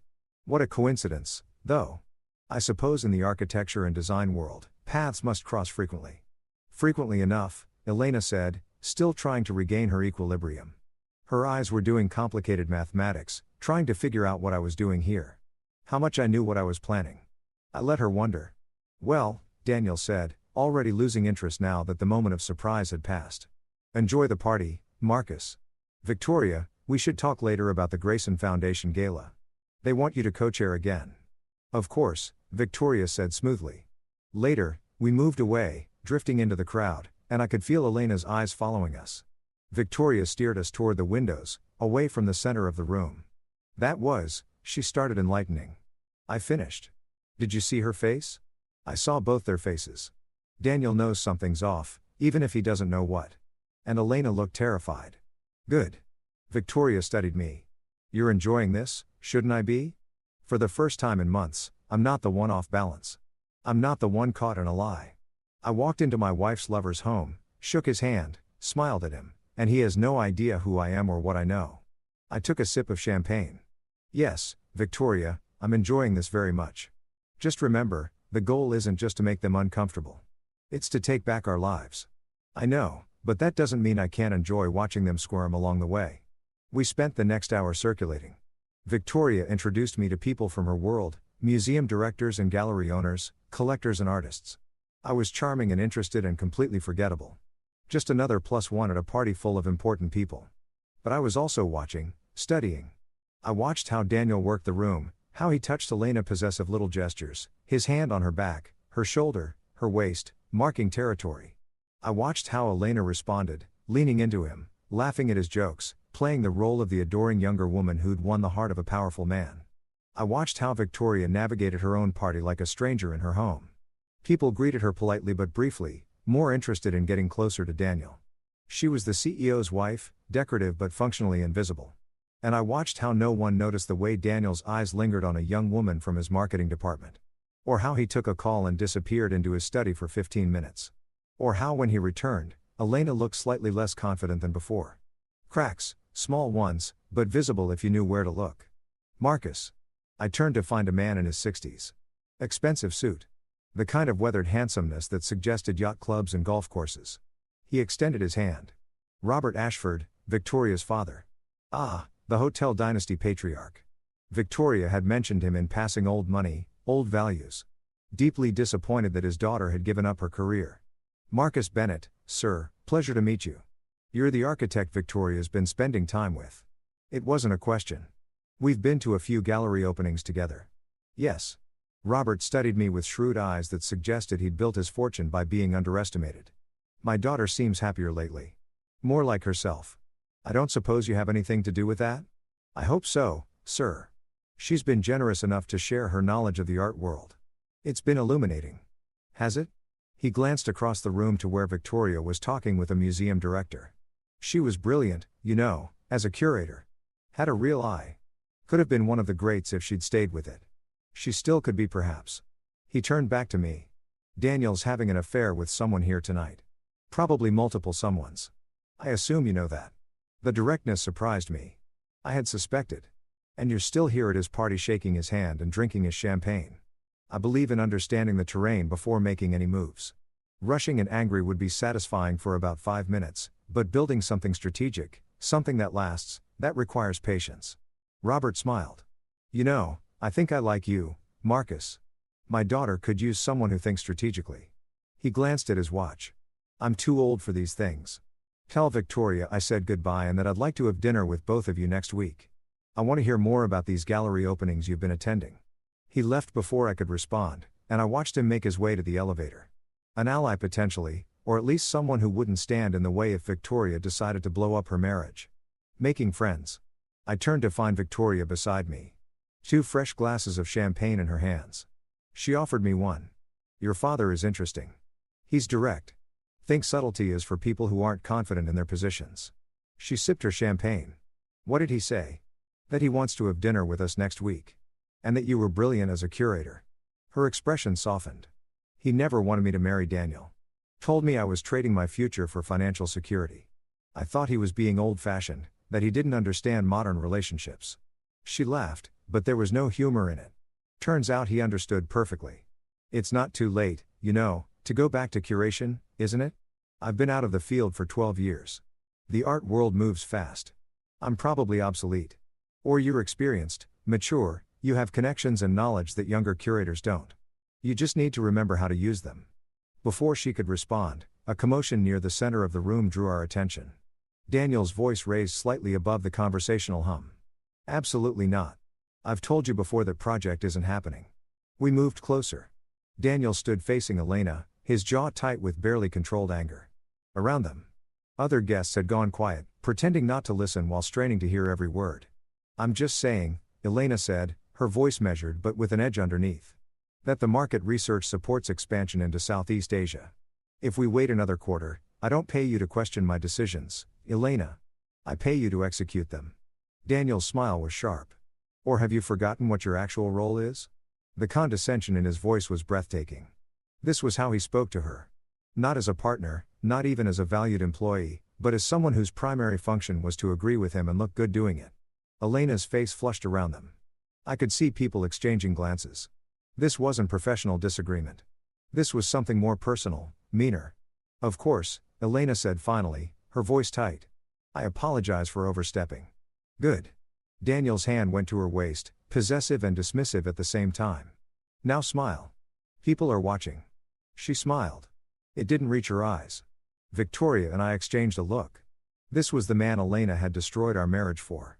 This was the relationship she thought was worth blowing up 7 years of shared history. I need air, Victoria said quietly. Come with me. We made our way to a terrace empty in the December cold, overlooking the city lights. Victoria leaned against the railing and I watched her shoulders shake. Victoria, I'm not crying, she said. I'm laughing. Did you see that? Did you see how he spoke to her? I saw. That's what she left you for. That's what I gave up my career for. Men who see us as accessories, as props in their perfect lives. She turned to me and her eyes were bright, but not with tears, with anger. I want him to hurt Marcus, not just lose me. I want him to actually feel something for once. Even if it's just the humiliation of being left, I understood. The rage underneath her calm, the need for him to understand what he'd thrown away. Then let's make sure he does, I said. But carefully, strategically, we build the foundations first. We make sure when we walk away, we're walking towards something better, not just away from something bad. How long? However long it takes, weeks, months, we do this, right? She nodded. I can wait. I've been waiting 12 years. What's a few more months? Through the glass doors, we could see the party continuing. Daniel holding court. Elena at his side with that brittle smile. All of them playing their roles, maintaining appearances, pretending everything was perfect. We should go back in, Victoria said. Can't have people thinking we're hiding. One more minute. I pulled out my phone and took a photo of the view. The city sprawling below us, lights spreading in every direction. I want to remember this moment when we decided to stop being victims. Victoria moved beside me and I took another photo. Both of us, the city behind us, something determined in our expressions that hadn't been there before. Send me that, she said. I will. We went back inside. The party had shifted. People were starting to leave. The energy winding down. Daniel was saying goodbye to a group of investors. Elena still attached to his side. As we approached to say our goodbyes, Daniel turned to us. Leaving already? I have an early morning, I said. Thank you for having me. Beautiful home. Marcus is designing a house for a couple in Connecticut, Victoria added. Custom work, very innovative use of light and space. Sounds fascinating, Daniel said in a tone that suggested the opposite. His attention had already moved past me to someone else. Victoria, don't forget about the Grayson Gala. I won't. Elena caught my eye as we turned to leave. Her expression was complicated fear, confusion, something that might have been plea. I smiled at her, friendly and empty. Nice to see you again, Elena. Enjoy your evening. In the elevator going down, Victoria took my hand. That was harder than I expected, she said. Which part? All of it. Seeing him with her, watching him be cruel to her, and knowing I used to make excuses for that behavior, pretending everything was fine when I wanted to scream. But you didn't scream. You were perfect, controlled, exactly what we needed. What happens now? Now we build. You start planning your pop-up exhibition. I keep designing houses for people who actually love each other. We become more ourselves and less the people they needed us to be. And slowly, carefully, we make them irrelevant to our happiness. And then we walk away and never look back. The elevator opened onto the lobby. We stepped out into the cold December night, and I felt something like freedom settling over me. We'd entered the lion's den. We'd smiled and played our roles and laid the groundwork for everything that would come next. And we'd walked out unscathed, stronger than when we went in. The game was accelerating, and we were winning. The days after the party felt electric, charged with possibility and danger in equal measure. I went through the motions of my normal life meetings with clients, site visits, revisions to the Connecticut house design, but underneath it all, I felt like I was vibrating at a different frequency. Elena called 3 times the day after the party. I didn't answer. She left voicemails that progressed from confused to angry to something approaching desperate. Marcus, what the hell were you doing at Daniel's party? Call me back. This is ridiculous. I know you're getting these messages. We need to talk. Please, just please call me. I need to understand what's happening. I deleted each one without responding. Let her wonder. Let her spiral. Let her feel a fraction of the uncertainty she'd put me through. Victoria texted that afternoon. Elena's been trying to reach me. 5 calls so far. Should I answer? I replied, your choice. But if you do, tell her the truth. We met at a gallery opening and became friends. Nothing more, nothing less. Nothing more. I stared at those 2 words for a long time before responding. Not yet. But we're building towards something, aren't we? 3 dots appeared, disappeared, appeared again. Finally, yes, we are. That evening, I was in my home office working on the Connecticut design when my doorbell rang. I checked the security camera and saw Elena standing on my porch, arms wrapped around herself against the December cold. I considered not answering, but curiosity won out. When I opened the door, she pushed past me without invitation. We need to talk. Hello to you, too. She spun to face me, and I saw that the polished woman from the party had been replaced by someone fraying at the edges. Her hair was pulled back in a messy ponytail. She wore jeans and a sweater instead of her usual designer armor. And there were circles under her eyes that suggested she hadn't slept well. What were you doing at Daniel's party? Attending a party? Is that not allowed? Don't play games, Marcus. You know what I mean? How do you even know Victoria Whitmore? We met at an art gallery. Discovered we have similar interests. Started attending exhibitions together. I closed the door and leaned against it. Is that a problem? Yes, it's a problem. She's Daniel's wife and you're Daniel's mistress. Seems like we're all connected now, doesn't it? Elena's face went white then red. How long have you known about your affair? Since 3 weeks before you had the courage to actually tell me. I came home early from Boston, remember? Found your laptop open with messages from Dee describing in detail how you tasted. She sat down heavily on the couch, our couch, soon to be my couch. According to the mediation agreement, Jesus Marcus, I save it. I'm not interested in apologies or explanations. What I am interested in is why you're here freaking out about me being friends with Victoria. Because it's weird. It's calculated. You're doing something. I almost laughed. You mean the way you calculated your affair? The way you scheduled hotel rooms and deleted messages and lied to my face for 4 months. That's different. How? Because she stopped, realizing there was no good answer. Daniel's going to be furious if he finds out you're my husband. Almost ex-husband. And why would he be furious? I thought I was the understanding spouse who didn't matter anymore. You're being deliberately difficult. I'm being honest. Something you might try sometime. I moved to the bar cart and poured myself a scotch. Didn't offer her one. Tell me something. Elena, does Daniel know you're here? That you're at your husband's house alone at night? I don't have to tell him everything. Interesting. Does he know you still have keys to this house? That legally half of it's still yours for another 60 days? Her eyes narrowed. What are you implying? Nothing. Just noting that you seem very concerned about Daniel finding out I exist, but not at all concerned about him knowing you're here, which suggests you haven't told him who I am. He knows I was married. He doesn't need to know the details like my name or that I'm friends with his wife. I sat down across from her. Let me guess. He thinks you were married to someone boring and inconsequential. Someone you left because he couldn't keep up with your ambition.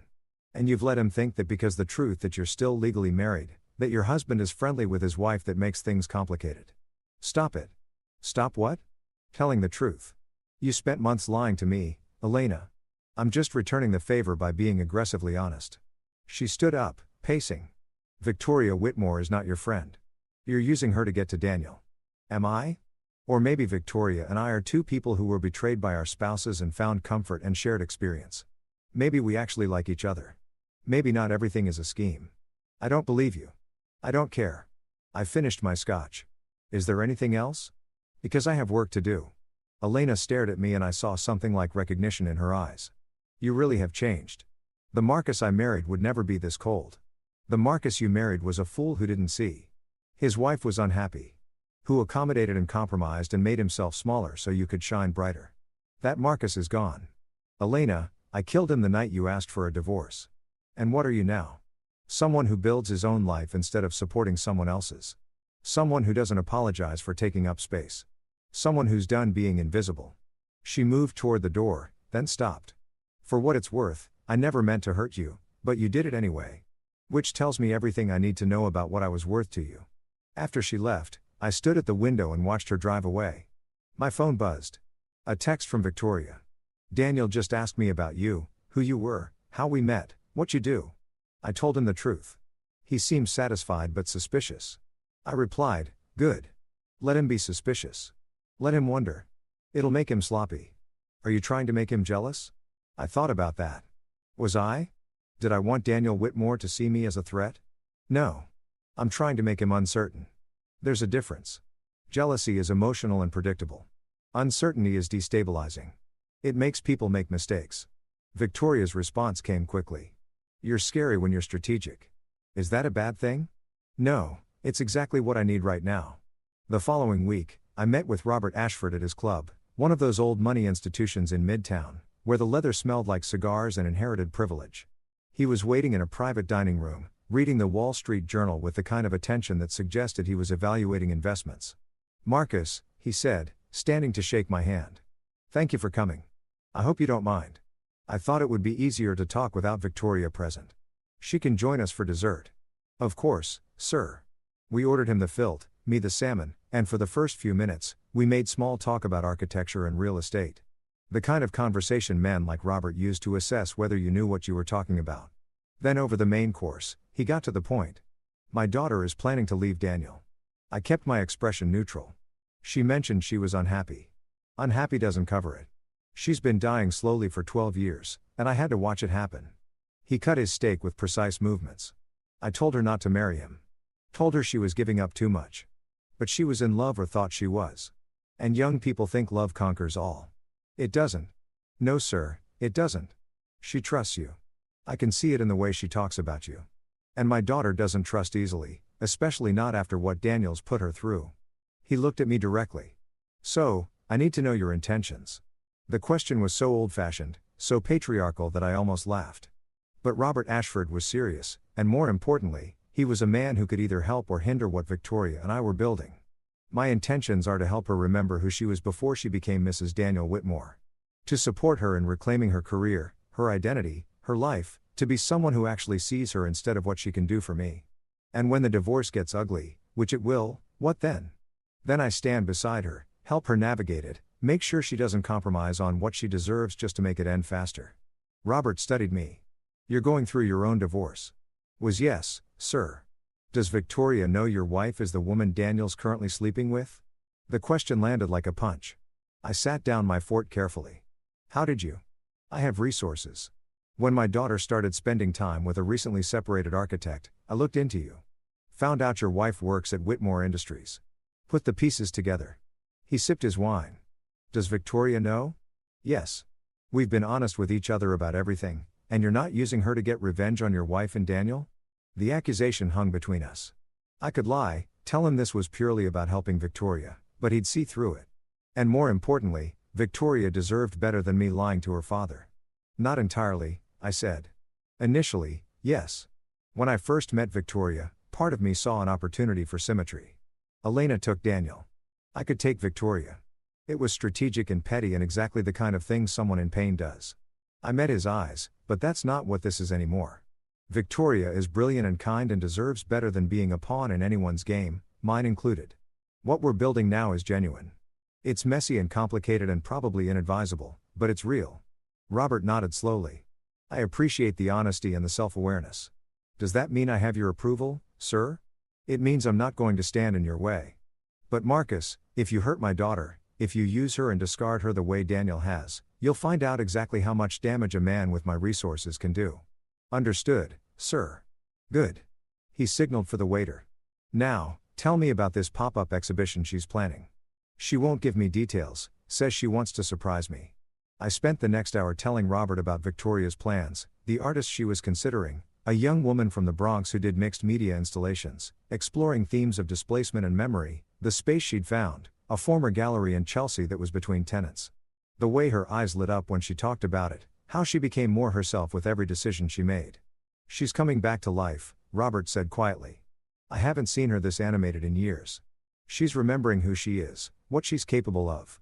Thanks to you, thanks to her. I'm just making space for it to happen. Victoria arrived as we were finishing coffee.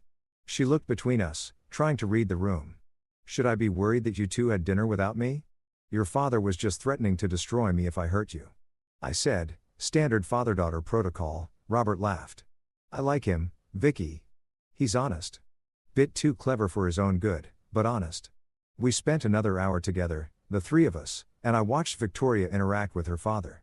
The way she softened around him, let her guard down. The way he looked at her with a mixture of pride and regret. Pride in who she was. Regret that she'd wasted so many years on someone who didn't deserve her. When we left the club, Victoria linked her arm through mine. He likes you. He threatened to ruin me. That's how he shows affection. She smiled. What did you two really talk about? You, your exhibition, whether my intentions are honorable. Are they? I stopped walking and turned to face her. We were standing on a sidewalk in Midtown, people streaming around us. The city alive with its usual chaos. My intentions are to see where this goes without lying about what it is. To build something real with you, while also acknowledging that we're both still healing from what our spouses did to us. To be honest about the fact that revenge and connection are tangled up together. And maybe that's okay. Victoria's eyes searched mine. That's a very careful answer. It's an honest one. Good. She stood on her toes and kissed my cheek. Honesty is all I need. My phone buzzed. A text from an unknown number. This is Daniel Whitmore. We should talk. Tomorrow, 2 p.m. my office. Come alone. I showed it to Victoria. Her face went pale. He knows. He suspects there's a difference. What are you going to do? I stared at the message, feeling something like anticipation settle in my chest. I'm going to go talk to him. See what he wants. Find out what he thinks he knows. Marcus, that's dangerous. If he knows about us, there is no us to know about. We're friends. We attend art galleries together. That's not a crime. He'll try to intimidate you. That's what he does. He'll use his power, his resources. Let him try. I put my phone away. I'm done being intimidated. Victoria, by anyone. She looked at me for a long moment, then nodded. Okay, but call me afterward and be careful always. That night, I couldn't sleep. I lay in bed, in my house, in my life that was slowly becoming mine again, and thought about Daniel Whitmore, about what he might know, what he might want, how he might try to use this meeting to reassert control. He thought I was a threat. That much was clear. But a threat to what? His marriage, his affair with Elena, his carefully constructed image, or maybe he just didn't like the idea of his wife having her own life, her own interests, her own friend who wasn't vetted and approved by him. Either way, tomorrow I would walk into his office, his territory, his domain, and I would smile and be perfectly reasonable and show him that I wasn't afraid because I wasn't. Not anymore. Elena had taken my trust and shattered it. Daniel had taken my wife and turned her into his accessory. They both thought I would crumble, that I would be the victim in their story of self-actualization and forbidden romance. But I'd rebuilt myself, found Victoria in the wreckage, started constructing something new from the broken pieces. And tomorrow, I would look Daniel Whitmore in the eye and let him see exactly who he was dealing with. Not a victim. Not someone who could be intimidated or controlled. Someone who'd learned to build with the rubble of what had been destroyed. Someone who was done playing by their rules. I fell asleep with that thought and I dreamed of buildings rising from foundations made of truth and consequence. Tomorrow the architecture of revenge would take its next form. And I was ready. Whitmore Industries occupied 15 floors in a glass tower in Hudson Yards. The kind of building that looked like it was designed by someone who'd never met a hard angle they didn't want to make harder. All steel and glass and aggressive modernity. A monument to the future as imagined by people who'd gotten very rich betting on it. I arrived at 1:55 p.m. dressed in my best suit, charcoal gray, Italian wool, expensive, but not ostentatious. The kind of thing that said I belonged in rooms like this without trying to compete with people who had more zeros in their bank accounts. The lobby was minimalist to the point of hostility. White marble, chrome fixtures, a reception desk that looked like a spaceship's command center. A young woman with perfect posture and a tablet smiled at me with practiced efficiency. Marcus Bennett for Daniel Whitmore. She tapped her screen. Of course, Mr. Bennett, please take the elevator to the 14th floor. Someone will meet you there. The elevator was all mirrors like Daniel's penthouse elevator. And I wondered if this was intentional, making visitors look at themselves, evaluate themselves, feel small before they even reached his office. I looked at my reflection and saw someone who'd lost weight, gained edges, developed a kind of hardness around the eyes that hadn't been there 6 weeks ago. Grief and anger had carved something leaner out of me. Something that looked like it could survive what was coming. The 14th floor opened onto a reception area that screamed wealth and power. More glass, more chrome. Panoramic views of the Hudson River. A different assistant, this one male, maybe 25, stood waiting. Mr. Bennett, please follow me. We walked down a hallway lined with photographs of Daniel shaking hands with tech luminaries and politicians, accepting awards, speaking at conferences. A shrine to his own importance. The assistant opened a door at the end of the hall. Mr. Whitmore, we'll be right with you. I stepped into an office that was less a workspace and more a statement of dominance. Corner office, floor-to-ceiling windows on 2 walls. A desk the size of a small car made from some exotic wood I couldn't identify. Behind it, Manhattan spread out like a kingdom Daniel owned. I didn't sit in either of the chairs positioned in front of the desk. The lower chairs I noticed designed to make visitors look up at whoever sat behind the desk. Instead, I stood at the windows looking out at the city and waited. 5 minutes passed. Then 10. A power play, making me wait, establishing that this was his territory, his time, his control. At 15 minutes, the door opened. Daniel Whitmore entered like a man who owned not just the room, but the air in it. He'd changed from the party. Now he wore a suit that probably cost more than my car, no tie, that studied casualness, that actually required more thought than formality. He looked like every magazine spread about successful CEOs right down to the watch that could fund a small country's GDP. Marcus, he said, not apologizing for being late. Thank you for coming. I was curious about what you wanted to discuss. He moved behind his desk, but didn't sit. Another power play standing while I stood, but from behind the fortress of his workspace. I'll be direct. What's your relationship with my wife? We're friends. Friends? He said it like the word tasted wrong. How did you meet? At a gallery opening, we discovered shared interests in art and architecture. Started attending exhibitions together. And that's all. What else would it be? Daniel's eyes narrowed. I did some research on you after the party. Found out you're an architect, like you said. Small firm, residential work. Nothing particularly notable. Also found out you're going through a divorce. That's hardly a secret. Divorce records are public. What's interesting is that your wife works for me. Elena Martinez, VP of Brand Strategy. He watched my face carefully. Small world, isn't it? I kept my expression neutral. Interested but not defensive. Is it? There are thousands of people in New York. Coincidences happen. Do they? Because from where I'm standing, it looks like you befriended my wife to get back at yours. Some kind of petty revenge scheme. That's an interesting theory. Requires me to have known Victoria before I knew about Elena's affair, which I didn't. Also requires me to have somehow engineered meeting her at a random gallery opening, which would be impossible without supernatural foresight. I moved away from the window closer to his desk. Or maybe Victoria and I are just two people who were both betrayed and found common ground. Maybe not everything is a conspiracy. I don't believe in coincidences. Then you must live in a very paranoid world. His jaw tightened. Point to me. I want you to stop seeing her. Excuse me, Victoria. I want you to stop attending gallery openings with her. Stop these little coffee dates or whatever you're doing. End the friendship. I almost laughed. You're asking me to stop being friends with your wife? I'm not asking. No. What are you doing then? Threatening because I'm curious what leverage you think you have over me, Mr. Whitmore. I don't work for you. I don't need anything from you. And last I checked, your wife is an adult woman capable of choosing her own friends. Everyone needs something, Marcus. Everyone has pressure points. He opened a folder on his desk. You have a firm, small, like I said, but it's yours. You've got 3 projects in development right now. One's with a developer who happens to use my company's software for project management. Another's with a couple whose husband works in finance. I know people in that world.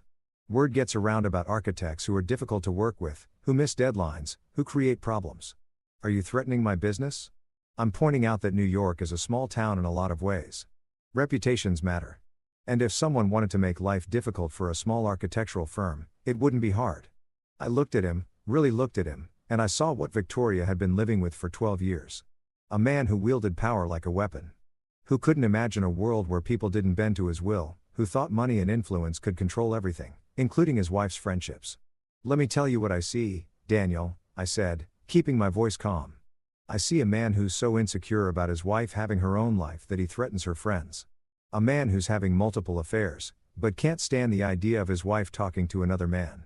A man who's built his entire sense of self on control. And now he's panicking because something's slipping through his fingers.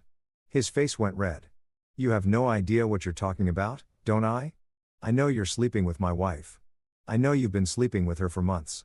While pretending to be a devoted husband, I know Victoria is aware of it. All of it.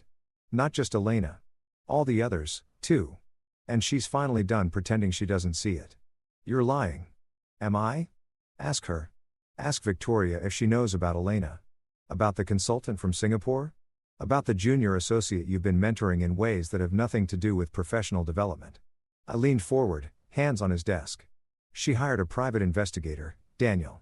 She has documentation, photographs, hotel receipts, everything she needs for a divorce that will make you look exactly like what you are.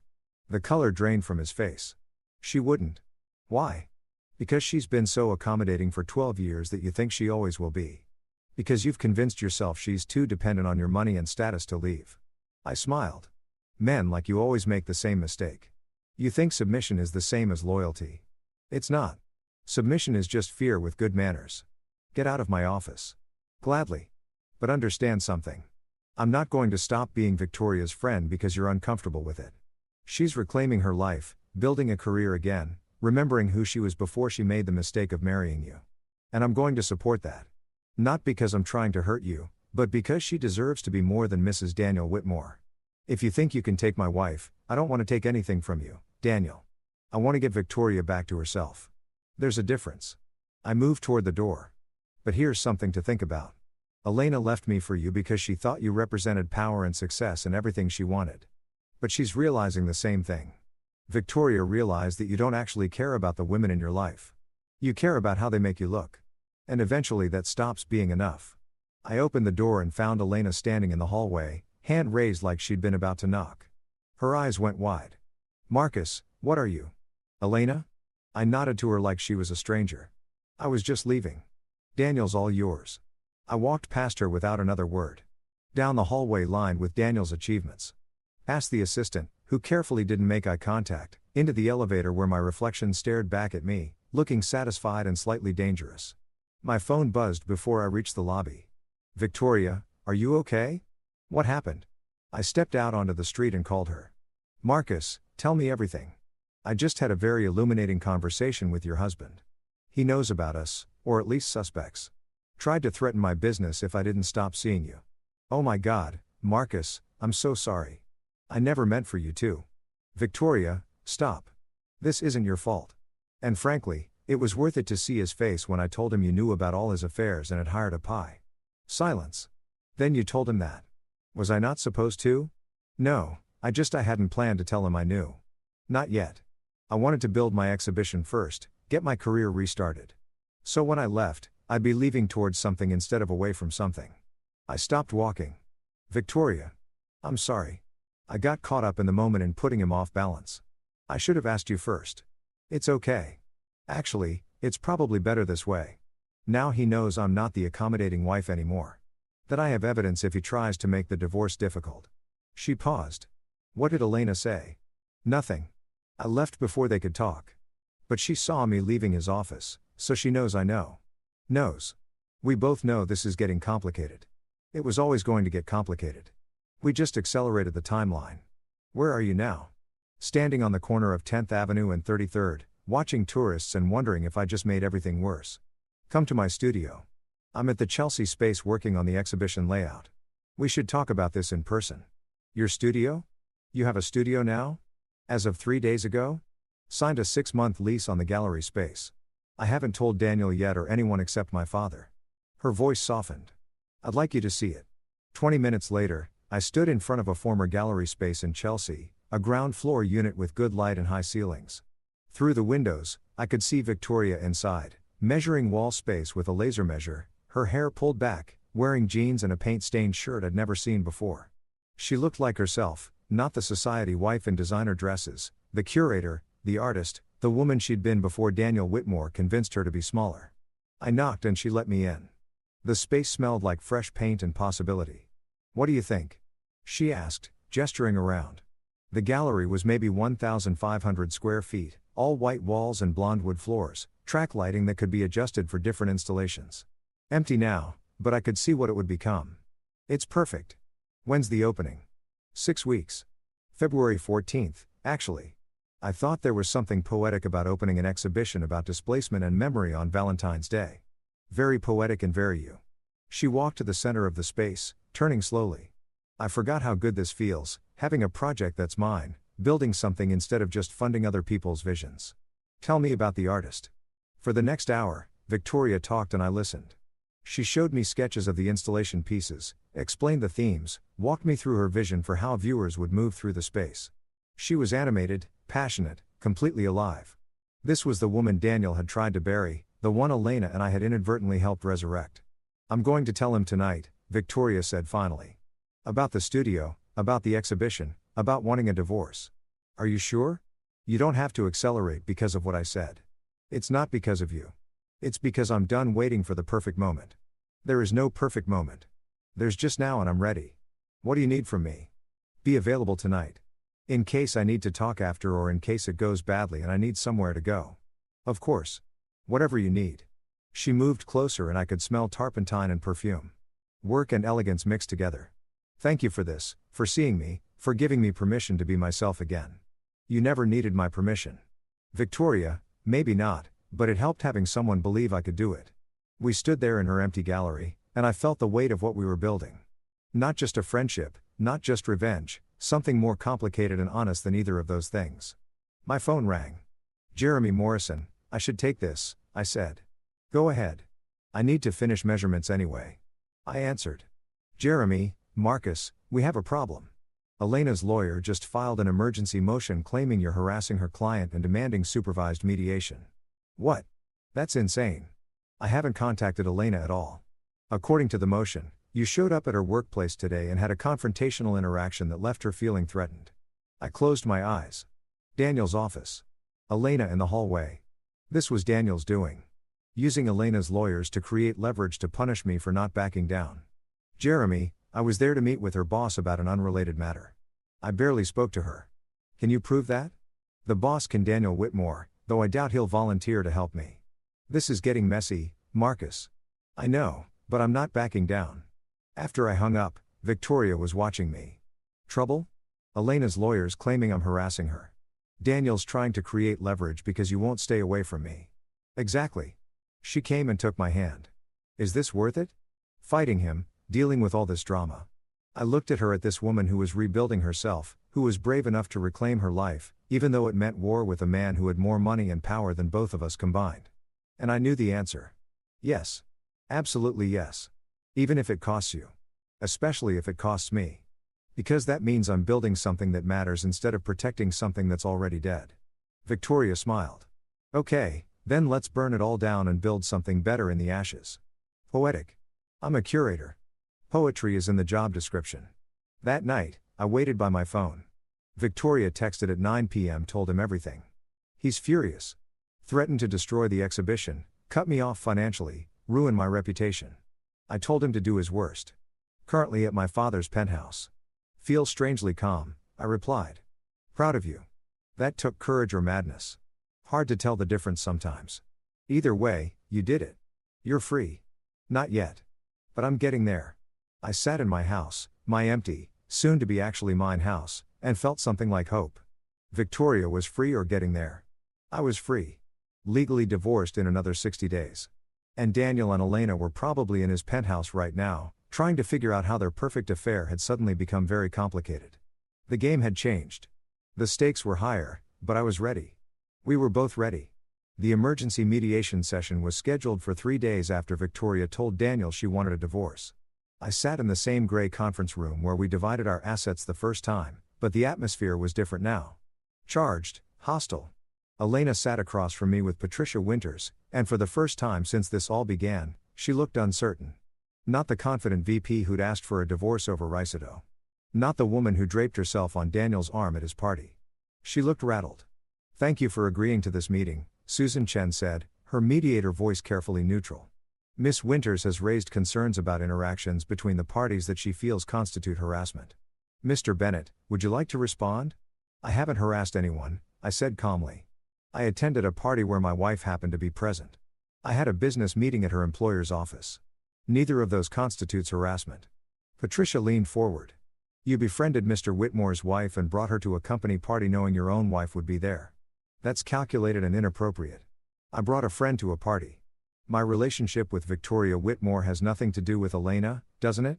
Patricia's tone was sharp. You targeted Daniel Whitmore's wife as revenge for your wife's relationship with Mr. Whitmore. Jeremy cut in. That's speculation and irrelevant to these proceedings. Mr. Bennett is entitled to have friends. The fact that his friend happens to be married to Miss Martinez's employer is coincidental. Is it? Elena spoke for the first time, her voice tight. Marcus, you expect me to believe you just randomly became friends with Daniel's wife? After everything, I met her eyes. I expect you to recognize that you don't get to control who I spend time with. You made your choices, Elena.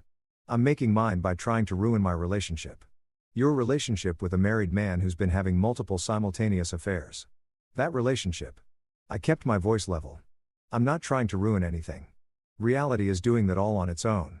Elena's face flushed. You told him. You told Daniel that Victoria knows about the affairs. I told him the truth. Something you might try sometime. That's enough, Susan said. Let's focus on the actual legal issues. Miss Winters, do you have specific instances of harassment to report? Patricia consulted her notes. Mr. Bennett showed up at Whitmore Industries on the 14th and had a confrontational meeting with Mr. Whitmore that left Miss Martinez feeling unsafe in her workplace. I was invited to that meeting. I said, Daniel Whitmore called and asked me to come to his office. I didn't initiate contact and I didn't speak to Elena except to say hello when I left. Is this true? Susan asked. Patricia looked to Elena, who shifted uncomfortably. Daniel said he wanted to talk to Marcus about his relationship with Victoria. So, Mr. Bennett was invited to this meeting by Mr. Whitmore, not harassing anyone. Susan made a note. What else? There's the matter of Mr. Bennett using his relationship with Mrs. Whitmore to gain information about Miss Martinez's personal life and employment. Jeremy almost laughed. Are you seriously suggesting that two people who've both been cheated on can't discuss their situations? That's absurd. It's strategic and manipulative. It's friendship and mutual support. The mediation devolved from their accusations and counter-accusations, legal posturing, and barely contained hostility. By the time we broke for lunch, nothing had been resolved except that everyone was angry and the divorce had officially become ugly. Elena caught me in the hallway. Can we talk privately? I looked at Jeremy, who nodded. 5 minutes, I'll be in the lobby. We found an empty conference room. Elena closed the door and leaned against it. And I saw that under the anger, she was afraid. This is getting out of control, she said. You're the one who filed harassment claims. That was Patricia's idea. And Daniel's, they said we needed to establish boundaries. To protect, she trailed off. To protect what? Daniel's reputation, his marriage, both of which are already on fire because of his own actions. He's furious at you. At Victoria, at me for bringing you into his life. You brought me into his life. Elena, you're the one who started sleeping with him. I'm just a consequence you didn't plan for. She moved away from the door. Pacing. Victoria's filing for divorce. Did you know that? Yes. And you encouraged her. I supported her decision to stop living a lie. There's a difference. Daniel says she's trying to ruin him. That she timed this to cause maximum damage to his reputation. That she's going to take half of everything and destroy the company. I almost laughed. Daniel has $200 million. She's entitled to half of what they built together over 12 years. That's not ruining him. That's basic contract law. He's talking about contesting the prenup. Says she violated the fidelity clause by being friends with me. Good luck proving that. Elena stopped pacing and looked at me directly. Are you sleeping with her? That's none of your business. So you are. I didn't say that. I said it's none of your business. You gave up the right to know about my personal life when you started your boss. She flinched. I know you're angry. I'm not angry, Elena. I'm done. There's a difference. Anger requires me to still care about what you do, who you're with, whether you're happy. I don't. You're just the woman I used to be married to, who made choices that ended our relationship. That's all. Then why are you doing this? Why befriend Victoria? Why show up at Daniel's party? Why any of it if you don't care? Because I deserve to build a life that's mine. Because Victoria deserves to remember who she is.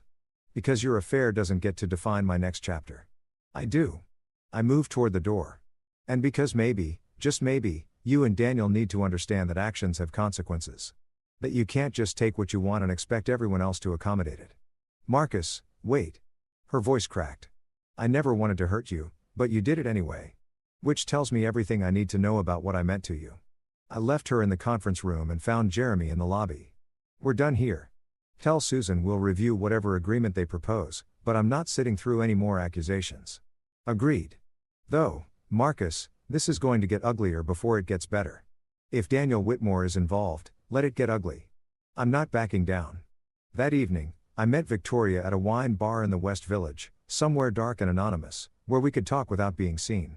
She was already there when I arrived, halfway through a glass of red that looked like it cost more than the bottle. Rough day? I asked, sliding into the booth across from her. Daniel's lawyer sent a letter to the gallery owner, suggested that my exhibition might be funded with marital assets and therefore should be postponed until the divorce is settled. She took a drink. My father's lawyers responded within an hour, pointing out that the gallery lease is in my name, funded by my trust fund that predates the marriage, but it rattled the owner. She's nervous about being caught in the middle. Will she back out? No. My father made some calls, reminded her who my family is, what connections we have. She's committed. Victoria smiled without humor. Nothing like threatening someone's livelihood to secure their loyalty. That's not like you. Maybe that's the problem. Maybe I've been too nice, too accommodating. Maybe it's time to use the resources I have instead of pretending I don't come from money. I studied her. She looked tired. The kind of exhaustion that came from constant vigilance rather than lack of sleep. Are you okay? Really? I don't know. I thought I'd feel liberated, free. Instead, I just feel exposed. Like I've been living in a gilded cage for so long that now that the door's open, I don't remember how to fly. You're remembering the exhibition, the studio, standing up to Daniel. That's all you're remembering. Is it? Or am I just trading one form of dependence for another? She looked at me. Be honest, Marcus. Am I using this whatever this is between us as a crutch to make leaving Daniel easier? The question landed heavy between us. I thought about it seriously because Victoria deserved serious answers. Maybe, I said, but I'm probably using you, too. Using our friendship as proof that I can build something new, that I'm more than just the husband Elena left. We're both broken people finding pieces of ourselves in each other. Is that using? Or is that just what connection looks like when you're healing? I don't know. Neither do I, but I know it feels real. And I know I care about you. Genuinely care in a way that has nothing to do with Daniel or Elena or revenge. Victoria reached across the table and took my hand. I care about you, too. That's what scares me. What if we're building something on a foundation of pain? What if when the divorce is over and the anger fades, we look at each other and realize we were just trauma bonding? Then we deal with that when it happens. But Victoria, I don't think that's what this is. I think we're two people who understand each other because we've been through the same betrayal. Yes, but we're also two people who genuinely like each other, who have real conversations, who support each other's growth. That sounds very healthy and mature. Are you disappointed? She laughed. No, just surprised. I expected revenge to feel more dramatic, more cinematic. Instead, it feels like therapy with better wine. My phone buzzed. A text from an unknown number. This is Victoria's number. Daniel has my phone. He's reading our messages. Be careful what you say. The best. I showed it to Victoria. Her eyes widened. He took my phone. When? Probably when you were asleep or in the shower sometime. He had access that manipulative. She stopped, took a breath. He's looking for evidence. Something to use against me in the divorce. Will he find anything in our texts? No. We've been careful. Friends discussing art and life. Nothing inappropriate. She paused. Though the subtext might be obvious to someone looking for it. Let him look. We haven't done anything wrong, haven't we, Marcus? We're planning to destroy our spouse's relationship. We're supporting each other through divorces that are at least partially motivated by revenge. That's not exactly innocent. It's not illegal either, and it's definitely not inappropriate compared to what they've been doing. Victoria pulled out a laptop from her bag. I hadn't noticed she'd brought it. I need to show you something. The PI I hired sent me the full report yesterday. She opened a folder of photographs, Daniel at hotels with different women, credit card receipts, calendar entries that didn't match his claimed locations. But what caught my attention was a series of emails between Daniel and Elena. Read this one, Victoria said, pointing to a message dated 3 weeks ago from Daniel Whitmore. 2. Elena Martinez. Subject: Reconcerns. Elena. Victoria suspects nothing. She's too absorbed in her charity work to notice I'm barely home. As for your husband, he's a non-issue small-time architect with no connections, no leverage. Even if he knew, what's he going to do? Stop worrying. Everything is under control. D. I read it twice, feeling something cold settle in my chest. Not hurt, I was past hurt, but anger. Not the hot, reactive kind. The cold, calculated kind that built plans. Non-issue, I said. Good to know what he thinks of me. There's more. Victoria clicked to another email from Elena Martinez to Daniel Whitmore. Subject: Reconcerns. I know you're right. It's just hard sometimes pretending. Marcus is being so reasonable about everything. And I feel guilty, like I should tell him the truth about us being serious, not just an affair. But you're right. Better to wait until my divorce is final. Less complicated. I love you. Victoria watched me read it. She loves him or thinks she does. She loves the idea of him. The power, the status, the upgrade from her boring architect husband. I closed the laptop. But Daniel doesn't love her. Look at how he talks about her. She's a concern to be managed, not a partner. They're using each other. Exactly. Elena thinks she's won some prize. Daniel thinks he's acquired a younger model. Neither of them sees the truth, which is that they're both fundamentally selfish people who mistake attraction for connection. They'll implode eventually. We don't even have to do anything. Victoria poured herself more wine. Then why does it still hurt? Why do I still care that my husband of 12 years refers to me as too absorbed in charity work to notice his affairs? Like I'm stupid, oblivious. Because you loved him once or loved who you thought he was. And it hurts to realize you were wrong about someone you trusted with your life. Did you love Elena? Really love her? I thought about it. I loved who she was when we met. Ambitious, brilliant, hungry for more than what she had. I loved being the person who supported that hunger. But did I love who she became? The woman who scheduled affairs in her calendar and deleted messages? I don't think so. I think I love the idea of our marriage more than I love the actual person she was. That's sad. It's honest. And maybe that's why this us, Whatever this is, feels different. We're not in love with ideas. We're in love with truth. Victoria's hand tightened on mine. Are we in love? The question hung there. Dangerous and electric. Were we? Was this love or was it need? Healing or harm? Connection or convenient? I don't know. I said, but I know I care about you. I know I think about you constantly. I know I want you to succeed, to be happy, to remember who you are. If that's love, then yes. If it's something else, I'm okay with that, too. Marcus, my phone rang. Jeremy Morrison. I should take this. Go ahead, I answered. Jeremy, the divorce is final. Judge signed off this afternoon. You're legally unmarried as of 4:00 p.m. today. I looked at Victoria and something shifted in my chest. I'm divorced. Congratulations or condolences, whichever feels more appropriate. Jeremy paused. There's one more thing. Elena's lawyers filed a response to our settlement agreement. She's contesting the division of the Vermont property. Says she has stronger emotional attachment than initially claimed. Of course she is. Let her have it. I don't care about the property. You sure? It's worth close to $500,000. I'm sure. I want to be done. Jeremy, completely done. No strings, no shared assets, nothing that keeps me tied to her. Understood. I'll file the acceptance tomorrow. After I hung up, Victoria was watching me. You're free legally? Yes. How does it feel? Like standing at the edge of something. I could fall or I could fly. Not sure which yet. Victoria stood up and held out her hand. Let's find out. Where are we going? My studio. I want to show you the final layout for the exhibition. And I want to kiss you without wondering if we're crossing some line. My heart kicked. Victoria, we're both single now. Both free. Both building new lives. If we want to see where this goes, we can. No guilt, no betrayal, just us. I took her hand and stood. Just us. We left the wine bar and walked through the West Village. Two people who'd been broken by the same betrayal, finding each other in the wreckage. The night was cold, but I barely felt it. We were free, both of us. And whatever came next, love or healing, revenge or resurrection, we'd face it together. 3 months later, I stood in front of my mirror adjusting the same charcoal tie Elena had bought me, preparing for the moment I'd been building toward since that first bourbon with Victoria. Whitmore Industries Spring Gala, the company's biggest event of the year, and I was attending as Victoria Ashford's date, not Victoria Whitmore anymore. The divorce had been finalized 2 weeks ago, brutal and public, with Daniel forced to write a check for $85 million and watch his carefully constructed image crumble in the business press. Victoria's exhibition had been a triumph.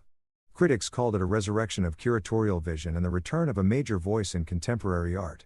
She'd been offered positions at 3 museums. She'd turned them all down to start her own independent curatorial practice. She was in every sense herself again. My phone buzzed. Victoria, ready? Almost. You wearing the red dress? Daniel hates it. I smiled. Perfect. We arrived together and I watched heads turn as we entered. Victoria in red, stunning and confident. Me in my suit. No longer invisible. No longer the accommodating husband who made himself small. Daniel stood in his usual spot, center of the room.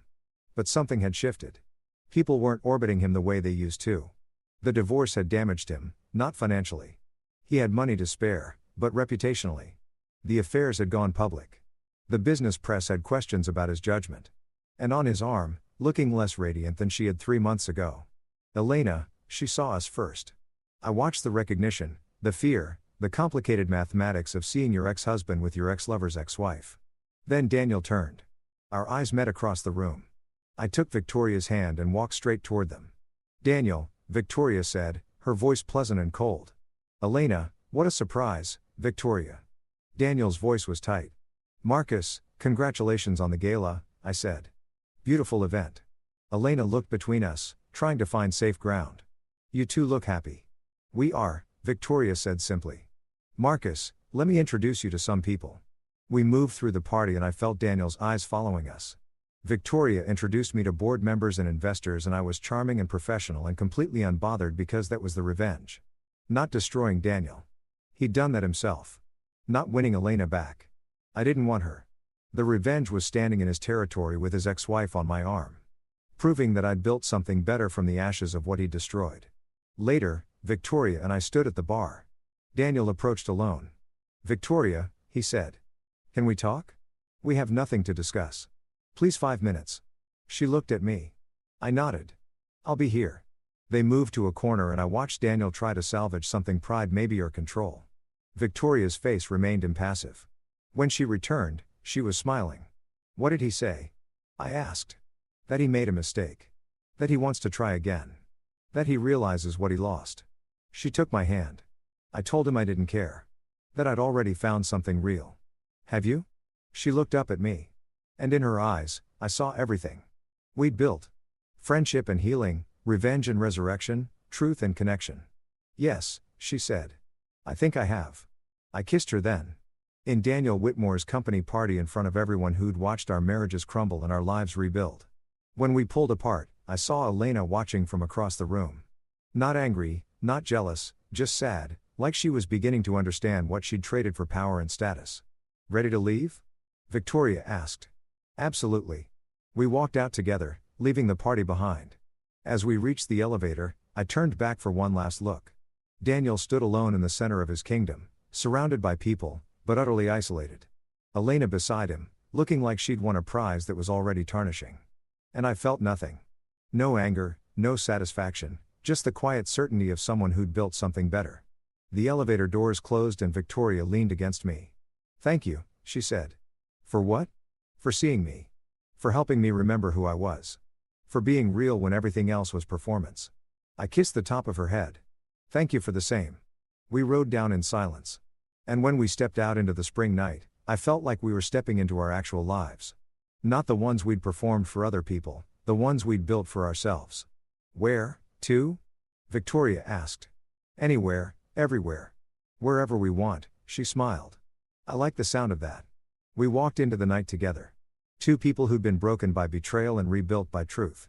Leaving the past behind and stepping into whatever came next. Not revenge, not anymore. Just life. Real messy, honest life. And it was beautiful. Story 7. My wife, the CEO, announced, I want a prenup. I'm not risking my future on you. I nodded, smart thinking. Then I had my lawyer draft one that protected everything I'd built. Her lawyers called when they realized I had 10 times more assets than she did. So there I was, Marcus Hale, 34 years old and supposedly living the dream, sitting across from my fiancée, Cassandra, at some bougie rooftop restaurant that charged $23 for what they called artisan bread. But what I recognized as literally just toast with butter and some fancy salt sprinkled on top. The kind of place where the waiters wear vests that cost more than my monthly car payment. And they describe every dish like it's a Netflix documentary. You know, the type where ordering a steak requires a PhD in culinary pretentiousness. And asking for ketchup gets you looks like you just announced you're voting for the other guy. The view was admittedly gorgeous. I'll give them that. The city lights sparkled below us like someone had dumped a jewelry box across the skyline.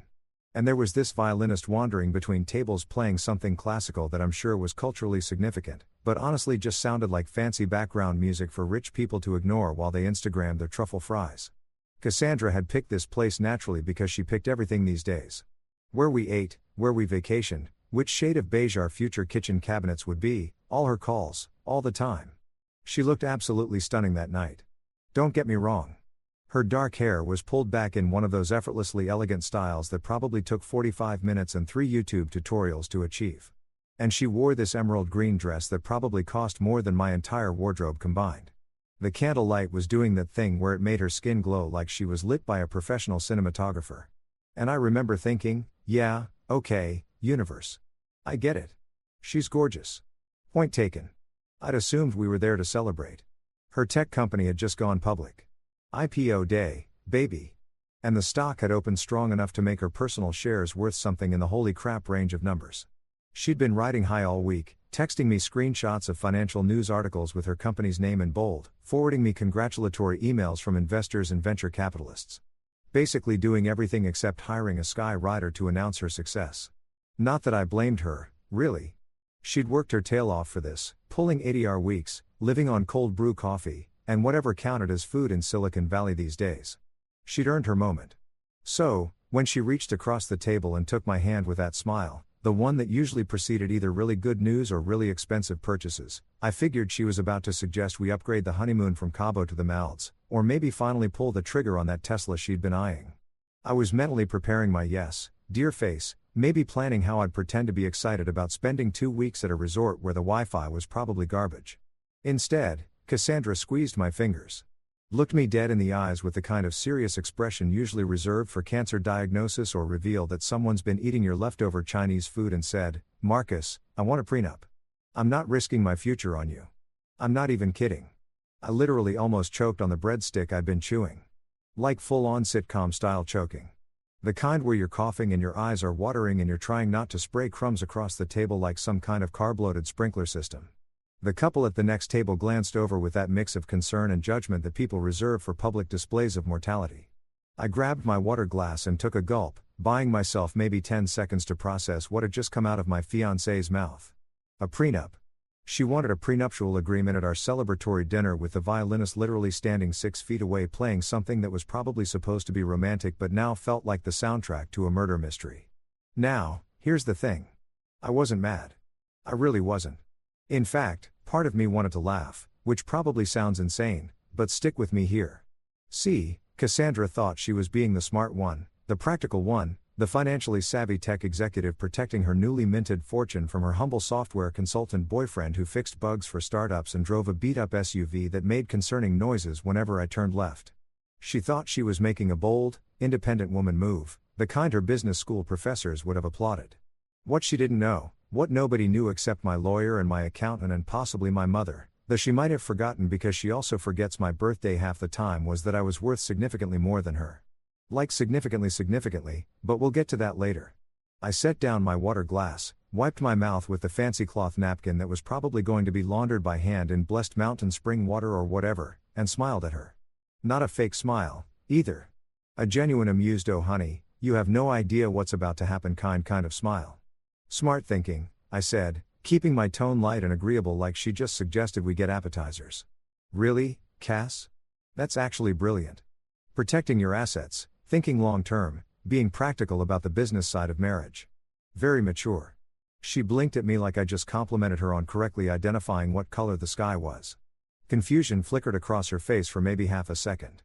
I guess she'd expected pushback, maybe some wounded pride, or at least a request to discuss it later when there wasn't a violinist hovering nearby like a tuxedoed ghost. But I wasn't giving her that satisfaction. Instead, I raised my wine glass, a pen noir that the sommelier had recommended with the kind of reverence usually reserved for religious artifacts, and offered a toast to protecting assets. "We clearly don't have the same amount of," I said cheerfully, clinking my glass against hers before she could fully process the implications of that statement. She laughed, but it was that uncertain laugh people do when they're not entirely sure if something's funny or if they're missing the joke. Spoiler alert, she was absolutely missing the joke.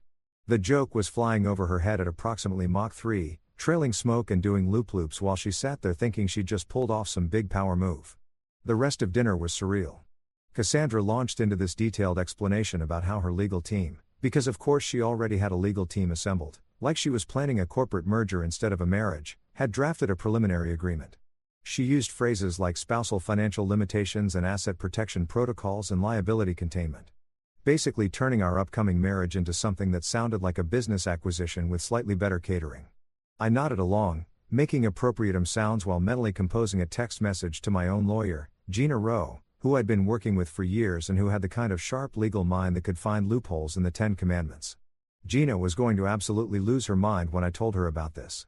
She'd been waiting for Cassandra to show her true colors for months now, dropping hints like, "Your girlfriend seems very interested in your financial planning, and has she asked to see your tax returns yet?" The moment we left the restaurant, after Cassandra insisted on paying with her company credit card, naturally making a big show of it like she was establishing dominance through overprick base, I pulled out my phone. My fingers flew across the screen. Cash just asked for a prenup. Game on. Gina's response came back before I'd even made it to my car. Finally. Been waiting for this one. My office tomorrow 9 a.m. Bring coffee and your sense of humor. We're going to need both.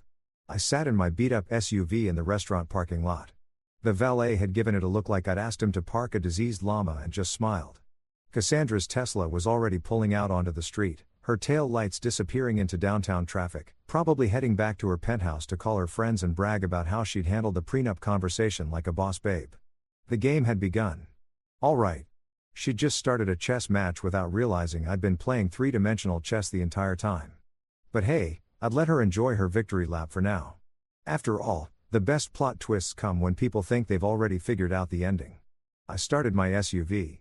It made that concerning grinding noise again. Really needed to get that checked and headed home to my modest little condo with my modest little life. Already planning my next move.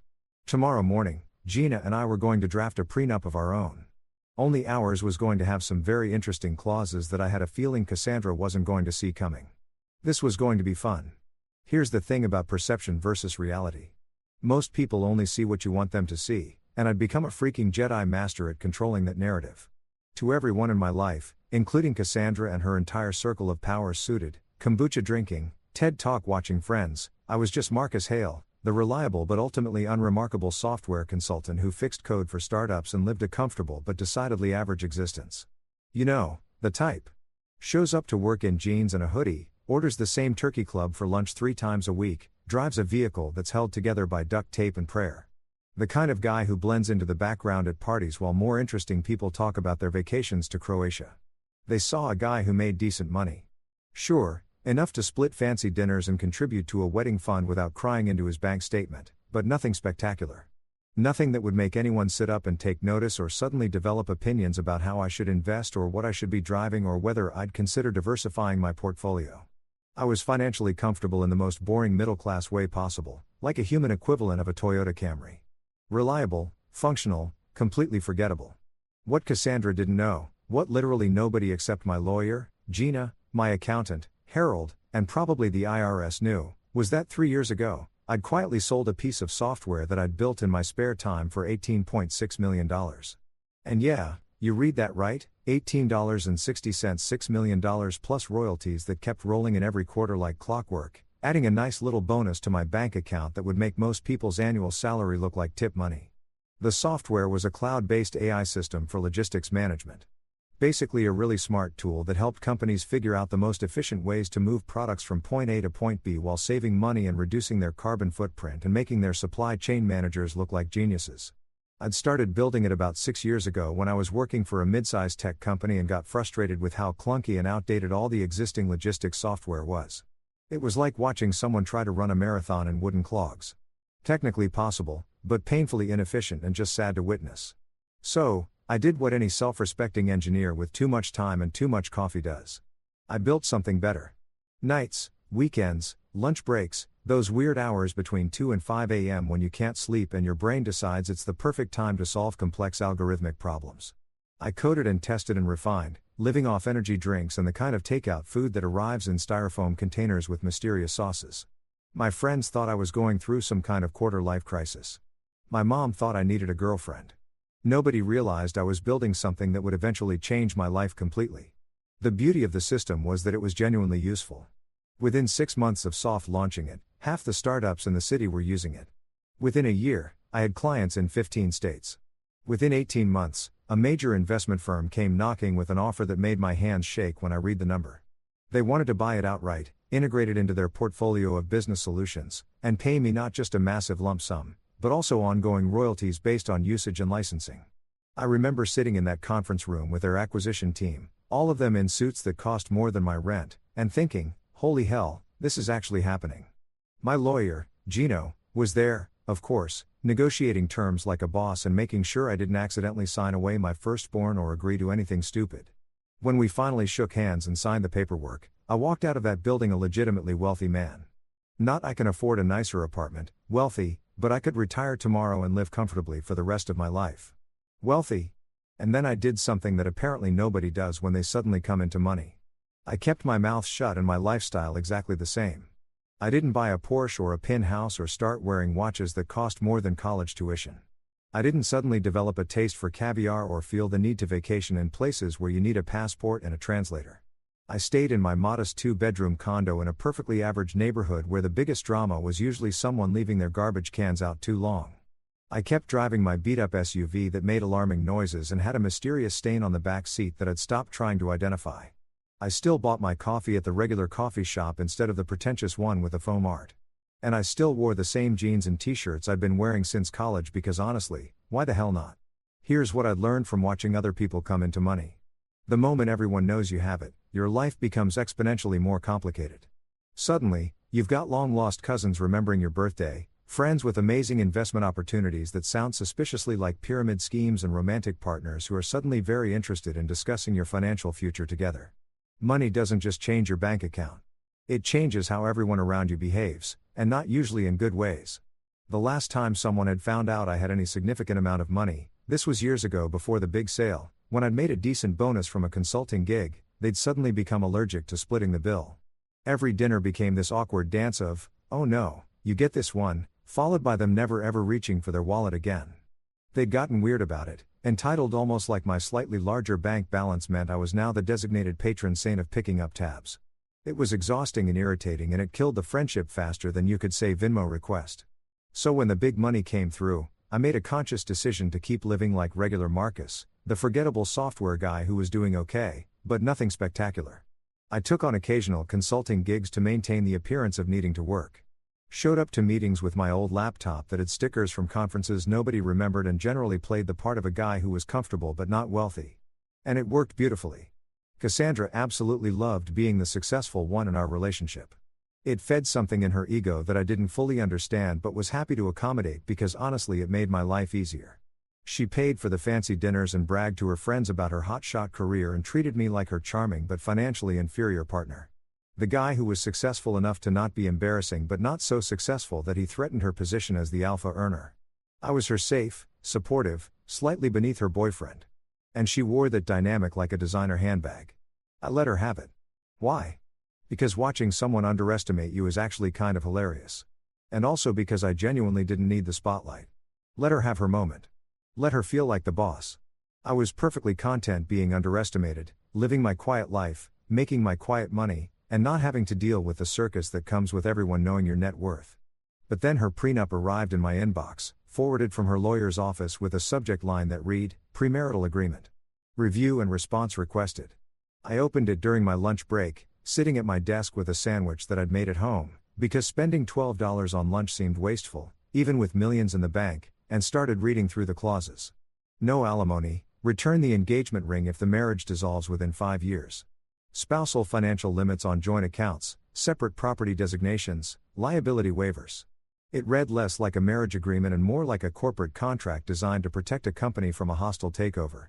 Every clause basically screamed, "I have money and you don't, so let's make sure you can't touch mine." I laughed so hard that coffee came out my nose, legitimately shot out like a caffeinated geyser, spraying across my keyboard, and making my coworker in the next cubicle ask if I was okay. I was more than okay. I was delighted. This was the most entertainment I'd had in months. I forwarded the entire document to Gina with a simple message. She really did it. Thoughts? Her response came back within minutes and I could practically hear her cackling through the phone. "Oh, sweetheart, this is Christmas morning. We're drafting 1, 2. Only hours will have fireworks, confetti, and a surprise ending that'll make her lawyer need therapy. Clear your schedule for tomorrow. We've got work to do." I sat back in my office chair, grinning like an idiot, watching my coworkers mill around, discussing their mundane problems, printer jams, meeting conflicts, whether the office therm was set too cold. None of them had any idea that the quiet guy in the corner cubicle was about to flip his entire relationship dynamic on its head. The game wasn't just beginning anymore. The pieces were in position, and Cassandra had just made the opening move in a chess match. She didn't realize she was already losing. Cassandra showed up at my condo that evening unannounced, which was pretty typical for her these days since she'd started treating my place like an extension of her own personal empire. I heard her heels clicking up the hallway before she even knocked. These sharp staccato sounds that announced her presence like a corporate drummer leading a parade of ambition and designer handbags. She had a key, of course, but she always knocked first, which I'd initially thought was respectful until I realized it was actually her way of giving me a 3-second warning to look appropriately grateful for her arrival. I opened the door to find her standing there in full boardroom regalia, despite it being 7:30 on a Wednesday night. She was wearing this tailored navy pantsuit that probably cost more than most people's monthly mortgage payments. Her hair pulled back in a sleek ponytail that must have required industrial strength product to achieve that level of perfection. And she was absolutely radiating the kind of confidence that comes from spending your day telling people what to do and having them actually do it. She also smelled incredible, some perfume that I'm pretty sure cost more than my car's current Blue Book value. Something with notes of jasmine and financial superiority. She kissed me on the cheek, a gesture that felt more like a queen acknowledging a loyal subject than a fiancé greeting her future husband, and breezed past me into my living room like she owned the place, which given the prenup she was proposing, she wanted to make very clear she didn't and never would. "Marcus," she said, settling onto my couch with the kind of graceful efficiency that made everything look choreographed. "I'm really glad you're being so mature about the prenup situation. A lot of men would have gotten defensive or emotional, but you're handling it with such grace. It's very attractive. Honestly, shows real emotional intelligence." I nodded along, playing my role perfectly. The understanding boyfriend who knew his place in the financial hierarchy. "Well, you know me," I said, keeping my tone light and agreeable. "I'm all about practical solutions and thinking long term. Marriage is a partnership, and partnerships need clear agreements." She smiled, genuinely smiled like I just passed some kind of test she'd been administering without telling me. "Exactly. That's exactly what I told my team." I said, "Marcus gets it. He understands that this is just good business sense. You're not like other guys who get all weird about money and pride and masculinity."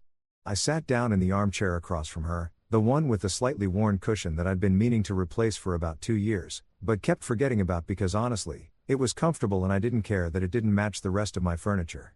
"Actually," I said, letting the word hang in the air for just a moment, "I thought it was such a good idea that I asked my lawyer to prepare one, too."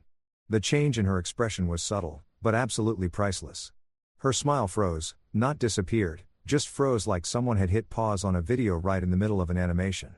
Her perfectly groomed eyebrows, which probably required monthly maintenance appointments and specialized tools, drew together slightly in confusion. "Wait," she said slowly, processing this information like a computer trying to run software it wasn't equipped for. "You have a lawyer?" "Yeah," I said casually like I was mentioning that I had a dentist or a guy who fixed my plumbing when it got weird. "Gina Rowe, I've been working with her for a few years now. She handles all my contract stuff, legal questions, boring paperwork things. She's fantastic, cheaper than therapy, and twice as fun to talk to." Cassandra laughed, but it was one of those laughs that people do when they're not entirely sure what's happening, but they want to seem like they're in on the joke. It came out a little forced, a little artificial, like artificial sweetener trying to pass as sugar. "That's great," she said. And I could practically see the wheels turning in her head, trying to figure out why a simple software consultant would need a lawyer on retainer for contract stuff. "So, you're drafting your own prenup, too?" "Well, Gina is," I clarified, being helpful. "I'm not exactly fluent in legal jargon. I mostly just tell her what I want and she translates it into the kind of language that makes sense in court. She's really good at it. Went to Columbia Law, clerked for a federal judge, worked at one of those big Manhattan firms before deciding she preferred working with actual humans instead of corporate robots. We got connected through a mutual friend a few years back, and she's been invaluable ever since." I could see Cassandra trying to process this information, trying to fit it into her existing mental model of who I was and what my life looked like. In her mind, I was supposed to be the guy who maybe asked a buddy who knew a buddy who was in law school for advice, not someone who had an actual established attorney relationship with a Columbia-educated lawyer who'd worked at prestigious firms. It didn't compute with her narrative. "That's very thorough of you," she finally said, recovering her composure with the practiced ease of someone who'd spent years in boardrooms where showing confusion was basically admitting weakness. "I mean, I'm sure your prenup will be fairly straightforward, just covering the basics." "Oh, I'm sure."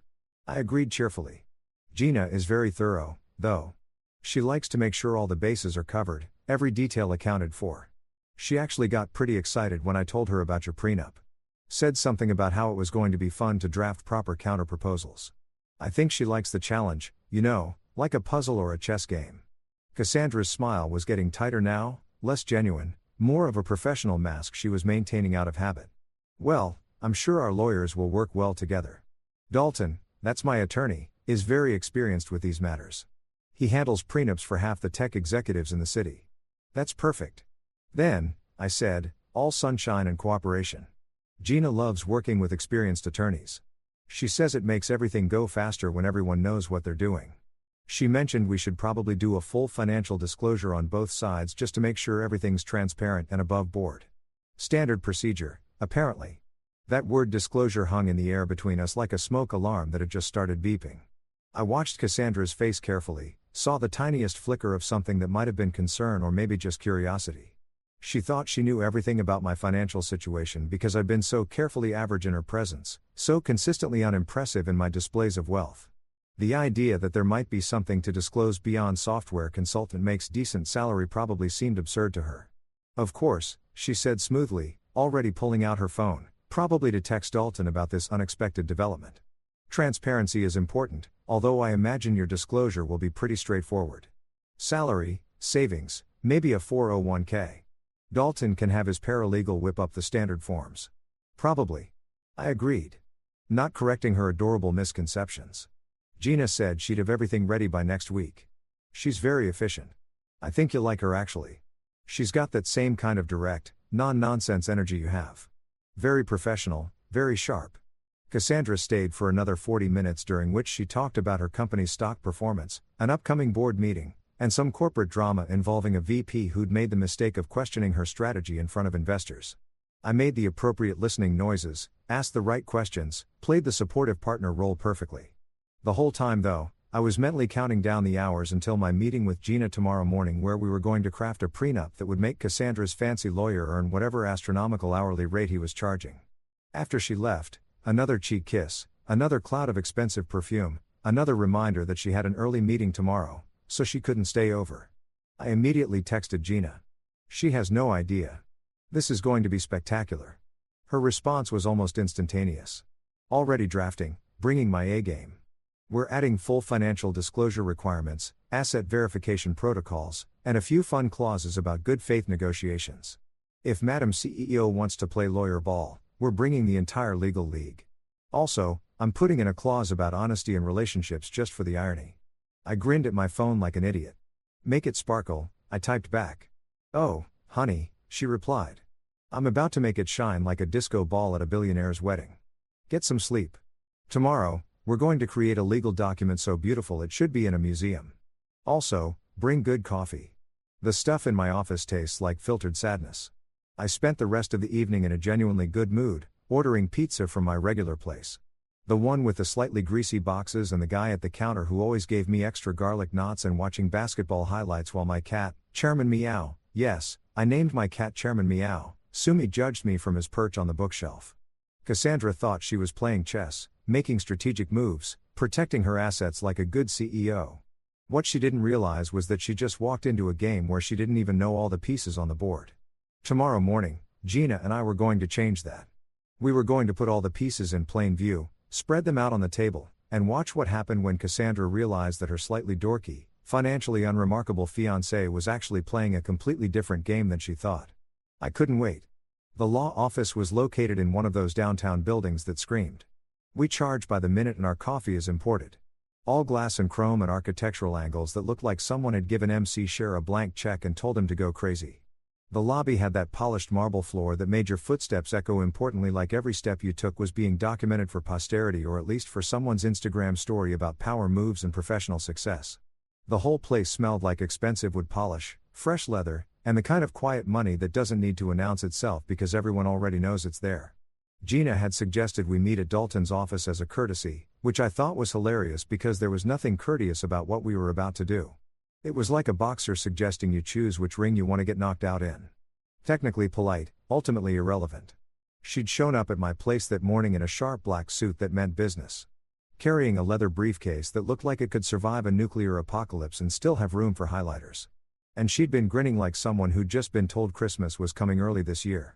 Ready to ruin someone's whole narrative? She'd asked cheerfully while I locked my apartment door. Born ready, I'd replied, and I meant it. We arrived exactly on time. Gina was big on punctuality as a power move. Said it showed you respected everyone's time while also establishing that you were organized and professional, and were ushered into a conference room that looked like it had been designed specifically to intimidate people into settling. The table was this massive slab of dark wood that probably cost more than a decent used car, surrounded by leather chairs that made important creaking noises when you sat in them. And one entire wall was floor-to-ceiling windows with a view of the city that basically screamed, "Look how successful everyone in this room is." Cassandra was already there. Of course, because she'd probably arrived 15 minutes early to establish territorial dominance. She was wearing a white power suit that was so crisp and bright it could probably be seen from space. Paired with these killer heels that added 3 into her height and about 50 points to her intimidation factor. Her hair was pulled back in a style that said, "I woke up like this," but actually meant, "I woke up 2 hours early to look like this." And her makeup was flawless in that way that takes significant time and skill to achieve while appearing natural. She looked like she'd stepped out of a Fortune 500 cover shoot, which was probably the exact vibe she was going for. Her lawyer, Mr. Dalton, sat beside her, looking equally polished and approximately 3 times as smug. He was one of those silver-haired attorney types who probably played golf with judges on weekends and owned multiple vacation homes that he referred to as the place in Aspen or the Cape House. Like everyone just automatically knew which Cape he meant. His suit probably cost what I used to make in a month back in my actual struggling software consultant days. And he wore a watch that looked like it could fund a small nation's GDP. He had that expression that expensive lawyers get when they think they've already won. This sort of benevolent condescension, like a cat that's already caught the mouse and is just playing with it for entertainment value. "Marcus," Cassandra said warmly, standing to kiss my cheek in that performance of affection that I'd grown accustomed to. "Thank you for being so reasonable about all this. Mr. Dalton has prepared everything beautifully." "I'm sure he has," I said pleasantly, taking a seat across from them. Gina settled in beside me with the kind of calm confidence that made me want to high-five her.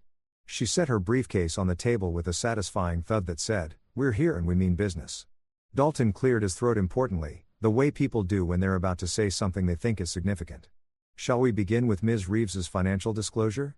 I think you'll find everything is quite in order." He slid a leather portfolio across the table toward us like he was presenting evidence at trial. "My client has been remarkably transparent about her assets." Gina opened the portfolio with the casual interest of someone browsing a restaurant menu, flipping through pages while I pretended to be fascinated by the view outside. The disclosure was thorough. I'll give them that. Cassandra's company shares, current valuation, her penthouse lease details, the loan on her Tesla, her investment accounts, her savings, everything laid out in neat columns with official letterheads and verification stamps. It was the financial equivalent of peacock feathers, all spread out for maximum impressive display. "Very comprehensive," Gina said approvingly, closing the portfolio. "My client appreciates the thoroughness. Mr. Dalton, you have an excellent reputation, and this work reflects that." Dalton actually pined a little, puffing up like he'd just been told his kid made honor roll. "Well, we do pride ourselves on attention to detail. I've handled prenuptial agreements for some of the most prominent executives in the city, and I believe in complete transparency as the foundation of any solid marital contract." "Transparency," Gina repeated, nodding thoughtfully. "Yes, that's so important. Which is exactly why we've prepared Mr. Hale's disclosure with the same level of detail." She reached into her briefcase and pulled out a binder. Not a slim portfolio like Cassandra's, but an actual thick binder, the kind you'd use for a doctoral thesis or a comprehensive business plan. She set it on the table between us, and I swear to God, it made an audible thud that seemed to echo in the suddenly very quiet conference room. "Here are Mr. Hale's financials," Gina said pleasantly, sliding the binder across the polished wood toward Dalton and Cassandra. "As you'll see, we've been quite thorough." I watched Dalton's face as he opened the binder, and it was absolutely worth the price of admission to this whole circus.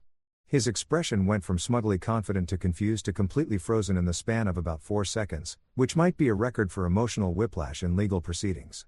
His eyes scanned the first page, then widened, then scanned again like he thought he might have misread something. The color drained from his face in a way that would have been concerning if it wasn't so entertaining. Cassandra leaned over to look, her perfectly manicured hand reaching out to turn the page, and I got to watch in real time as her brain tried to process what she was seeing. Her mouth opened slightly, then closed, then opened again like a fish that had suddenly found itself on dry land and wasn't quite sure how that had happened. The confident boardroom executive expression she'd been wearing like armor just crumbled. "Marcus," she said, and her voice came out weird, strangled, like she was trying to speak while someone was stepping on her throat. "You're worth 8 figures."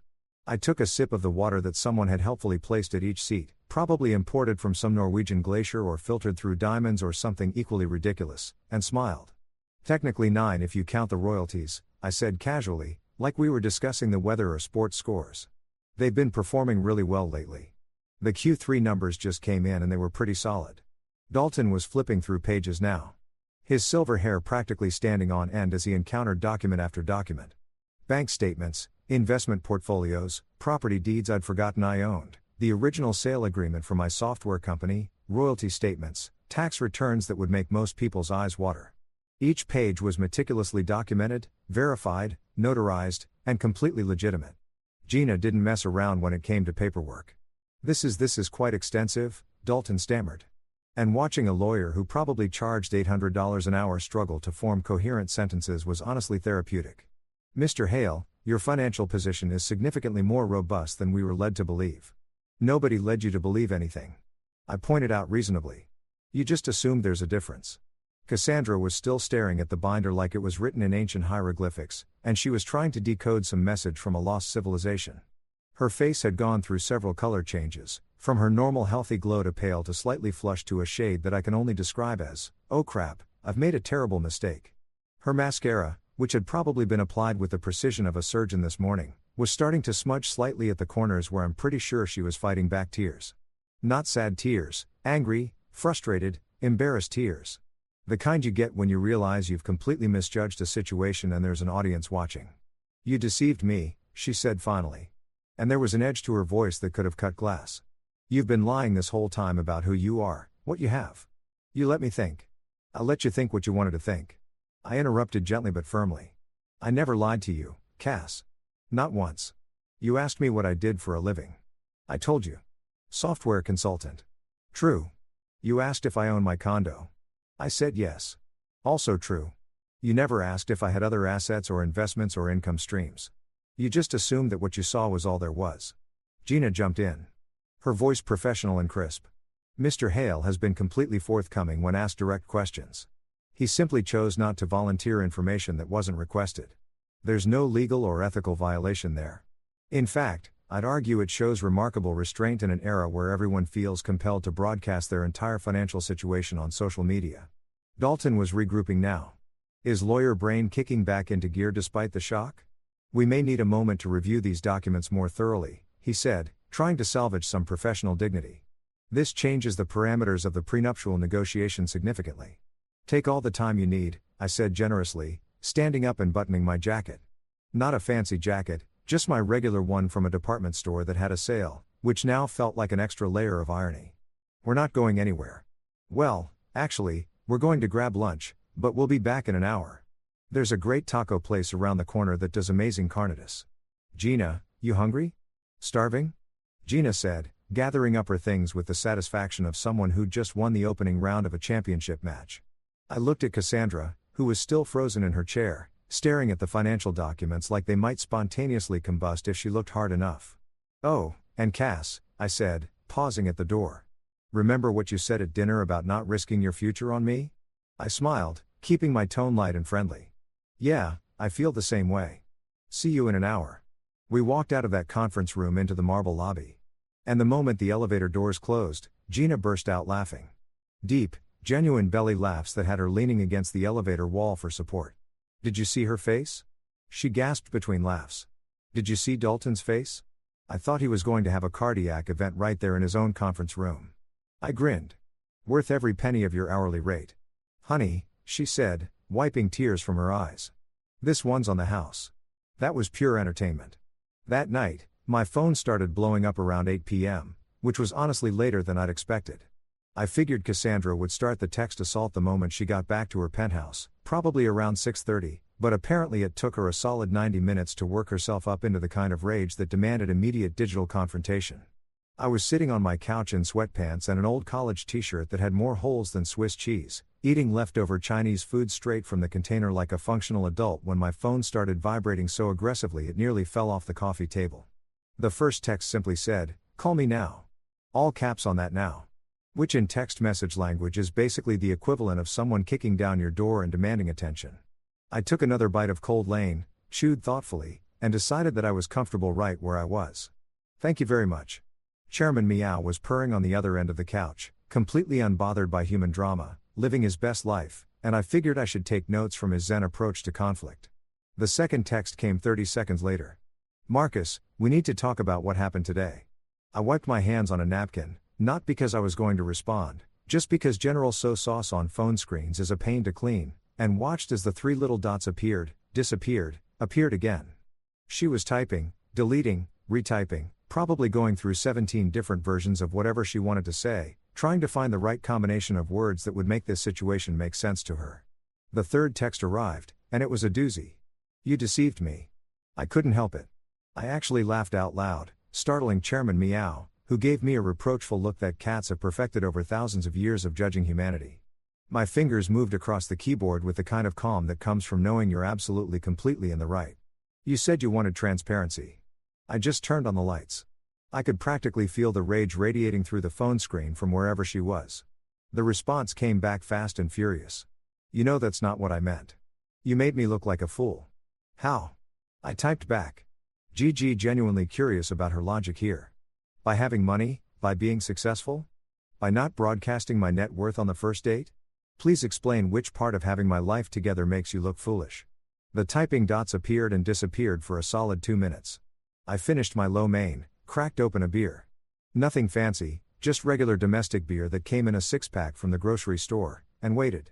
This was actually kind of entertaining in a train wreck sort of way, like watching a reality show where you know exactly how it's going to end, but you can't look away. Finally, her response came through, and it was long enough that it arrived in multiple texts. That thing that happens when someone is so worked up they don't realize they're writing a novel. "You embarrassed me in front of my lawyer. Do you have any idea how that looked? I brought him documentation of my success, my achievements, and then you show up with some massive binder like you were planning this ambush the whole time." Dalton called me after you left and he was shocked. He said in 20 years of practice, he's never seen such a discrepancy between perceived and actual financial positions. I sat back, took a swig of beer, and considered my response options.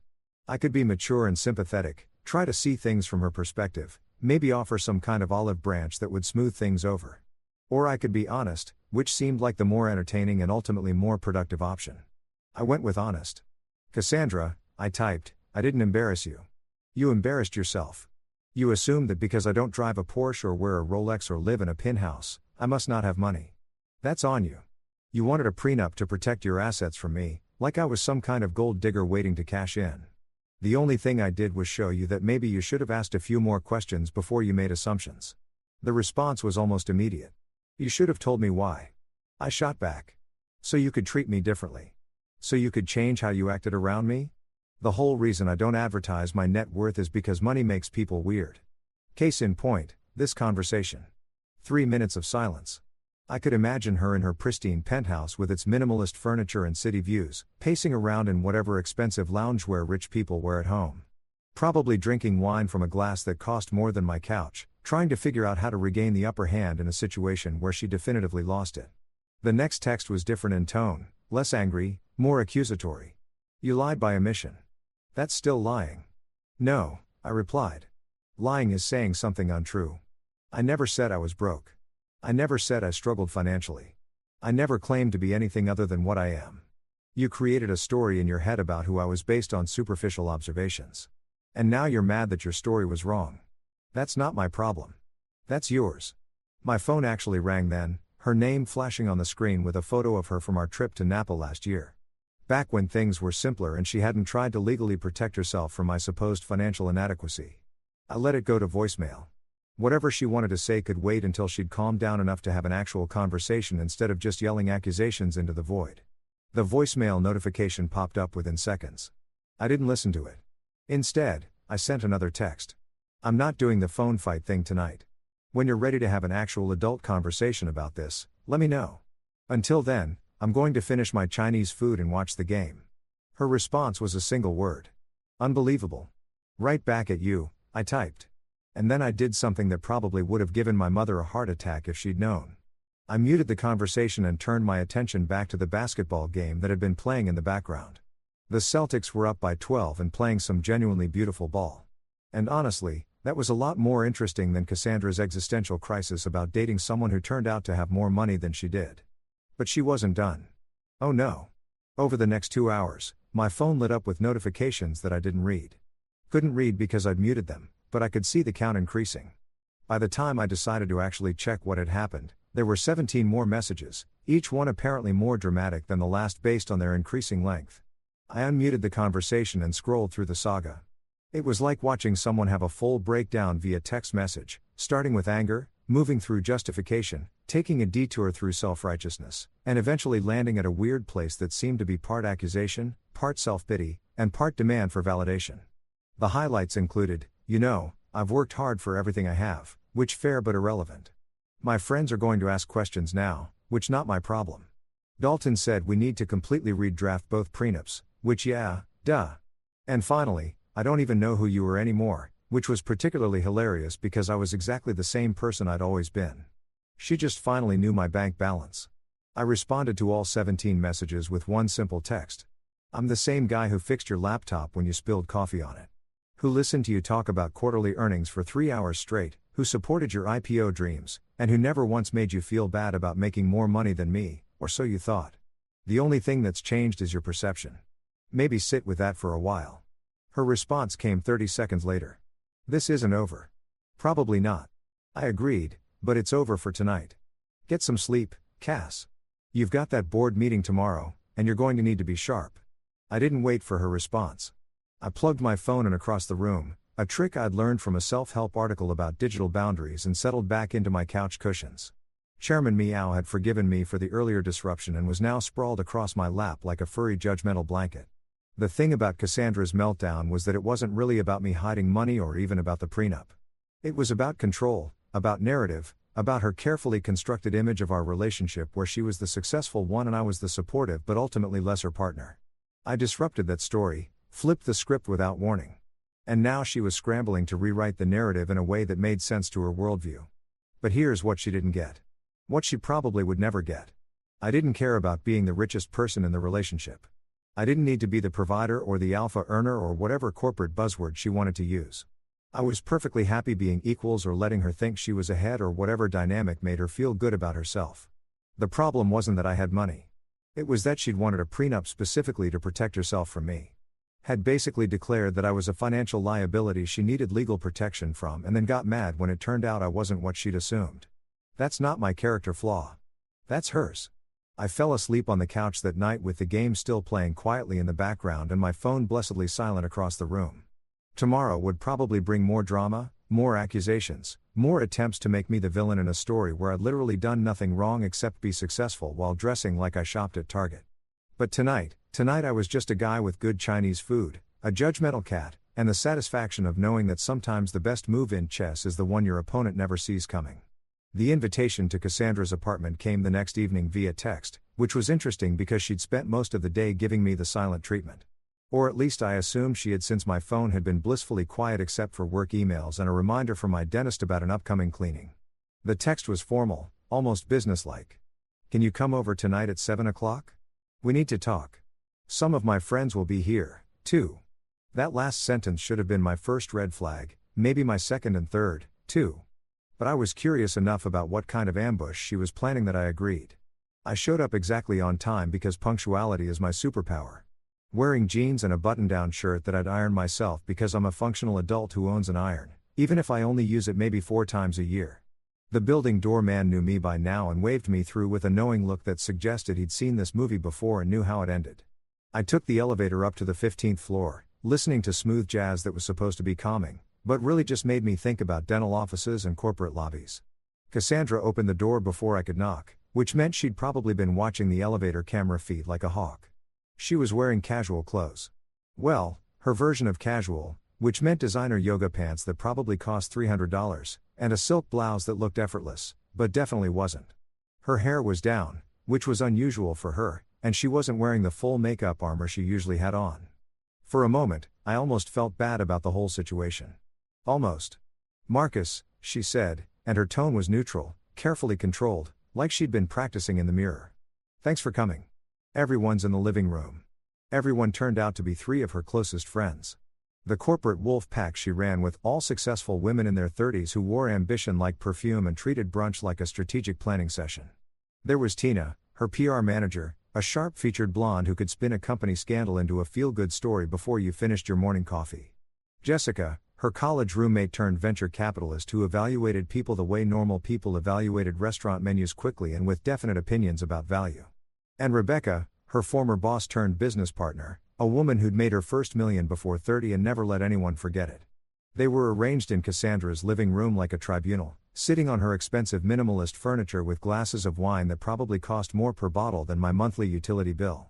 The whole scene had the vibe of an intervention, except instead of concerned family members worried about substance abuse, it was corporate warriors concerned about what exactly their friend dating someone who turned out to have money. The logic was already breaking down. Marcus, said Tina, and she didn't stand up or offer a handshake, just acknowledged my existence with the kind of cool assessment that PR people perfect over years of managing crisis. We're worried. We wanted to talk to you about the situation with Cassandra. I looked at Cassandra, who was suddenly very interested in her wine glass, then back at Tina. The situation, I repeated slowly, like I was trying out a new vocabulary word. You mean the situation where I have money and didn't announce it on a billboard? That situation? Jessica leaned forward, her venture capitalist brain clearly running some kind of calculation. It's not about the money, Marcus. It's about transparency. Relationships require honesty, and you weren't honest about your financial position. I pulled out one of Cassandra's dining chairs. A sleek, uncomfortable piece of designer furniture that looked great but felt like sitting on a slightly padded board, and sat down facing them. Okay, let's do this properly then. What specifically was I dishonest about? And I want actual examples, not vague feelings. Rebecca jumped in. Clearly the designated attack dog of the group. You let Cassandra believe you were just a regular consultant. You drove a beat-up car, lived in a modest apartment, never mentioned having significant assets. That's deceptive by omission. Cool, I said, nodding like I was really considering her point. So, by that logic, should I have also told her my childhood fears, my medical history, and my browser search history on the first date? Where exactly is the line between privacy and deception? Because from where I'm sitting, I answered every question I was asked. Honestly, I just didn't volunteer information that wasn't requested. That's not the same thing, Tina interjected, her PR instincts kicking in. Financial disclosure is fundamental to building a life partnership. You had to know that information was relevant. I smiled, and I could feel it wasn't a particularly nice smile. You know what's really interesting about this conversation? 3 months ago, Cassandra told me, and I quote, "I love that you're not intimidated by my success. So many men have fragile egos about dating a woman who makes more money." She literally praised me for being comfortable in what she thought was a lesser financial position. So, which is it? Should I have been insecure about her making more, or should I have announced I actually made more? Because I can't win both ways. The room went quiet for a beat. Cassandra was staring at her wine like it might contain the answers to life's mysteries if she looked hard enough. Her friends exchanged glances, that silent communication thing that groups of women do when they're recalibrating their strategy mid-con conversation. The point is, Rebecca tried again, clearly not ready to give up. You made Cassandra look like a fool. She brought her lawyer financial disclosures thinking she was the primary earner, and you blindsided her with your actual net worth. That's humiliating. Okay, I'm going to stop you right there, I said. And my tone was still conversational, but there was an edge to it. Now, I didn't make Cassandra look like anything. She made assumptions based on superficial observations. My car, my apartment, my clothes, and those assumptions turned out to be wrong. That's not me humiliating her. That's her humiliating herself by judging a book by its cover, and then being surprised when the book had more pages than she expected. You could have corrected those assumptions, Jessica pointed out, playing the reasonable card. Why? I asked genuinely. Why was it my job to correct her assumptions? When someone assumes I'm younger than I am, or taller than I am, or from a different state than I'm actually from, I don't feel obligated to immediately correct them unless it's relevant. My bank balance wasn't relevant to our relationship until she made it relevant by demanding a prenup specifically designed to protect her money from me. Tina set down her wine glass with a deliberate clink. You don't understand the pressure she's under, Marcus. She's a CEO now. She has a public image to maintain, shareholders to answer to, a reputation in the tech community, having her personal life become fodder for gossip because her fiancé turned out to be secretly wealthy. Wait, I interrupted, holding up my hand. Let me get this straight. You're mad at me because I have money, but you're framing it as concern about gossip. If I was actually broke like she thought, would there be gossip? No. If I was wealthy and flashy about it from the start, would there be gossip? Maybe, but it would be different gossip. The only reason there's any potential for gossip is because Cassandra made a very public assumption about our financial dynamic and got it wrong. That's on her. You're being deliberately obtuse, Rebecca said. And there was real anger in her voice now. You know that appearances matter in our world. You know that Cassandra's carefully built a brand around being a strong, independent, successful woman. You undermining that. I didn't undermine anything, I said, and my voice got a little louder. Despite my best efforts to stay calm, I literally supported every single thing she did. I cheered her on through her IPO. I listened to her talk about business strategy for hours. I never once made her feel small or inadequate or less successful. The only thing I didn't do was announce my net worth. And the only reason that's a problem now is because she wanted to legally protect herself from me like I was some kind of financial threat. You want to know what's really wild? I was one of the early investors in her company. My money literally helped build the foundation of her success, and she had no idea. That landed like a bomb in the middle of the room. All four women froze, wine glasses suspended mid-air, faces registering shock in varying degrees. Cassandra's face went from pale to red so fast I worried about her blood pressure. "What?" Cassandra whispered, and her voice was barely audible. "Yeah," I said, leaning back in the uncomfortable designer chair. 3 years ago, when you were looking for seed funding and nobody was biting because your pitch deck was rough and you didn't have a prototype yet, remember that anonymous investor who came through with $50,000? The one your original partner said was a friend of a friend who believed in the vision. That was me. I believed in you, Cassandra. I believed in your idea and your drive and your potential. I gave you money, my money, to help you build your dream. And I never told you because I didn't want it to change anything between us." Jessica had her phone out now, probably already looking up public investment records. Tina looked like she was mentally composing a PR statement. Rebecca just stared at me like I'd grown a second head. And Cassandra looked like she might actually cry, which would have been satisfying if it wasn't also kind of sad. "So, let me ask you all a question." I continued standing up because sitting in that terrible chair was making my back hurt. "If you know your friend's entire company started with money from a guy she's now trying to pin up into financial irrelevance, who exactly looks foolish in this scenario?" Because from where I'm standing, it's not me. I walked to the door, done with this circus, done with being interrogated by a committee of people who apparently thought having money while dressing like a normal person was some kind of moral failing. I turned back at the doorway, looking at Cassandra directly. "You know what the funny thing is, Cass? I would have signed your prenup. Any version of it. I would have agreed to protect your assets, keep finances separate, whatever made you feel secure. But you didn't want a prenup for practical reasons. You wanted one to establish dominance to make sure I knew my place in our financial hierarchy. And when it turned out there was no hierarchy, you couldn't handle it. That's not my fault. That's yours." Nobody said anything as I left. The elevator ride down felt longer than the ride up. The smooth jazz now sounding less like dental office music and more like the soundtrack to a relationship that was definitely over. The doorman gave me a sympathetic nod as I walked through the lobby, and I wondered how many similar scenes he'd witnessed in this building full of successful, complicated people with successful, complicated relationships. My phone buzzed before I even made it to my car. "Gina, I'm hearing rumors about tonight through the legal gossip mail. You okay, Define?" "Okay," I texted back. "Fair point. Drinks tomorrow.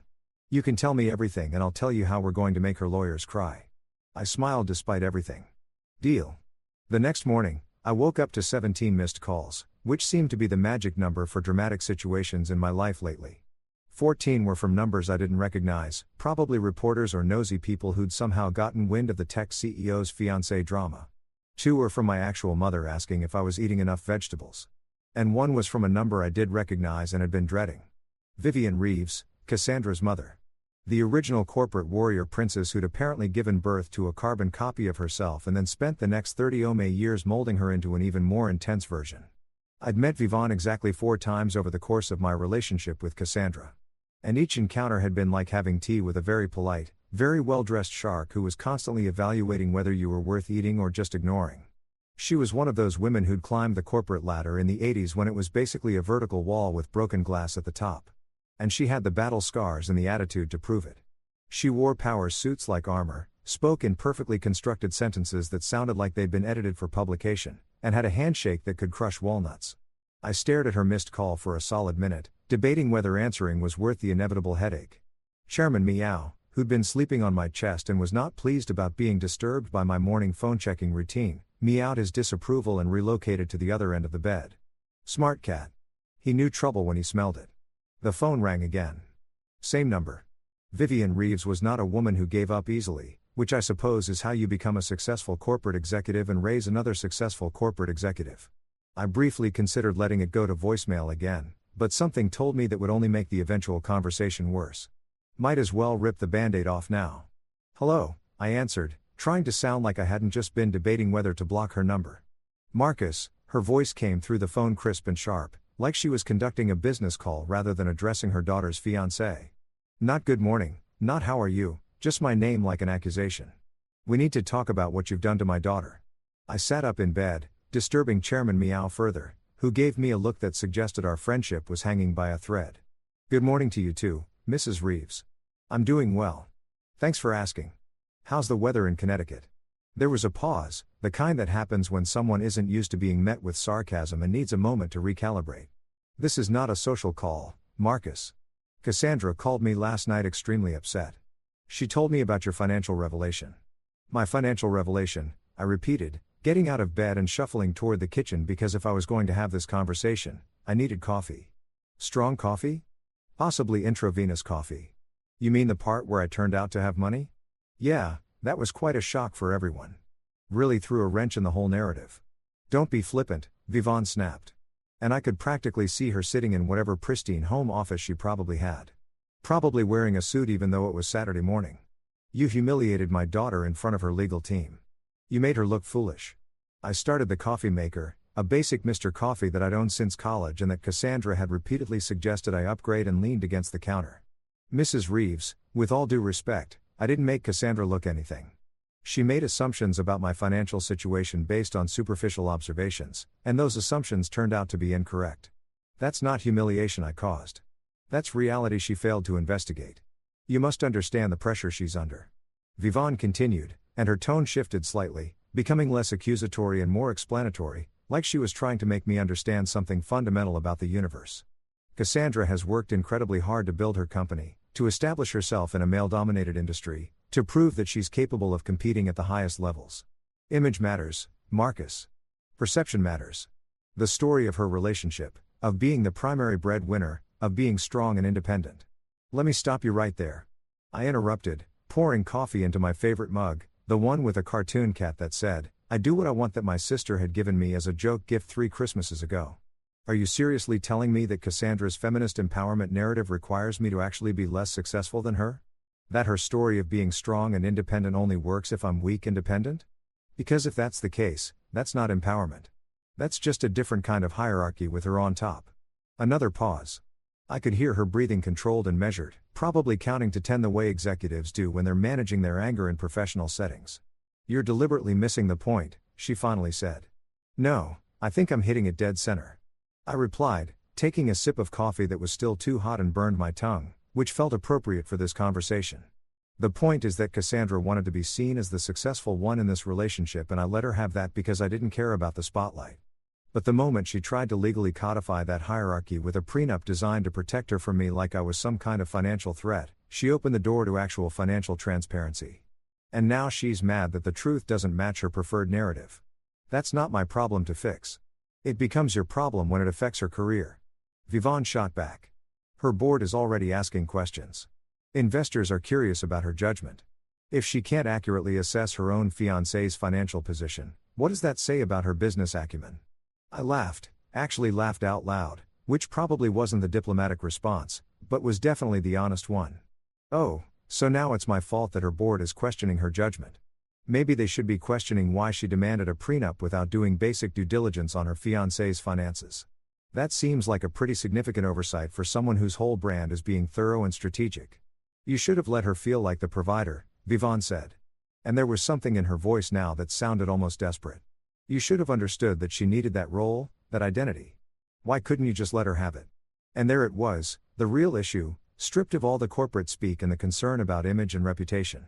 Cassandra's mother, the woman who built her own empire and raised her daughter to do the same, genuinely believed that Cassandra's success required someone else to be less successful, that her daughter's strength required someone else to be weak, that her achievement required someone else to be lesser. Ma'am, I said, and I tried to keep my voice level and respectful because despite everything, I didn't actually hate Vivon. I just fundamentally disagreed with her worldview. I let Cassandra pay for dinner exactly twice in our entire relationship. Both times she insisted. Both times she made a show of it. And both times I said, thank you, and moved on. I never fought her on it. Never made her feel bad about it. Never tried to assert my own financial dominance. I was perfectly happy letting her feel however she wanted to feel about money. But the moment she decided my financial position was a legal liability that needed protection against, she made it relevant. You can't demand financial transparency through a legal document and then get mad when that transparency reveals information you didn't expect. You're being unreasonable, Vivon said. But it sounded half-hearted now, like she was saying it out of obligation rather than conviction. I'm being honest, I corrected. There's a difference. She hung up without saying goodbye, which was probably the most honest thing either of us had done in the conversation. I stood in my kitchen in my pajama pants and old t-shirt, drinking mediocre coffee, and wondering how I'd ended up in a situation where having money and not announcing it was somehow a character flaw. My phone buzzed with a text from Gina. "Please tell me you didn't answer Vivon's call."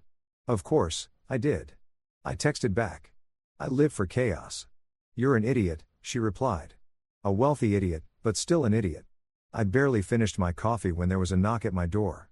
Not a gentle knock, not an "I'm here to borrow sugar and knock," but an aggressive, demanding knock that made Chairman Meow bolt from the bedroom like his tail was on fire. I looked through the peephole and saw exactly what I'd been afraid of seeing.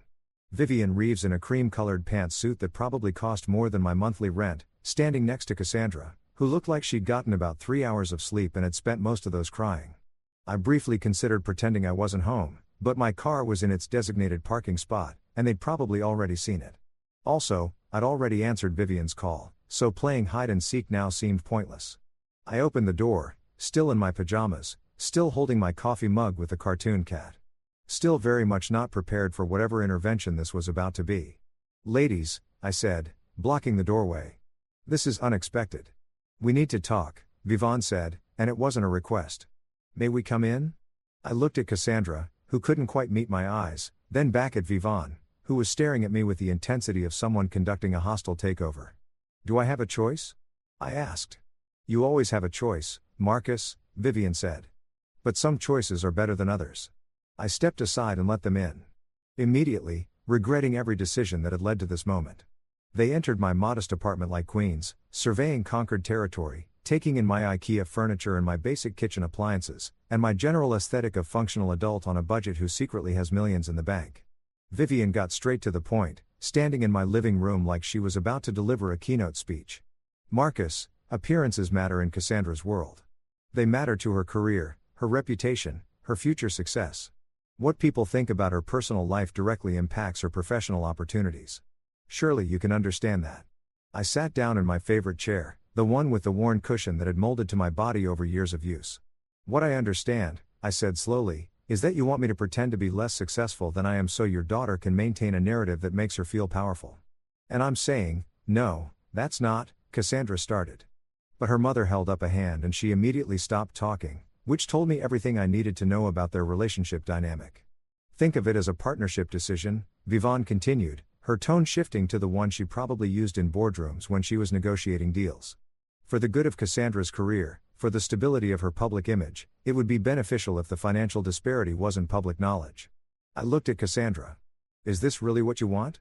For me to hide who I am, what I've achieved, so you can keep pretending you're the only successful one in this relationship?" She finally met my eyes. And for just a second, I saw something that might have been doubt or regret or maybe just exhaustion. But then Vivon shifted slightly and whatever I'd seen disappeared behind the corporate mask. "I just want things to go back to normal," Cassandra said quietly. "They can't," I replied. "Because normal was based on incomplete information. This is the actual normal. The question is whether you can handle it." My neighbor from across the hall, Mr. Peterson, chose that moment to step out of his apartment for his morning jog, saw the scene through my open door, and actually clapped. Just started clapping like he'd been watching a performance and the finale had delivered. "About damn time," someone told them. He called out cheerfully and then jogged off toward the stairs, leaving silence in his wake. Vivian's face was red. Cassandra looked mortified and I was sitting in my worn armchair in my pajamas, still holding my cartoon cat coffee mug, thinking that maybe Mr. Peterson had the right idea about everything. 2 days after the mother-daughter invasion of my apartment, Gina called me laughing so hard she could barely breathe. I was at my desk pretending to work on a consulting project, mostly just scrolling through basketball highlights and wondering if my relationship drama would ever end when her name flashed on my screen. "You're going to absolutely love this," she gasped between laughs that sounded borderline hysterical. "I just got an email from Dalton, her lawyer. You won't believe what they're proposing now." I leaned back in my chair, already grinning because anything that made Gina laugh this hard was guaranteed entertainment. "Hit me with it." "They want you to sign an NDA," she said, and then dissolved into more laughter about your own wealth. "They want you to legally agree not to discuss your financial position publicly." I nearly dropped my phone. "Wait, what?" "She wants me to sign a non-disclosure agreement about having money." "Exactly." Gina was clearly having the time of her life to protect her image as the breadwinner. "They're literally asking you to shut up about being rich so she can keep pretending she's the only successful one. We didn't make it to the wedding, which honestly surprised nobody who'd been paying attention to the dumpster fire our relationship had become. Cassandra ended things via a carefully crafted email that her PR team had obviously edited, full of phrases like incompatible life goals and divergent values that really just meant you had the audacity to be richer than me. She told everyone I'd pretended to be broke to manipulate her, which was hilarious considering I'd never once claimed to be broke. Her PR team pushed that story hard, painting me as some kind of con artist who deceived their poor, innocent CEO. The narrative spread through tech circles faster than a software bug. And for about a week, I was apparently the villain in someone else's story. Then a journalist did actual research. Crazy concept, I know, and found the public filing showing I was a major investor in Cassandra's company's early funding round. The same company she'd just taken public. The empire she'd built had literally started with my money. When that story broke, her company's stock dipped 11% in one day. Months later, life was genuinely good. My royalties kept rolling in like clockwork, padding my bank account while I continued my deliberately average lifestyle. I finally upgraded from my beat-up SUV, not because I needed to impress anyone, but because the muffler had started sounding like a dying donkey having an existential crisis, and even I have limits. Then I met Amelia at a coffee shop, an elementary school teacher who thought liquid assets meant the water fountain in her classroom. And portfolio diversification sounded like something from a sci-fi movie. Over coffee that cost $3 instead of $12, I told her the whole Cassandra saga. She laughed until tears streamed down her face. Imagine needing a legal team just to love someone, she said, wiping her eyes. I grinned. Yeah, it's a very niche form of romance. Not recommended. Looking back, Cassandra didn't break my heart. She audited it. She wanted legal protection from me, but I was the one who needed protection from her pride and her need to be superior. Now I know when someone says it's not about the money, it's always about the money. And honestly, I've never been happier signing nothing.